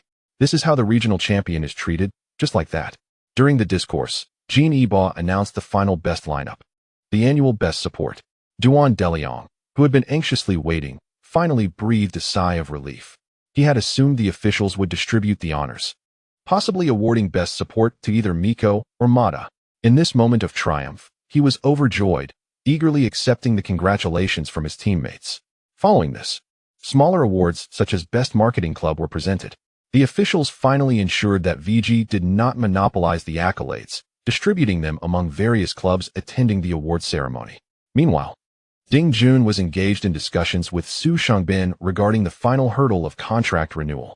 However, Gu Xing observed from a distance, sensing a rather bleak situation. An hour later, the final award of the ceremony, the annual MVP, was about to be unveiled. Gu Xing straightened his posture. The annual MVP is an accolade established to commend players who have exhibited exceptional performance both within and beyond the region. And it is considered the most prestigious award of the evening, as Jean Eba elaborated on stage. Let us take a look at the distinguished nominees. RNG's representative was Xiang Gua. As a key contributor to their spring championship victory, despite a lackluster performance at the World Championship, his overall performance throughout the year had been commendable. EDG's nominee was Deft. Jean Hechuan displayed terrifying dominance in the league this year, and alongside Miko, they swept aside other bottom lane duos in the LPL, only to be shattered by the VG duo in the summer finals. With an impressive tally of 20 MVP awards throughout the year, the statistics were indeed formidable. In the stands, some EDG supporters who had come to bid farewell to Deft erupted in deafening cheers upon seeing their marksman on the big screen. Next came Gu Xing, who presented various statistics. With a win rate of 91.4, a damage ratio of 1.12, and an average economic lead of 2,208 gold. The data was nothing short of extraordinary, igniting waves of excitement in the audience. They understood that with such a win rate, Gu Xing's statistics would undoubtedly reflect exceptional performance. Yet, they did not anticipate it to be this astonishing. Little Gu, you are truly divine. Duan Deliong exclaimed, his voice trembling with excitement. Gu Xing, however, remained focused on the stage. As Jean Eba slowly opened the envelope to reveal the 2016 LPL annual MVP. He was unaware of the outcome determined by the panel of judges. Extracting the card, Jean Eba's smile blossomed wider. Virtue, congratulations once again. The grand display, initially centered on the three candidates, shifted to Gu Xing, whose presence elicited a thunderous cheer that resonated throughout the venue. The World Championship MVP was indeed a result of collective anticipation. The spotlight cascaded down like a celestial beam, illuminating Gu Xing's visage. He exhaled a deep breath, rising to embrace his teammates, management, and coach. As he swiftly made his way to the stage, the announcer recited the award's accolades in perfect synchrony. Though a newcomer, his strategic acumen belied his youth, and the vigor of his youth was unstoppable, leading his team as if they were brilliant stars piercing through the lengthy night of the competition, conquering the entirety of Summoner's Rift in merely half a year. Gu Xing received the trophy from Jean Eba. Thank you all for your unwavering support, he proclaimed with a radiant smile. To receive this trophy is a recognition of my hard work over the past 6 months. I must also express my gratitude to my teammates. Without their sacrifices, I could not have navigated the jungle with such ease. Looking over his teammates in the audience, Gu Xing continued with a steady, calm voice. Next year, it will be challenging for us to continue battling side by side, but I will always cherish the beautiful moments of this half year. This is the most unforgettable memory of my professional career. Li Zhixuan and Zhu Xiaolong led the applause, which began as a soft murmur before swelling into a resounding wave. In the distance, the stands sparkled with glimmers of light, shining brightly like stars in the night sky.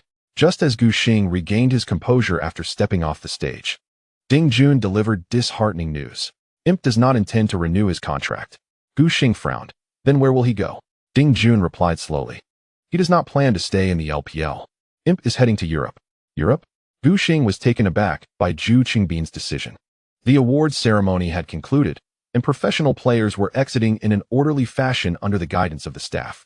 He successfully navigated through the throngs of people to catch up with Imp. What is going on? Gu Xing inquired, puzzled. Imp pulled him close, the gesture warm and familiar. Come on, my friend. We've both secured 2 world championships. Isn't it time we took a little tour? Zhu Qingbin, having achieved dual championships, found himself devoid of the fervor he once possessed. Now, he felt an emptiness, a sense of solitude, as if he were looking down from a great height. Originally, Imp had intended to embrace a more laid-back lifestyle this year, but midway through the summer season, he was unexpectedly invigorated by a surge of motivation and managed to persevere for 6 months. Now, he could no longer resist the allure of nightlife, indulging in casual drinks, smoking, and even experimenting with new hairstyles. Zhu Qingbin was resolute about his future plans. During discussions, Ding Jun had made it clear that they aimed to contend for the championship in the S7 season. He felt that remaining with the team would not benefit them and might even hinder his teammates. It would be better for everyone to part amicably, which could be seen as a positive outcome. Upon hearing that Zhu Qingbin did not intend to renew his contract, the other VG players crowded around him. Can't you stay in the LPL? Xiao Duan expressed concern, feeling apprehensive about the unfamiliar European scene, believing that venturing there was not a wise choice. No way. Zhu Qingbin replied with a serious demeanor, shaking his head repeatedly. There's no way to slack off here. No one possesses a deeper understanding of the esports sentiment between China and South Korea than he does. Following his championship victory, netizens proclaimed that he should be spared from criticism, recently elevating him to the status of the world's best, akin to EDC. Yet, ultimately, he must brace himself for backlash, shouldering an immense burden of pressure. Currently, Imp finds himself in a favorable position and wishes to evade adversity. Then why not go to the United States? Gu Xing questioned, perplexed, having heard that the salaries there are quite lucrative and training does not demand excessive effort.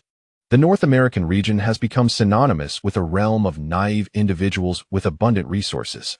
Team owners lavishly dispense funds in search of robust foreign reinforcements, offering remarkably generous contracts. Impact has chosen to remain in North America, reaping substantial financial rewards. North America? Gu Xingbin scoffed with disdain. That region is filled with mediocrity. I have no desire to go. Presently, Imp yearns for a moment of relaxation, seeking to alleviate the high-pressure environment, yet he does not wish to descend into complete decline. In jest, he still hopes to capitalize on his competitive prowess for financial gain. A complete surrender would lead to a swift downfall, leaving him unable to sustain a living. Gu Xingbin's plan entails clocking in and out daily next year, training for 10 hours each day, with a fixed weekly day off.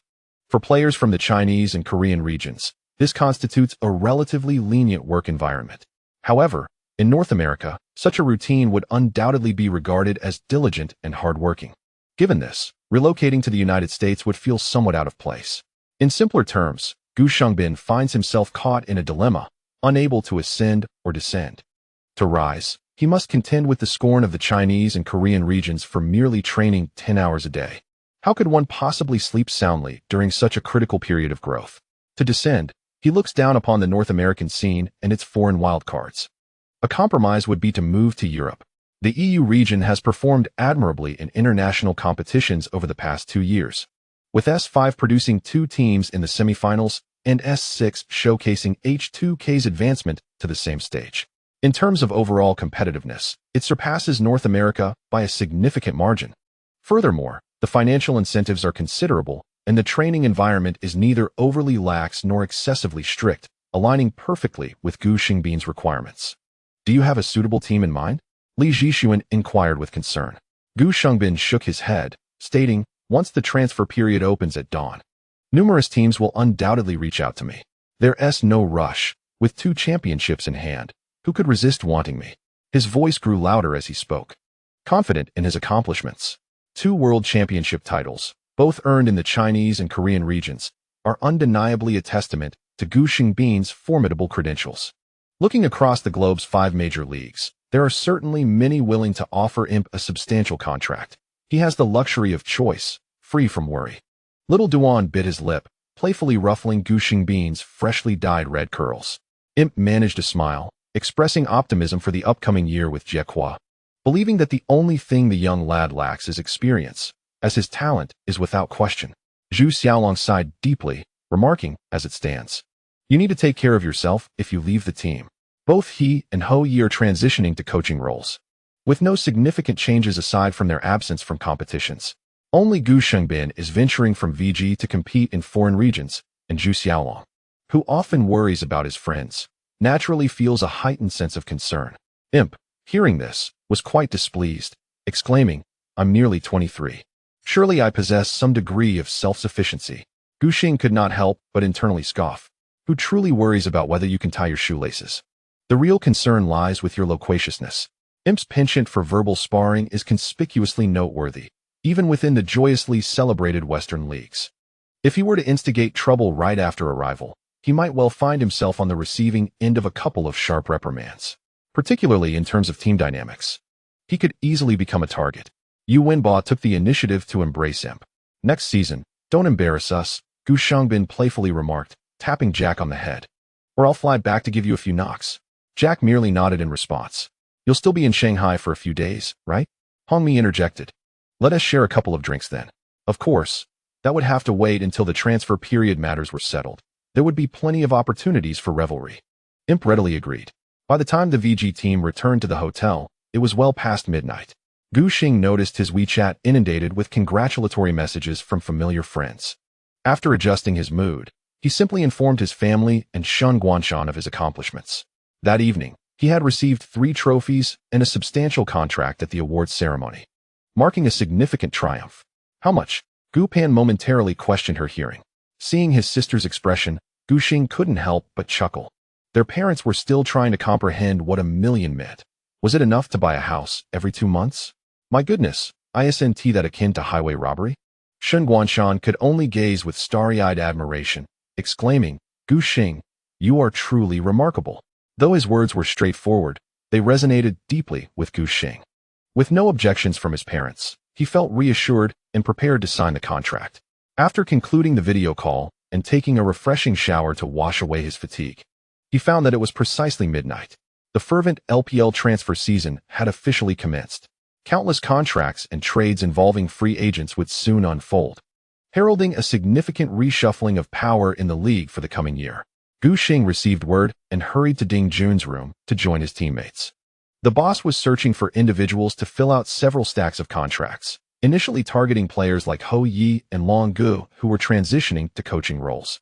They were unlikely to receive offers from other teams and were more than happy to remain with VG, promptly signing their names on the contracts. Next up was Gu Xing. Although he had not officially declared himself a free agent, numerous clubs had sent offers, driven by the notion that trying would not lead to loss. Yu Wenba observed the influx of emails from prestigious clubs in Gu Xing's inbox, his eyes shimmering with envy. When will we see you, my friend? Achieve what old Gu has. Having signed the contract, Zhu Xiaolong felt a tremendous weight lift from his shoulders, his spirits soaring. This is straightforward. Just start and secure a world championship. Yu Wenba sighed in relief. That's great. Next year is set. Upon hearing this, laughter erupted from the VG members in the room. Goodness, you're even more audacious than I am. Gu Xingbin took a sip of his drink, lounging comfortably on the sofa. He then noticed Jack's face beaming with joy. His teammates and coaching staff were remarkably strong, so what was there to worry about regarding the championship? As Gu Xing curiously browsed through his emails, he couldn't help but reflect on Yu Wenba's impressive ability to instill confidence in others, often delivering motivational speeches that uplifted spirits. The proposals within the emails predominantly originate from the LPL clubs. The anticipated salary ranges approximately between 8 million to 9 million, which does not quite reach 8 figures. After all, a salary of several million is undeniably regarded as a colossal contract at the end of S6. For instance, during his peak, Gao Dui, relying on his prowess and household registration, stood out among domestic mid-laners, yet his contract amounted to merely 3 million. A salary of 8 to 9 million is indeed an exceptional benchmark within the LPL. To Gu Xing's astonishment, the highest offer came from IG. Has Su Xiaoluo lost his mind? Gu Xing murmured to himself.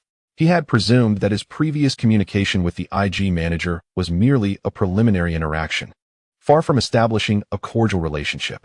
In such circumstances, would IG really extend an offer? Little did he know that the proposal was not Su Xiaoluo's intention. He understood that attracting Gu Xing was a formidable challenge and had no plans in that direction. It was, in fact, orchestrated by the owner, Wang Xikong. With the VG team, backed by Ding Jun's investment, boasting a world championship, Wang Xikong could no longer remain passive and desired to take action. As his protege, the child who had previously shielded himself from the fallout, prepared to bring his talents back to the ADC position, IG was in dire need of a jungler. Acquiring Gu Xing would undoubtedly establish the most formidable mid-jungle duo in the LPL. Aiming for S7 would be well within reach. He disregarded the previous mishaps orchestrated by Su Xiaoluo and decided to issue a high offer to gauge the response. If successful, Wang Xikong could swiftly take action. Unfortunately, he did not anticipate Ding Jun's even bolder strategy. He escalated Gu Xing's contract amount to an unprecedented 7-figure sum. Gu Xing himself was reluctant to join IG and sought to secure his own contract from Ding Jun, which included 11 stipulations. In essence, Gu Xing would play for 1 season, with the option to decide his future based on comprehensive considerations the following year. This was primarily due to his ongoing academic status at Fudan University, as he remained uncertain whether he would continue his studies in September of the following year, necessitating some flexibility. The agreement that Marquis signed with VG was indeed an 11-clause contract. He merely opted to transition into a coaching role ahead of schedule. Such terms greatly favored the players, and Ding Jun was filled with sincerity. After carefully reviewing the figures and ensuring the duration was accurate, he signed the contract. Receiving a few reminders from the owner before seeking out Xiao Duan to inquire about the offer from RNG. Ding Jun had previously promised to follow up on the salary offered to Duan Deliang by RNG. However, he was unprepared for RNG's aggressive approach to acquire Xiao Duan. As they escalated their offer to 7 million, it is essential to note that the annual salary for support is the lowest among the 5 positions, closely tied to the roles standing within the game.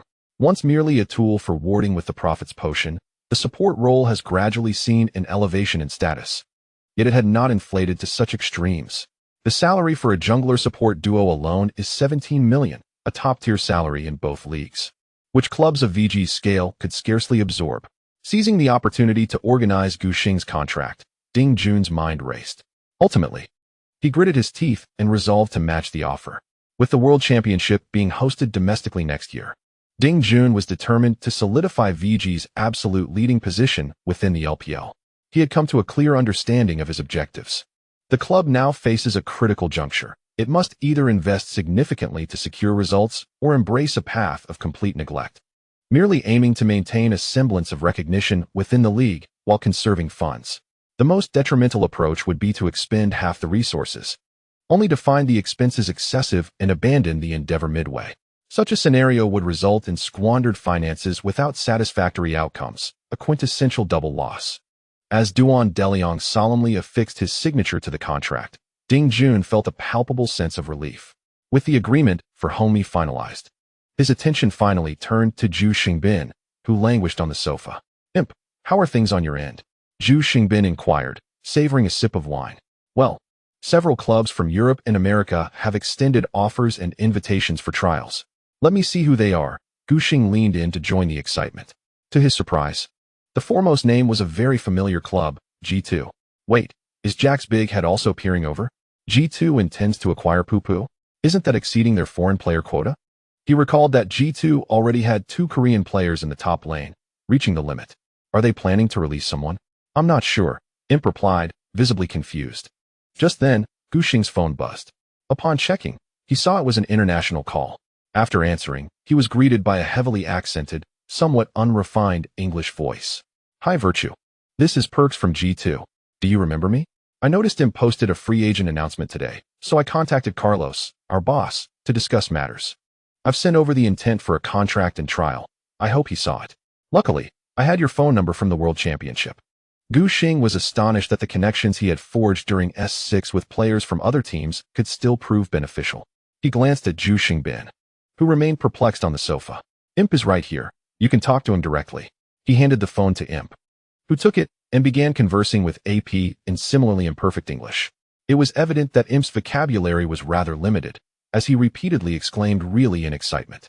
While Gu Xing assisted Ding Jun in organizing the contract, he waited for a quarter of an hour until Zhu Xingbin returned the phone, his face alight with joy. "What benefits did you receive?" Gu Xing inquired, intrigued. "G2 is undergoing reconstruction," Zhu Xingbin exclaimed exuberantly. "They plan to replace Perk's teammates and relocate the entire roster." He animatedly conveyed the gist to the other players present. The intention was to replace all 4 teammates, as it was reported that G2's owner was highly dissatisfied with this year's World Championship results.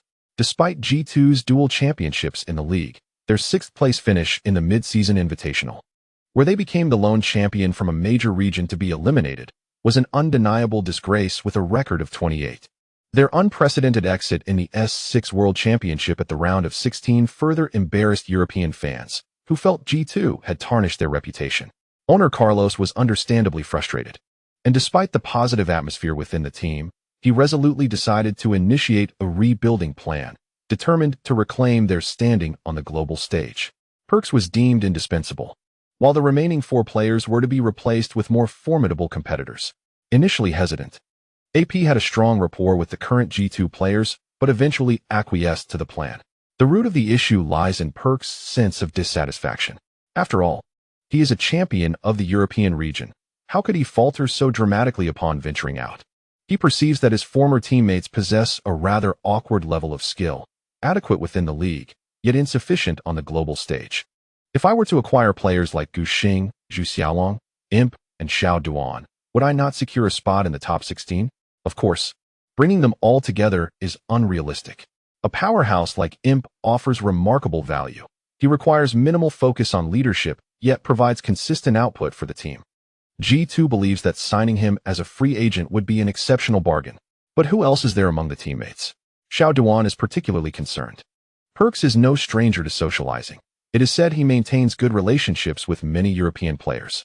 Zhu Xingbin, animated and increasingly enthusiastic, suggests using the European top laner Wunder and acquiring H2KS Yankos for the jungle.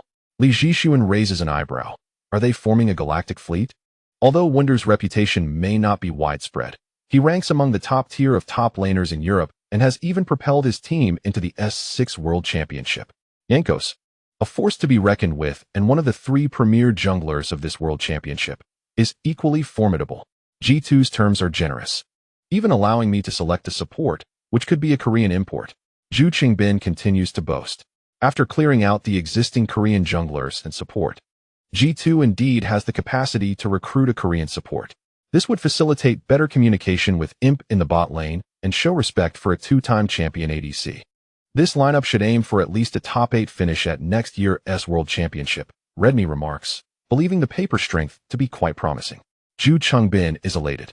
The arrangement is not shabby. The team's strength is commendable, leaving him immensely satisfied.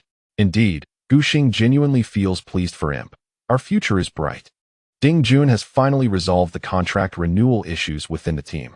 The jungle and support roles remain unchanged. And elevating Jack after Ju Qingbin's departure is a completely acceptable strategy. The lineup is starting to take shape. Next, he must ponder recruitment. Both mid and top lanes require strong contenders. Upon learning of Ho Yi and Zhu Xiaolon's retirements, Ding Jun has been contemplating suitable replacements. It is genuinely challenging to find talent within the LPL region. Following Li Zhishuan's retirement, the remaining options are Shi Yi, Xiao Hu, Xiao Shuidi, and Ro Ji. Athena from IM is also commendable. However, each of them is a core player being meticulously nurtured by their respective clubs. They certainly would not relinquish a mid laner to VG, thereby enhancing a rival's strength. Moreover, only Ro Ji's contract is up for renewal. Although IG's manager Su Xiaoluo may appear foolish, he is, in fact, astute, exhibiting shrewdness from his perspective. Ro Ji is undoubtedly the soul of IG at present and is considered non-transferable. Furthermore, Song Yijin enjoys a close relationship with the owner Wang Sikong, who even pays his salary independently, not utilizing IG's salary cap. Ding Jun believes Ro Ji's professional career will likely unfold entirely within IG. The notion of acquiring him is utterly unrealistic. Beyond that, there are no superior options in the LPL mid lane. The same applies to the top lane. There are no elite players available for purchase. In order to ensure the team's formidable strength, Ding Jun could only consider recruiting from external regions. He had a tentative answer in mind. However, rather than making a unilateral decision, he turned to consult with the team members. Ding Jun recognized his own limitations within the league and was not entirely clear about the players' strengths and stylistic orientations. Since the players possess specialized skills, it was only reasonable to grant them a voice in selecting their future teammates. When questioned by the owner, Gu Xing blurted out, "What about the players from ROX? With the dissolution of the Tiger team, they would be free agents with no transfer fees, saving a significant amount of money. Moreover, their capabilities were sufficiently strong, and both parties were familiar with one another." As for Smeb, Ding Jun had considered him as a potential candidate. He planned to discuss this with him once the LCK transfer window opened, although Smeb might not necessarily join.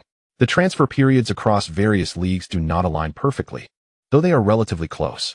The North American, European, and Chinese leagues commence earlier, while Korea's schedule is slightly delayed due to the Kespa Cup, officially starting tomorrow morning. Ding Jun felt somewhat confident about inviting Smeb to join, but hesitated to make any guarantees. As the foremost top laner during the S6 season, Smeb would undoubtedly attract interest from numerous teams upon regaining his free agent status. "I can contribute to this," Gushing thought, believing he could shine brightly for VG while also securing a powerful teammate. He had a good relationship with Smeb, which could yield fruitful results. Ding Jun had no reason to decline. Glancing at the time, he realized it was getting late and rushed back to get some rest. However, this move faced staunch opposition from Zhu Xingbin, who insisted on celebrating with a bottle of wine, eager to toast to his anticipated success in the European League next year. Unable to resist him, Ding Jun reluctantly agreed. The VG training department gathered on the balcony, enjoying the gentle breeze of Wuhan's late autumn while engaging in light-hearted conversation about the future. "When I get married next year, who's volunteering to be my best man?" Zhu Xiaolong cheerfully asked. "I will." Xiao Duan was the first to raise his hand. He had little emotional connection with his family and preferred not to return home during the holidays. Seeing a legitimate reason, he was naturally enthusiastic. The topic sparked lively discussions, with everyone chiming in. The already married homie began inquiring about domestic wedding customs, eager to compare them with those in Korea. Gushing took out his phone to check his current appearance. The swirling wine in the glass made his lips appear as if stained with blood. It was his first experience with red wine. Ding Jun had opened a bottle, pouring each person just a small half glass as a mere gesture. The amount was so modest that Gushing hardly felt its effects, while Imp beside him seemed to be slightly tipsy. Zhu Shangbin gazed out at the cityscape. The venue for the Cup, the Wuhan Sports Center, was not far away, easily visible without obstruction from surrounding buildings. The initial exhilaration upon receiving the G2 notification had gradually faded, leaving him with a sense of melancholy. Guxing noticed that something was amiss with Imp. He patted the round, sturdy shoulder of his companion, drawing Zhu Xingbin's attention. "What's wrong?" Imp asked without turning around. "Do you know that the venue for next year's World Championship group stage is this very one?" Guxing informed him. Just a couple of days ago, Riot had announced the hosting city and venue for the S7 World Championship. The Wuhan Sports Center is responsible for the schedule leading up to the knockout stages. Zhu Xingbin, having overlooked that news, now finds himself quite curious about what lies ahead. Guxing gazes at the sports center, which looms in the night like a colossal beast, and slowly articulates his thoughts. "I hope we can meet in this venue when the time comes." Zhu Xingbin comprehends his intent, turning to face Guxing, whose crimson curls and radiant smile remind him of his own youthful vigor. "It's settled then. We shall meet here next year, and let us not fail each other." As an aside, I recently dined on spicy fish head and chilled beer with my partner, only to return home with a bout of gastroenteritis. I took some montmorillonite powder, though its efficacy remains uncertain. Tomorrow marks the conclusion of the transfer period, with only minor developments anticipated. The next morning, Guxing rises to meet an appointment with Shi Sunming, bringing along the lethargic Jack. The three of them venture to a small eatery specializing in hot dry noodles, surrounded by elderly patrons and early morning office workers. Amidst the clamor, they feel free to converse openly about transfer-related news. Rumor has it that Mata is set to team up with Deft and return to Korea. Shi Sunming, well-informed and connected through his acquaintance with his boss PDD, is privy to such insights. Guxing recalls that Imp had mentioned a desire to return and form a galactic fleet to compete in next year's World Championship, initially intending to recruit Zhu Xingbin, but ultimately Imp did not agree. Consequently, Mata settled for Deft, also from the Samsung lineage, intending to make a mark back home. For the current LCK, the return of foreign players like Mata presents an opportunity to capitalize on the competition's vulnerabilities. In the previous 4 LCK seasons, SKT and the Tigers each made it to the finals 3 times, with KT contributing the remaining 2 appearances. Now, with a key player from SKT, the clumsy chicken, rumored to depart during the transfer period, the team's strength is undoubtedly poised to diminish. Furthermore, ROX has completely disbanded, after failing to qualify for the World Championship this year. KT is also rumored to be undergoing a restructuring. The 3 towering giants overshadowing the Korean League have suddenly crumbled. Mata's return, accompanied by formidable allies, clearly reflects his ambitious aspirations. Enough about the Korean League. What about you, Shi Sunming? Yu Wenbao interjects with a sharp tongue. Will you still be with YM next year? Shi Sunming, seemingly struck by the question, leans over the table in silence for a considerable time before slowly responding. "I likely won't stay." Jack perks up. "I feel the same. YM has a certain cursed aura. VG is about to establish a second team. Should I talk to the management and see if I can get you signed on? You should be able to dominate the secondary league in the spring season." Guxing remains silent, his head bowed as he focuses intently on his hot dry noodles. Shi Sunming glances at both of them, his expression one of indecision. After a moment of hesitation, he finally makes a difficult choice. "Let us drop it then," he says, his expression tinged with reluctance. "I want to enter the LPL directly." Xinming Shi, frustrated after suffering 2 consecutive defeats in the promotion and relegation matches, yearned to explore the landscapes of the LPL and witness firsthand the prowess of the elite players. As one of the earliest members of the Seven Wolves to ascend to a legitimate professional league, he had watched as his peers, Su-Hang and Jack, transformed into league stars and emerging talents poised to debut in the upcoming season. It would be unrealistic to claim that he harbored no thoughts or aspirations regarding this shift. Furthermore, he learned that Lin Weixiong and Lu Qingsong, who he had once bested in the summer season, were also set to trial at an LPL club under the introduction of Dong Xiaosa, heightening his sense of urgency. Surely, he could not remain in the LSBL while his peers ventured into the pinnacle of the league. Su-Hang had anticipated this outcome, which is why he refrained from joining Jack and persuading Xinming. He sensed that Xinming was not one to accept continuing his battle in the lower-tier league. "You still have a contract, right?" Su-Hang contemplated another critical point. Would the club let him go? If PDD was determined to retain Xinming, there would be little recourse. "I'll discuss it with him," Xinming said, pursing his lips, adopting a humble stance. "Worst comes to worst, I could forego my salary next year, as long as I can compete in the LPL." Although Su Hang and Jack genuinely wished to assist him, they found themselves powerless to do so.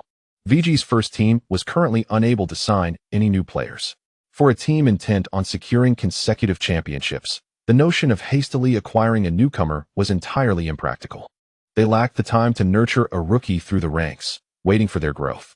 Having expended a substantial amount of financial resources, they were betting on immediate effectiveness. The likes of Doinb, a rising star who had played half a season, were already seen as the limit of what Ding Jun was willing to accept. They could not expect a group of championship contenders to be burdened by two inexperienced players in the bot lane. Moreover, VG had already signed Xiao Duan, making it illogical to bring in a substitute support for rotation, as Shun Ming would have no opportunity to play. Su Hang bit into a savory pancake filled with dumplings, finding satisfaction in the combination of flavors. If you need anything, just let us know. We will certainly help within our means. Doinb nodded in agreement, stating, "It seems unlikely that we will collaborate next season, but I believe there will be future opportunities for us to strive together." Their banter reflected a mutual disdain yet resembled that of elementary school children squabbling, while deep down, they held a profound respect for each other's skills and playstyles, having once been formidable partners in ranked matches before their rise to fame. "Thank you for your kind words," Shinming replied, adopting a light-hearted demeanor, playfully nudging Jack's arm. "You too. Make sure to put in the effort and don't hold brother back." Jack, feeling a twinge of annoyance, retorted, "What do you mean by holding you back? And what about your LSBL runner-up status? Where are your hands wandering?"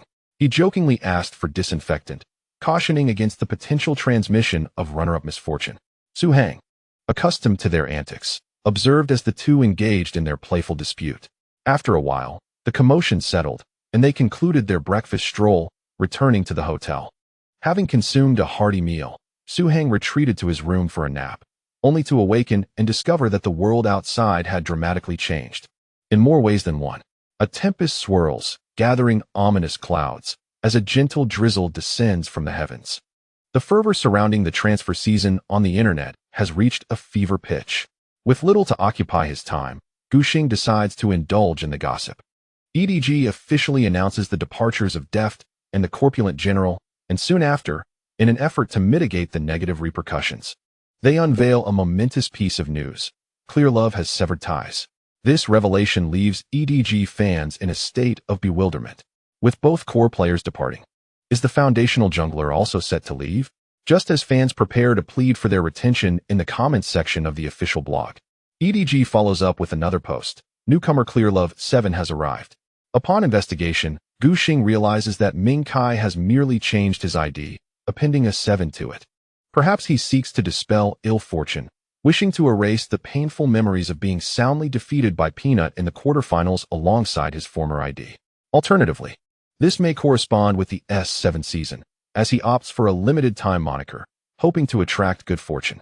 One cannot deny that the factory head's flair for entertainment and creativity is unparalleled, evoking admiration from all. The fans, now at ease, flood the comments section with exuberant messages of 777 and Clear Love. The antics escalate, as some audaciously edit Ming Kai's visage onto that of the Ultraman, showcasing remarkable speed in their creativity. Through such clever maneuvers, EDG has effectively minimized the adverse impact of the dual departures. Meanwhile, RNG has similarly announced the exodus of their two Korean players, leaving them grappling with recruitment challenges. Fans engage in discussions within the comments section regarding potential auxiliary candidates for the upcoming season, eager to find a suitable match for Uzi. After much deliberation, they deem Xiao Duan the most fitting choice, accomplished and honorable, with a strong rapport with Uzi, and currently a free agent. Perfect. Certain RNG supporters rush to Xiao Duan's Weibo in an attempt to persuade him to join their ranks. However, they are swiftly intercepted by VG fans. Presently, VG, buoyed by their first championship, has amassed a considerable following and stands at a position of significant strength. Relying on their numbers, they easily outmaneuver their rivals. Glancing through the comments section, Guxing notes the fierce language exchanged among fans, with remarks such as "what championships?" To even think of dismantling a championship team merely a month post-victory is treacherous, being some of the more temperate sentiments expressed. Nevertheless, VG's official blog has yet to release any news regarding the re-signing of their jungle and support players. remaining focused on celebrating the selection of all 5 members into the LPL's best team of the year, alongside Guxing's accolade as the season's MVP. Signs of chaos brew in the comments section. The top few trending responses, posted last night, were all congratulatory messages directed towards the players and the club. However, as of today, commenters are urging the team to expedite the re-signing and recruitment processes, although VG boasts a substantial fanbase capable of dispelling intruders. The disruption caused by rival supporters leaves a lingering sense of unease in the absence of formal announcements. Guxing takes it upon himself to inquire with Ding Jun via WeChat. He receives a response stating that the contract documents have been submitted to the league but have yet to be approved. According to regulations, all re-signings, transfers, and free agent signings must undergo official scrutiny before they can be publicly announced. The swift departure of the initial group of Korean players was expedited by the expiration of their contracts, allowing for direct announcements without the need for LPL's official review. Was this a deliberate maneuver? Guxing felt that the efficiency of the LPL could not be so lacking. Contracts typically follow established templates, and even with certain clauses, the process should not be excessively protracted. Indeed, Ding Jun astutely pointed out that with such an extensive transfer window, if they did not take the time to meticulously review all contracts, the clubs would lose significant traction once announcements were made. Guxing recalled the heated exchange between the fans of VG and RNG he had witnessed earlier, suddenly grasping the LPL's underlying strategy. The transfer period is deliberately prolonged, generating as much fan discord as possible to maintain heightened interest. Even information known within the circle is tightly controlled by the officials to prevent leaks. In contrast, the European and American leagues tend to operate with greater swiftness. At the outset of the transfer period, G2 announced the departure of all League of Legends team members except Perks. Expired contracts would not be renewed, and players under ongoing contracts were promptly sent to North America. Guxing admired the decisive actions of G2's owner, Carlos, who clearly did not wish to retain former championship players in the league to avoid creating rivals. After all, even if the 4 former members were no longer at their peak, competing in European leagues would still be a walk in the park. From a club management perspective, such a move is indeed advantageous for the team, reducing potential resistance in the upcoming season. However, for the players, this felt like a blatant betrayal. It was akin to burning the bridge after crossing the river. When they were needed, sweet words were spoken. After all, they had achieved double championships in the league. Yet now, they were unceremoniously cast out. Expired contracts were manageable, as the players could simply seek new employment. However, those still bound by contracts found themselves at the mercy of trades to North America. Their roots and families were in Europe, where the training environment was superior, allowing for personal growth and better outcomes in international competitions. Who would willingly relocate to North America during their prime years? The ousted players immediately took to social media to denounce G2 and Carlos, asserting that the club's arrangements for transfers were made without their consent. I have sacrificed for G2. I have bled for the team. How dare you treat players with such disdain? G2 is currently one of the top esports powerhouses in Europe and enjoys significant global recognition. Such a scandal would undoubtedly attract considerable attention. The players' demands were straightforward.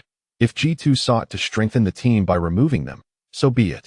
But do not cast them into the corners of North America, forcing them to find new teams on their own, which would not diminish G2's transfer fees. Carlos remained resolute, explicitly stating that G2 would not keep players in the European League. The ensuing online feud escalated, attracting the attention of Riot Games, who vowed to investigate the matter thoroughly. Guxing relished the unfolding drama online in China. G2 did not halt their announcements, promptly signing the European stars Wunder and Yankos, much to the delight of many loyal fans. With the addition of the emerging talent Perks, G2's assembled roster is undoubtedly a formidable force in the European esports arena. Before the official announcement from the duo, netizens prematurely celebrated G2's anticipated continuation of their dominance in the European Spring and Summer Championships next year. Their audacity reminiscent of a halftime champagne toast. At 10:30 in the morning, Guxing finally awaited his club's first official announcement of the transfer period. VG League of Legends Division Personnel Changes Announcement. The end of a legend. Farewell. 6 months ago, we met in a valley of despair. At that time we, despite our setbacks, united with unwavering determination towards a common goal. The roar of the staple's center and the cascade of golden confetti painted a magnificent picture. Now, at the pinnacle of our journey, we smile and wave goodbye as you stand radiant and spirited, as dazzling as you were 2 years ago. Time does not fade. The youth remains. Our next encounter will be as rivals, yet friends. Wishing you a brilliant future. Beneath the departure announcement was an accompanying image. A cartoonish imp, adorned with round glasses and vibrant red curls, joyfully cradled 2 summoner's cups. The timing was impeccable. 10:30 corresponded with the date VG lifted the trophy on October 30th. Within mere minutes, the comments section of the official Weibo account erupted. The greatest Eddie Shi in my heart. Best of luck for the future. Where is Poo Poo going? Looks like he is not retiring. Returning to LCK will bring some challenges. I hope he isn't heading to North America to discuss money-making strategies with Coach Demu. With 2 championships in hand, it's time to consider future paths. How about joining IG? There's an open 4-8 slot. Teaming up with Rigi to play double carry sounds promising. The fervor among the fans reached a fever pitch. Distrustful of IG's management, they took matters into their own hands to secure a reliable bot lane. After last year's summer season of lineup adjustments and internal investigations, the fans insisted on finding a dependable support. Soon after, IG's official announcement followed. The young player Yushun made a series of unexpected role swaps, reverting to the marksman position. Simultaneously, the announcement introduced 2 newcomers, jungler Kha'Zix and support Megan. Curiously, Guxing clicked on the article to learn more. He vaguely remembered Kha'Zix, famed for his exceptional Rek'Sai, having nearly faced defeat against him in a previous encounter. But who was Megan? Guxing had no prior knowledge of IG's new support. In the same room, Jack turned to glance over. It's just Baolon. He merely changed his ID. Upon hearing the name, Guxing was enlightened. Baolon was indeed one of the 4 esteemed supports in Jack's past roster. It was a surprise to see him enter the LPL. You certainly have an eye for talent, he remarked, glancing at Doinb. Your luck in supports is impressive. The few supports who had once climbed ranks alongside them had now ascended to the highest league, showcasing their exceptional prowess. Of course, Jack tossed his bangs aside with an air of pride.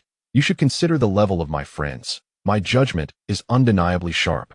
He cheekily boasted. Otherwise, how could I have brought you into the 7 Wolves and gifted you the esteemed 99 Supreme Fist? Buddy, I even used the cheapest skin for Draven, so I was quite generous to you. Guxing couldn't help but chuckle at the banter. That evening, the VG team gathered together, watching the Korean Kespa Cup matches on a Redmi laptop. The format bears resemblance to the esteemed Domestic de Cup, serving as the final grand event of the year. The schedule is tight, with matches unfolding in rapid succession as the impending clash pits ROX against SKT. The fateful duel is set to replay once more, when the players of the Tiger team assume their familiar entrance gestures. The Korean audience responds with an overwhelming tide of cheers and applause. It is widely acknowledged that this marks the last curtain call for the ROX roster in Korea. Viewers from around the globe are enamored with tales of underdogs, witnessing their ascent from obscurity to ultimately vanquishing their foes. Regrettably, such a narrative seems destined to remain unfulfilled. In the latter half of the year, during their peak form, they found themselves without the opportunity to face SKT on the grand stage. Their last encounter with SKT occurred in a trivial Kespa Cup match. Why do I sense a lack of seriousness in SKT's demeanor? Jack is reclining with his hands behind his head, one leg casually draped over his timid support, exuding an air of indifference towards victory or defeat. Naturally, what prize awaits for winning this Kespa Cup? Guxing opens a bag of corn chips, casually munching, as SKT has evidently little intention of securing victory. Unlike VG, Guxing, at the very least, harbored aspirations for a perfect conclusion for his teammates after reaching the De Cup finals, motivating them to engage in a BO5. Following their defeat at the World Championship, SKT merely took a trip to Jeju Island, neglecting any practice matches. Were it not for the Kespo Association being the titan of Korean esports, they would not even have been granted the courtesy of participation. Without a shadow of a doubt, ROX sweeps SKT, bringing closure to this 2-year saga of fate.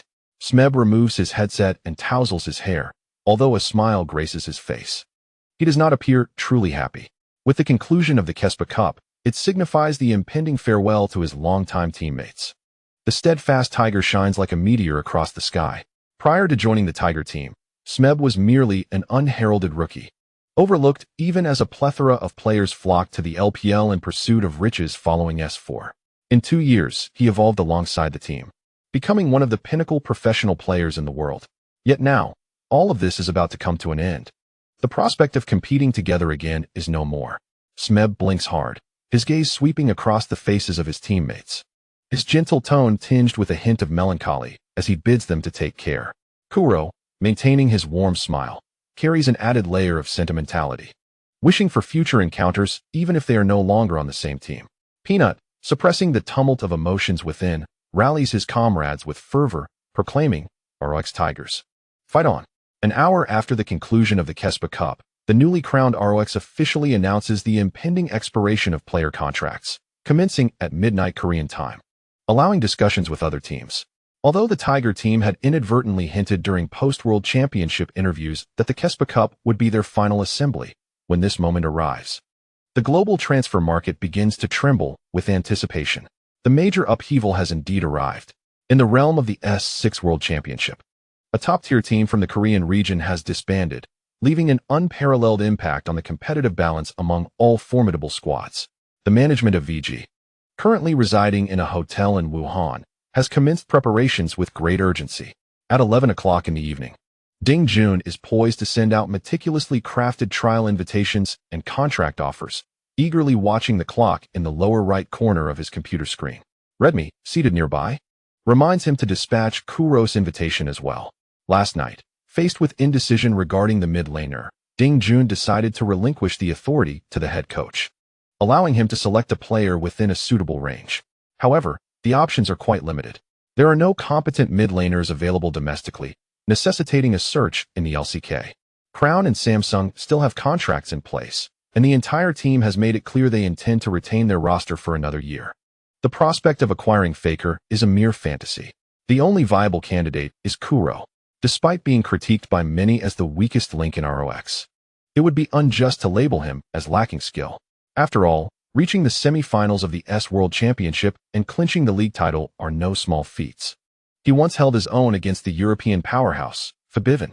Kuro's greatest flaw lies in his fear of SKT, whenever he sees the prefix associated with them. From Huan Yi to Lee Sang-hyok, he tends to retreat into a shell. His playstyle is rather moderate, making him a consistent player in roles such as mage assassins. Expecting him to single-handedly carry a game is rather unrealistic. Amidst the star-studded roster of the Tigers, he often fades into the background. Nevertheless, Redmi perceives that Kuro possesses a unique ability that surpasses all other mid laners: his capacity to serve as a support for the jungler. He has a particular affinity for champions like Dragon King, Lulu, Karma, and Ice Maiden, achieving an astonishing level of proficiency with them. This aligns with ROX's strategic approach, which emphasizes the importance of nurturing the jungler to secure victories. Kuro, who specializes in utility mid laners, faced ridicule from other viewers, who questioned his mid laner essence while playing champions like Lulu and Karma. However, in Redmi's eyes, this has now become a distinctive strength. His gameplay style closely resembles that of Peanut. As long as he can provide timely support from mid lane, he thrives in the jungle. VG is wholly convinced that nurturing the jungler is the most astute strategy, which harmonizes with Kuro's playstyle. Moreover, Kuro's price is likely to be quite reasonable, as signing a free agent incurs no transfer fees. Regardless of how one looks at it, he emerges as the optimal choice. Rest assured, Ding Jun gestures to indicate that everything is in order. I've prepared everything. You must contribute. Gu Xing. Gu Xing produces his phone and promptly sends a message to the Tigers, stating that he has matters to discuss with them in the early hours. As the transfer period in the LCK commences, the subtext of this message is almost a clear indication. It is now 11 o'clock in the evening, domestic time. Ding Jun dispatches 2 emails to the players' inboxes, while Gu Xing simultaneously dials a phone call, activating the speakerphone. Time is of the essence, and to seize the advantage over other teams, he cuts straight to the point, stating plainly, "Smeb, are you interested in joining VG? We are in dire need of you." The voice on the other end of the phone was filled with turmoil. As soon as the message was sent, I anticipated an invitation from Mata, and indeed, it came. It is unrealistic to expect a player of Smeb's caliber to go unclaimed by any team. With Mata, Deft, and Pawn rumored to be joining KT, Smeb, who is not one to mince words, straightforwardly listed the conditions put forth by the opposing team. The original jungler, Score, had kicked all his teammates out, And now the top lane was set to be filled by me. Another 1 against 4? Gu Xing was left bewildered by the wild transfer antics of this group. Fortunately, Xiao Duan remained in the team, or he would be swept up in it as well. According to Smeb, KT's current roster appeared quite promising on paper. If they could indeed secure a top-tier top laner, it would be a formidable force. Earlier today, he had rehearsed various dialogues in his mind, anticipating all possible scenarios. Smeb, do you wish to defeat SKT? Gu Xing asked without hesitation. Upon hearing the name of the team he often dreamed about, Song Jinghao's tone grew heavy. Of course. That is why I am quite satisfied with KT's lineup. Gu Xing continued, his pace measured, leaving pauses for Smeb to contemplate. Do you genuinely believe you can conquer SKT there? As you mentioned, KT's lineup did triumph over SKT in the S4 season, but back then, SKT had not yet consolidated their mid and bot lane, and Faker had not evolved into the powerhouse he is today. Moreover, do you not think that Pawn and Mata estates have declined compared to 2 years ago? You must have watched the past 2 World Championships. The conclusion is clear. In the S5 World Championship, Faker's rise commanded the storm, exacting revenge on the general. This year, Pawn has spent considerable time benched, often plagued by recurrent back issues. His form is certainly not what it once was. Mata's decline is even more pronounced. Once a cerebral and skillful player, a truly legendary support, he has now fallen to relying solely on his intellect, with his mechanical skills deteriorating significantly. Smeb pondered Gu Xing's thoughts for a moment, falling into a long silence. Just under a month ago, VG had triumphed over SKT at the World Championship, and Smeb, I believe you are acutely aware of our strength. Gu Xing gently coaxed, highlighting his team's robust coaching staff and talented players. He paused briefly, then emphasized, and with me, as long as I am with virtue, SKT's jungle will never know peace. Do you remember the foolish chicken? When I face SKT again, my approach will be even more ruthless. Through the receiver, Smeb could sense the surging confidence in Gu Xing's words. Join VG, we can play like ROX. You need not worry too much about adapting to a different style. Gu Xing began to lay down the conditions as previously agreed upon with the coaches. Our synergy in the top and jungle will make us a force that no team in the LPL can withstand. There are hardly any LPL teams that focus on top jungle synergy. Even if there were, they would struggle to withstand the historical impact of Smeb and Gu Xing. Ding Jun elegantly inscribed 3 large characters with a signature pen and unfolded the paper for his jungler to see. Gu Xing cast a glance at the succinct and poignant characters, which conveyed a high salary. He immediately elaborated, stating that the remuneration in the LPL considerably surpasses that of the LCK. You may refer to the email, where we have indicated a rough estimate of 7 million, which translates to approximately 1.4 billion Korean won. Gu Xing could sense the other party's breath quicken. 1.4 billion Korean won is currently at the pinnacle of the LCK. Aside from Lee Sang-hyuk, no other player can even attain 60 of that figure. Who wouldn't desire wealth? We are also considering signing Kuro, so you wouldn't feel too lonely in a foreign land, as he is precisely the player VG needs. Whether in terms of lineup strength, current performance, or salary, VG is the optimal choice. Gu Xing concluded with a jest. Of course, you must learn Chinese. That might be the only challenging aspect. Smeb chuckled softly. Gu, you have successfully persuaded me. I will partake in an online trial and see how it goes. Now, I must share this good news with Rui Xing. Ding Jun exhaled deeply, collapsing onto the sofa, feeling a profound sense of satisfaction having captured the biggest fish of the transfer period. After Gu Xing hung up the phone, the gathered VG players erupted in cheers. A joyous atmosphere filled every corner of the room. Well done, Xiaogu. Duan Deliang patted his jungler's back enthusiastically.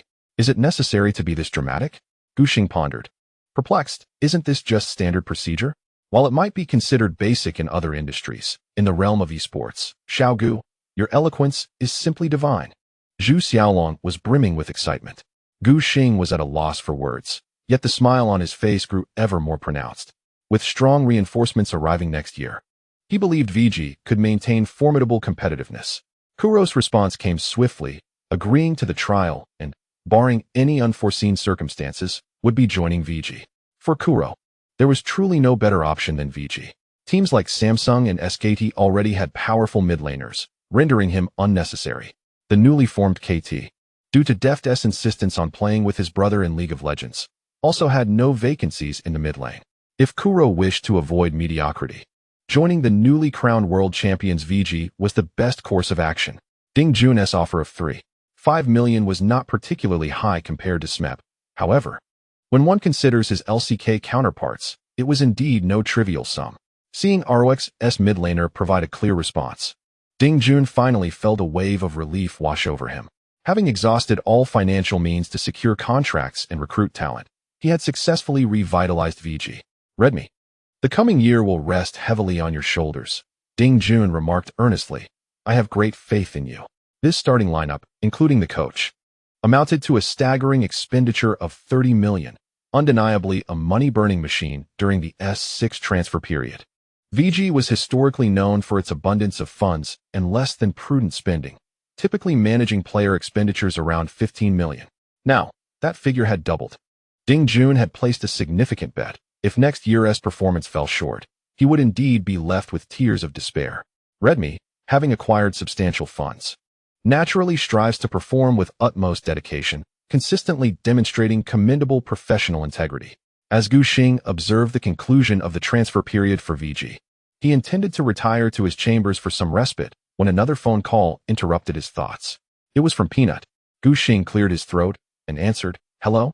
Peanut's voice was somewhat frantic, his English clumsy. "What should I do, Xinggu? SKT has extended an invitation to me." "What?" Gu Xing's amusement dissipated instantly. "Have they lost their minds?" "I have no idea. Keikoma just called me." His tone sounded particularly sincere. "They mentioned wanting to bolster their jungle capabilities, which is why they reached out to me." Peanut spoke rapidly. "Xinggu, can you help me?" The ROX teammates had deliberated for quite some time without offering any valuable insights. The psychological complexities within the Tiger team members were likely quite intricate. Receiving an invitation from an adversary certainly felt peculiar. Gu Xing clarified, "I can only share my personal perspective. The final decision rests with you." Peanut had not anticipated fully adhering to Gu Xing's advice. He merely sought additional viewpoints to aid his judgment, urging him to proceed quickly. Gu Xing meticulously articulated his thoughts. "You should be aware of SKT's playing style. Frankly speaking, it currently appears incompatible with a jungle-centric, aggressive gameplay approach." Peanut nodded in agreement. Over the past year, he had engaged in numerous matches and scrims against SKT, and he had thoroughly analyzed their strategies with his teammates and coaches. Indeed, they were not a team centered around the jungle. Their desire for your inclusion implies one of two directions. Either SKT must adapt their playstyle for 4 members, or you must adjust yours. One party will undoubtedly face considerable discomfort. Gu Xing continued, "I am not disparaging SKT. They are undeniably formidable. However, their foundational philosophy has never revolved around frequent jungle support." Shifting his tone, Gu Xing added, "Of course, if you were to join SKT, the roster's theoretical strength would likely be quite impressive, potentially yielding commendable results. Ultimately, whether it is a suitable fit depends on your own assessment." Much of Gu Xing's discourse resonated with Peanut's internal musings. He recognized that SKT's style did not align with his own, and that a forced union would likely yield unsatisfactory outcomes. Nevertheless, Peanut had contemplated testing his own resolve. After all, an invitation from SKT was indeed enticing. "Thank you, Peanut, for your inclination. I intend to deliberate thoroughly before making a final decision. When I have the opportunity, I shall treat you to a meal." Gu Xing dismissed the notion lightly, as their next encounter in reality remained uncertain. Upon returning to Shanghai, VG organized a modest trial session. Their opponents were the optimistic neighbors, LGD, who were also arranging trials, as both sides had mutual interests. Smeb indeed showcased remarkable ability. Aside from his communication shortcomings, his individual prowess was beyond reproach. Kuro executed his tasks flawlessly, and the seasoned veteran's experience pleased Homie immensely. Furthermore, Ju Sungbin's trial was exceptionally successful. During the G2 off-season training in Korea, he had the opportunity to trial alongside the support he selected. Ultimately, IMP secured a super contract worth 2 million over 2 years. His assistant indeed secured a substantial price, for the notoriety of that ID holds significant value. Mablife. G2 rapidly announced their roster, creating an uproar in the global League of Legends esports community on the very same day. Following the initial tremor, a cascade of explosive news followed. The new LCK club, LZ, revealed their roster for the S7 season. Top laner Khan, jungler Peanut, mid laner BDD, and the bot lane duo of Prey and Gorilla.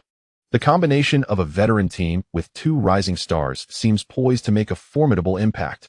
The long-planned KT, unwilling to be outdone, promptly disclosed their roster as well. Beyond the already established mid, bot, and jungle positions, the most intriguing revelation was the top lane, featuring the former FMVP player Marin.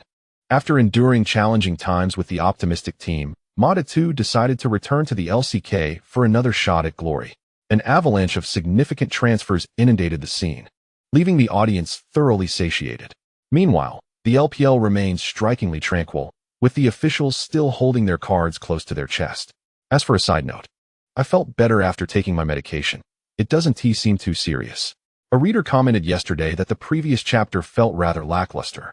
This is the nature of the transfer period, where numerous hints are laid out, and many readers can predict the outcomes.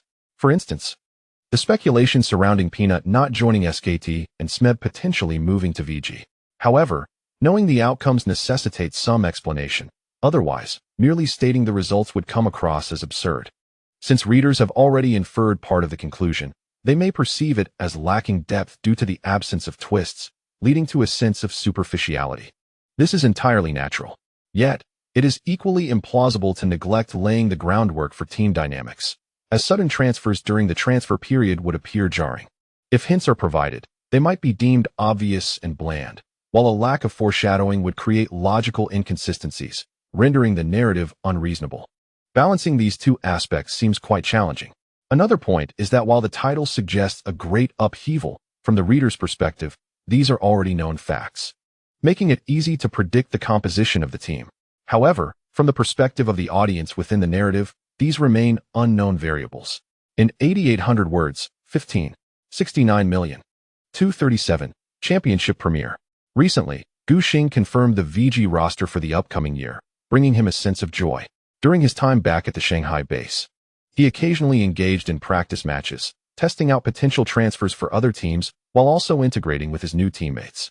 Life feels pleasantly relaxed and carefree, even though the transfer period has only just begun, with 2 weeks remaining. Nonetheless, the seismic news has already circulated within the community, although many details remain unknown to netizens. For instance, regarding VG, thus far, the only official news has been the announcement of Imp's departure, which was due to the expiration of his contract, necessitating no review. All other transfer outcomes remain tightly under wraps, as VG awaits the approval of their contract submissions. As the reigning champions of the region, VG's popularity is unmistakable, and any news regarding transfers naturally garners widespread attention. The officials have clearly decided to treat them as their prized asset for attracting traffic. Initially, Ding Jun was somewhat reluctant. However, the league swiftly provided a plethora of resources, including traffic from the TGP platform, advertisements, and interviews. They were indeed elevating the team, further solidifying its popularity and sculpting it into one of the most prominent clubs in the LPL league. With no alternative, VG, unable to contend with such overwhelming support, accepted the benefits without much protest. Gu Xing stretched languidly as he perused the team schedule provided by Jin Wenha. Glancing back at the group sprawled comfortably in their gaming chairs after a hearty dinner, still in a state of relaxation. They were due to go live shortly, and it was imperative that they remained alert. The timing for their first post-World Championship broadcast could not be arbitrary. Doinb needed to coordinate with the team to establish a date, ideally during the prime time slot at 7 in the evening. With prominent placements on the live streaming platform showcasing VG's group photo and the Summoner's Cup. In truth, the most opportune moment for the initial broadcast would have been immediately following their championship victory to capitalize on the ensuing hype. However, VG had spent a considerable half-day flying back from the United States, and after 2 months of rigorous training, they were utterly exhausted and unable to muster the necessary energy. To afford the players some time to recuperate, Ding Jun reluctantly postponed the team's inaugural stream. Ironically, the official schedule had coincided the Demacia Cup, the award ceremony, and the transfer period, resulting in a frantic rush to finalize the recruitment matters leading up to the present day. Imp lounged about, chuckling to himself, indifferent to the impending live stream. The delay in the team's first broadcast was exacerbated by the fact that Zhu Xingbin, who had announced his departure earlier, was now unable to participate in the live stream, as he had officially signed with G2 and was no longer bound by VG's contract. Just 2 days before signing with G2, He had conducted a solo stream to bid farewell to his supporters back home. That night, the sounds of a lighter punctuated his broadcast as he casually sipped on some liquor, using garbled Chinese to comfort his fans. The stream eventually devolved into a casual chat session, with Imp becoming increasingly inebriated and babbling nonsensically, even critiquing various teams. How formidable is Samsung? He mused. Mediocre at best. Far from our caliber back in the day. Ruler is too young. He seems as fragile as paper in my presence. In that moment, Zhu Xingbin appeared to forget how he had once been guided by the teachings of Smile when he first embarked on his career, subsequently reaching the top 16 in the World Championship. ROX is just SOSO, but the moniker Mouse King truly belongs to me. Prey and Wubi are slightly inferior. He reserved his highest praise for the now-dissolved Tiger team. SKT is a mere basket case. Their level is abysmal. How can anyone ask me to evaluate the ADCs in the LPL? To be frank, I could defeat them with just 50% of my strength. Zhu Xingbin's outrageous remarks knew no bounds, and fortunately, Gu Xing was present to assist the manager and team leader in escorting Imp out of the streaming room. With this thought, Gu Xing felt a slight sense of relief. The unpredictable variable of Zhu Xingbin's inability to stream today alleviated his concerns. Meanwhile, Jack, having spent the night engrossed in 8 Million Warriors, had just awakened and hurried to wash his face before taking his seat to prepare for the broadcast. Sitting beside him, Gu Xing cast a sidelong glance at Yuwenba, his eyebrows involuntarily arching in surprise. Goodness, have you suddenly gained weight? Yuwenba's face appeared significantly fuller than before, resembling a doughy bun. Gu Xing understood that Jack typically woke up puffy, but today was exceptionally outrageous. Yuwenba rubbed his cheeks, his tone laced with resignation, attributing it to an all-nighter that had disrupted his sleep schedule, leading to a more pronounced swelling than usual. He thought it was inconsequential. However, as soon as he began the live stream, viewers were immediately startled by Jack's appearance on camera. Who are you? Is this Jackulove? Looks like he has been indulging in high-calorie burgers and fried chicken in North America. He is at least 20 pounds heavier. Jack is sprinting towards OMP. If he is not chubby, how can he carry? I'm just bloated, do you understand? Stop calling me that, Yuwenba exclaimed, hopping in frustration. He could hear Gu Xing expressing gratitude for the gifts, thanking the arrival of the esteemed lady with a flurry of rockets, and acknowledging the airplane from someone who had been scammed out of 8,000 yuan in an online romance. Yuwenba displayed a familiar crooked smile. Old Gu, your ID over there is quite bizarre, isn't it? Gu Xing was equally bewildered by the peculiar usernames of these viewers. However, he was more astonished by his own popularity. Just a few minutes into the stream, the room was overflowing with viewers, the rapid influx of gifts leaving him awestruck. Prior to winning the World Championship, he had already garnered a degree of attention in the league, but it paled in comparison to the current level of acclaim.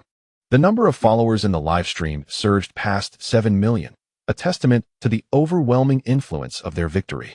The chat room was a flurry of activity, the barrage of comments nearly engulfing the screen. Can I touch your trophy, Xiaogu? You're truly remarkable, and remember to call you Xinggu outside. I said VG might win the championship after the group stage, and now I'm a 10-year veteran fan of VG. Xinggu, you're a true carry. 10 MVPs in one world championship? Consistently dominating. You're on another level. You took off within half a year. The only true god in the jungle. To be precise, from debut to championship was only 140 days, seemingly the shortest record in history, even faster than Faker. Exquisite gifts continued to float through the stream. Stop spamming, Gu Xing urged. The streamer doesn't need money right now. If you truly have spare funds, it would be wiser to save them for next year's championship skins. He had gained some experience in streaming and adeptly steered the conversation to a different topic. Who has the skin chosen? Xinju, though we still don't know how Riot will handle it. We'll see how it turns out. As Gu Xing engaged in casual conversation with the audience, he opened the domestic server. A few days prior, the Korean server had concluded, and the super account had been reclaimed, so today they could only explore the first district. He quickly typed in his password, logging into the game in mere seconds while casting a glance at the comments. Is the domestic server concluding today as well? Receiving a positive confirmation, he turned back to Yuwenba. Jack, S6 is coming to an end. Yuwenba sighed deeply. Indeed, it's over. A whole era has come to a close. My brothers, Xiao Duan, eager to join the conversation, inquired with curiosity, what does that mean? Gu Xing was engrossed in his phone, retrieving a screenshot of his ranking from the top tier prior to turning professional, proudly showcasing it. Do you comprehend the significance of S6? He boasted. I ranked first, followed by Jack. At that time, Doinb had 3 accounts in the top tier of the national server, accumulating around 3,000 to 4,000 points in total. Kha'Zix recounted with fondness. Next were Dopa and the Shy, the infamous Riven player from the Korean server. Following them were YM and the duo of Tan Chi Sa, along with retired players like Hoi Yen Shu. At that time, the strength of Ionia was formidable. The renowned Seven Wolves could only claim a fraction of the top ranks, while the majority was dominated by the Korean solo Q kings led by Dopa, including the extraordinary skills of the Shy. Alas, time has slipped away. Kha'Zix sighed. With the conclusion of the S6 season on the national server tonight, and the members of Seven Wolves congregating in LPL, the prospect of continuing the battle in Ionia seemed almost impossible. He pondered whether the telecom zone would become a playground for the Korean solo Q kings next year. Upon closing the screenshot, he was met with the game client, displaying a photo of the VG training team celebrating their victory, adorned with the team emblem and the words 2016 World Championship Champions. The golden rain depicted in the photograph, coupled with the prominent Summoner's Cup, created a breathtaking scene. Not bad at all, he smirked. The Korean server lacks such a spectacle. This is my first encounter with it. As he waited in the queue for ranked matches, the celebratory image sparked memories, prompting him to switch to his music app. While typing, he chatted away during the 3rd game of the finals against SKT. I longed to hear this song, but alas, that computer couldn't play it. He pressed the play button, and the iconic prelude of the final battle resonated in his ears, accompanied by the barrage of comments filling the screen with bang bang bang, and someone exclaimed, "Is this yet another J-Cho song?" Spot on. Tonight marked the settlement day for the national server, and many players and streamers were eager to seize the moment to climb the ranks. Particularly those nearing their promotion matches sought to defy fate and ascend another tier, aiming for more splendid loading frames in the coming year. This led to Kha'Zix's swift queuing. However, upon entering, he discovered he was assigned as a substitute support, with none other than his old acquaintance, Dong Xiaosa. Taking the jungle role, he sent a string of ellipses. It seemed the other party was taken aback for a moment before typing to him on WeChat. Kha'Zix picked up his phone, only to find Dong Xiaosa privately messaging him, inquiring when he would return to Ningbo for a gathering. They had made plans previously, but Kha'Zix's last visit home had been fleeting, spending only 2 days in Zhonghai, primarily devoted to accompanying his parents, without venturing into the city. This time, he had ample time and intended to return tomorrow, ensuring he could meet up with friends. After confirming the meeting place, Kha'Zix impulsively decided to sneak into Dong Xiaosa's live stream on Huya. Due to the fact that he and the other party were not on the same platform, it was impossible for him to openly stream on his computer to observe them. Thus, he could only quietly watch on his mobile phone. Upon entering, he immediately noticed the other party discussing himself. Isn't Brother Xing quite familiar with me? Why didn't he mention VG's championship victory? To be honest, our relationship is indeed decent. We sometimes play ranked together. We almost made it into the greedy team. Didn't I mention when Xiaogu first entered the LPL that his ability to become a professional player owes a small part to me? However, now that they have won the championship, bringing it up seems somewhat inappropriate, if you know what I mean. I'm too lazy to delve into this. Dong Xiaosa typed and proactively handed the jungle position to Kha'Zix, choosing Thresh for himself. Just a couple of days ago, weren't Lin Weixiong and Lu Qingsong officially announced to join NB? These two are genuine members of the greedy team and may very well secure a world championship in the future. When Dong Xiaosa saw Kha'Zix's hero selection showcasing his signature character, he was overjoyed and interrupted himself. Qinju. Excellent choice. Kha'Zix hoped to start his first stream with Qinju, a character soon to receive a skin. However, upon entering the match, he discovered that he had underestimated the situation. The opposing team immediately recognized him, and throughout the early to mid-game, all 5 players disregarded the minion waves and relentlessly invaded the jungle, making it feel like a celebrity meet and greet, persistently targeting Qinju's position. Kha'Zix was at his wit's end. No matter how skilled he was, he couldn't withstand such tactics. Without an advantage in equipment or level, fighting 2 opponents in the jungle was exceedingly difficult. Captured once more in the jungle, Kha'Zix barely managed to escape by using his flash, exclaiming in frustration, "Bin Xian has entered the tower. They aren't even taking the minions. This isn't how one plays the game." Despite his unfortunate predicament, The entertainment value was surprisingly high. Viewers witnessing Gu Xing's blunders filled the chat with various teasing remarks, including, but not limited to, Champion Xingju at a discount? SKT isn't as good as a random match limiting the jungler.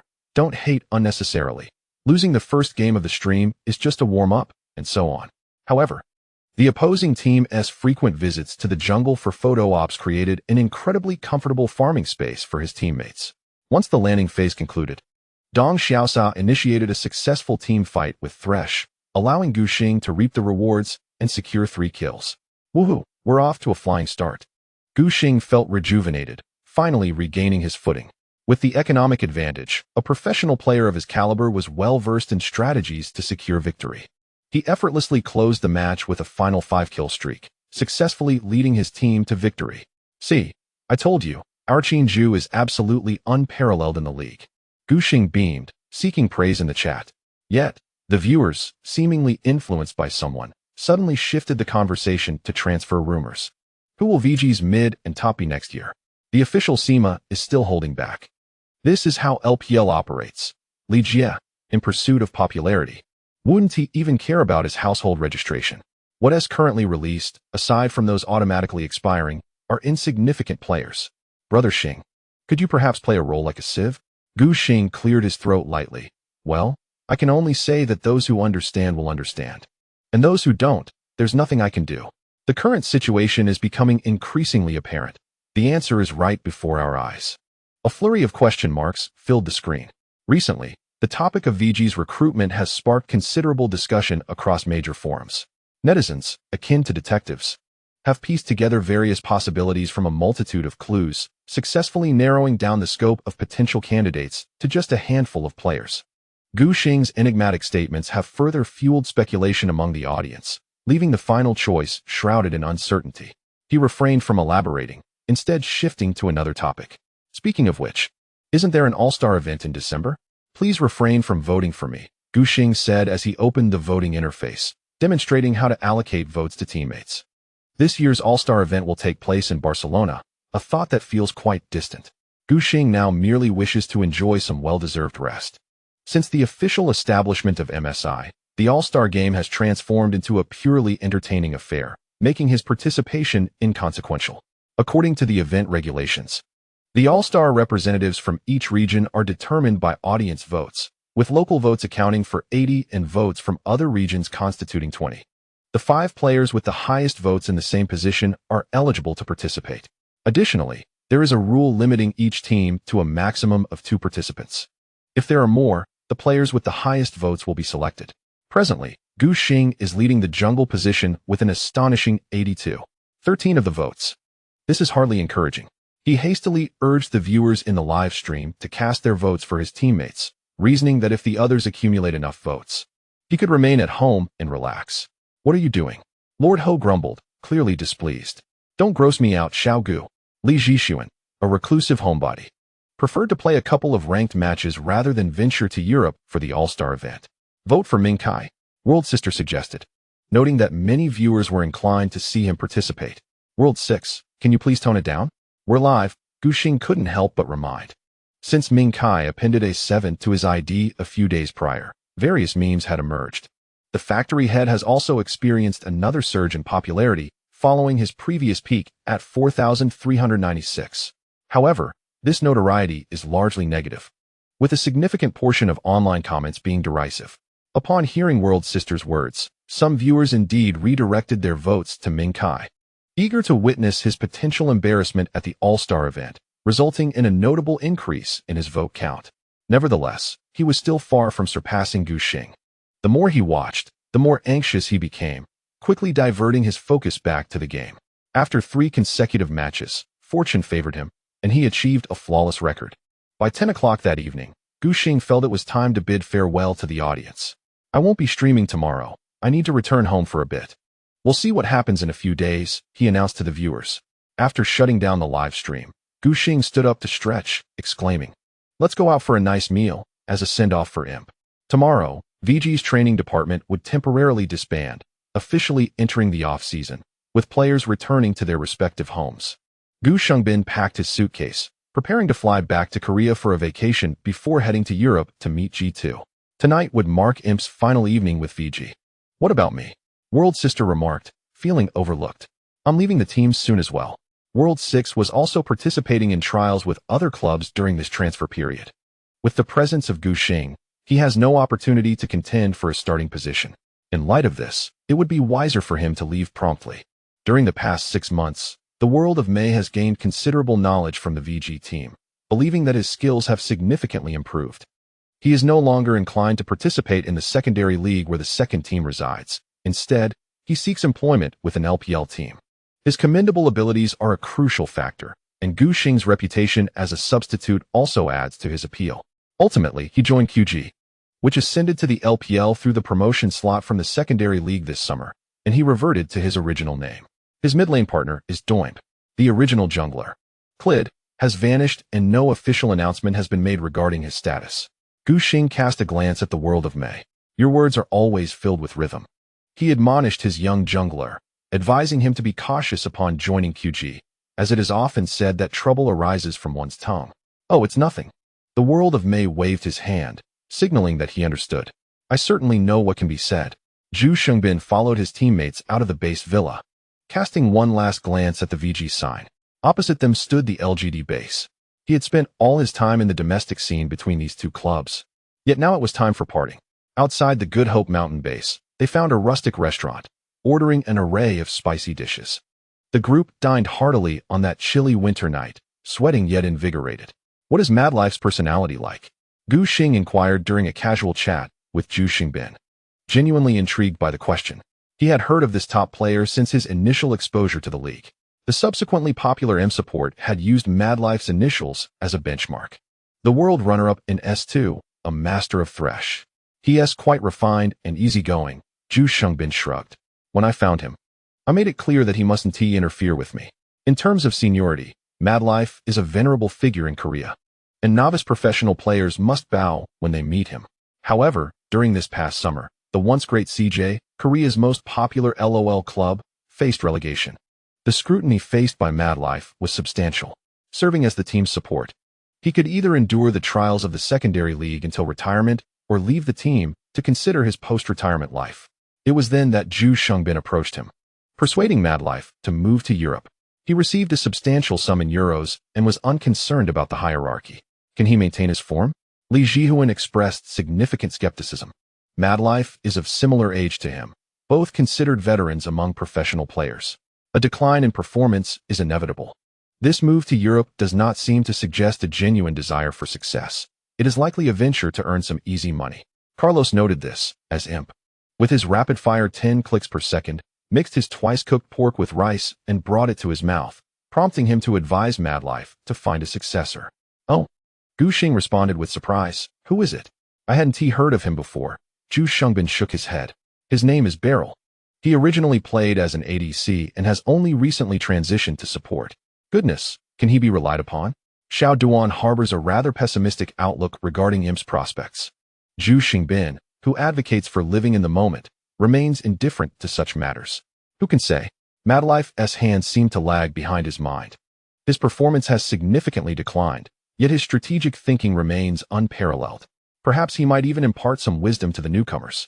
Gu Xing gives Imp a reassuring pat on the shoulder, reminding him of their promise to meet in the group stages in Wuhan next year.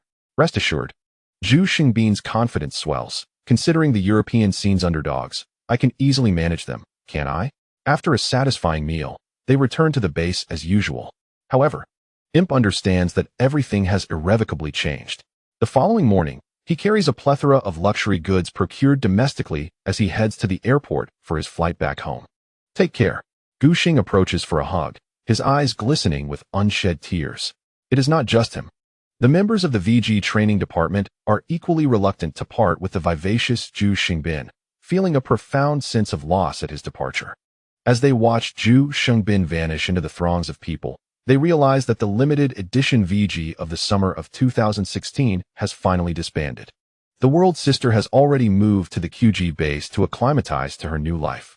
The remaining players and coaching staff have also returned home for a much-needed respite. As the transfer period reached its midpoint, the officials could no longer withstand the mounting pressure. Each post on the official League of Legends Weibo was inundated with countless comments criticizing their apparent obsession with traffic. Once the hype had reached its peak, they decisively lifted the restrictions on contract reviews. Thus, the hidden information during the LPL transfer period was finally unveiled.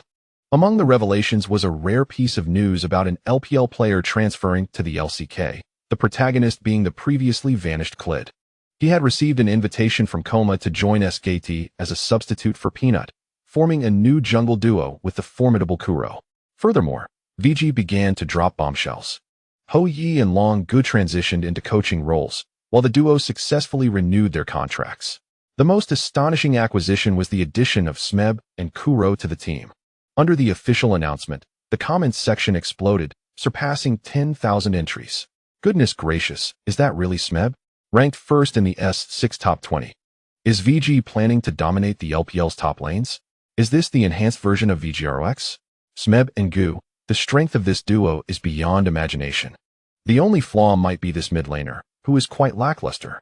Kuro is decent enough. Can you really find anyone stronger on the market? The addition of the top and mid lane players from the Tiger team sparked a frenzy across major forums. Even Gu Xing, while enjoying his time at home, could sense the astonishment coursing through the hearts of netizens. How much did this lineup cost VG? Even someone like Jack must command a hefty salary. VG is really loaded. If it weren't for Faker's absence, they could have secured Lee Sang-hyuk back in the day. Let us discuss rationally. How does the new VG compare to the VG of 2016 in terms of strength? The role of the top laner has significantly strengthened, with Smeb's offensive prowess proving to be formidable. Meanwhile, the mid laner and ADC are expected to face slight reductions in their capabilities. VG is particularly wary of encountering a top laner who serves merely as a tool, as Smeb may struggle to make an impact. And the potential of the double carry falls short of that seen in Season 6. As long as the jungle position remains unchanged, Kuro can navigate the jungle as a utility player and still secure victories. Concerns are unfounded, are they not? Opinions abound among netizens, each holding their own perspective. Gu Xing occasionally visits the forum, hoping to discover hidden talents who might offer insightful perspectives, which could influence VG's tactical arrangements and strategies for the upcoming year. Regrettably, no substantial insights were gleaned, as discussions tended to remain superficial and idealistic, lacking practical solutions.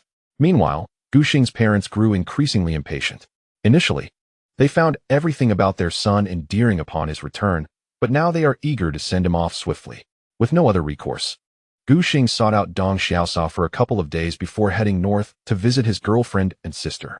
However, after a brief period of intimacy, Shun Guanshan became wholeheartedly dedicated to his studies, while Gu Pan focused on her part-time work, keeping herself delightfully busy. Consequently, they had little time to attend to Gu Xing, only managing to see each other during dinner. Bored and restless, Gu Xing decided to stream live. He had recently purchased a new computer, which he planned to send back home to Jinhai once he was done with it, replacing the family's outdated machine. Before the transfer window closed, SKT announced their new top laner, Huni, who had previously played in Europe and North America. During the S5 World Championship, he was indeed a top-tier player, significantly boosting his market value. The results of the All-Star voting were also revealed. Despite Gu Xing's efforts to rally votes for both his rivals and teammates, he ultimately triumphed in the jungle position with an overwhelming 7,777 vote share. Unable to evade the outcome, he prepared to travel to Barcelona alongside the mid laner, Ho Yi. Just as some netizens were despondent over Ming Kai's exclusion, Riot Games announced several direct invitation slots that did not require voting, granting access to the All-Star event. The slots for the LPL were awarded to the likes of the Director and Imp. As a side note, the All-Star event will also be briefly detailed, spanning about half a chapter. The subscription count has surpassed 20,000, with around 19,000 active subscriptions within the past 24 hours. Thank you all for your support. It is a modest achievement. Upon the confirmation of the direct invitation slots, Gu Xing was compelled to return to Shanghai to meet with his All-Star teammates before flying to Barcelona together. He coordinated flight details with Vincent from Riot China, purchasing tickets for an afternoon arrival at Hangzhou without needing to exit the airport, where they would board an evening flight to Spain. Little Gu, the distinct Wuhan-accented Mandarin allowed him to instantly recognize the speaker, Clear Love 7. Turning around, he saw several temporary teammates rushing over with their suitcases, panting heavily after just a few steps. Nevertheless, once they steadied themselves, they greeted Gu Xing with exuberance.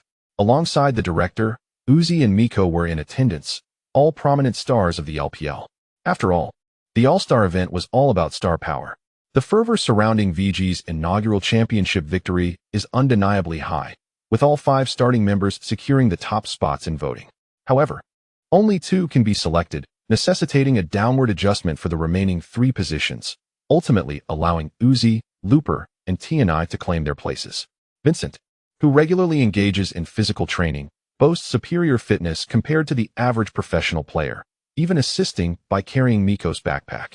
Among our party departing from Shanghai are just the 5 of us, while Looper, Howie, and Imp will head directly from Seoul to check in for their flight. Preparing for the lengthy journey ahead. Having previously managed professional players during the S6 World Championship, he now handles similar matters with ease and efficiency, ensuring everything is meticulously arranged. With over half an hour until boarding, the group of professional players idly converse about transfer periods.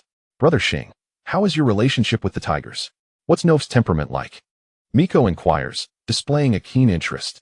This year, EDG has once again reached the quarterfinals, yet their training matches remain rigid, relying solely on past performance. It is evident that the coaching staff bears the brunt of the blame. While Mingkai's gameplay may falter and his hero pool fails to align with the current meta, he has been thoroughly outmatched by Peanut. However, EDG finds itself with no alternative. The formation of this team is inextricably linked to Mingkai, and despite Clearlove's struggles, his dominance over most junglers in the region makes a replacement unjustifiable. The only feasible change lies with the coach, quickly departing for SKT as an assistant coach. Abu has finalized Nof as the successor. TNI, who has only encountered Nof during trials, remains curious about his temperament and cautiously inquires with Gu Xing for reassurance. After a moment of reflection, Gu Xing responds that Nof possesses a commendable character, easily integrating with the team.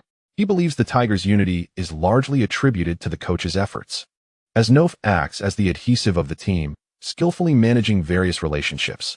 Nof's ability to elevate ROX to a world-class team cannot be overstated, and his coaching prowess appears quite competent. Hearing this, TNI feels a sense of relief. Meanwhile, the manager interjects, uncertain if the substitute player he brought along can keep pace with the professional competition. Nof indeed embodies the role of an elder brother within ROX, exuding a commanding presence.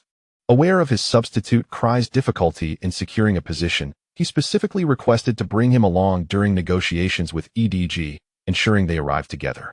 However, since Cry originally played mid lane and EDG has a younger counterpart who fills that role, they ultimately decided to transition him to ADC, aptly filling the void left by Mr. Dai, even changing his ID to Zet. Is his skill lacking? Gu Xing seeks to glean some intelligence. During the transfer period, neither team engaged in training matches, leaving uncertainty about the effectiveness of EDG's recruitment. How should I put it? Mingkai ponders for a moment. If we were to place Zed among all LPL teams, he would be somewhat adequate. Yet, Mingkai remains unsatisfied. Who were the original partners of the marksman? Smile, Nami, and Deft, each a top-tier ADC from the Sino-Korean scene in their prime. This has cultivated Mingkai's habit of supporting his teammates in the bot lane. In contrast, Zed seems rather mediocre. However, even stronger marksmen elude EDG. Imp insists on wandering in foreign regions, dismissing EDG's strict management. Prey opts to pair with Gorilla, and Abu is unlikely to relinquish the duo of TNI and the junior player for a double Korean support. After much contemplation, Zed is the only viable option. We might as well make do. In 6 months, during the summer split, we will have a top-tier marksman. As Mingkai was speaking, he suddenly recalled something upon seeing Gu Xing's face. The ADC he had been waiting to debut in the summer split was still underage, not yet 17, and would have to wait until his birthday. Yet, right before them, VG showcased a glaring example. Jakulov did not wait for the age restriction and directly made the leap. If that is the case, wouldn't EDG also? Mingkai's face brightened. The potential rookie in the training facility was remarkably quick to react. Every time the clumsy coach watched him play, he was filled with envy. Mingkai believed that as long as the newcomer could participate in the rotation, EDG would undoubtedly be highly competitive next season. Gu Xing was perplexed by the coach's rapid shift from dejection to elation, startled enough to shuffle his position slightly. Uzi observed from the side, his gaze filled with envy. VG's recent transfer period sent shockwaves through the market, making headlines as they brought in the Tiger team. Although EDG lost their 2 Korean players, they managed to recruit the ROX coach, seemingly bringing in promising marksmen. If the junior player could develop well, he would still be formidable. In contrast, what about their own situation? RNG's transfer period could be described as a complete failure, with 2 top players departing. Maintaining the overall strength of the roster necessitated new recruits. But what did RNG manage to accomplish? They promoted Letme from the second team for the top lane. While he secured 3rd place in this year's LSBL summer split, he would undoubtedly struggle against the elite top laners of LPL and the world. The support was similarly selected from the secondary league, ultimately choosing YM's support, Shizaming. Uzi was quite dissatisfied.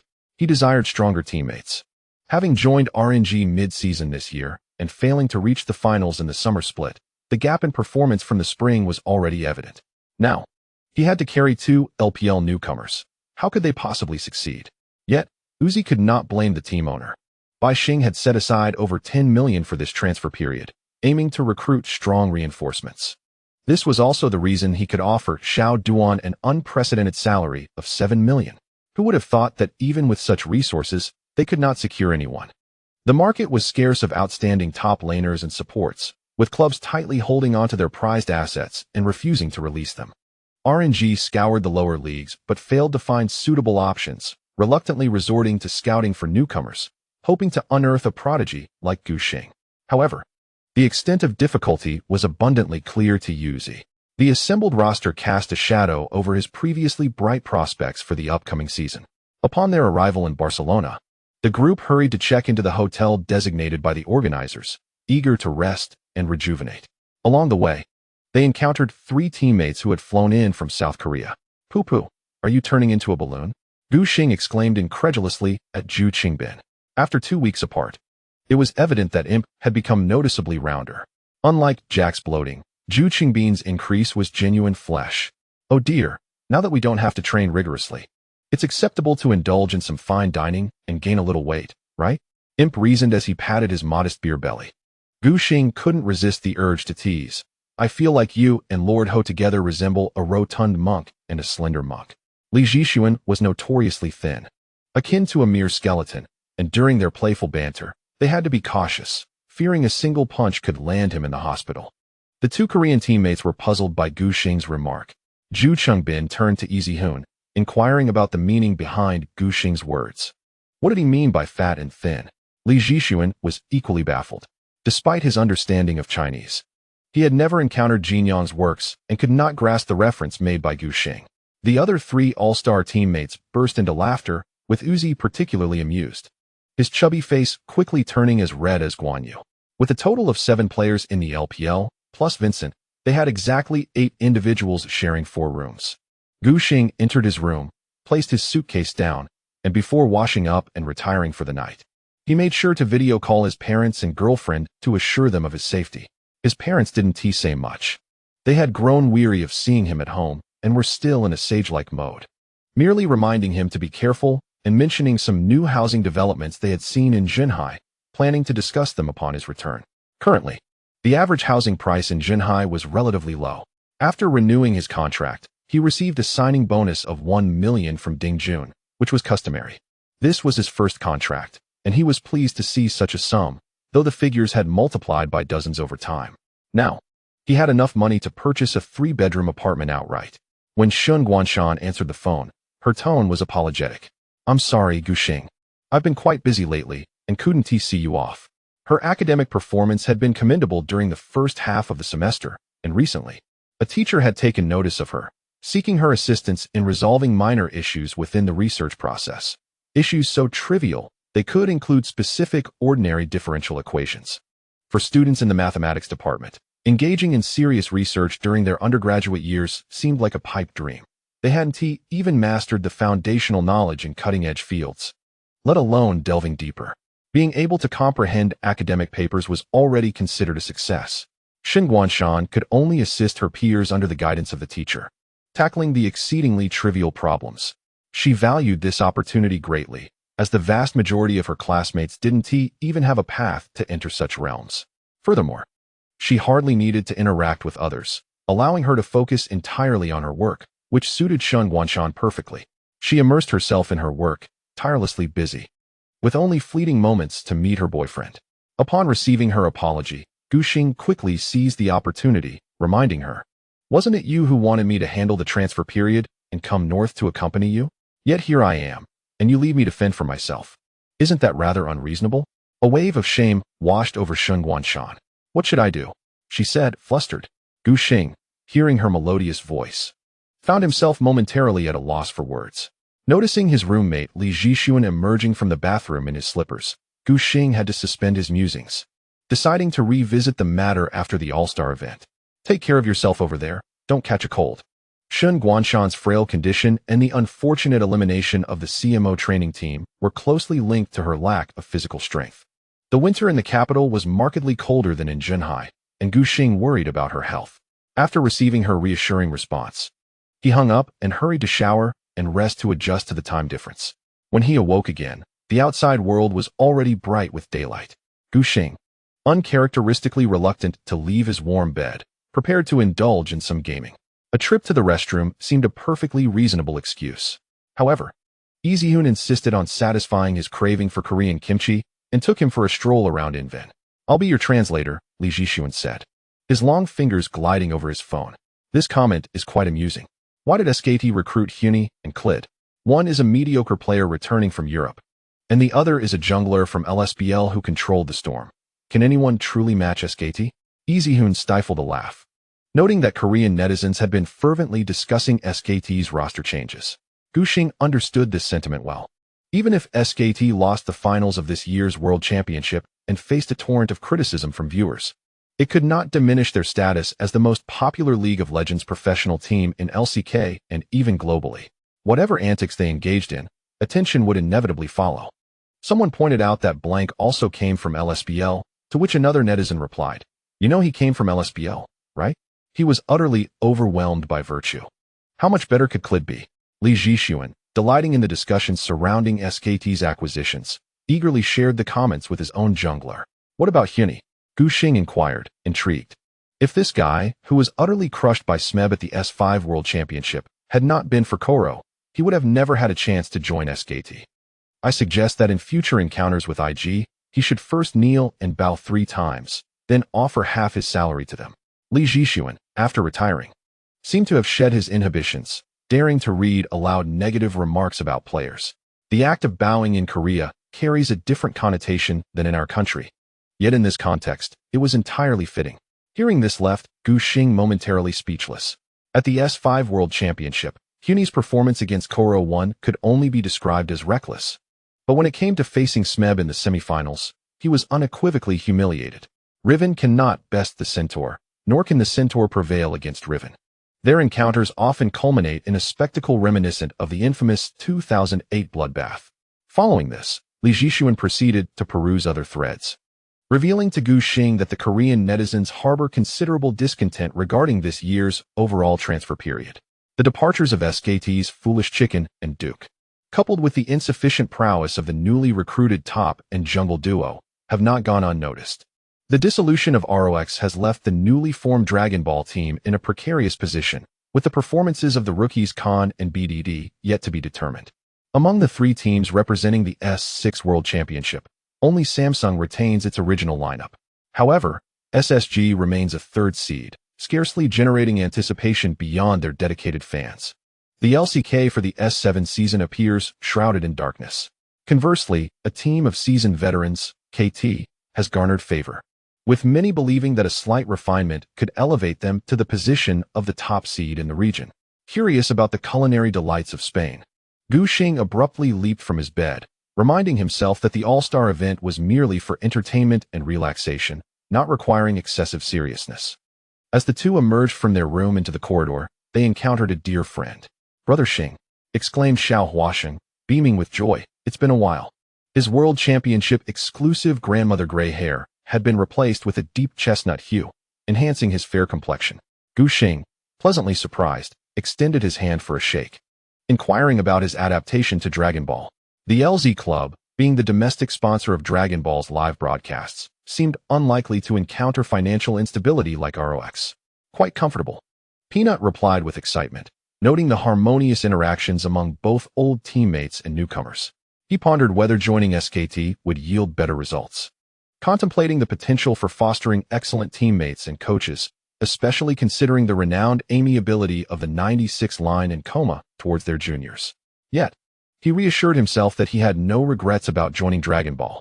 The rookie Khan possesses formidable individual skills, reminiscent of Smeb, suggesting that Peanut could continue to pursue his aggressive strategies in the upper lane without necessitating drastic changes.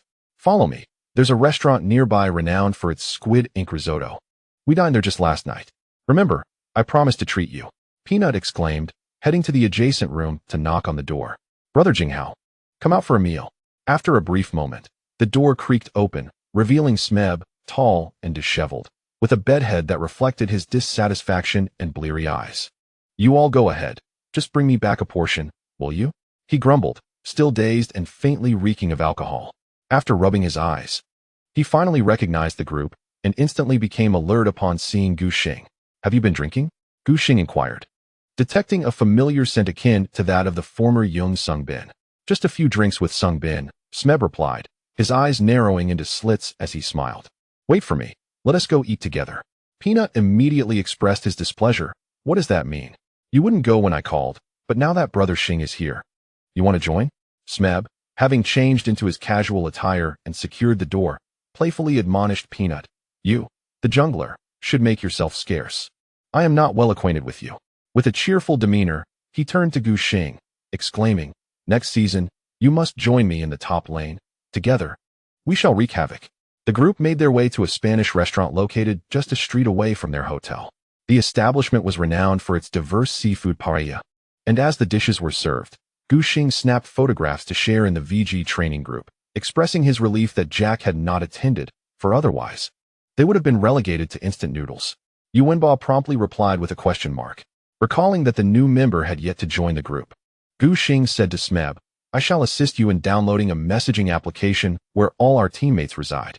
Should you have any needs or inquiries, feel free to express them. We will remain in constant communication. As for Kuro, they would address that matter upon his arrival in Shanghai. Their new mid laner was regrettably absent from the current All-Star event. It was understandable, considering he shared the same region and position as Faker, which naturally diminished his popularity. Smeb dutifully passed his phone to Gu Xing for assistance while curiously inquiring, what about Mai and Rui Xing's Chinese? Gu Xing assured him that the team would likely hire a specialized Chinese instructor, adding, however, you must commit to learning, for Chinese is quite challenging. Although the team had bilingual staff like Ho Yi and Jin Wenha, the effectiveness of their instruction could not compare to that of a professional. Regardless, with the substantial sum already invested in acquisitions, Ding Jun would certainly not skimp on hiring a teacher. Not a problem, Smeb replied confidently, thumping his chest in assurance. Seeing how well Ji Sun and Chung Bin handle Chinese, I am certain I can manage. Gu Xing chose not to respond further and instead focused on the steaming seafood paella before him. As a celebrated Spanish delicacy, its aroma was undeniably enticing. The rice seemed to be infused with broth, imparting a rich texture. The squid ink was fragrant and robust. Despite its less than appealing appearance, it was bursting with flavor. The scallops and other seafood added a second layer of freshness, complemented by lemon juice to counterbalance the fishiness, creating an exquisite partnership. As Gu Xing savored his meal, more professional players arrived at the venue. He looked up to see Yankos, who, upon spotting Gu Xing, broke into a beaming smile. Xiao Gu. Yankos greeted him in his imperfect Chinese. I missed you so much. He vigorously shook Gu Xing's shoulder, his excitement as palpable as ever, adding, I haven't even had the chance to personally congratulate you yet, world champion. Gu Xing chuckled in response, glancing at the bodyguard accompanying Yankos, and remarked, goodness. Has the entire G2 roster assembled? During the All-Star voting period, Yankos was still considered part of H2K and thus was not subject to any quota limitations. Wunder and Perks were both regarded as promising talents from the European region. The former lost in the voting to the established fan-favorite top laner Sos, who was on leave for injury recovery, thereby allowing the spot to be granted to the younger contender.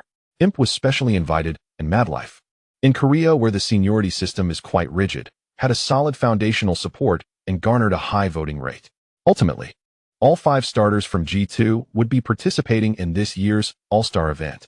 Indeed, Perks basked in self-satisfaction, proclaiming that we are the kings of popularity in Europe. Many local spectators harbored great expectations as they witnessed G2's substantial investments in new talent. A group of professional players from China and Korea seated around the table teased AP, amused by his self-praise. It was not until the following day, when the matches officially commenced, that Guxing realized the astonishing rate at which G2's popularity had ballooned. When the host introduced the new members of G2, the cheers that erupted from the audience were akin to thunder. The only ones capable of overshadowing them were Lee Sang-hyuk and himself, who had just been awarded the FMVP. Riot Games divided the major leagues into 2 contrasting factions, scoring points based on 5v5 Summoner's Rift, solo matches, and clone modes, ultimately vying for the title of victor. Guxing did not participate in the solo matches, as there was a player on his team who excelled in that arena, making his involvement unnecessary. Uzi, with a serious demeanor, had even prepared a packet of tissues to wipe away sweat. As soon as he took the stage, he began to dominate. Guxing cheered from backstage, marveling at Uzi's exquisite kiting and attack movement techniques that toyed with his opponents, genuinely impressed by his lane control. "Uzi, my superhero," exclaimed Vincent, filled with enthusiasm. One could only say that Uzi consistently excelled in solo matches. Along the way, very few players could apply any pressure on him. Guxing watched with delight. During the North American region's 5v5 Summoner's Rift segment, he specifically selected Rek'Sai to aggressively gank the bottom lane, feeding all the kills to Uzi. By the end, Uzi was grinning from ear to ear, having amassed 10 kills in a mere 20 minutes. "Guxing, you are ruthless." Uzi chuckled. "No wonder Imp praises you daily. I would too." He felt genuinely elated, having never encountered a jungler so perfectly suited to his style. With Uzi receiving royal treatment, it was only fitting for him to reap the rewards in team fights, boasting a 4,000 gold lead over his counterpart. Uzi was able to crush his foes with sheer damage. The crowd erupted in gasps at his picturesque kiting maneuvers. In a pivotal team fight at the 30-minute mark, Uzi's Lucian executed skillful combinations of abilities and auto-attacks, dealing tremendous damage and securing a quadruple kill with his final spark. Only Bilson from the North American team remained, and Guxing utilized his abilities to monitor movements from the rear. "Uzi, follow me." He pinpointed the location, and with Void Rush, swiftly positioned himself behind Bilson, cutting off the enemy's escape route. Let the kills flow. Guxing was always willing to facilitate excellence. Just a casual all-star event, allowing for a pentakill seemed quite agreeable. Uzi was exuberant, landing the final shot on Bilson, and upon hearing the cool pentakill announcement in Summoner's Rift, he was as delighted as a child. "Thank you so much." At the moment they toppled the North American base, he immediately rose to celebrate with his jungler, truly deserving of the FMVP title. In their embrace, Uzi accidentally spat out his chewing gum. The number of viewers in the domestic livestream was quite substantial. Although the All-Star event typically garnered lower attention, the LPL had just clinched the World Championship, attracting a wave of traffic that seamlessly translated into event viewers. "Wow, Uzi, is that a pentakill?" With all due respect, if I were in that position, I would have done just as well. Ahead by 1.5 items, it's easy to secure kills. In the midst of the All-Star event, Uzi continues to assert his dominance in the solo competition, while Guxing busies himself backstage, exchanging jerseys and taking photographs with numerous players. His amicable nature allows him to strike up conversations with anyone, especially now as the newly crowned world champion. His popularity is undeniably high. Many players, despite being prominent figures in their respective regions, are eager to engage with him. For there are merely a handful of tournament champions each year. Guxing has transformed the All-Star event into a social gathering. Having learned from a previous experience at the World Championship in North America, where he faced the awkward situation of having run out of jerseys due to excessive exchanges. This time, he has brought along 3 entire stacks of jerseys, just to be on the safe side. As he takes photos with these renowned players, they kindly sign their IDs on the jerseys with markers, allowing for a reciprocal exchange that grants them Virtue's signature in return. Aside from competing on stage, Guxing spends his days traversing between various regions, engaging in discussions about the upcoming season and inquiring about the design team's plans. Uzi, having garnered significant exposure on the main stage, effortlessly clinches the solo championship. The factory director sincerely congratulates him, acknowledging his prowess in one-on-one matches. He admires Uzi's exceptional skills, as one often covets what they do not possess. Uzi, feeling quite pleased, humbly remarks that the solo championship does not seem particularly impressive, as if he cannot showcase it adequately. Ming Kai interjects, expressing that despite playing for an entire year, he has yet to secure a noteworthy title. Since joining EDG, Ming Kai has consistently earned championships each year, except for the anomaly of 2016, where he left empty-handed from both the spring and summer splits, the MSI World Championship, and the illustrious Demacia Cup. To make matters worse, he suffered a defeat against Peanut in the quarterfinals, tarnishing his reputation and fanbase, leading him to harbor resentment whenever he sees Peanut's face. He feels somewhat cursed this year, but having changed his ID, he considers it a fresh start. Next year, Clear Love 7 shall undoubtedly reclaim dominance in the LPL. With a youthful bravado, Ming Kai sets forth his ambitions as they approach the final clone match. This event features invited players rather than regional competitions. Gu Xing, Peanut, Yankos, alongside Tian Yi and Li Ji-hoon, are on one side, while the factory director and Faker lead the opposing team.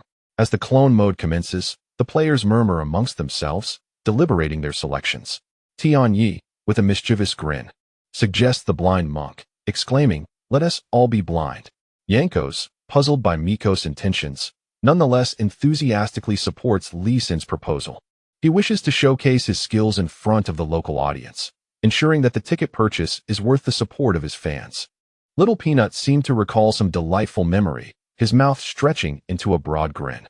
Gu Xing, still musing about the wisdom of leaving room for others, found his fingers inexplicably guiding the mouse toward the blind monk's avatar. He glanced over at the opposing player's bench.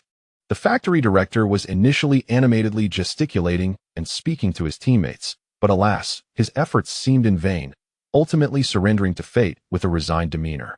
As Gu Xing entered the loading screen, he was met with the sight of both teams featuring the blind monk as their champion.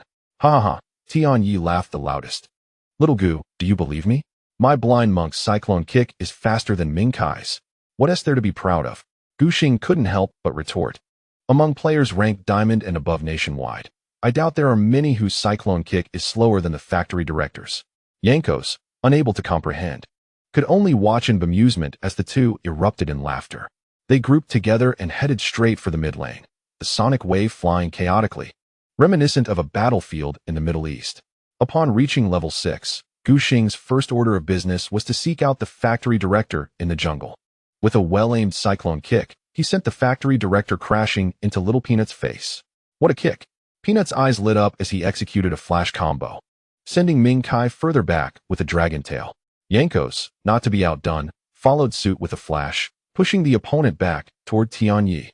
Ming Kai's blind monk remained airborne, seemingly unable to touch the ground. Tian Yi's sonic wave finally dispatched him, bringing an end to his life. The cacophony of laughter and cheers in the venue soared to the heavens. The domestic livestream chat was inundated with playful banter. Are the three great jungle kings playing soccer here? Airborne relay. It was Miko who ultimately took down Ming Kai. Quite the psychological blow. 777. Don't touch my Savin Ultraman. Even Ming Kai is laughing. The factory director bore a spirit of self-deprecation. He was indeed able to take it in stride, which is precisely why he has remained a perennial figure in the LPL meme culture. Despite his lackluster performance as the blind monk, he managed to amuse the audience. As the game progressed, all 9 professional players were executing flashy cyclone kicks, while Ming Kai stood out, absorbing the punishment, appearing refreshingly unique in contrast. That day, the domestic forums were flooded with gifs of the factory director's blind monk being kicked around by a host of players, providing boundless amusement for netizens during the off-season. Gu Xing carried the entire second half of the year, and the All-Star event felt no different from a leisurely win, his greatest reward being a colorful array of team jerseys. Upon returning home, his first order of business was to livestream and show off. Have you seen this? The limited edition ROX Little Peanut jersey signed. You can't buy this, brother. He rented a hotel for a month near Peking University. With his girlfriend and sister not accompanying him, he engaged with viewers on livestream, finding no boredom in the solitude.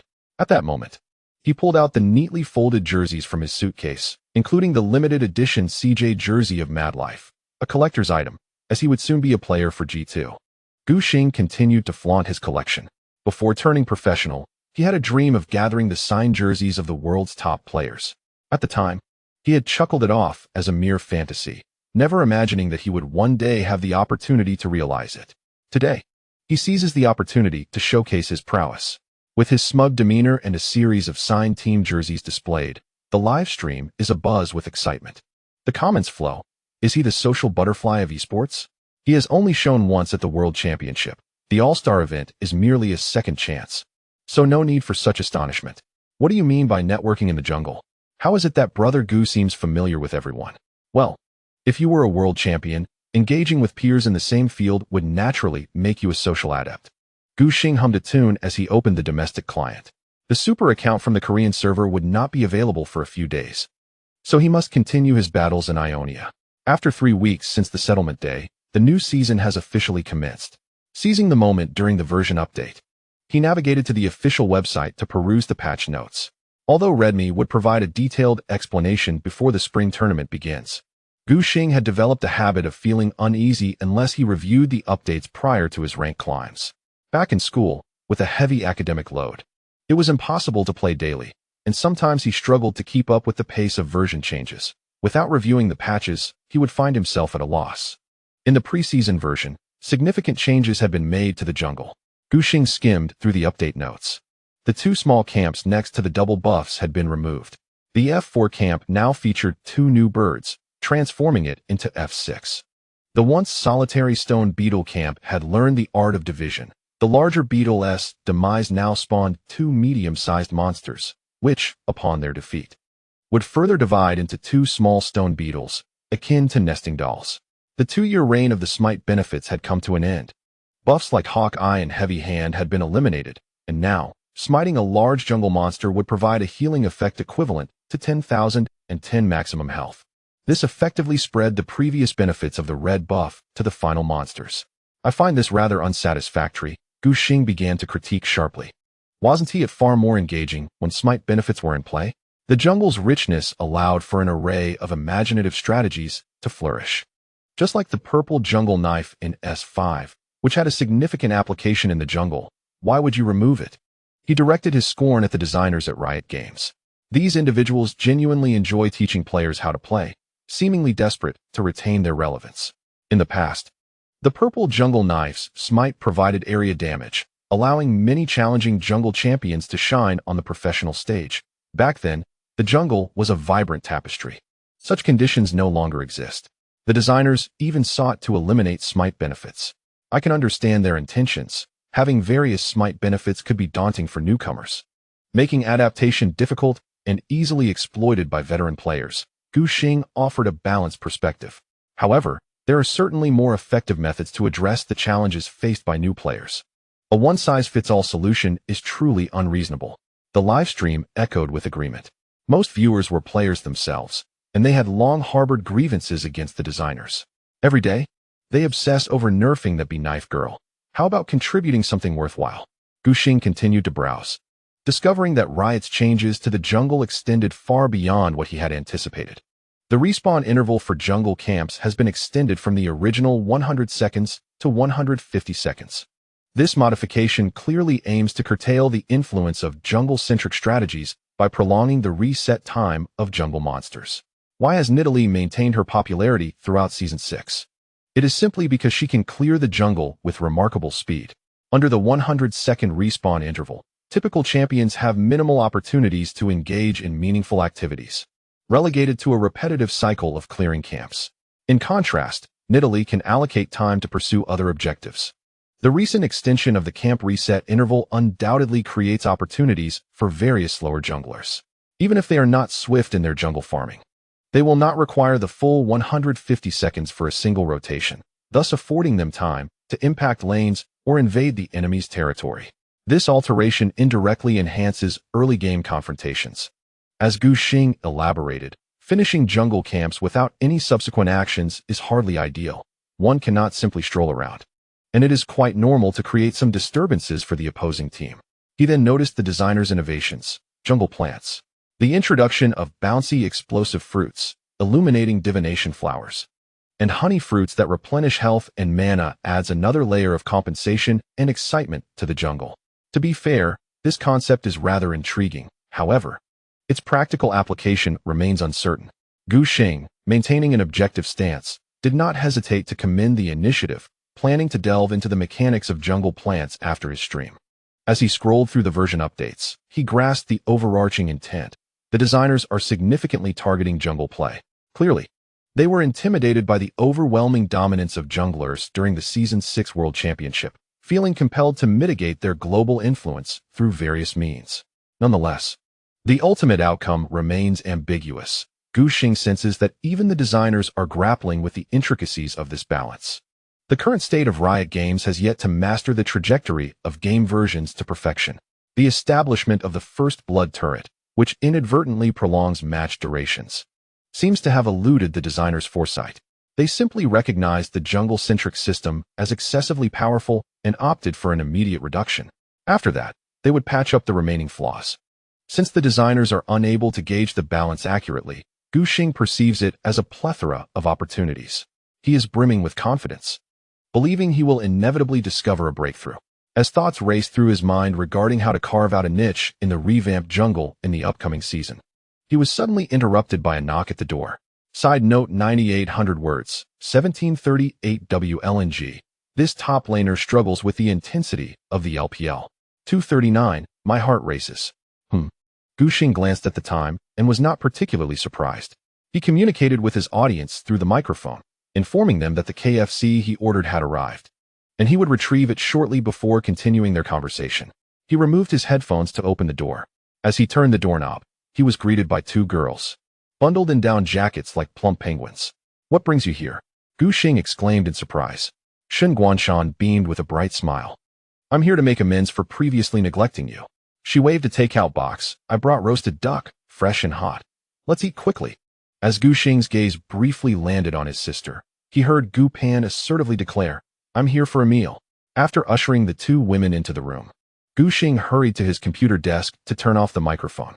At that moment, the barrage of comments was already filled with question marks. "What are they saying? I can't hear anything clearly. I heard a woman. Is it KFC? In ancient times, they called a deer a horse. Now, they call a duck a chicken. You're quite something, little Gu. Don't mute the sound. We're all friends here. There's definitely something suspicious going on. Something's not right." Seeing the comments spiral further into absurdity, Gu Xing decided to cut the stream and end the live broadcast altogether. "This place isn't great," Gu Pan remarked while surveying the room. "Why not stay somewhere nicer?" It indeed did not appear spacious, especially with the open suitcase piled high with various signed team jerseys, taking up a considerable amount of space. "If it were nicer, you wouldn't have such easy access," Gu Xing replied as he poured water for the two women. "I live alone. A larger space is unnecessary." The hotel prices in the capital were exorbitant, especially since he had rented it for a month. Even if he could negotiate a lower rate for a long stay, it would still cost around 10,000 yuan. Gu Xing typically spent his time in the room sleeping when not streaming, with the rest of his hours dedicated to exploring the surrounding attractions. While he was now earning a substantial income, it felt as though it was merely a number. His living expenses were not particularly high, and his spending habits had not changed since 6 months prior. The room was quite warm, and the aroma of food wafted from the takeout containers. Shen Guanshan quickly lifted the lid, urging, "Gu Xing, you must try this.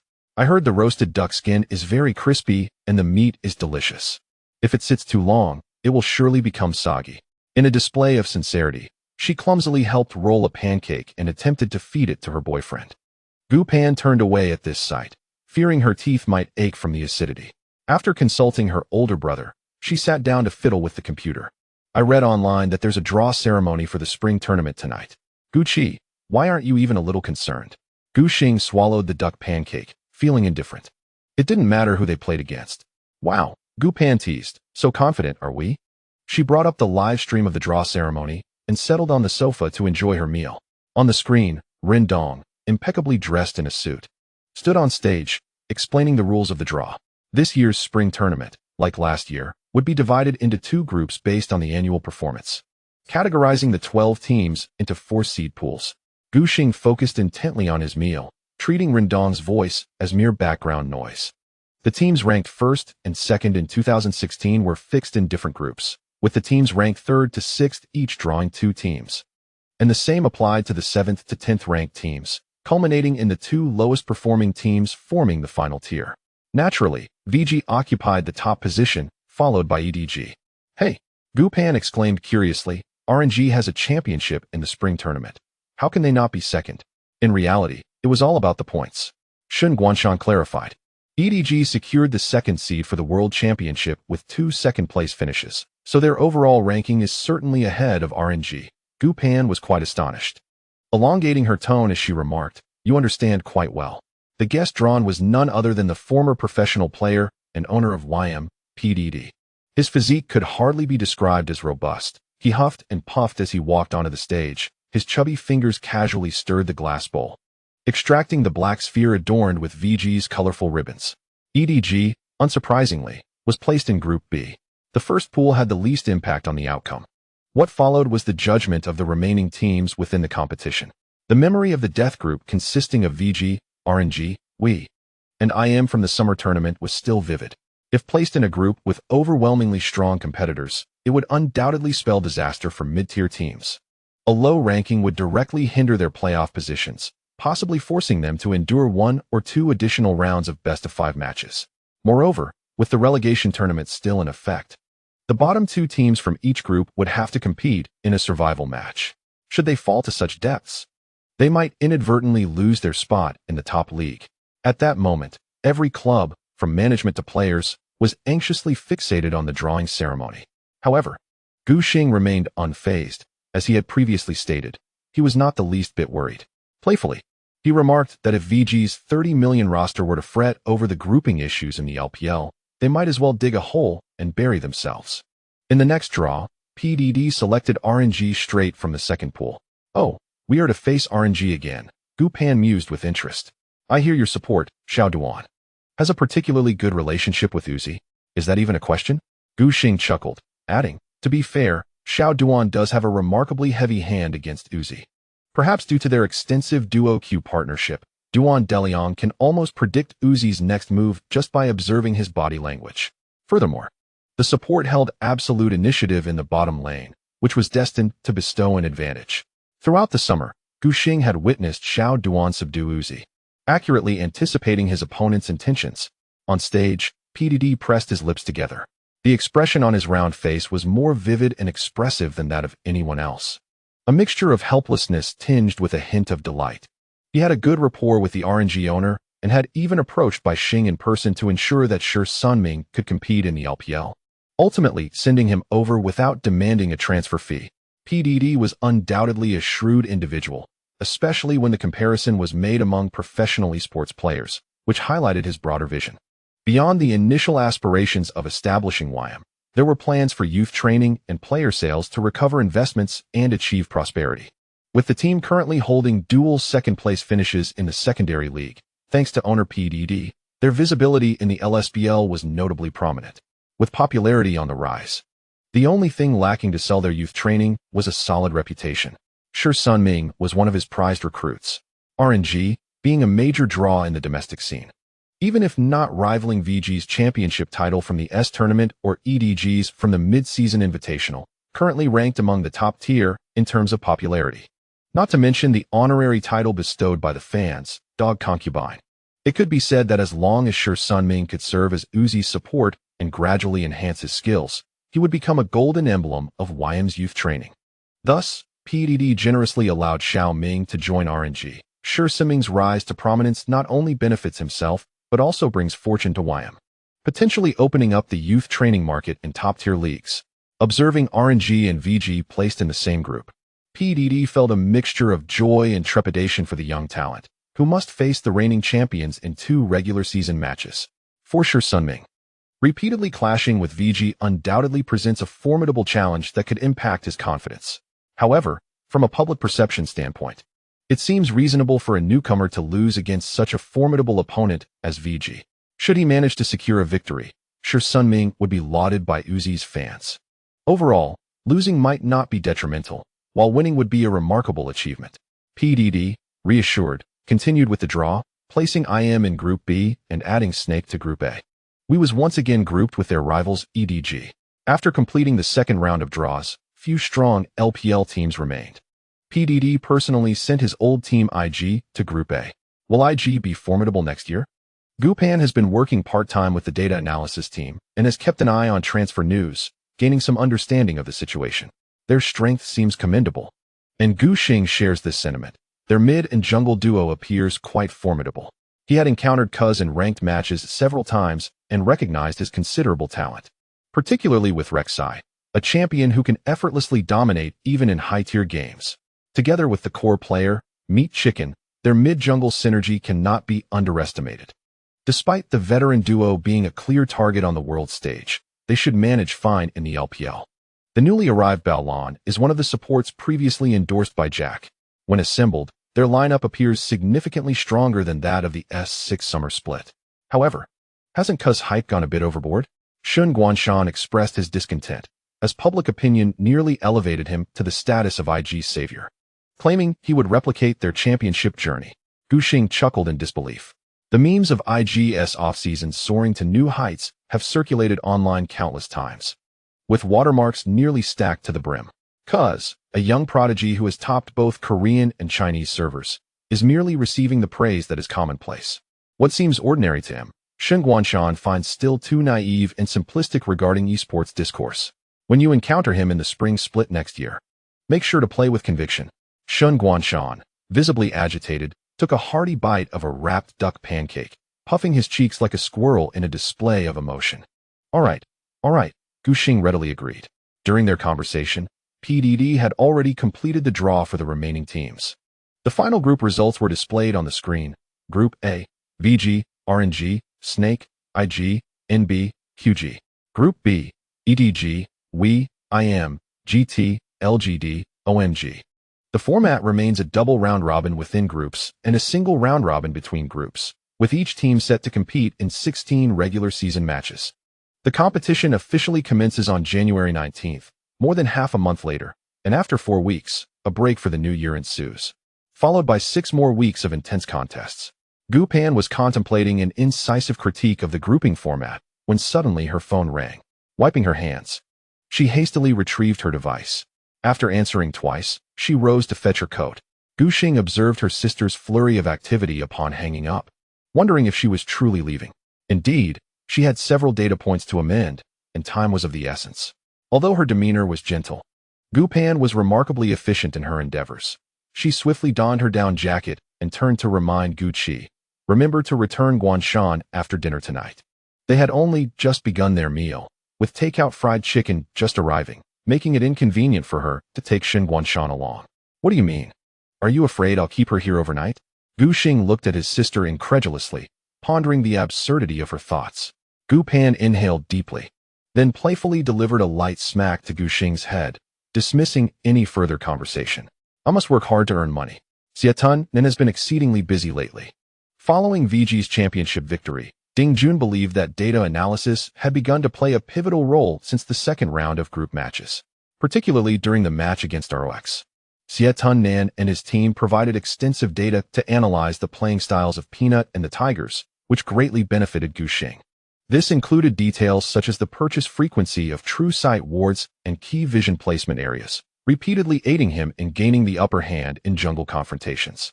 Ding Jun planned to finalize a collaboration agreement with Xietun Nen once the data models for other projects were established, entrusting all esports analysis work for the VG club to him. This arrangement would effectively save the team from needing to hire an analyst, as the coaching staff of the Red Rice Marquee would suffice. For the startup, the substantial investment from VG represented a considerable influx of revenue.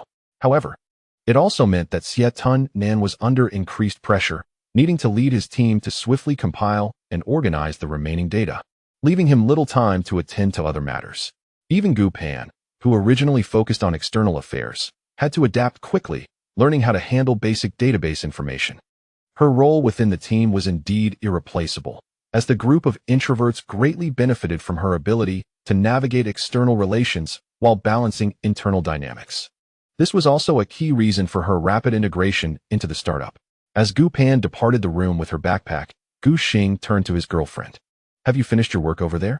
"Yes, I'm not needed for the time being," Shun Guanshan replied, tucking a stray strand of hair behind her ear, her voice melodious. "I want to spend more time with you. When does your club resume?" Gu Xing estimated it would be around January 10th, as they would need to conduct training matches to analyze the version and shoot promotional videos. This timing will be perfect for your birthday. Shen Guanshan began to dream about what they could do over the next 2 weeks, suggesting a visit to the Great Wall, as she had yet to explore it despite her extended stay, and perhaps a trip to the National Museum. Gu Xing, puzzled by her endless chatter, interjected, "Aren't you supposed to have final exams at the beginning of January? How will you find so much free time? Finals? I'll just get by with minimal effort." Maybe glance through the textbook again. Shen Guanshan dismissed the notion of exams entirely. Her sole concern lay in the rapid pace of her academic progress, fearing it might muddle certain concepts from her freshman courses. However, a quick review of her textbooks would suffice, requiring little effort. Gu Xing found himself at a loss for words. He had never possessed such innate talent and thus struggled to comprehend his girlfriend's perspective. The computer screen continued to stream content from the official LPL channel, remaining live even after the draft ceremony concluded, automatically transitioning to a replay of the S6 World Championship Finals. "Do you often watch your own matches?" Shen Guanshan inquired curiously, referring specifically to the version with commentary. Gu Xing paused for a moment before shaking his head. The team had access to the original OB footage from the officials and regularly conducted reviews, making it rare for them to revisit the commentary versions. No matter how exhilarating a match may be, enduring repeated analyses dulled the experience. Every intricate detail had long been dissected, and viewing the commentary version afterward felt rather tedious. He preferred to peruse how fans on forums lauded his performances. "How about we watch the finals replay then?" Shen Guanshan suggested eagerly. "Surely your team wouldn't review the finals if you had secured the championship?" Gu Xing politely expressed his disinterest, stating that he had already seen numerous highlights of VG's triumphant moments in various club documentaries and similar formats. The impact of VG's victory had propelled the viewership of highlight compilations from all regions to surpass 1 million, and he often encountered these while browsing online. He could even recite the commentators' impassioned phrases during each remarkable play. Hearing them repeatedly had become rather monotonous. "What shall we watch then? I am open to your suggestions," Shen Guanshan remarked while seated at her desk, idly moving her mouse in search of a video to pass the time. Gu Xing, seated on the sofa, could clearly see the silhouette of his girlfriend. Shen Guanshan was clad in her usual loose-fitting, solid-colored attire, the black sweater accentuating her fair complexion. With her back slightly arched and elbows resting on the table, she focused intently on the screen. From his vantage point, he noticed a small section of fabric clinging to her lower back, while the remainder hung limply in the air, creating a striking contrast that emphasized her slender waist. Clearing his throat, Gu Xing suggested, "How about we watch a horror film?" "Sounds good. How about Juan?" Shen Guanshan responded with enthusiasm, her voice brimming with eagerness. Gu Xing instantly regretted his choice. To set the mood, she had even turned off the lights, which made it increasingly difficult for him to endure the film. Especially during the scene where the ghost emerged from under the covers, his fingers involuntarily curled on the sofa. Stealing a glance at Shen Guanshan, he noticed her captivated by the film, the dim light casting an excited and surprised expression upon her face, devoid of any trace of fear. "This is bad," Gu Xing thought to himself, realizing he was in trouble. Shen Guanshan, oblivious to his discomfort, remained engrossed in the movie, misinterpreting his furtive glances as concern for her potential fright. With little experience in romantic relationships, she felt emboldened. She was not afraid in the least. Having grown up without her parents around, often living alone in a vast house, she had developed quite a bold demeanor. 5 more minutes passed. Shen Guanshan finally came to the belated realization that something was amiss. It seemed as though she had grasped a certain understanding. Hesitating for a moment, she leaned toward her boyfriend, attempting to feign a semblance of fear on her face, but her lack of acting prowess rendered it obviously insincere. "I'm a bit scared," she said. Gu Xing replied. Over the course of the next 2 weeks, he and his girlfriend took the opportunity to explore the renowned attractions near the capital, capturing numerous photographs as mementos. Until January 9th, the day before Gu Xing was to head south back to Shanghai, the couple dined at the Ningbo office in Beijing. "Here, let me give you your gift." He handed her a rectangular box that was nearly as tall as she was, beautifully wrapped on the outside. Shen Guanshan was taken aback by the sheer size of the present, and, with a face full of surprise, inquired, "What's inside?" Upon receiving a nod from her boyfriend, she eagerly began to unwrap it. As the gift box was opened, a plump, pink starfish, standing approximately 1.5 meters tall, greeted her with its goofy, endearing expression. Wow! Shen Guanshan's eyes sparkled with delight. This plush toy must be incredibly comforting to hug. Next to the large starfish, there was a palm-sized figurine resembling the same character. This small pink starfish held a bouquet of flowers and a trophy, adorned with a golden crown. Looking both daft and proud, Shen Guanshan, unable to resist, scooped up the figurine and held it close. Gu Xing sometimes found himself envious of this silly pink starfish, especially at this moment. Do you like it? He gently inquired. Of course. Shen Guanshan's eyes shimmered, her smile radiant as she gazed across the table at Gu Xing. Her tone was jubilant. This is the best birthday gift I've ever received. Gu Xing couldn't help but let a smile creep onto his face. Come, try the grilled dishes. I've heard from classmates in our group that this office has quite a reputation. After just one bite, it was evident that the chef must have spent considerable time in Ningbo, for the hometown flavors were incredibly rich, with the oil seeping into the vegetables. It was also quite salty, hitting all the right notes. The salted yellow fish paired with the fresh, tangy snow cabbage was delightful, and with a small cake. The two could easily satisfy their appetites. I'll be leaving tonight, Gu Xing mentioned, cutting a piece of strawberry cake. I might become quite busy once I return to Shanghai. The team leader, Jin Wenhe, had sent word that Lu Yu would be interviewing some of the VG team members, necessitating his early departure to stay on schedule. Following that, it would surely be a whirlwind of activity. He had rested for a whole month and indeed needed to tighten the gears. It's all right.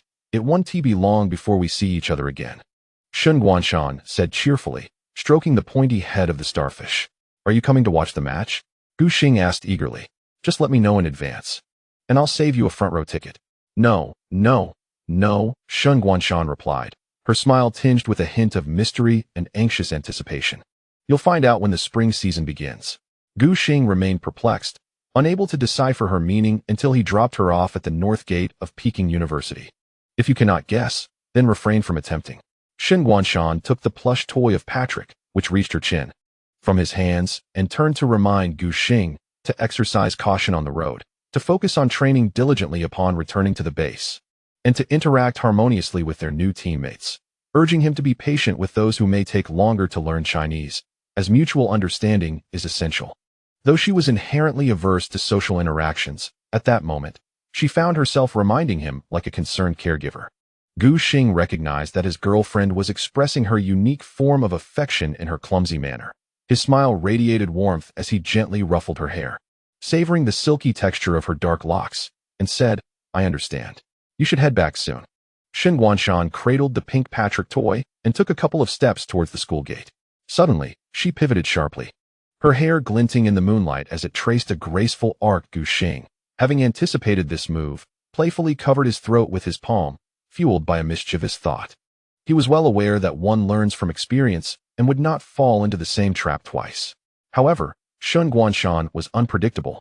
Instead of aiming for the previously desired target of his throat, she reached a little higher. She stood on her toes, her rosy lips lightly brushing against the corner of Gu Xing's mouth. But that was all, for a round plush Patrick stood between them. As she leaned in closer, the toy pushed her back, prompting her to thump its rounded head in frustration. Witnessing this, Gu Xing felt an immediate surge of joy. How does it feel? Shen Guanshan inquired, curiosity sparkling in her eyes. Gu Xing pondered deeply. The sensation is rather soft.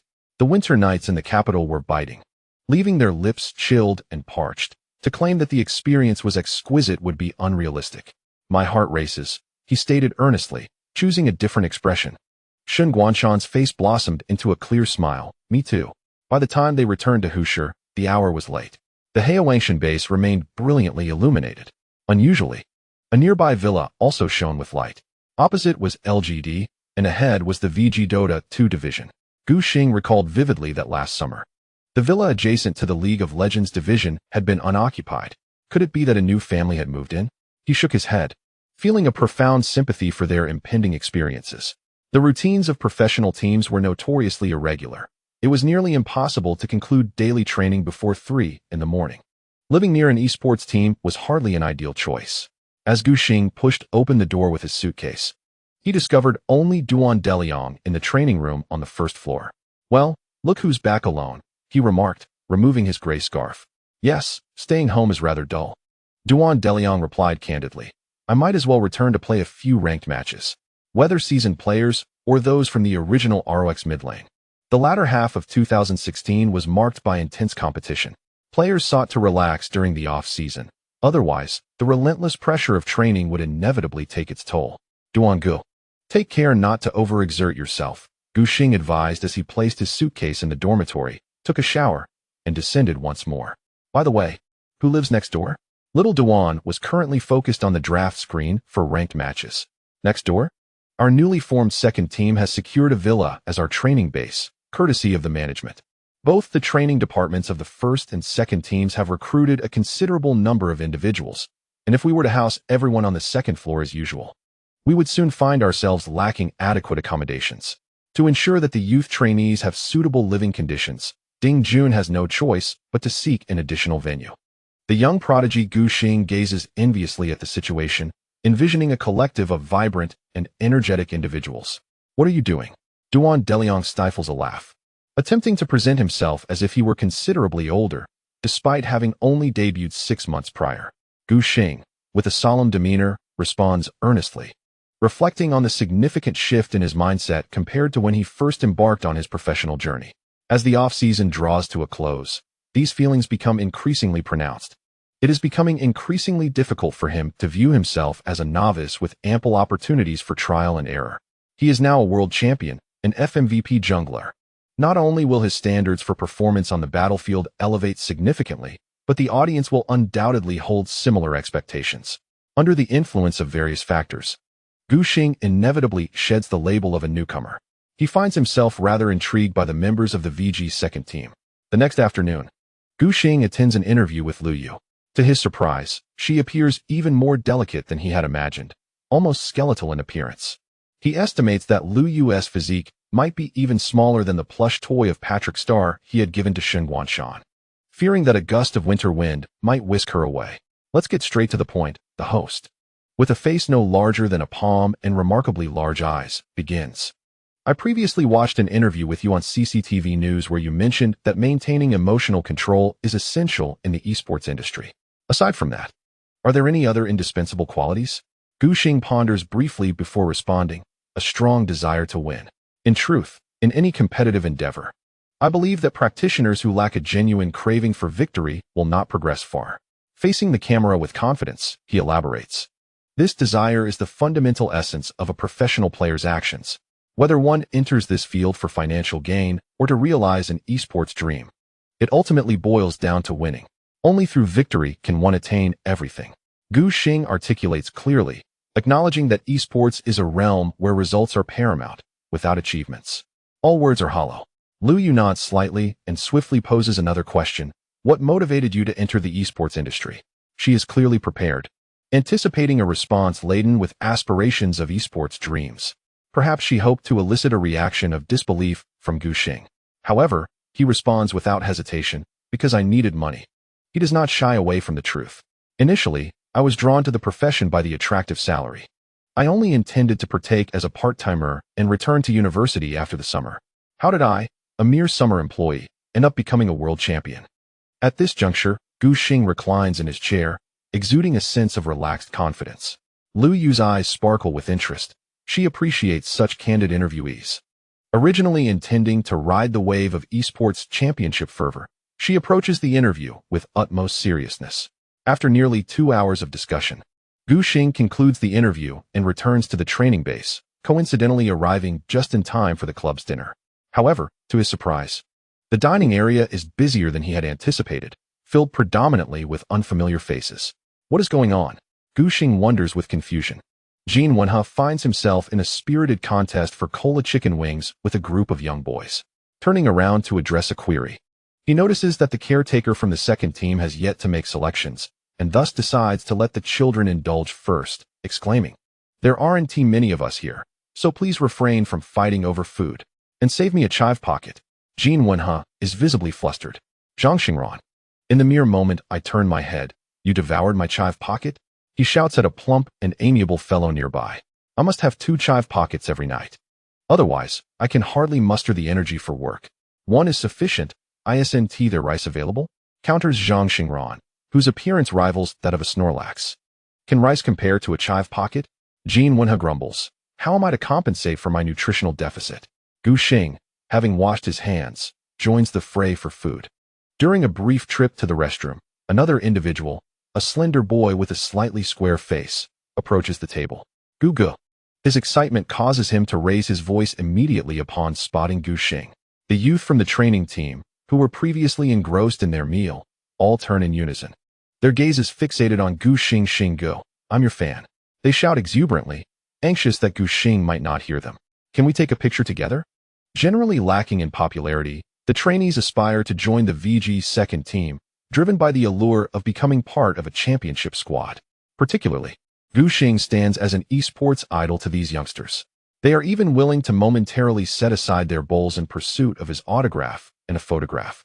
The dining hall erupts into a chaotic frenzy. Let us discuss this after we finish eating, Jin Wenha interjects, attempting to regain control of the situation. Xinggu has been busy all afternoon. Gradually, the noise subsides. Gu Xing scoops a bowl of rice and approaches the square-faced boy. Is that you, One-Wei? He recalls, associating the name with a newcomer from their group chat.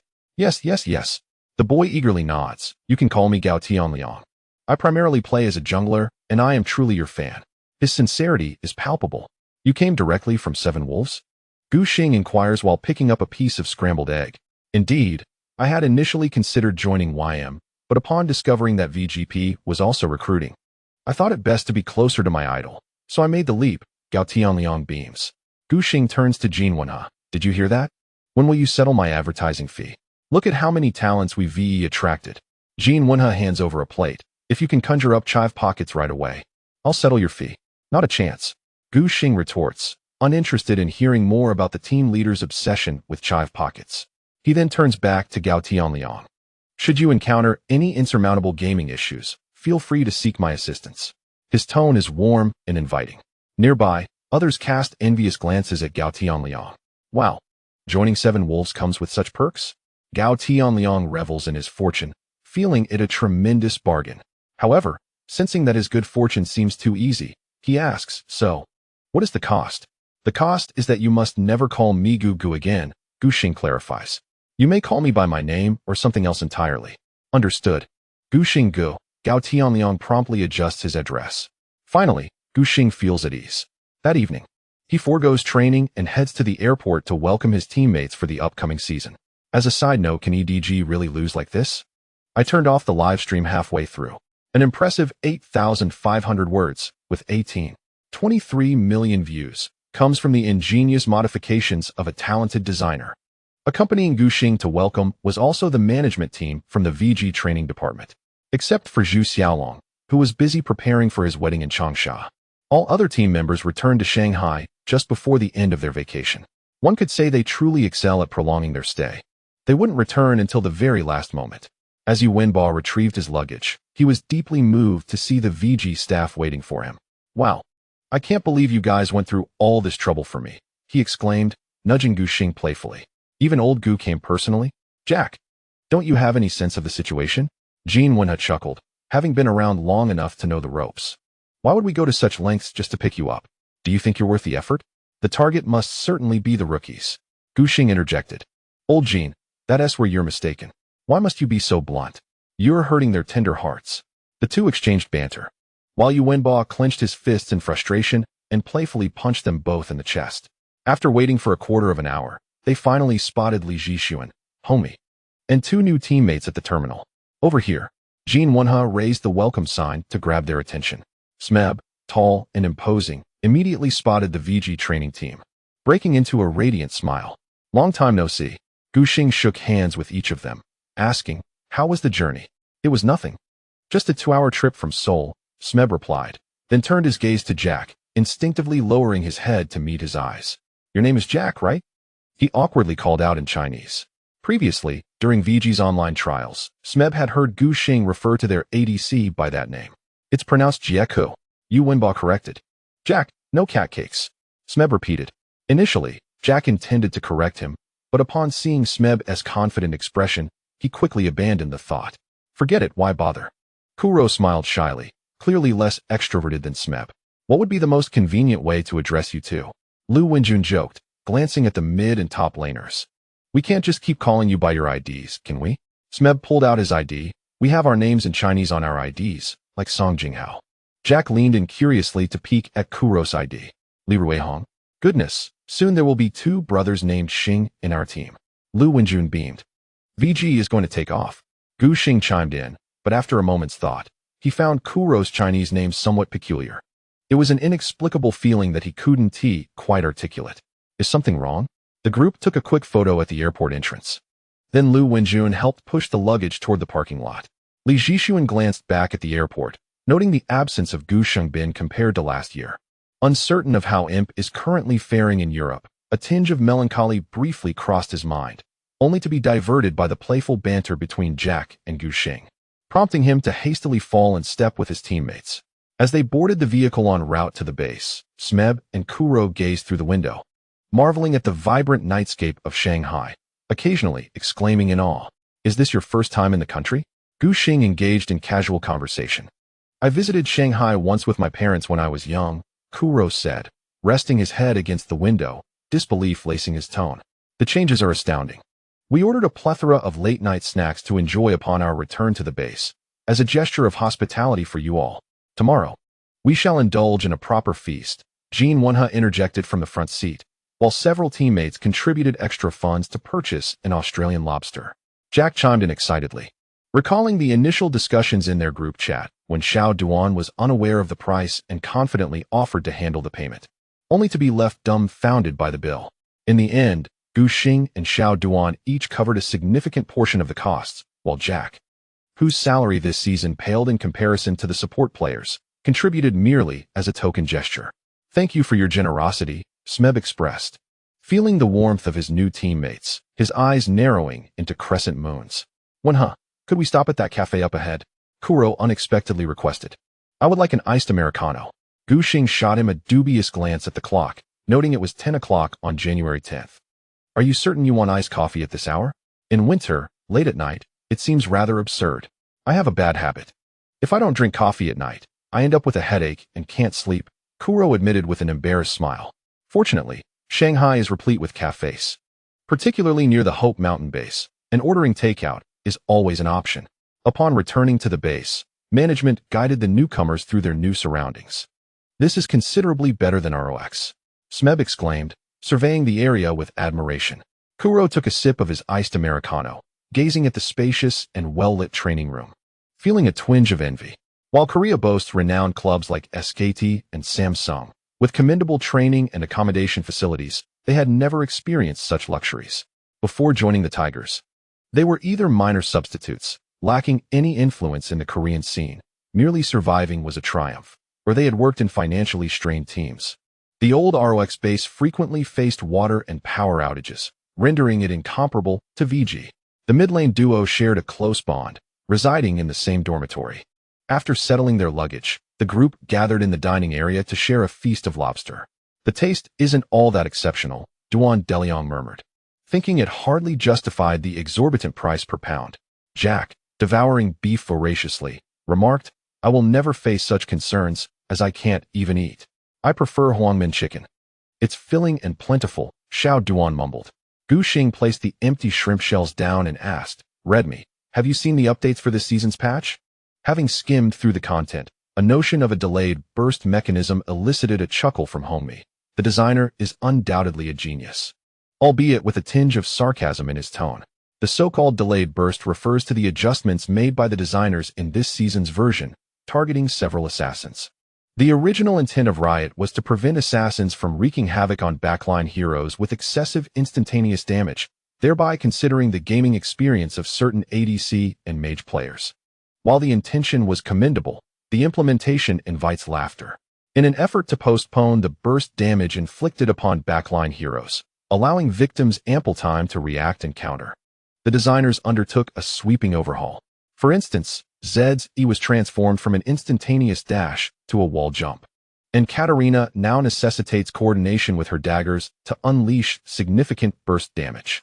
The changes to these two Noxian assassins are reasonable, as Zed's proximity and Katarina's thoughtless execution indeed rendered them outdated and difficult for opponents to counter.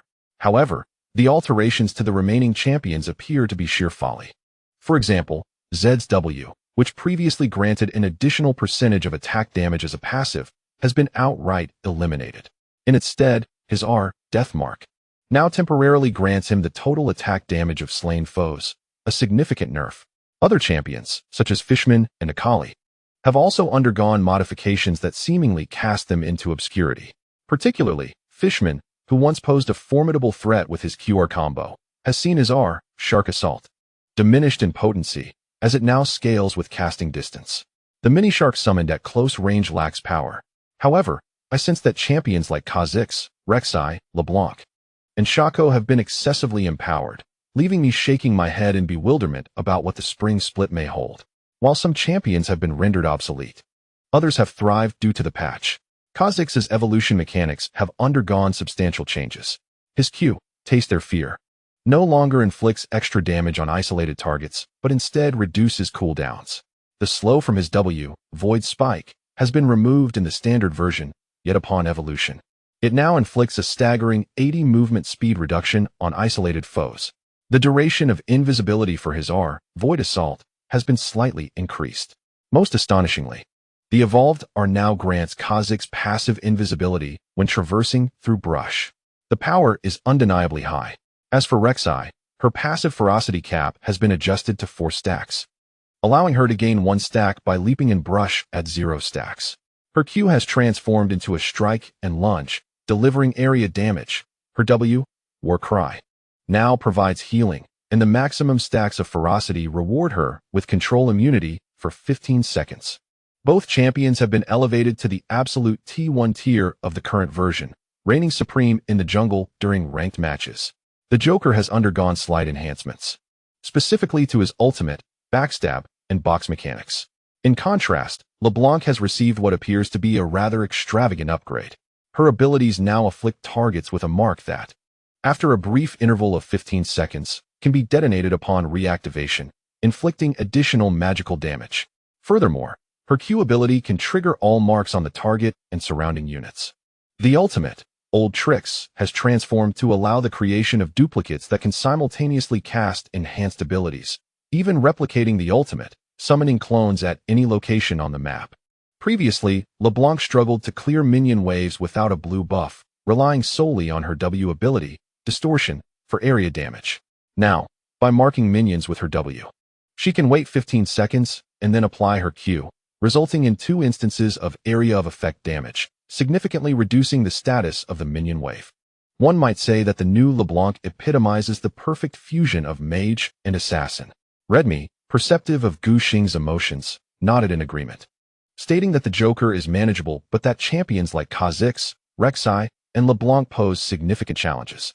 This illustrates the pitfalls of the designer's hasty adjustments to delayed burst damage, culminating in the emergence of 3 exceptionally powerful champions. However, Redmi quickly reassured, "Allow me some time to devise a strategy. There are solutions to be found." It is not only our VG club that faces such predicaments. Gu Xing could only think along similar lines. His immediate focus was to enhance his proficiency with Kha'Zix and Rek'Sai, leaving the remaining tasks to Redmi, each member performing their designated roles. The following noon, Gu Xing awoke and descended to prepare for a couple of ranked matches. To his surprise, he found Kuro seated in the position formerly occupied by the Lord, attempting to adjust his computer settings to Korean. "You're up so early?" Gu Xing exclaimed, astonished. Typically, he was the first to rise for training in the base, with no teammates usually quicker than himself. Yet, on the very first day of the new recruit's arrival, his diligent routine was challenged. "Are you having trouble sleeping?" Gu Xing inquired with concern, suggesting that it might take a few days to acclimate. His English was commendable, yet his vocabulary for casual conversation was somewhat limited, forcing him to struggle to convey his thoughts. Kuro's English was also average. After some mental gymnastics, he finally grasped Gu Xing's inquiry and replied clumsily, "No.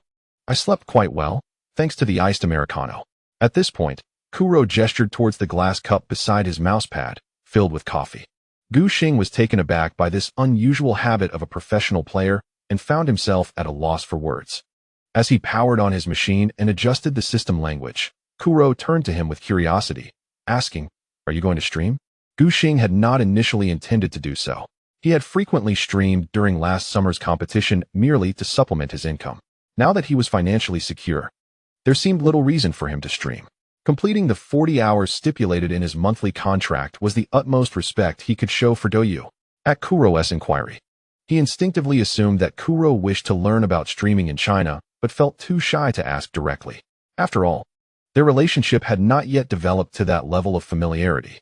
Guxing finds himself able to converse effortlessly with Smeb, Peanut, and the two elderly sages within the ROX team, yet Kuro remains an enigma, often retreating into a corner and seldom engaging in conversation, which gives him an air of introversion.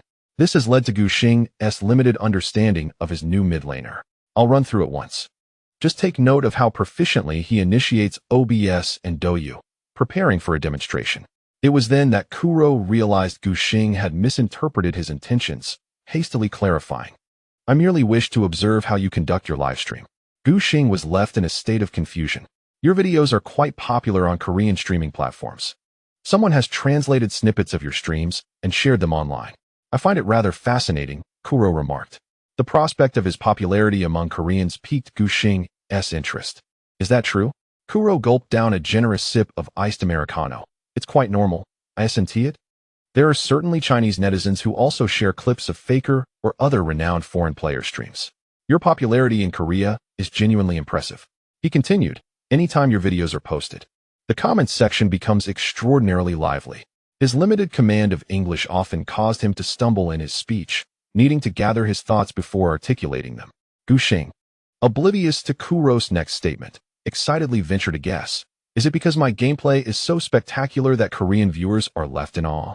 It was then that Kuro contemplated how best to convey his thoughts, explaining that the fervor stemmed from SKT fans and detractors engaging in heated disputes. Detractors of SKT frequently taunted their rivals with memories of your sweeping victory in the World Championship Finals, leading to incessant bickering between both sides. Guxing, upon hearing this, felt a mix of amusement and embarrassment. Well, it seems I have become a mere tool for them, he mused, feeling no offense taken. On the contrary, it served to affirm his prowess. If his skills were subpar, he wouldn't even qualify as a target for ridicule against SKT. Noticing Kuro's interest, Guxing decided to stream a couple of matches. As soon as the live stream commenced, a vast influx of viewers flooded in, quickly followed by a tidal wave of comments. Wow, there's a live stream before the spring split. Brother Xing is truly reliable. Which player streams at this time? Only Brother Xing is still in the fray. Don't be fooled, folks. It was promised that there would be an 8-hour stream on December 12th, yet he barely managed 40 hours the entire month. Everything is a facade. Who knows when we'll see him again after today until the new year? Kuro, witnessing the overwhelming barrage of comments, turned pale with shock. He hastily sipped his coffee to steady himself. Is your popularity in China truly this high? There are so many people, thus drawing significant traffic. Guxing remarked before greeting the camera. Today, I'll play just 2 matches, primarily because Kuro is eager to watch, which is why I reluctantly agreed. He swiftly launched the Korean client, deftly typing in his login credentials. Despite the official release of the new season's super accounts just yesterday, Guxing had memorized the account details. The rules are straightforward. The prefix is riot, followed by the country and region, and finally, player, and their number. Speaking of player numbers, this was a recent innovation introduced by the officials, in pursuit of standardization and to facilitate the management of player statistics. The active roster is sorted by the year of debut, from the earliest to the latest. Guxing is aware that Ming Kai is designated as 001, while he and Jack are numbered 077 and 078 respectively. Consequently, his Korean server super account is registered as Riotpulp077, a moniker likely to remain unchanged in the foreseeable future. However, upon entering the game, the barrage of comments in the live stream surged once more. Xioxing Tancha? Your account is gone, Xinggu. Are you mocking me, 7 Sauce? Just wait for the spring split. You want to have a good time. Are you certain? I have a feeling VG will trample EDG into the ground. Have you not witnessed Smeb's prowess in the S6 quarterfinals? It wouldn't be a stretch for Xinggu to obliterate the factory head. Whereas Patrick Star? My Patrick Star is a mess. Little Bear is here with his hands raised. Gu is well-versed in current affairs. Following the conclusion of the S6 season, EDG released a seasonal documentary. Unlike VG, they were unable to devote extensive coverage to the World Championship due to their abysmal performance. Instead, they focused on the regular and playoff stages of the league. The backstage footage from their summer finals against VG was also aired, showcasing Ming Kai's signature moments, including his encounters with the opposing barrel and the constant requests from the bot lane for assistance. The antics of the factory head can truly be considered a significant part of the LPL's meme culture. Anything he does seems to generate entertaining content. Various edited images of Little Bear with his hands raised rapidly circulated across forums such as Kongba. Naturally, this caught the attention of the ever-vigilant Gu Xing. Upon realizing that he had unwittingly crafted a compendium of Ming Kai's quotable phrases, he promptly altered his Korean server account to Little Bear with hands raised, commemorating his stellar performance from the previous summer. Gu Xing glanced at the comments, a slight smile tugging at the corners of his mouth. Don't be ridiculous. I've obtained this ID with Ming Kai's endorsement, secured through a generous exchange at Nidalee. He clicked to enter ranked matches, ready to climb the ladder. The new season had just commenced on the Korean server, and many players were still battling through placement matches, allowing Gu Xing to effortlessly rank alongside 9 other players. He noticed several familiar IDs among them. The mid laner was none other than his teammate Kuro, and the bot lane featured the new IG duo of Xiao Hai and Bao Lan. What are you playing, Rui Xing? Gu Xing leaned over to seek Kuro's input. Let us go with LeBlanc, Kuro suggested, only to see the opposing team ban her immediately. I can play anything. It depends on your choice. I can adapt. Aside from LeBlanc, he had no particular heroes in need of practice in the current meta. I'll definitely go with Rek'Sai, Gu Xing declared, showcasing Rengar as his first pick. This champion had undergone the most significant changes in the jungle role in the current version, and since he had previously been rather obscure, Gu Xing had little experience with him. It was time for him to practice anew. Kuro locked in Aurelian Soul, eager to demonstrate the essence of a roaming mid laner to his jungle counterpart on the very first day of official training with VG. When it came to being a support player, he was indeed a professional. Before Kuro arrived in the Shanghai market, he had diligently watched numerous VG match recordings. From the hundreds of training matches, he had developed a keen understanding of his new team, recognizing that Gu Xing was the undisputed core of the squad. If he could nurture Gu Xing's potential, he would deem his mission a success. Meanwhile, the support player, Bao Lan, took on the role of Thresh, seemingly eager to synergize with Gu Xing. As they entered the loading screen, Gu Xing was greeted by the familiar presence of the opposing mid laner, Lee Sang-hyuk, known as Hide on Bush. Kuro straightened his posture, his eyes widening in an attempt to enhance his focus. Relax, it's just a ranked match. Gu Xing reassured his older mid laner. If you're this excited now, you might faint when we hit the stage. Kuro scratched his head, realizing his reaction was a bit excessive. I'll push the lane early to help you secure an advantage in the jungle. Once you hit level 6 and have your ultimate, come to mid. He arranged. Gu Xing acknowledged with a thumbs up. Upon entering the rift, he even sent a question mark to greet Lee Sang-hyuk, but this time, he received no response, just a period in reply. Gu Xing felt that their team's capability in the level 1 skirmish surpassed that of their opponents and began marking signals for his teammates to position themselves. However, a teammate remained idle in the fountain, only purchasing items and heading to the jungle a minute later. Gu Xing expressed his frustration, muttering in the livestream, "Brothers, don't emulate this kid. You're already losing half a level." The kid quickly explained, "I was busy making noodles for Bao Lan." With no other option, Gu Xing returned to his jungle to farm. Although he hadn't played Lee Sin often, his innate talent allowed him to adapt with remarkable speed. His farming efficiency was astounding. After clearing the first round of 6 camps, he noted it was only 3 minutes and 10 seconds into the game, exclaiming in disbelief, "This is outrageous." The primary reason was that Q, Ruthless, had transformed into an area damage skill with a fixed cooldown of just 4 seconds. Previously, Lee Sin's jungle speed was sluggish, unless one built Tiamat. He would typically rely on a full armor penetration build and gamble on whether he could secure a kill by level 6. If the first ultimate yielded rewards, Lee Sin could ignore jungle camps, rolling the snowball through invasions and ganks. However, if he failed to secure a kill, the weaknesses of the original version of Rengar would become glaringly apparent. As an assassin, without an economic lead, he would struggle to make an impact in team fights. Now, however, things were entirely different. The revamped and powerful jungle capabilities allowed Lee Sin to maintain dominance in the jungle, even without an early rhythm, thanks to his farming. Not to mention, Kuro's Aurelian soul was mindlessly clearing waves and setting the pace. I'm almost there. You engage with the enemy first. He finally managed to convey after a moment of hesitation.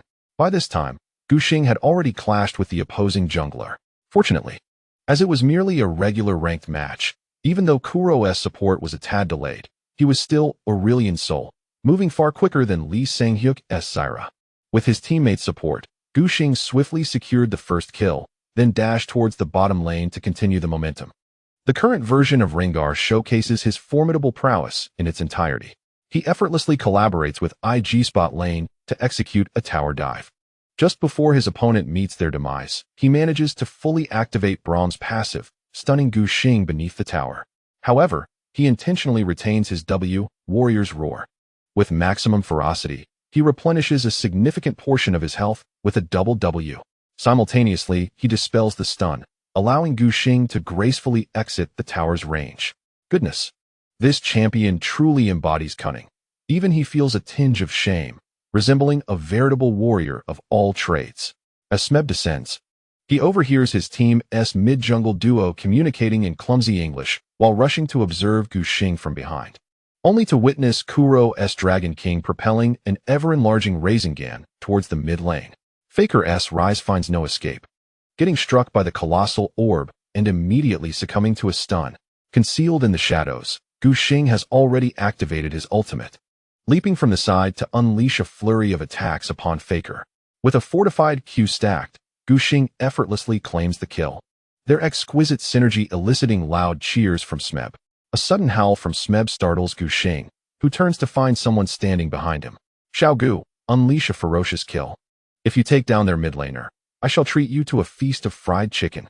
Smeb encourages while playfully squeezing the jungler's shoulder. Guxing, taken aback by this unexpected incentive, had initially intended to target Lee Sang-hyuk. After all, the rise wielded by Faker lacks any mobility skills, making him a prime target for the canine predator. Upon hearing of this additional opportunity, Guxing eagerly launches relentless assaults upon Lee Sang-hyuk. However, Faker demonstrates remarkable skill, narrowly escaping twice amidst the onslaught from VG's mid-jungle duo. Alas, this burst damage pales in comparison to the former iteration. Realizing that even with 6 kills, his canine companion could not dispatch Rise in a single blow, Guxing abandons the notion of a one-on-one confrontation with Lee Sang-hyuk. Meanwhile, the live chat buzzes with laughter. Are you not satisfied after reducing Faker to 0 to 6? Smeb has issued a death command. Faker must be taken down this match. The designer truly miscalculated. It's comical that the jungle dog cannot secure a kill with this build. I agree with the first statement, but isn't the latter quite reasonable?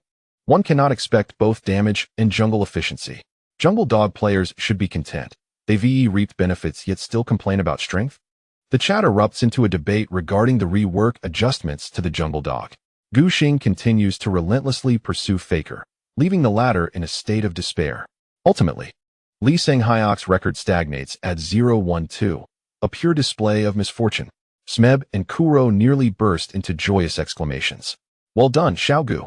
Li Ruiheng beams with delight. Guxing humbly expresses his sentiment. Oh, it's merely a trifle. Had it been the old version of the jungle dog, I could have single-handedly trained Faker. That iteration of the jungle dog thrived on instantaneous kills, leaving opponents with no means of retaliation. He yearns to continue honing his skills with the jungle dog, yet alas. After one ranked match, Redmi unexpectedly decides to convene a meeting. Guxing must close the stream amidst a chorus of bewildered question marks in the chat. This marks the inaugural collective meeting since the establishment of our new VG team. The customary pleasantries have already been exchanged, so I shall refrain from reiterating them and proceed directly to the main topic. Today, I wish to discuss the nuances of the current version in the weeks leading up to the spring tournament. As Redmi unfurls the projector screen, he presents the data collected from ranked matches, which I procured from Seatonin. It is abundantly clear that in the jungle role, Rek'Sai stands unparalleled, followed closely by Kha'Zix and Lee Sin. He highlights these findings with a fluorescent marker. I have meticulously reviewed all the updates resulting from the delayed patch. It is evident that the designers have largely shaped this scenario in an attempt to mitigate the burst damage of assassins without compromising overall game quality. Adjustments to skill mechanics were necessitated. Rek'Sai's jungle efficiency rivals that of mainstream junglers, while Kha'Zix can exploit his W and our abilities to transform into a utility jungler. Guxing deeply resonates with this insight, recognizing Rek'Sai's current potency, which indeed resembles that of a warrior rather than an assassin. These two champions are likely to dominate the early stages of the spring tournament, as their skill mechanics are exceptionally well designed, a sentiment echoed unanimously by the team.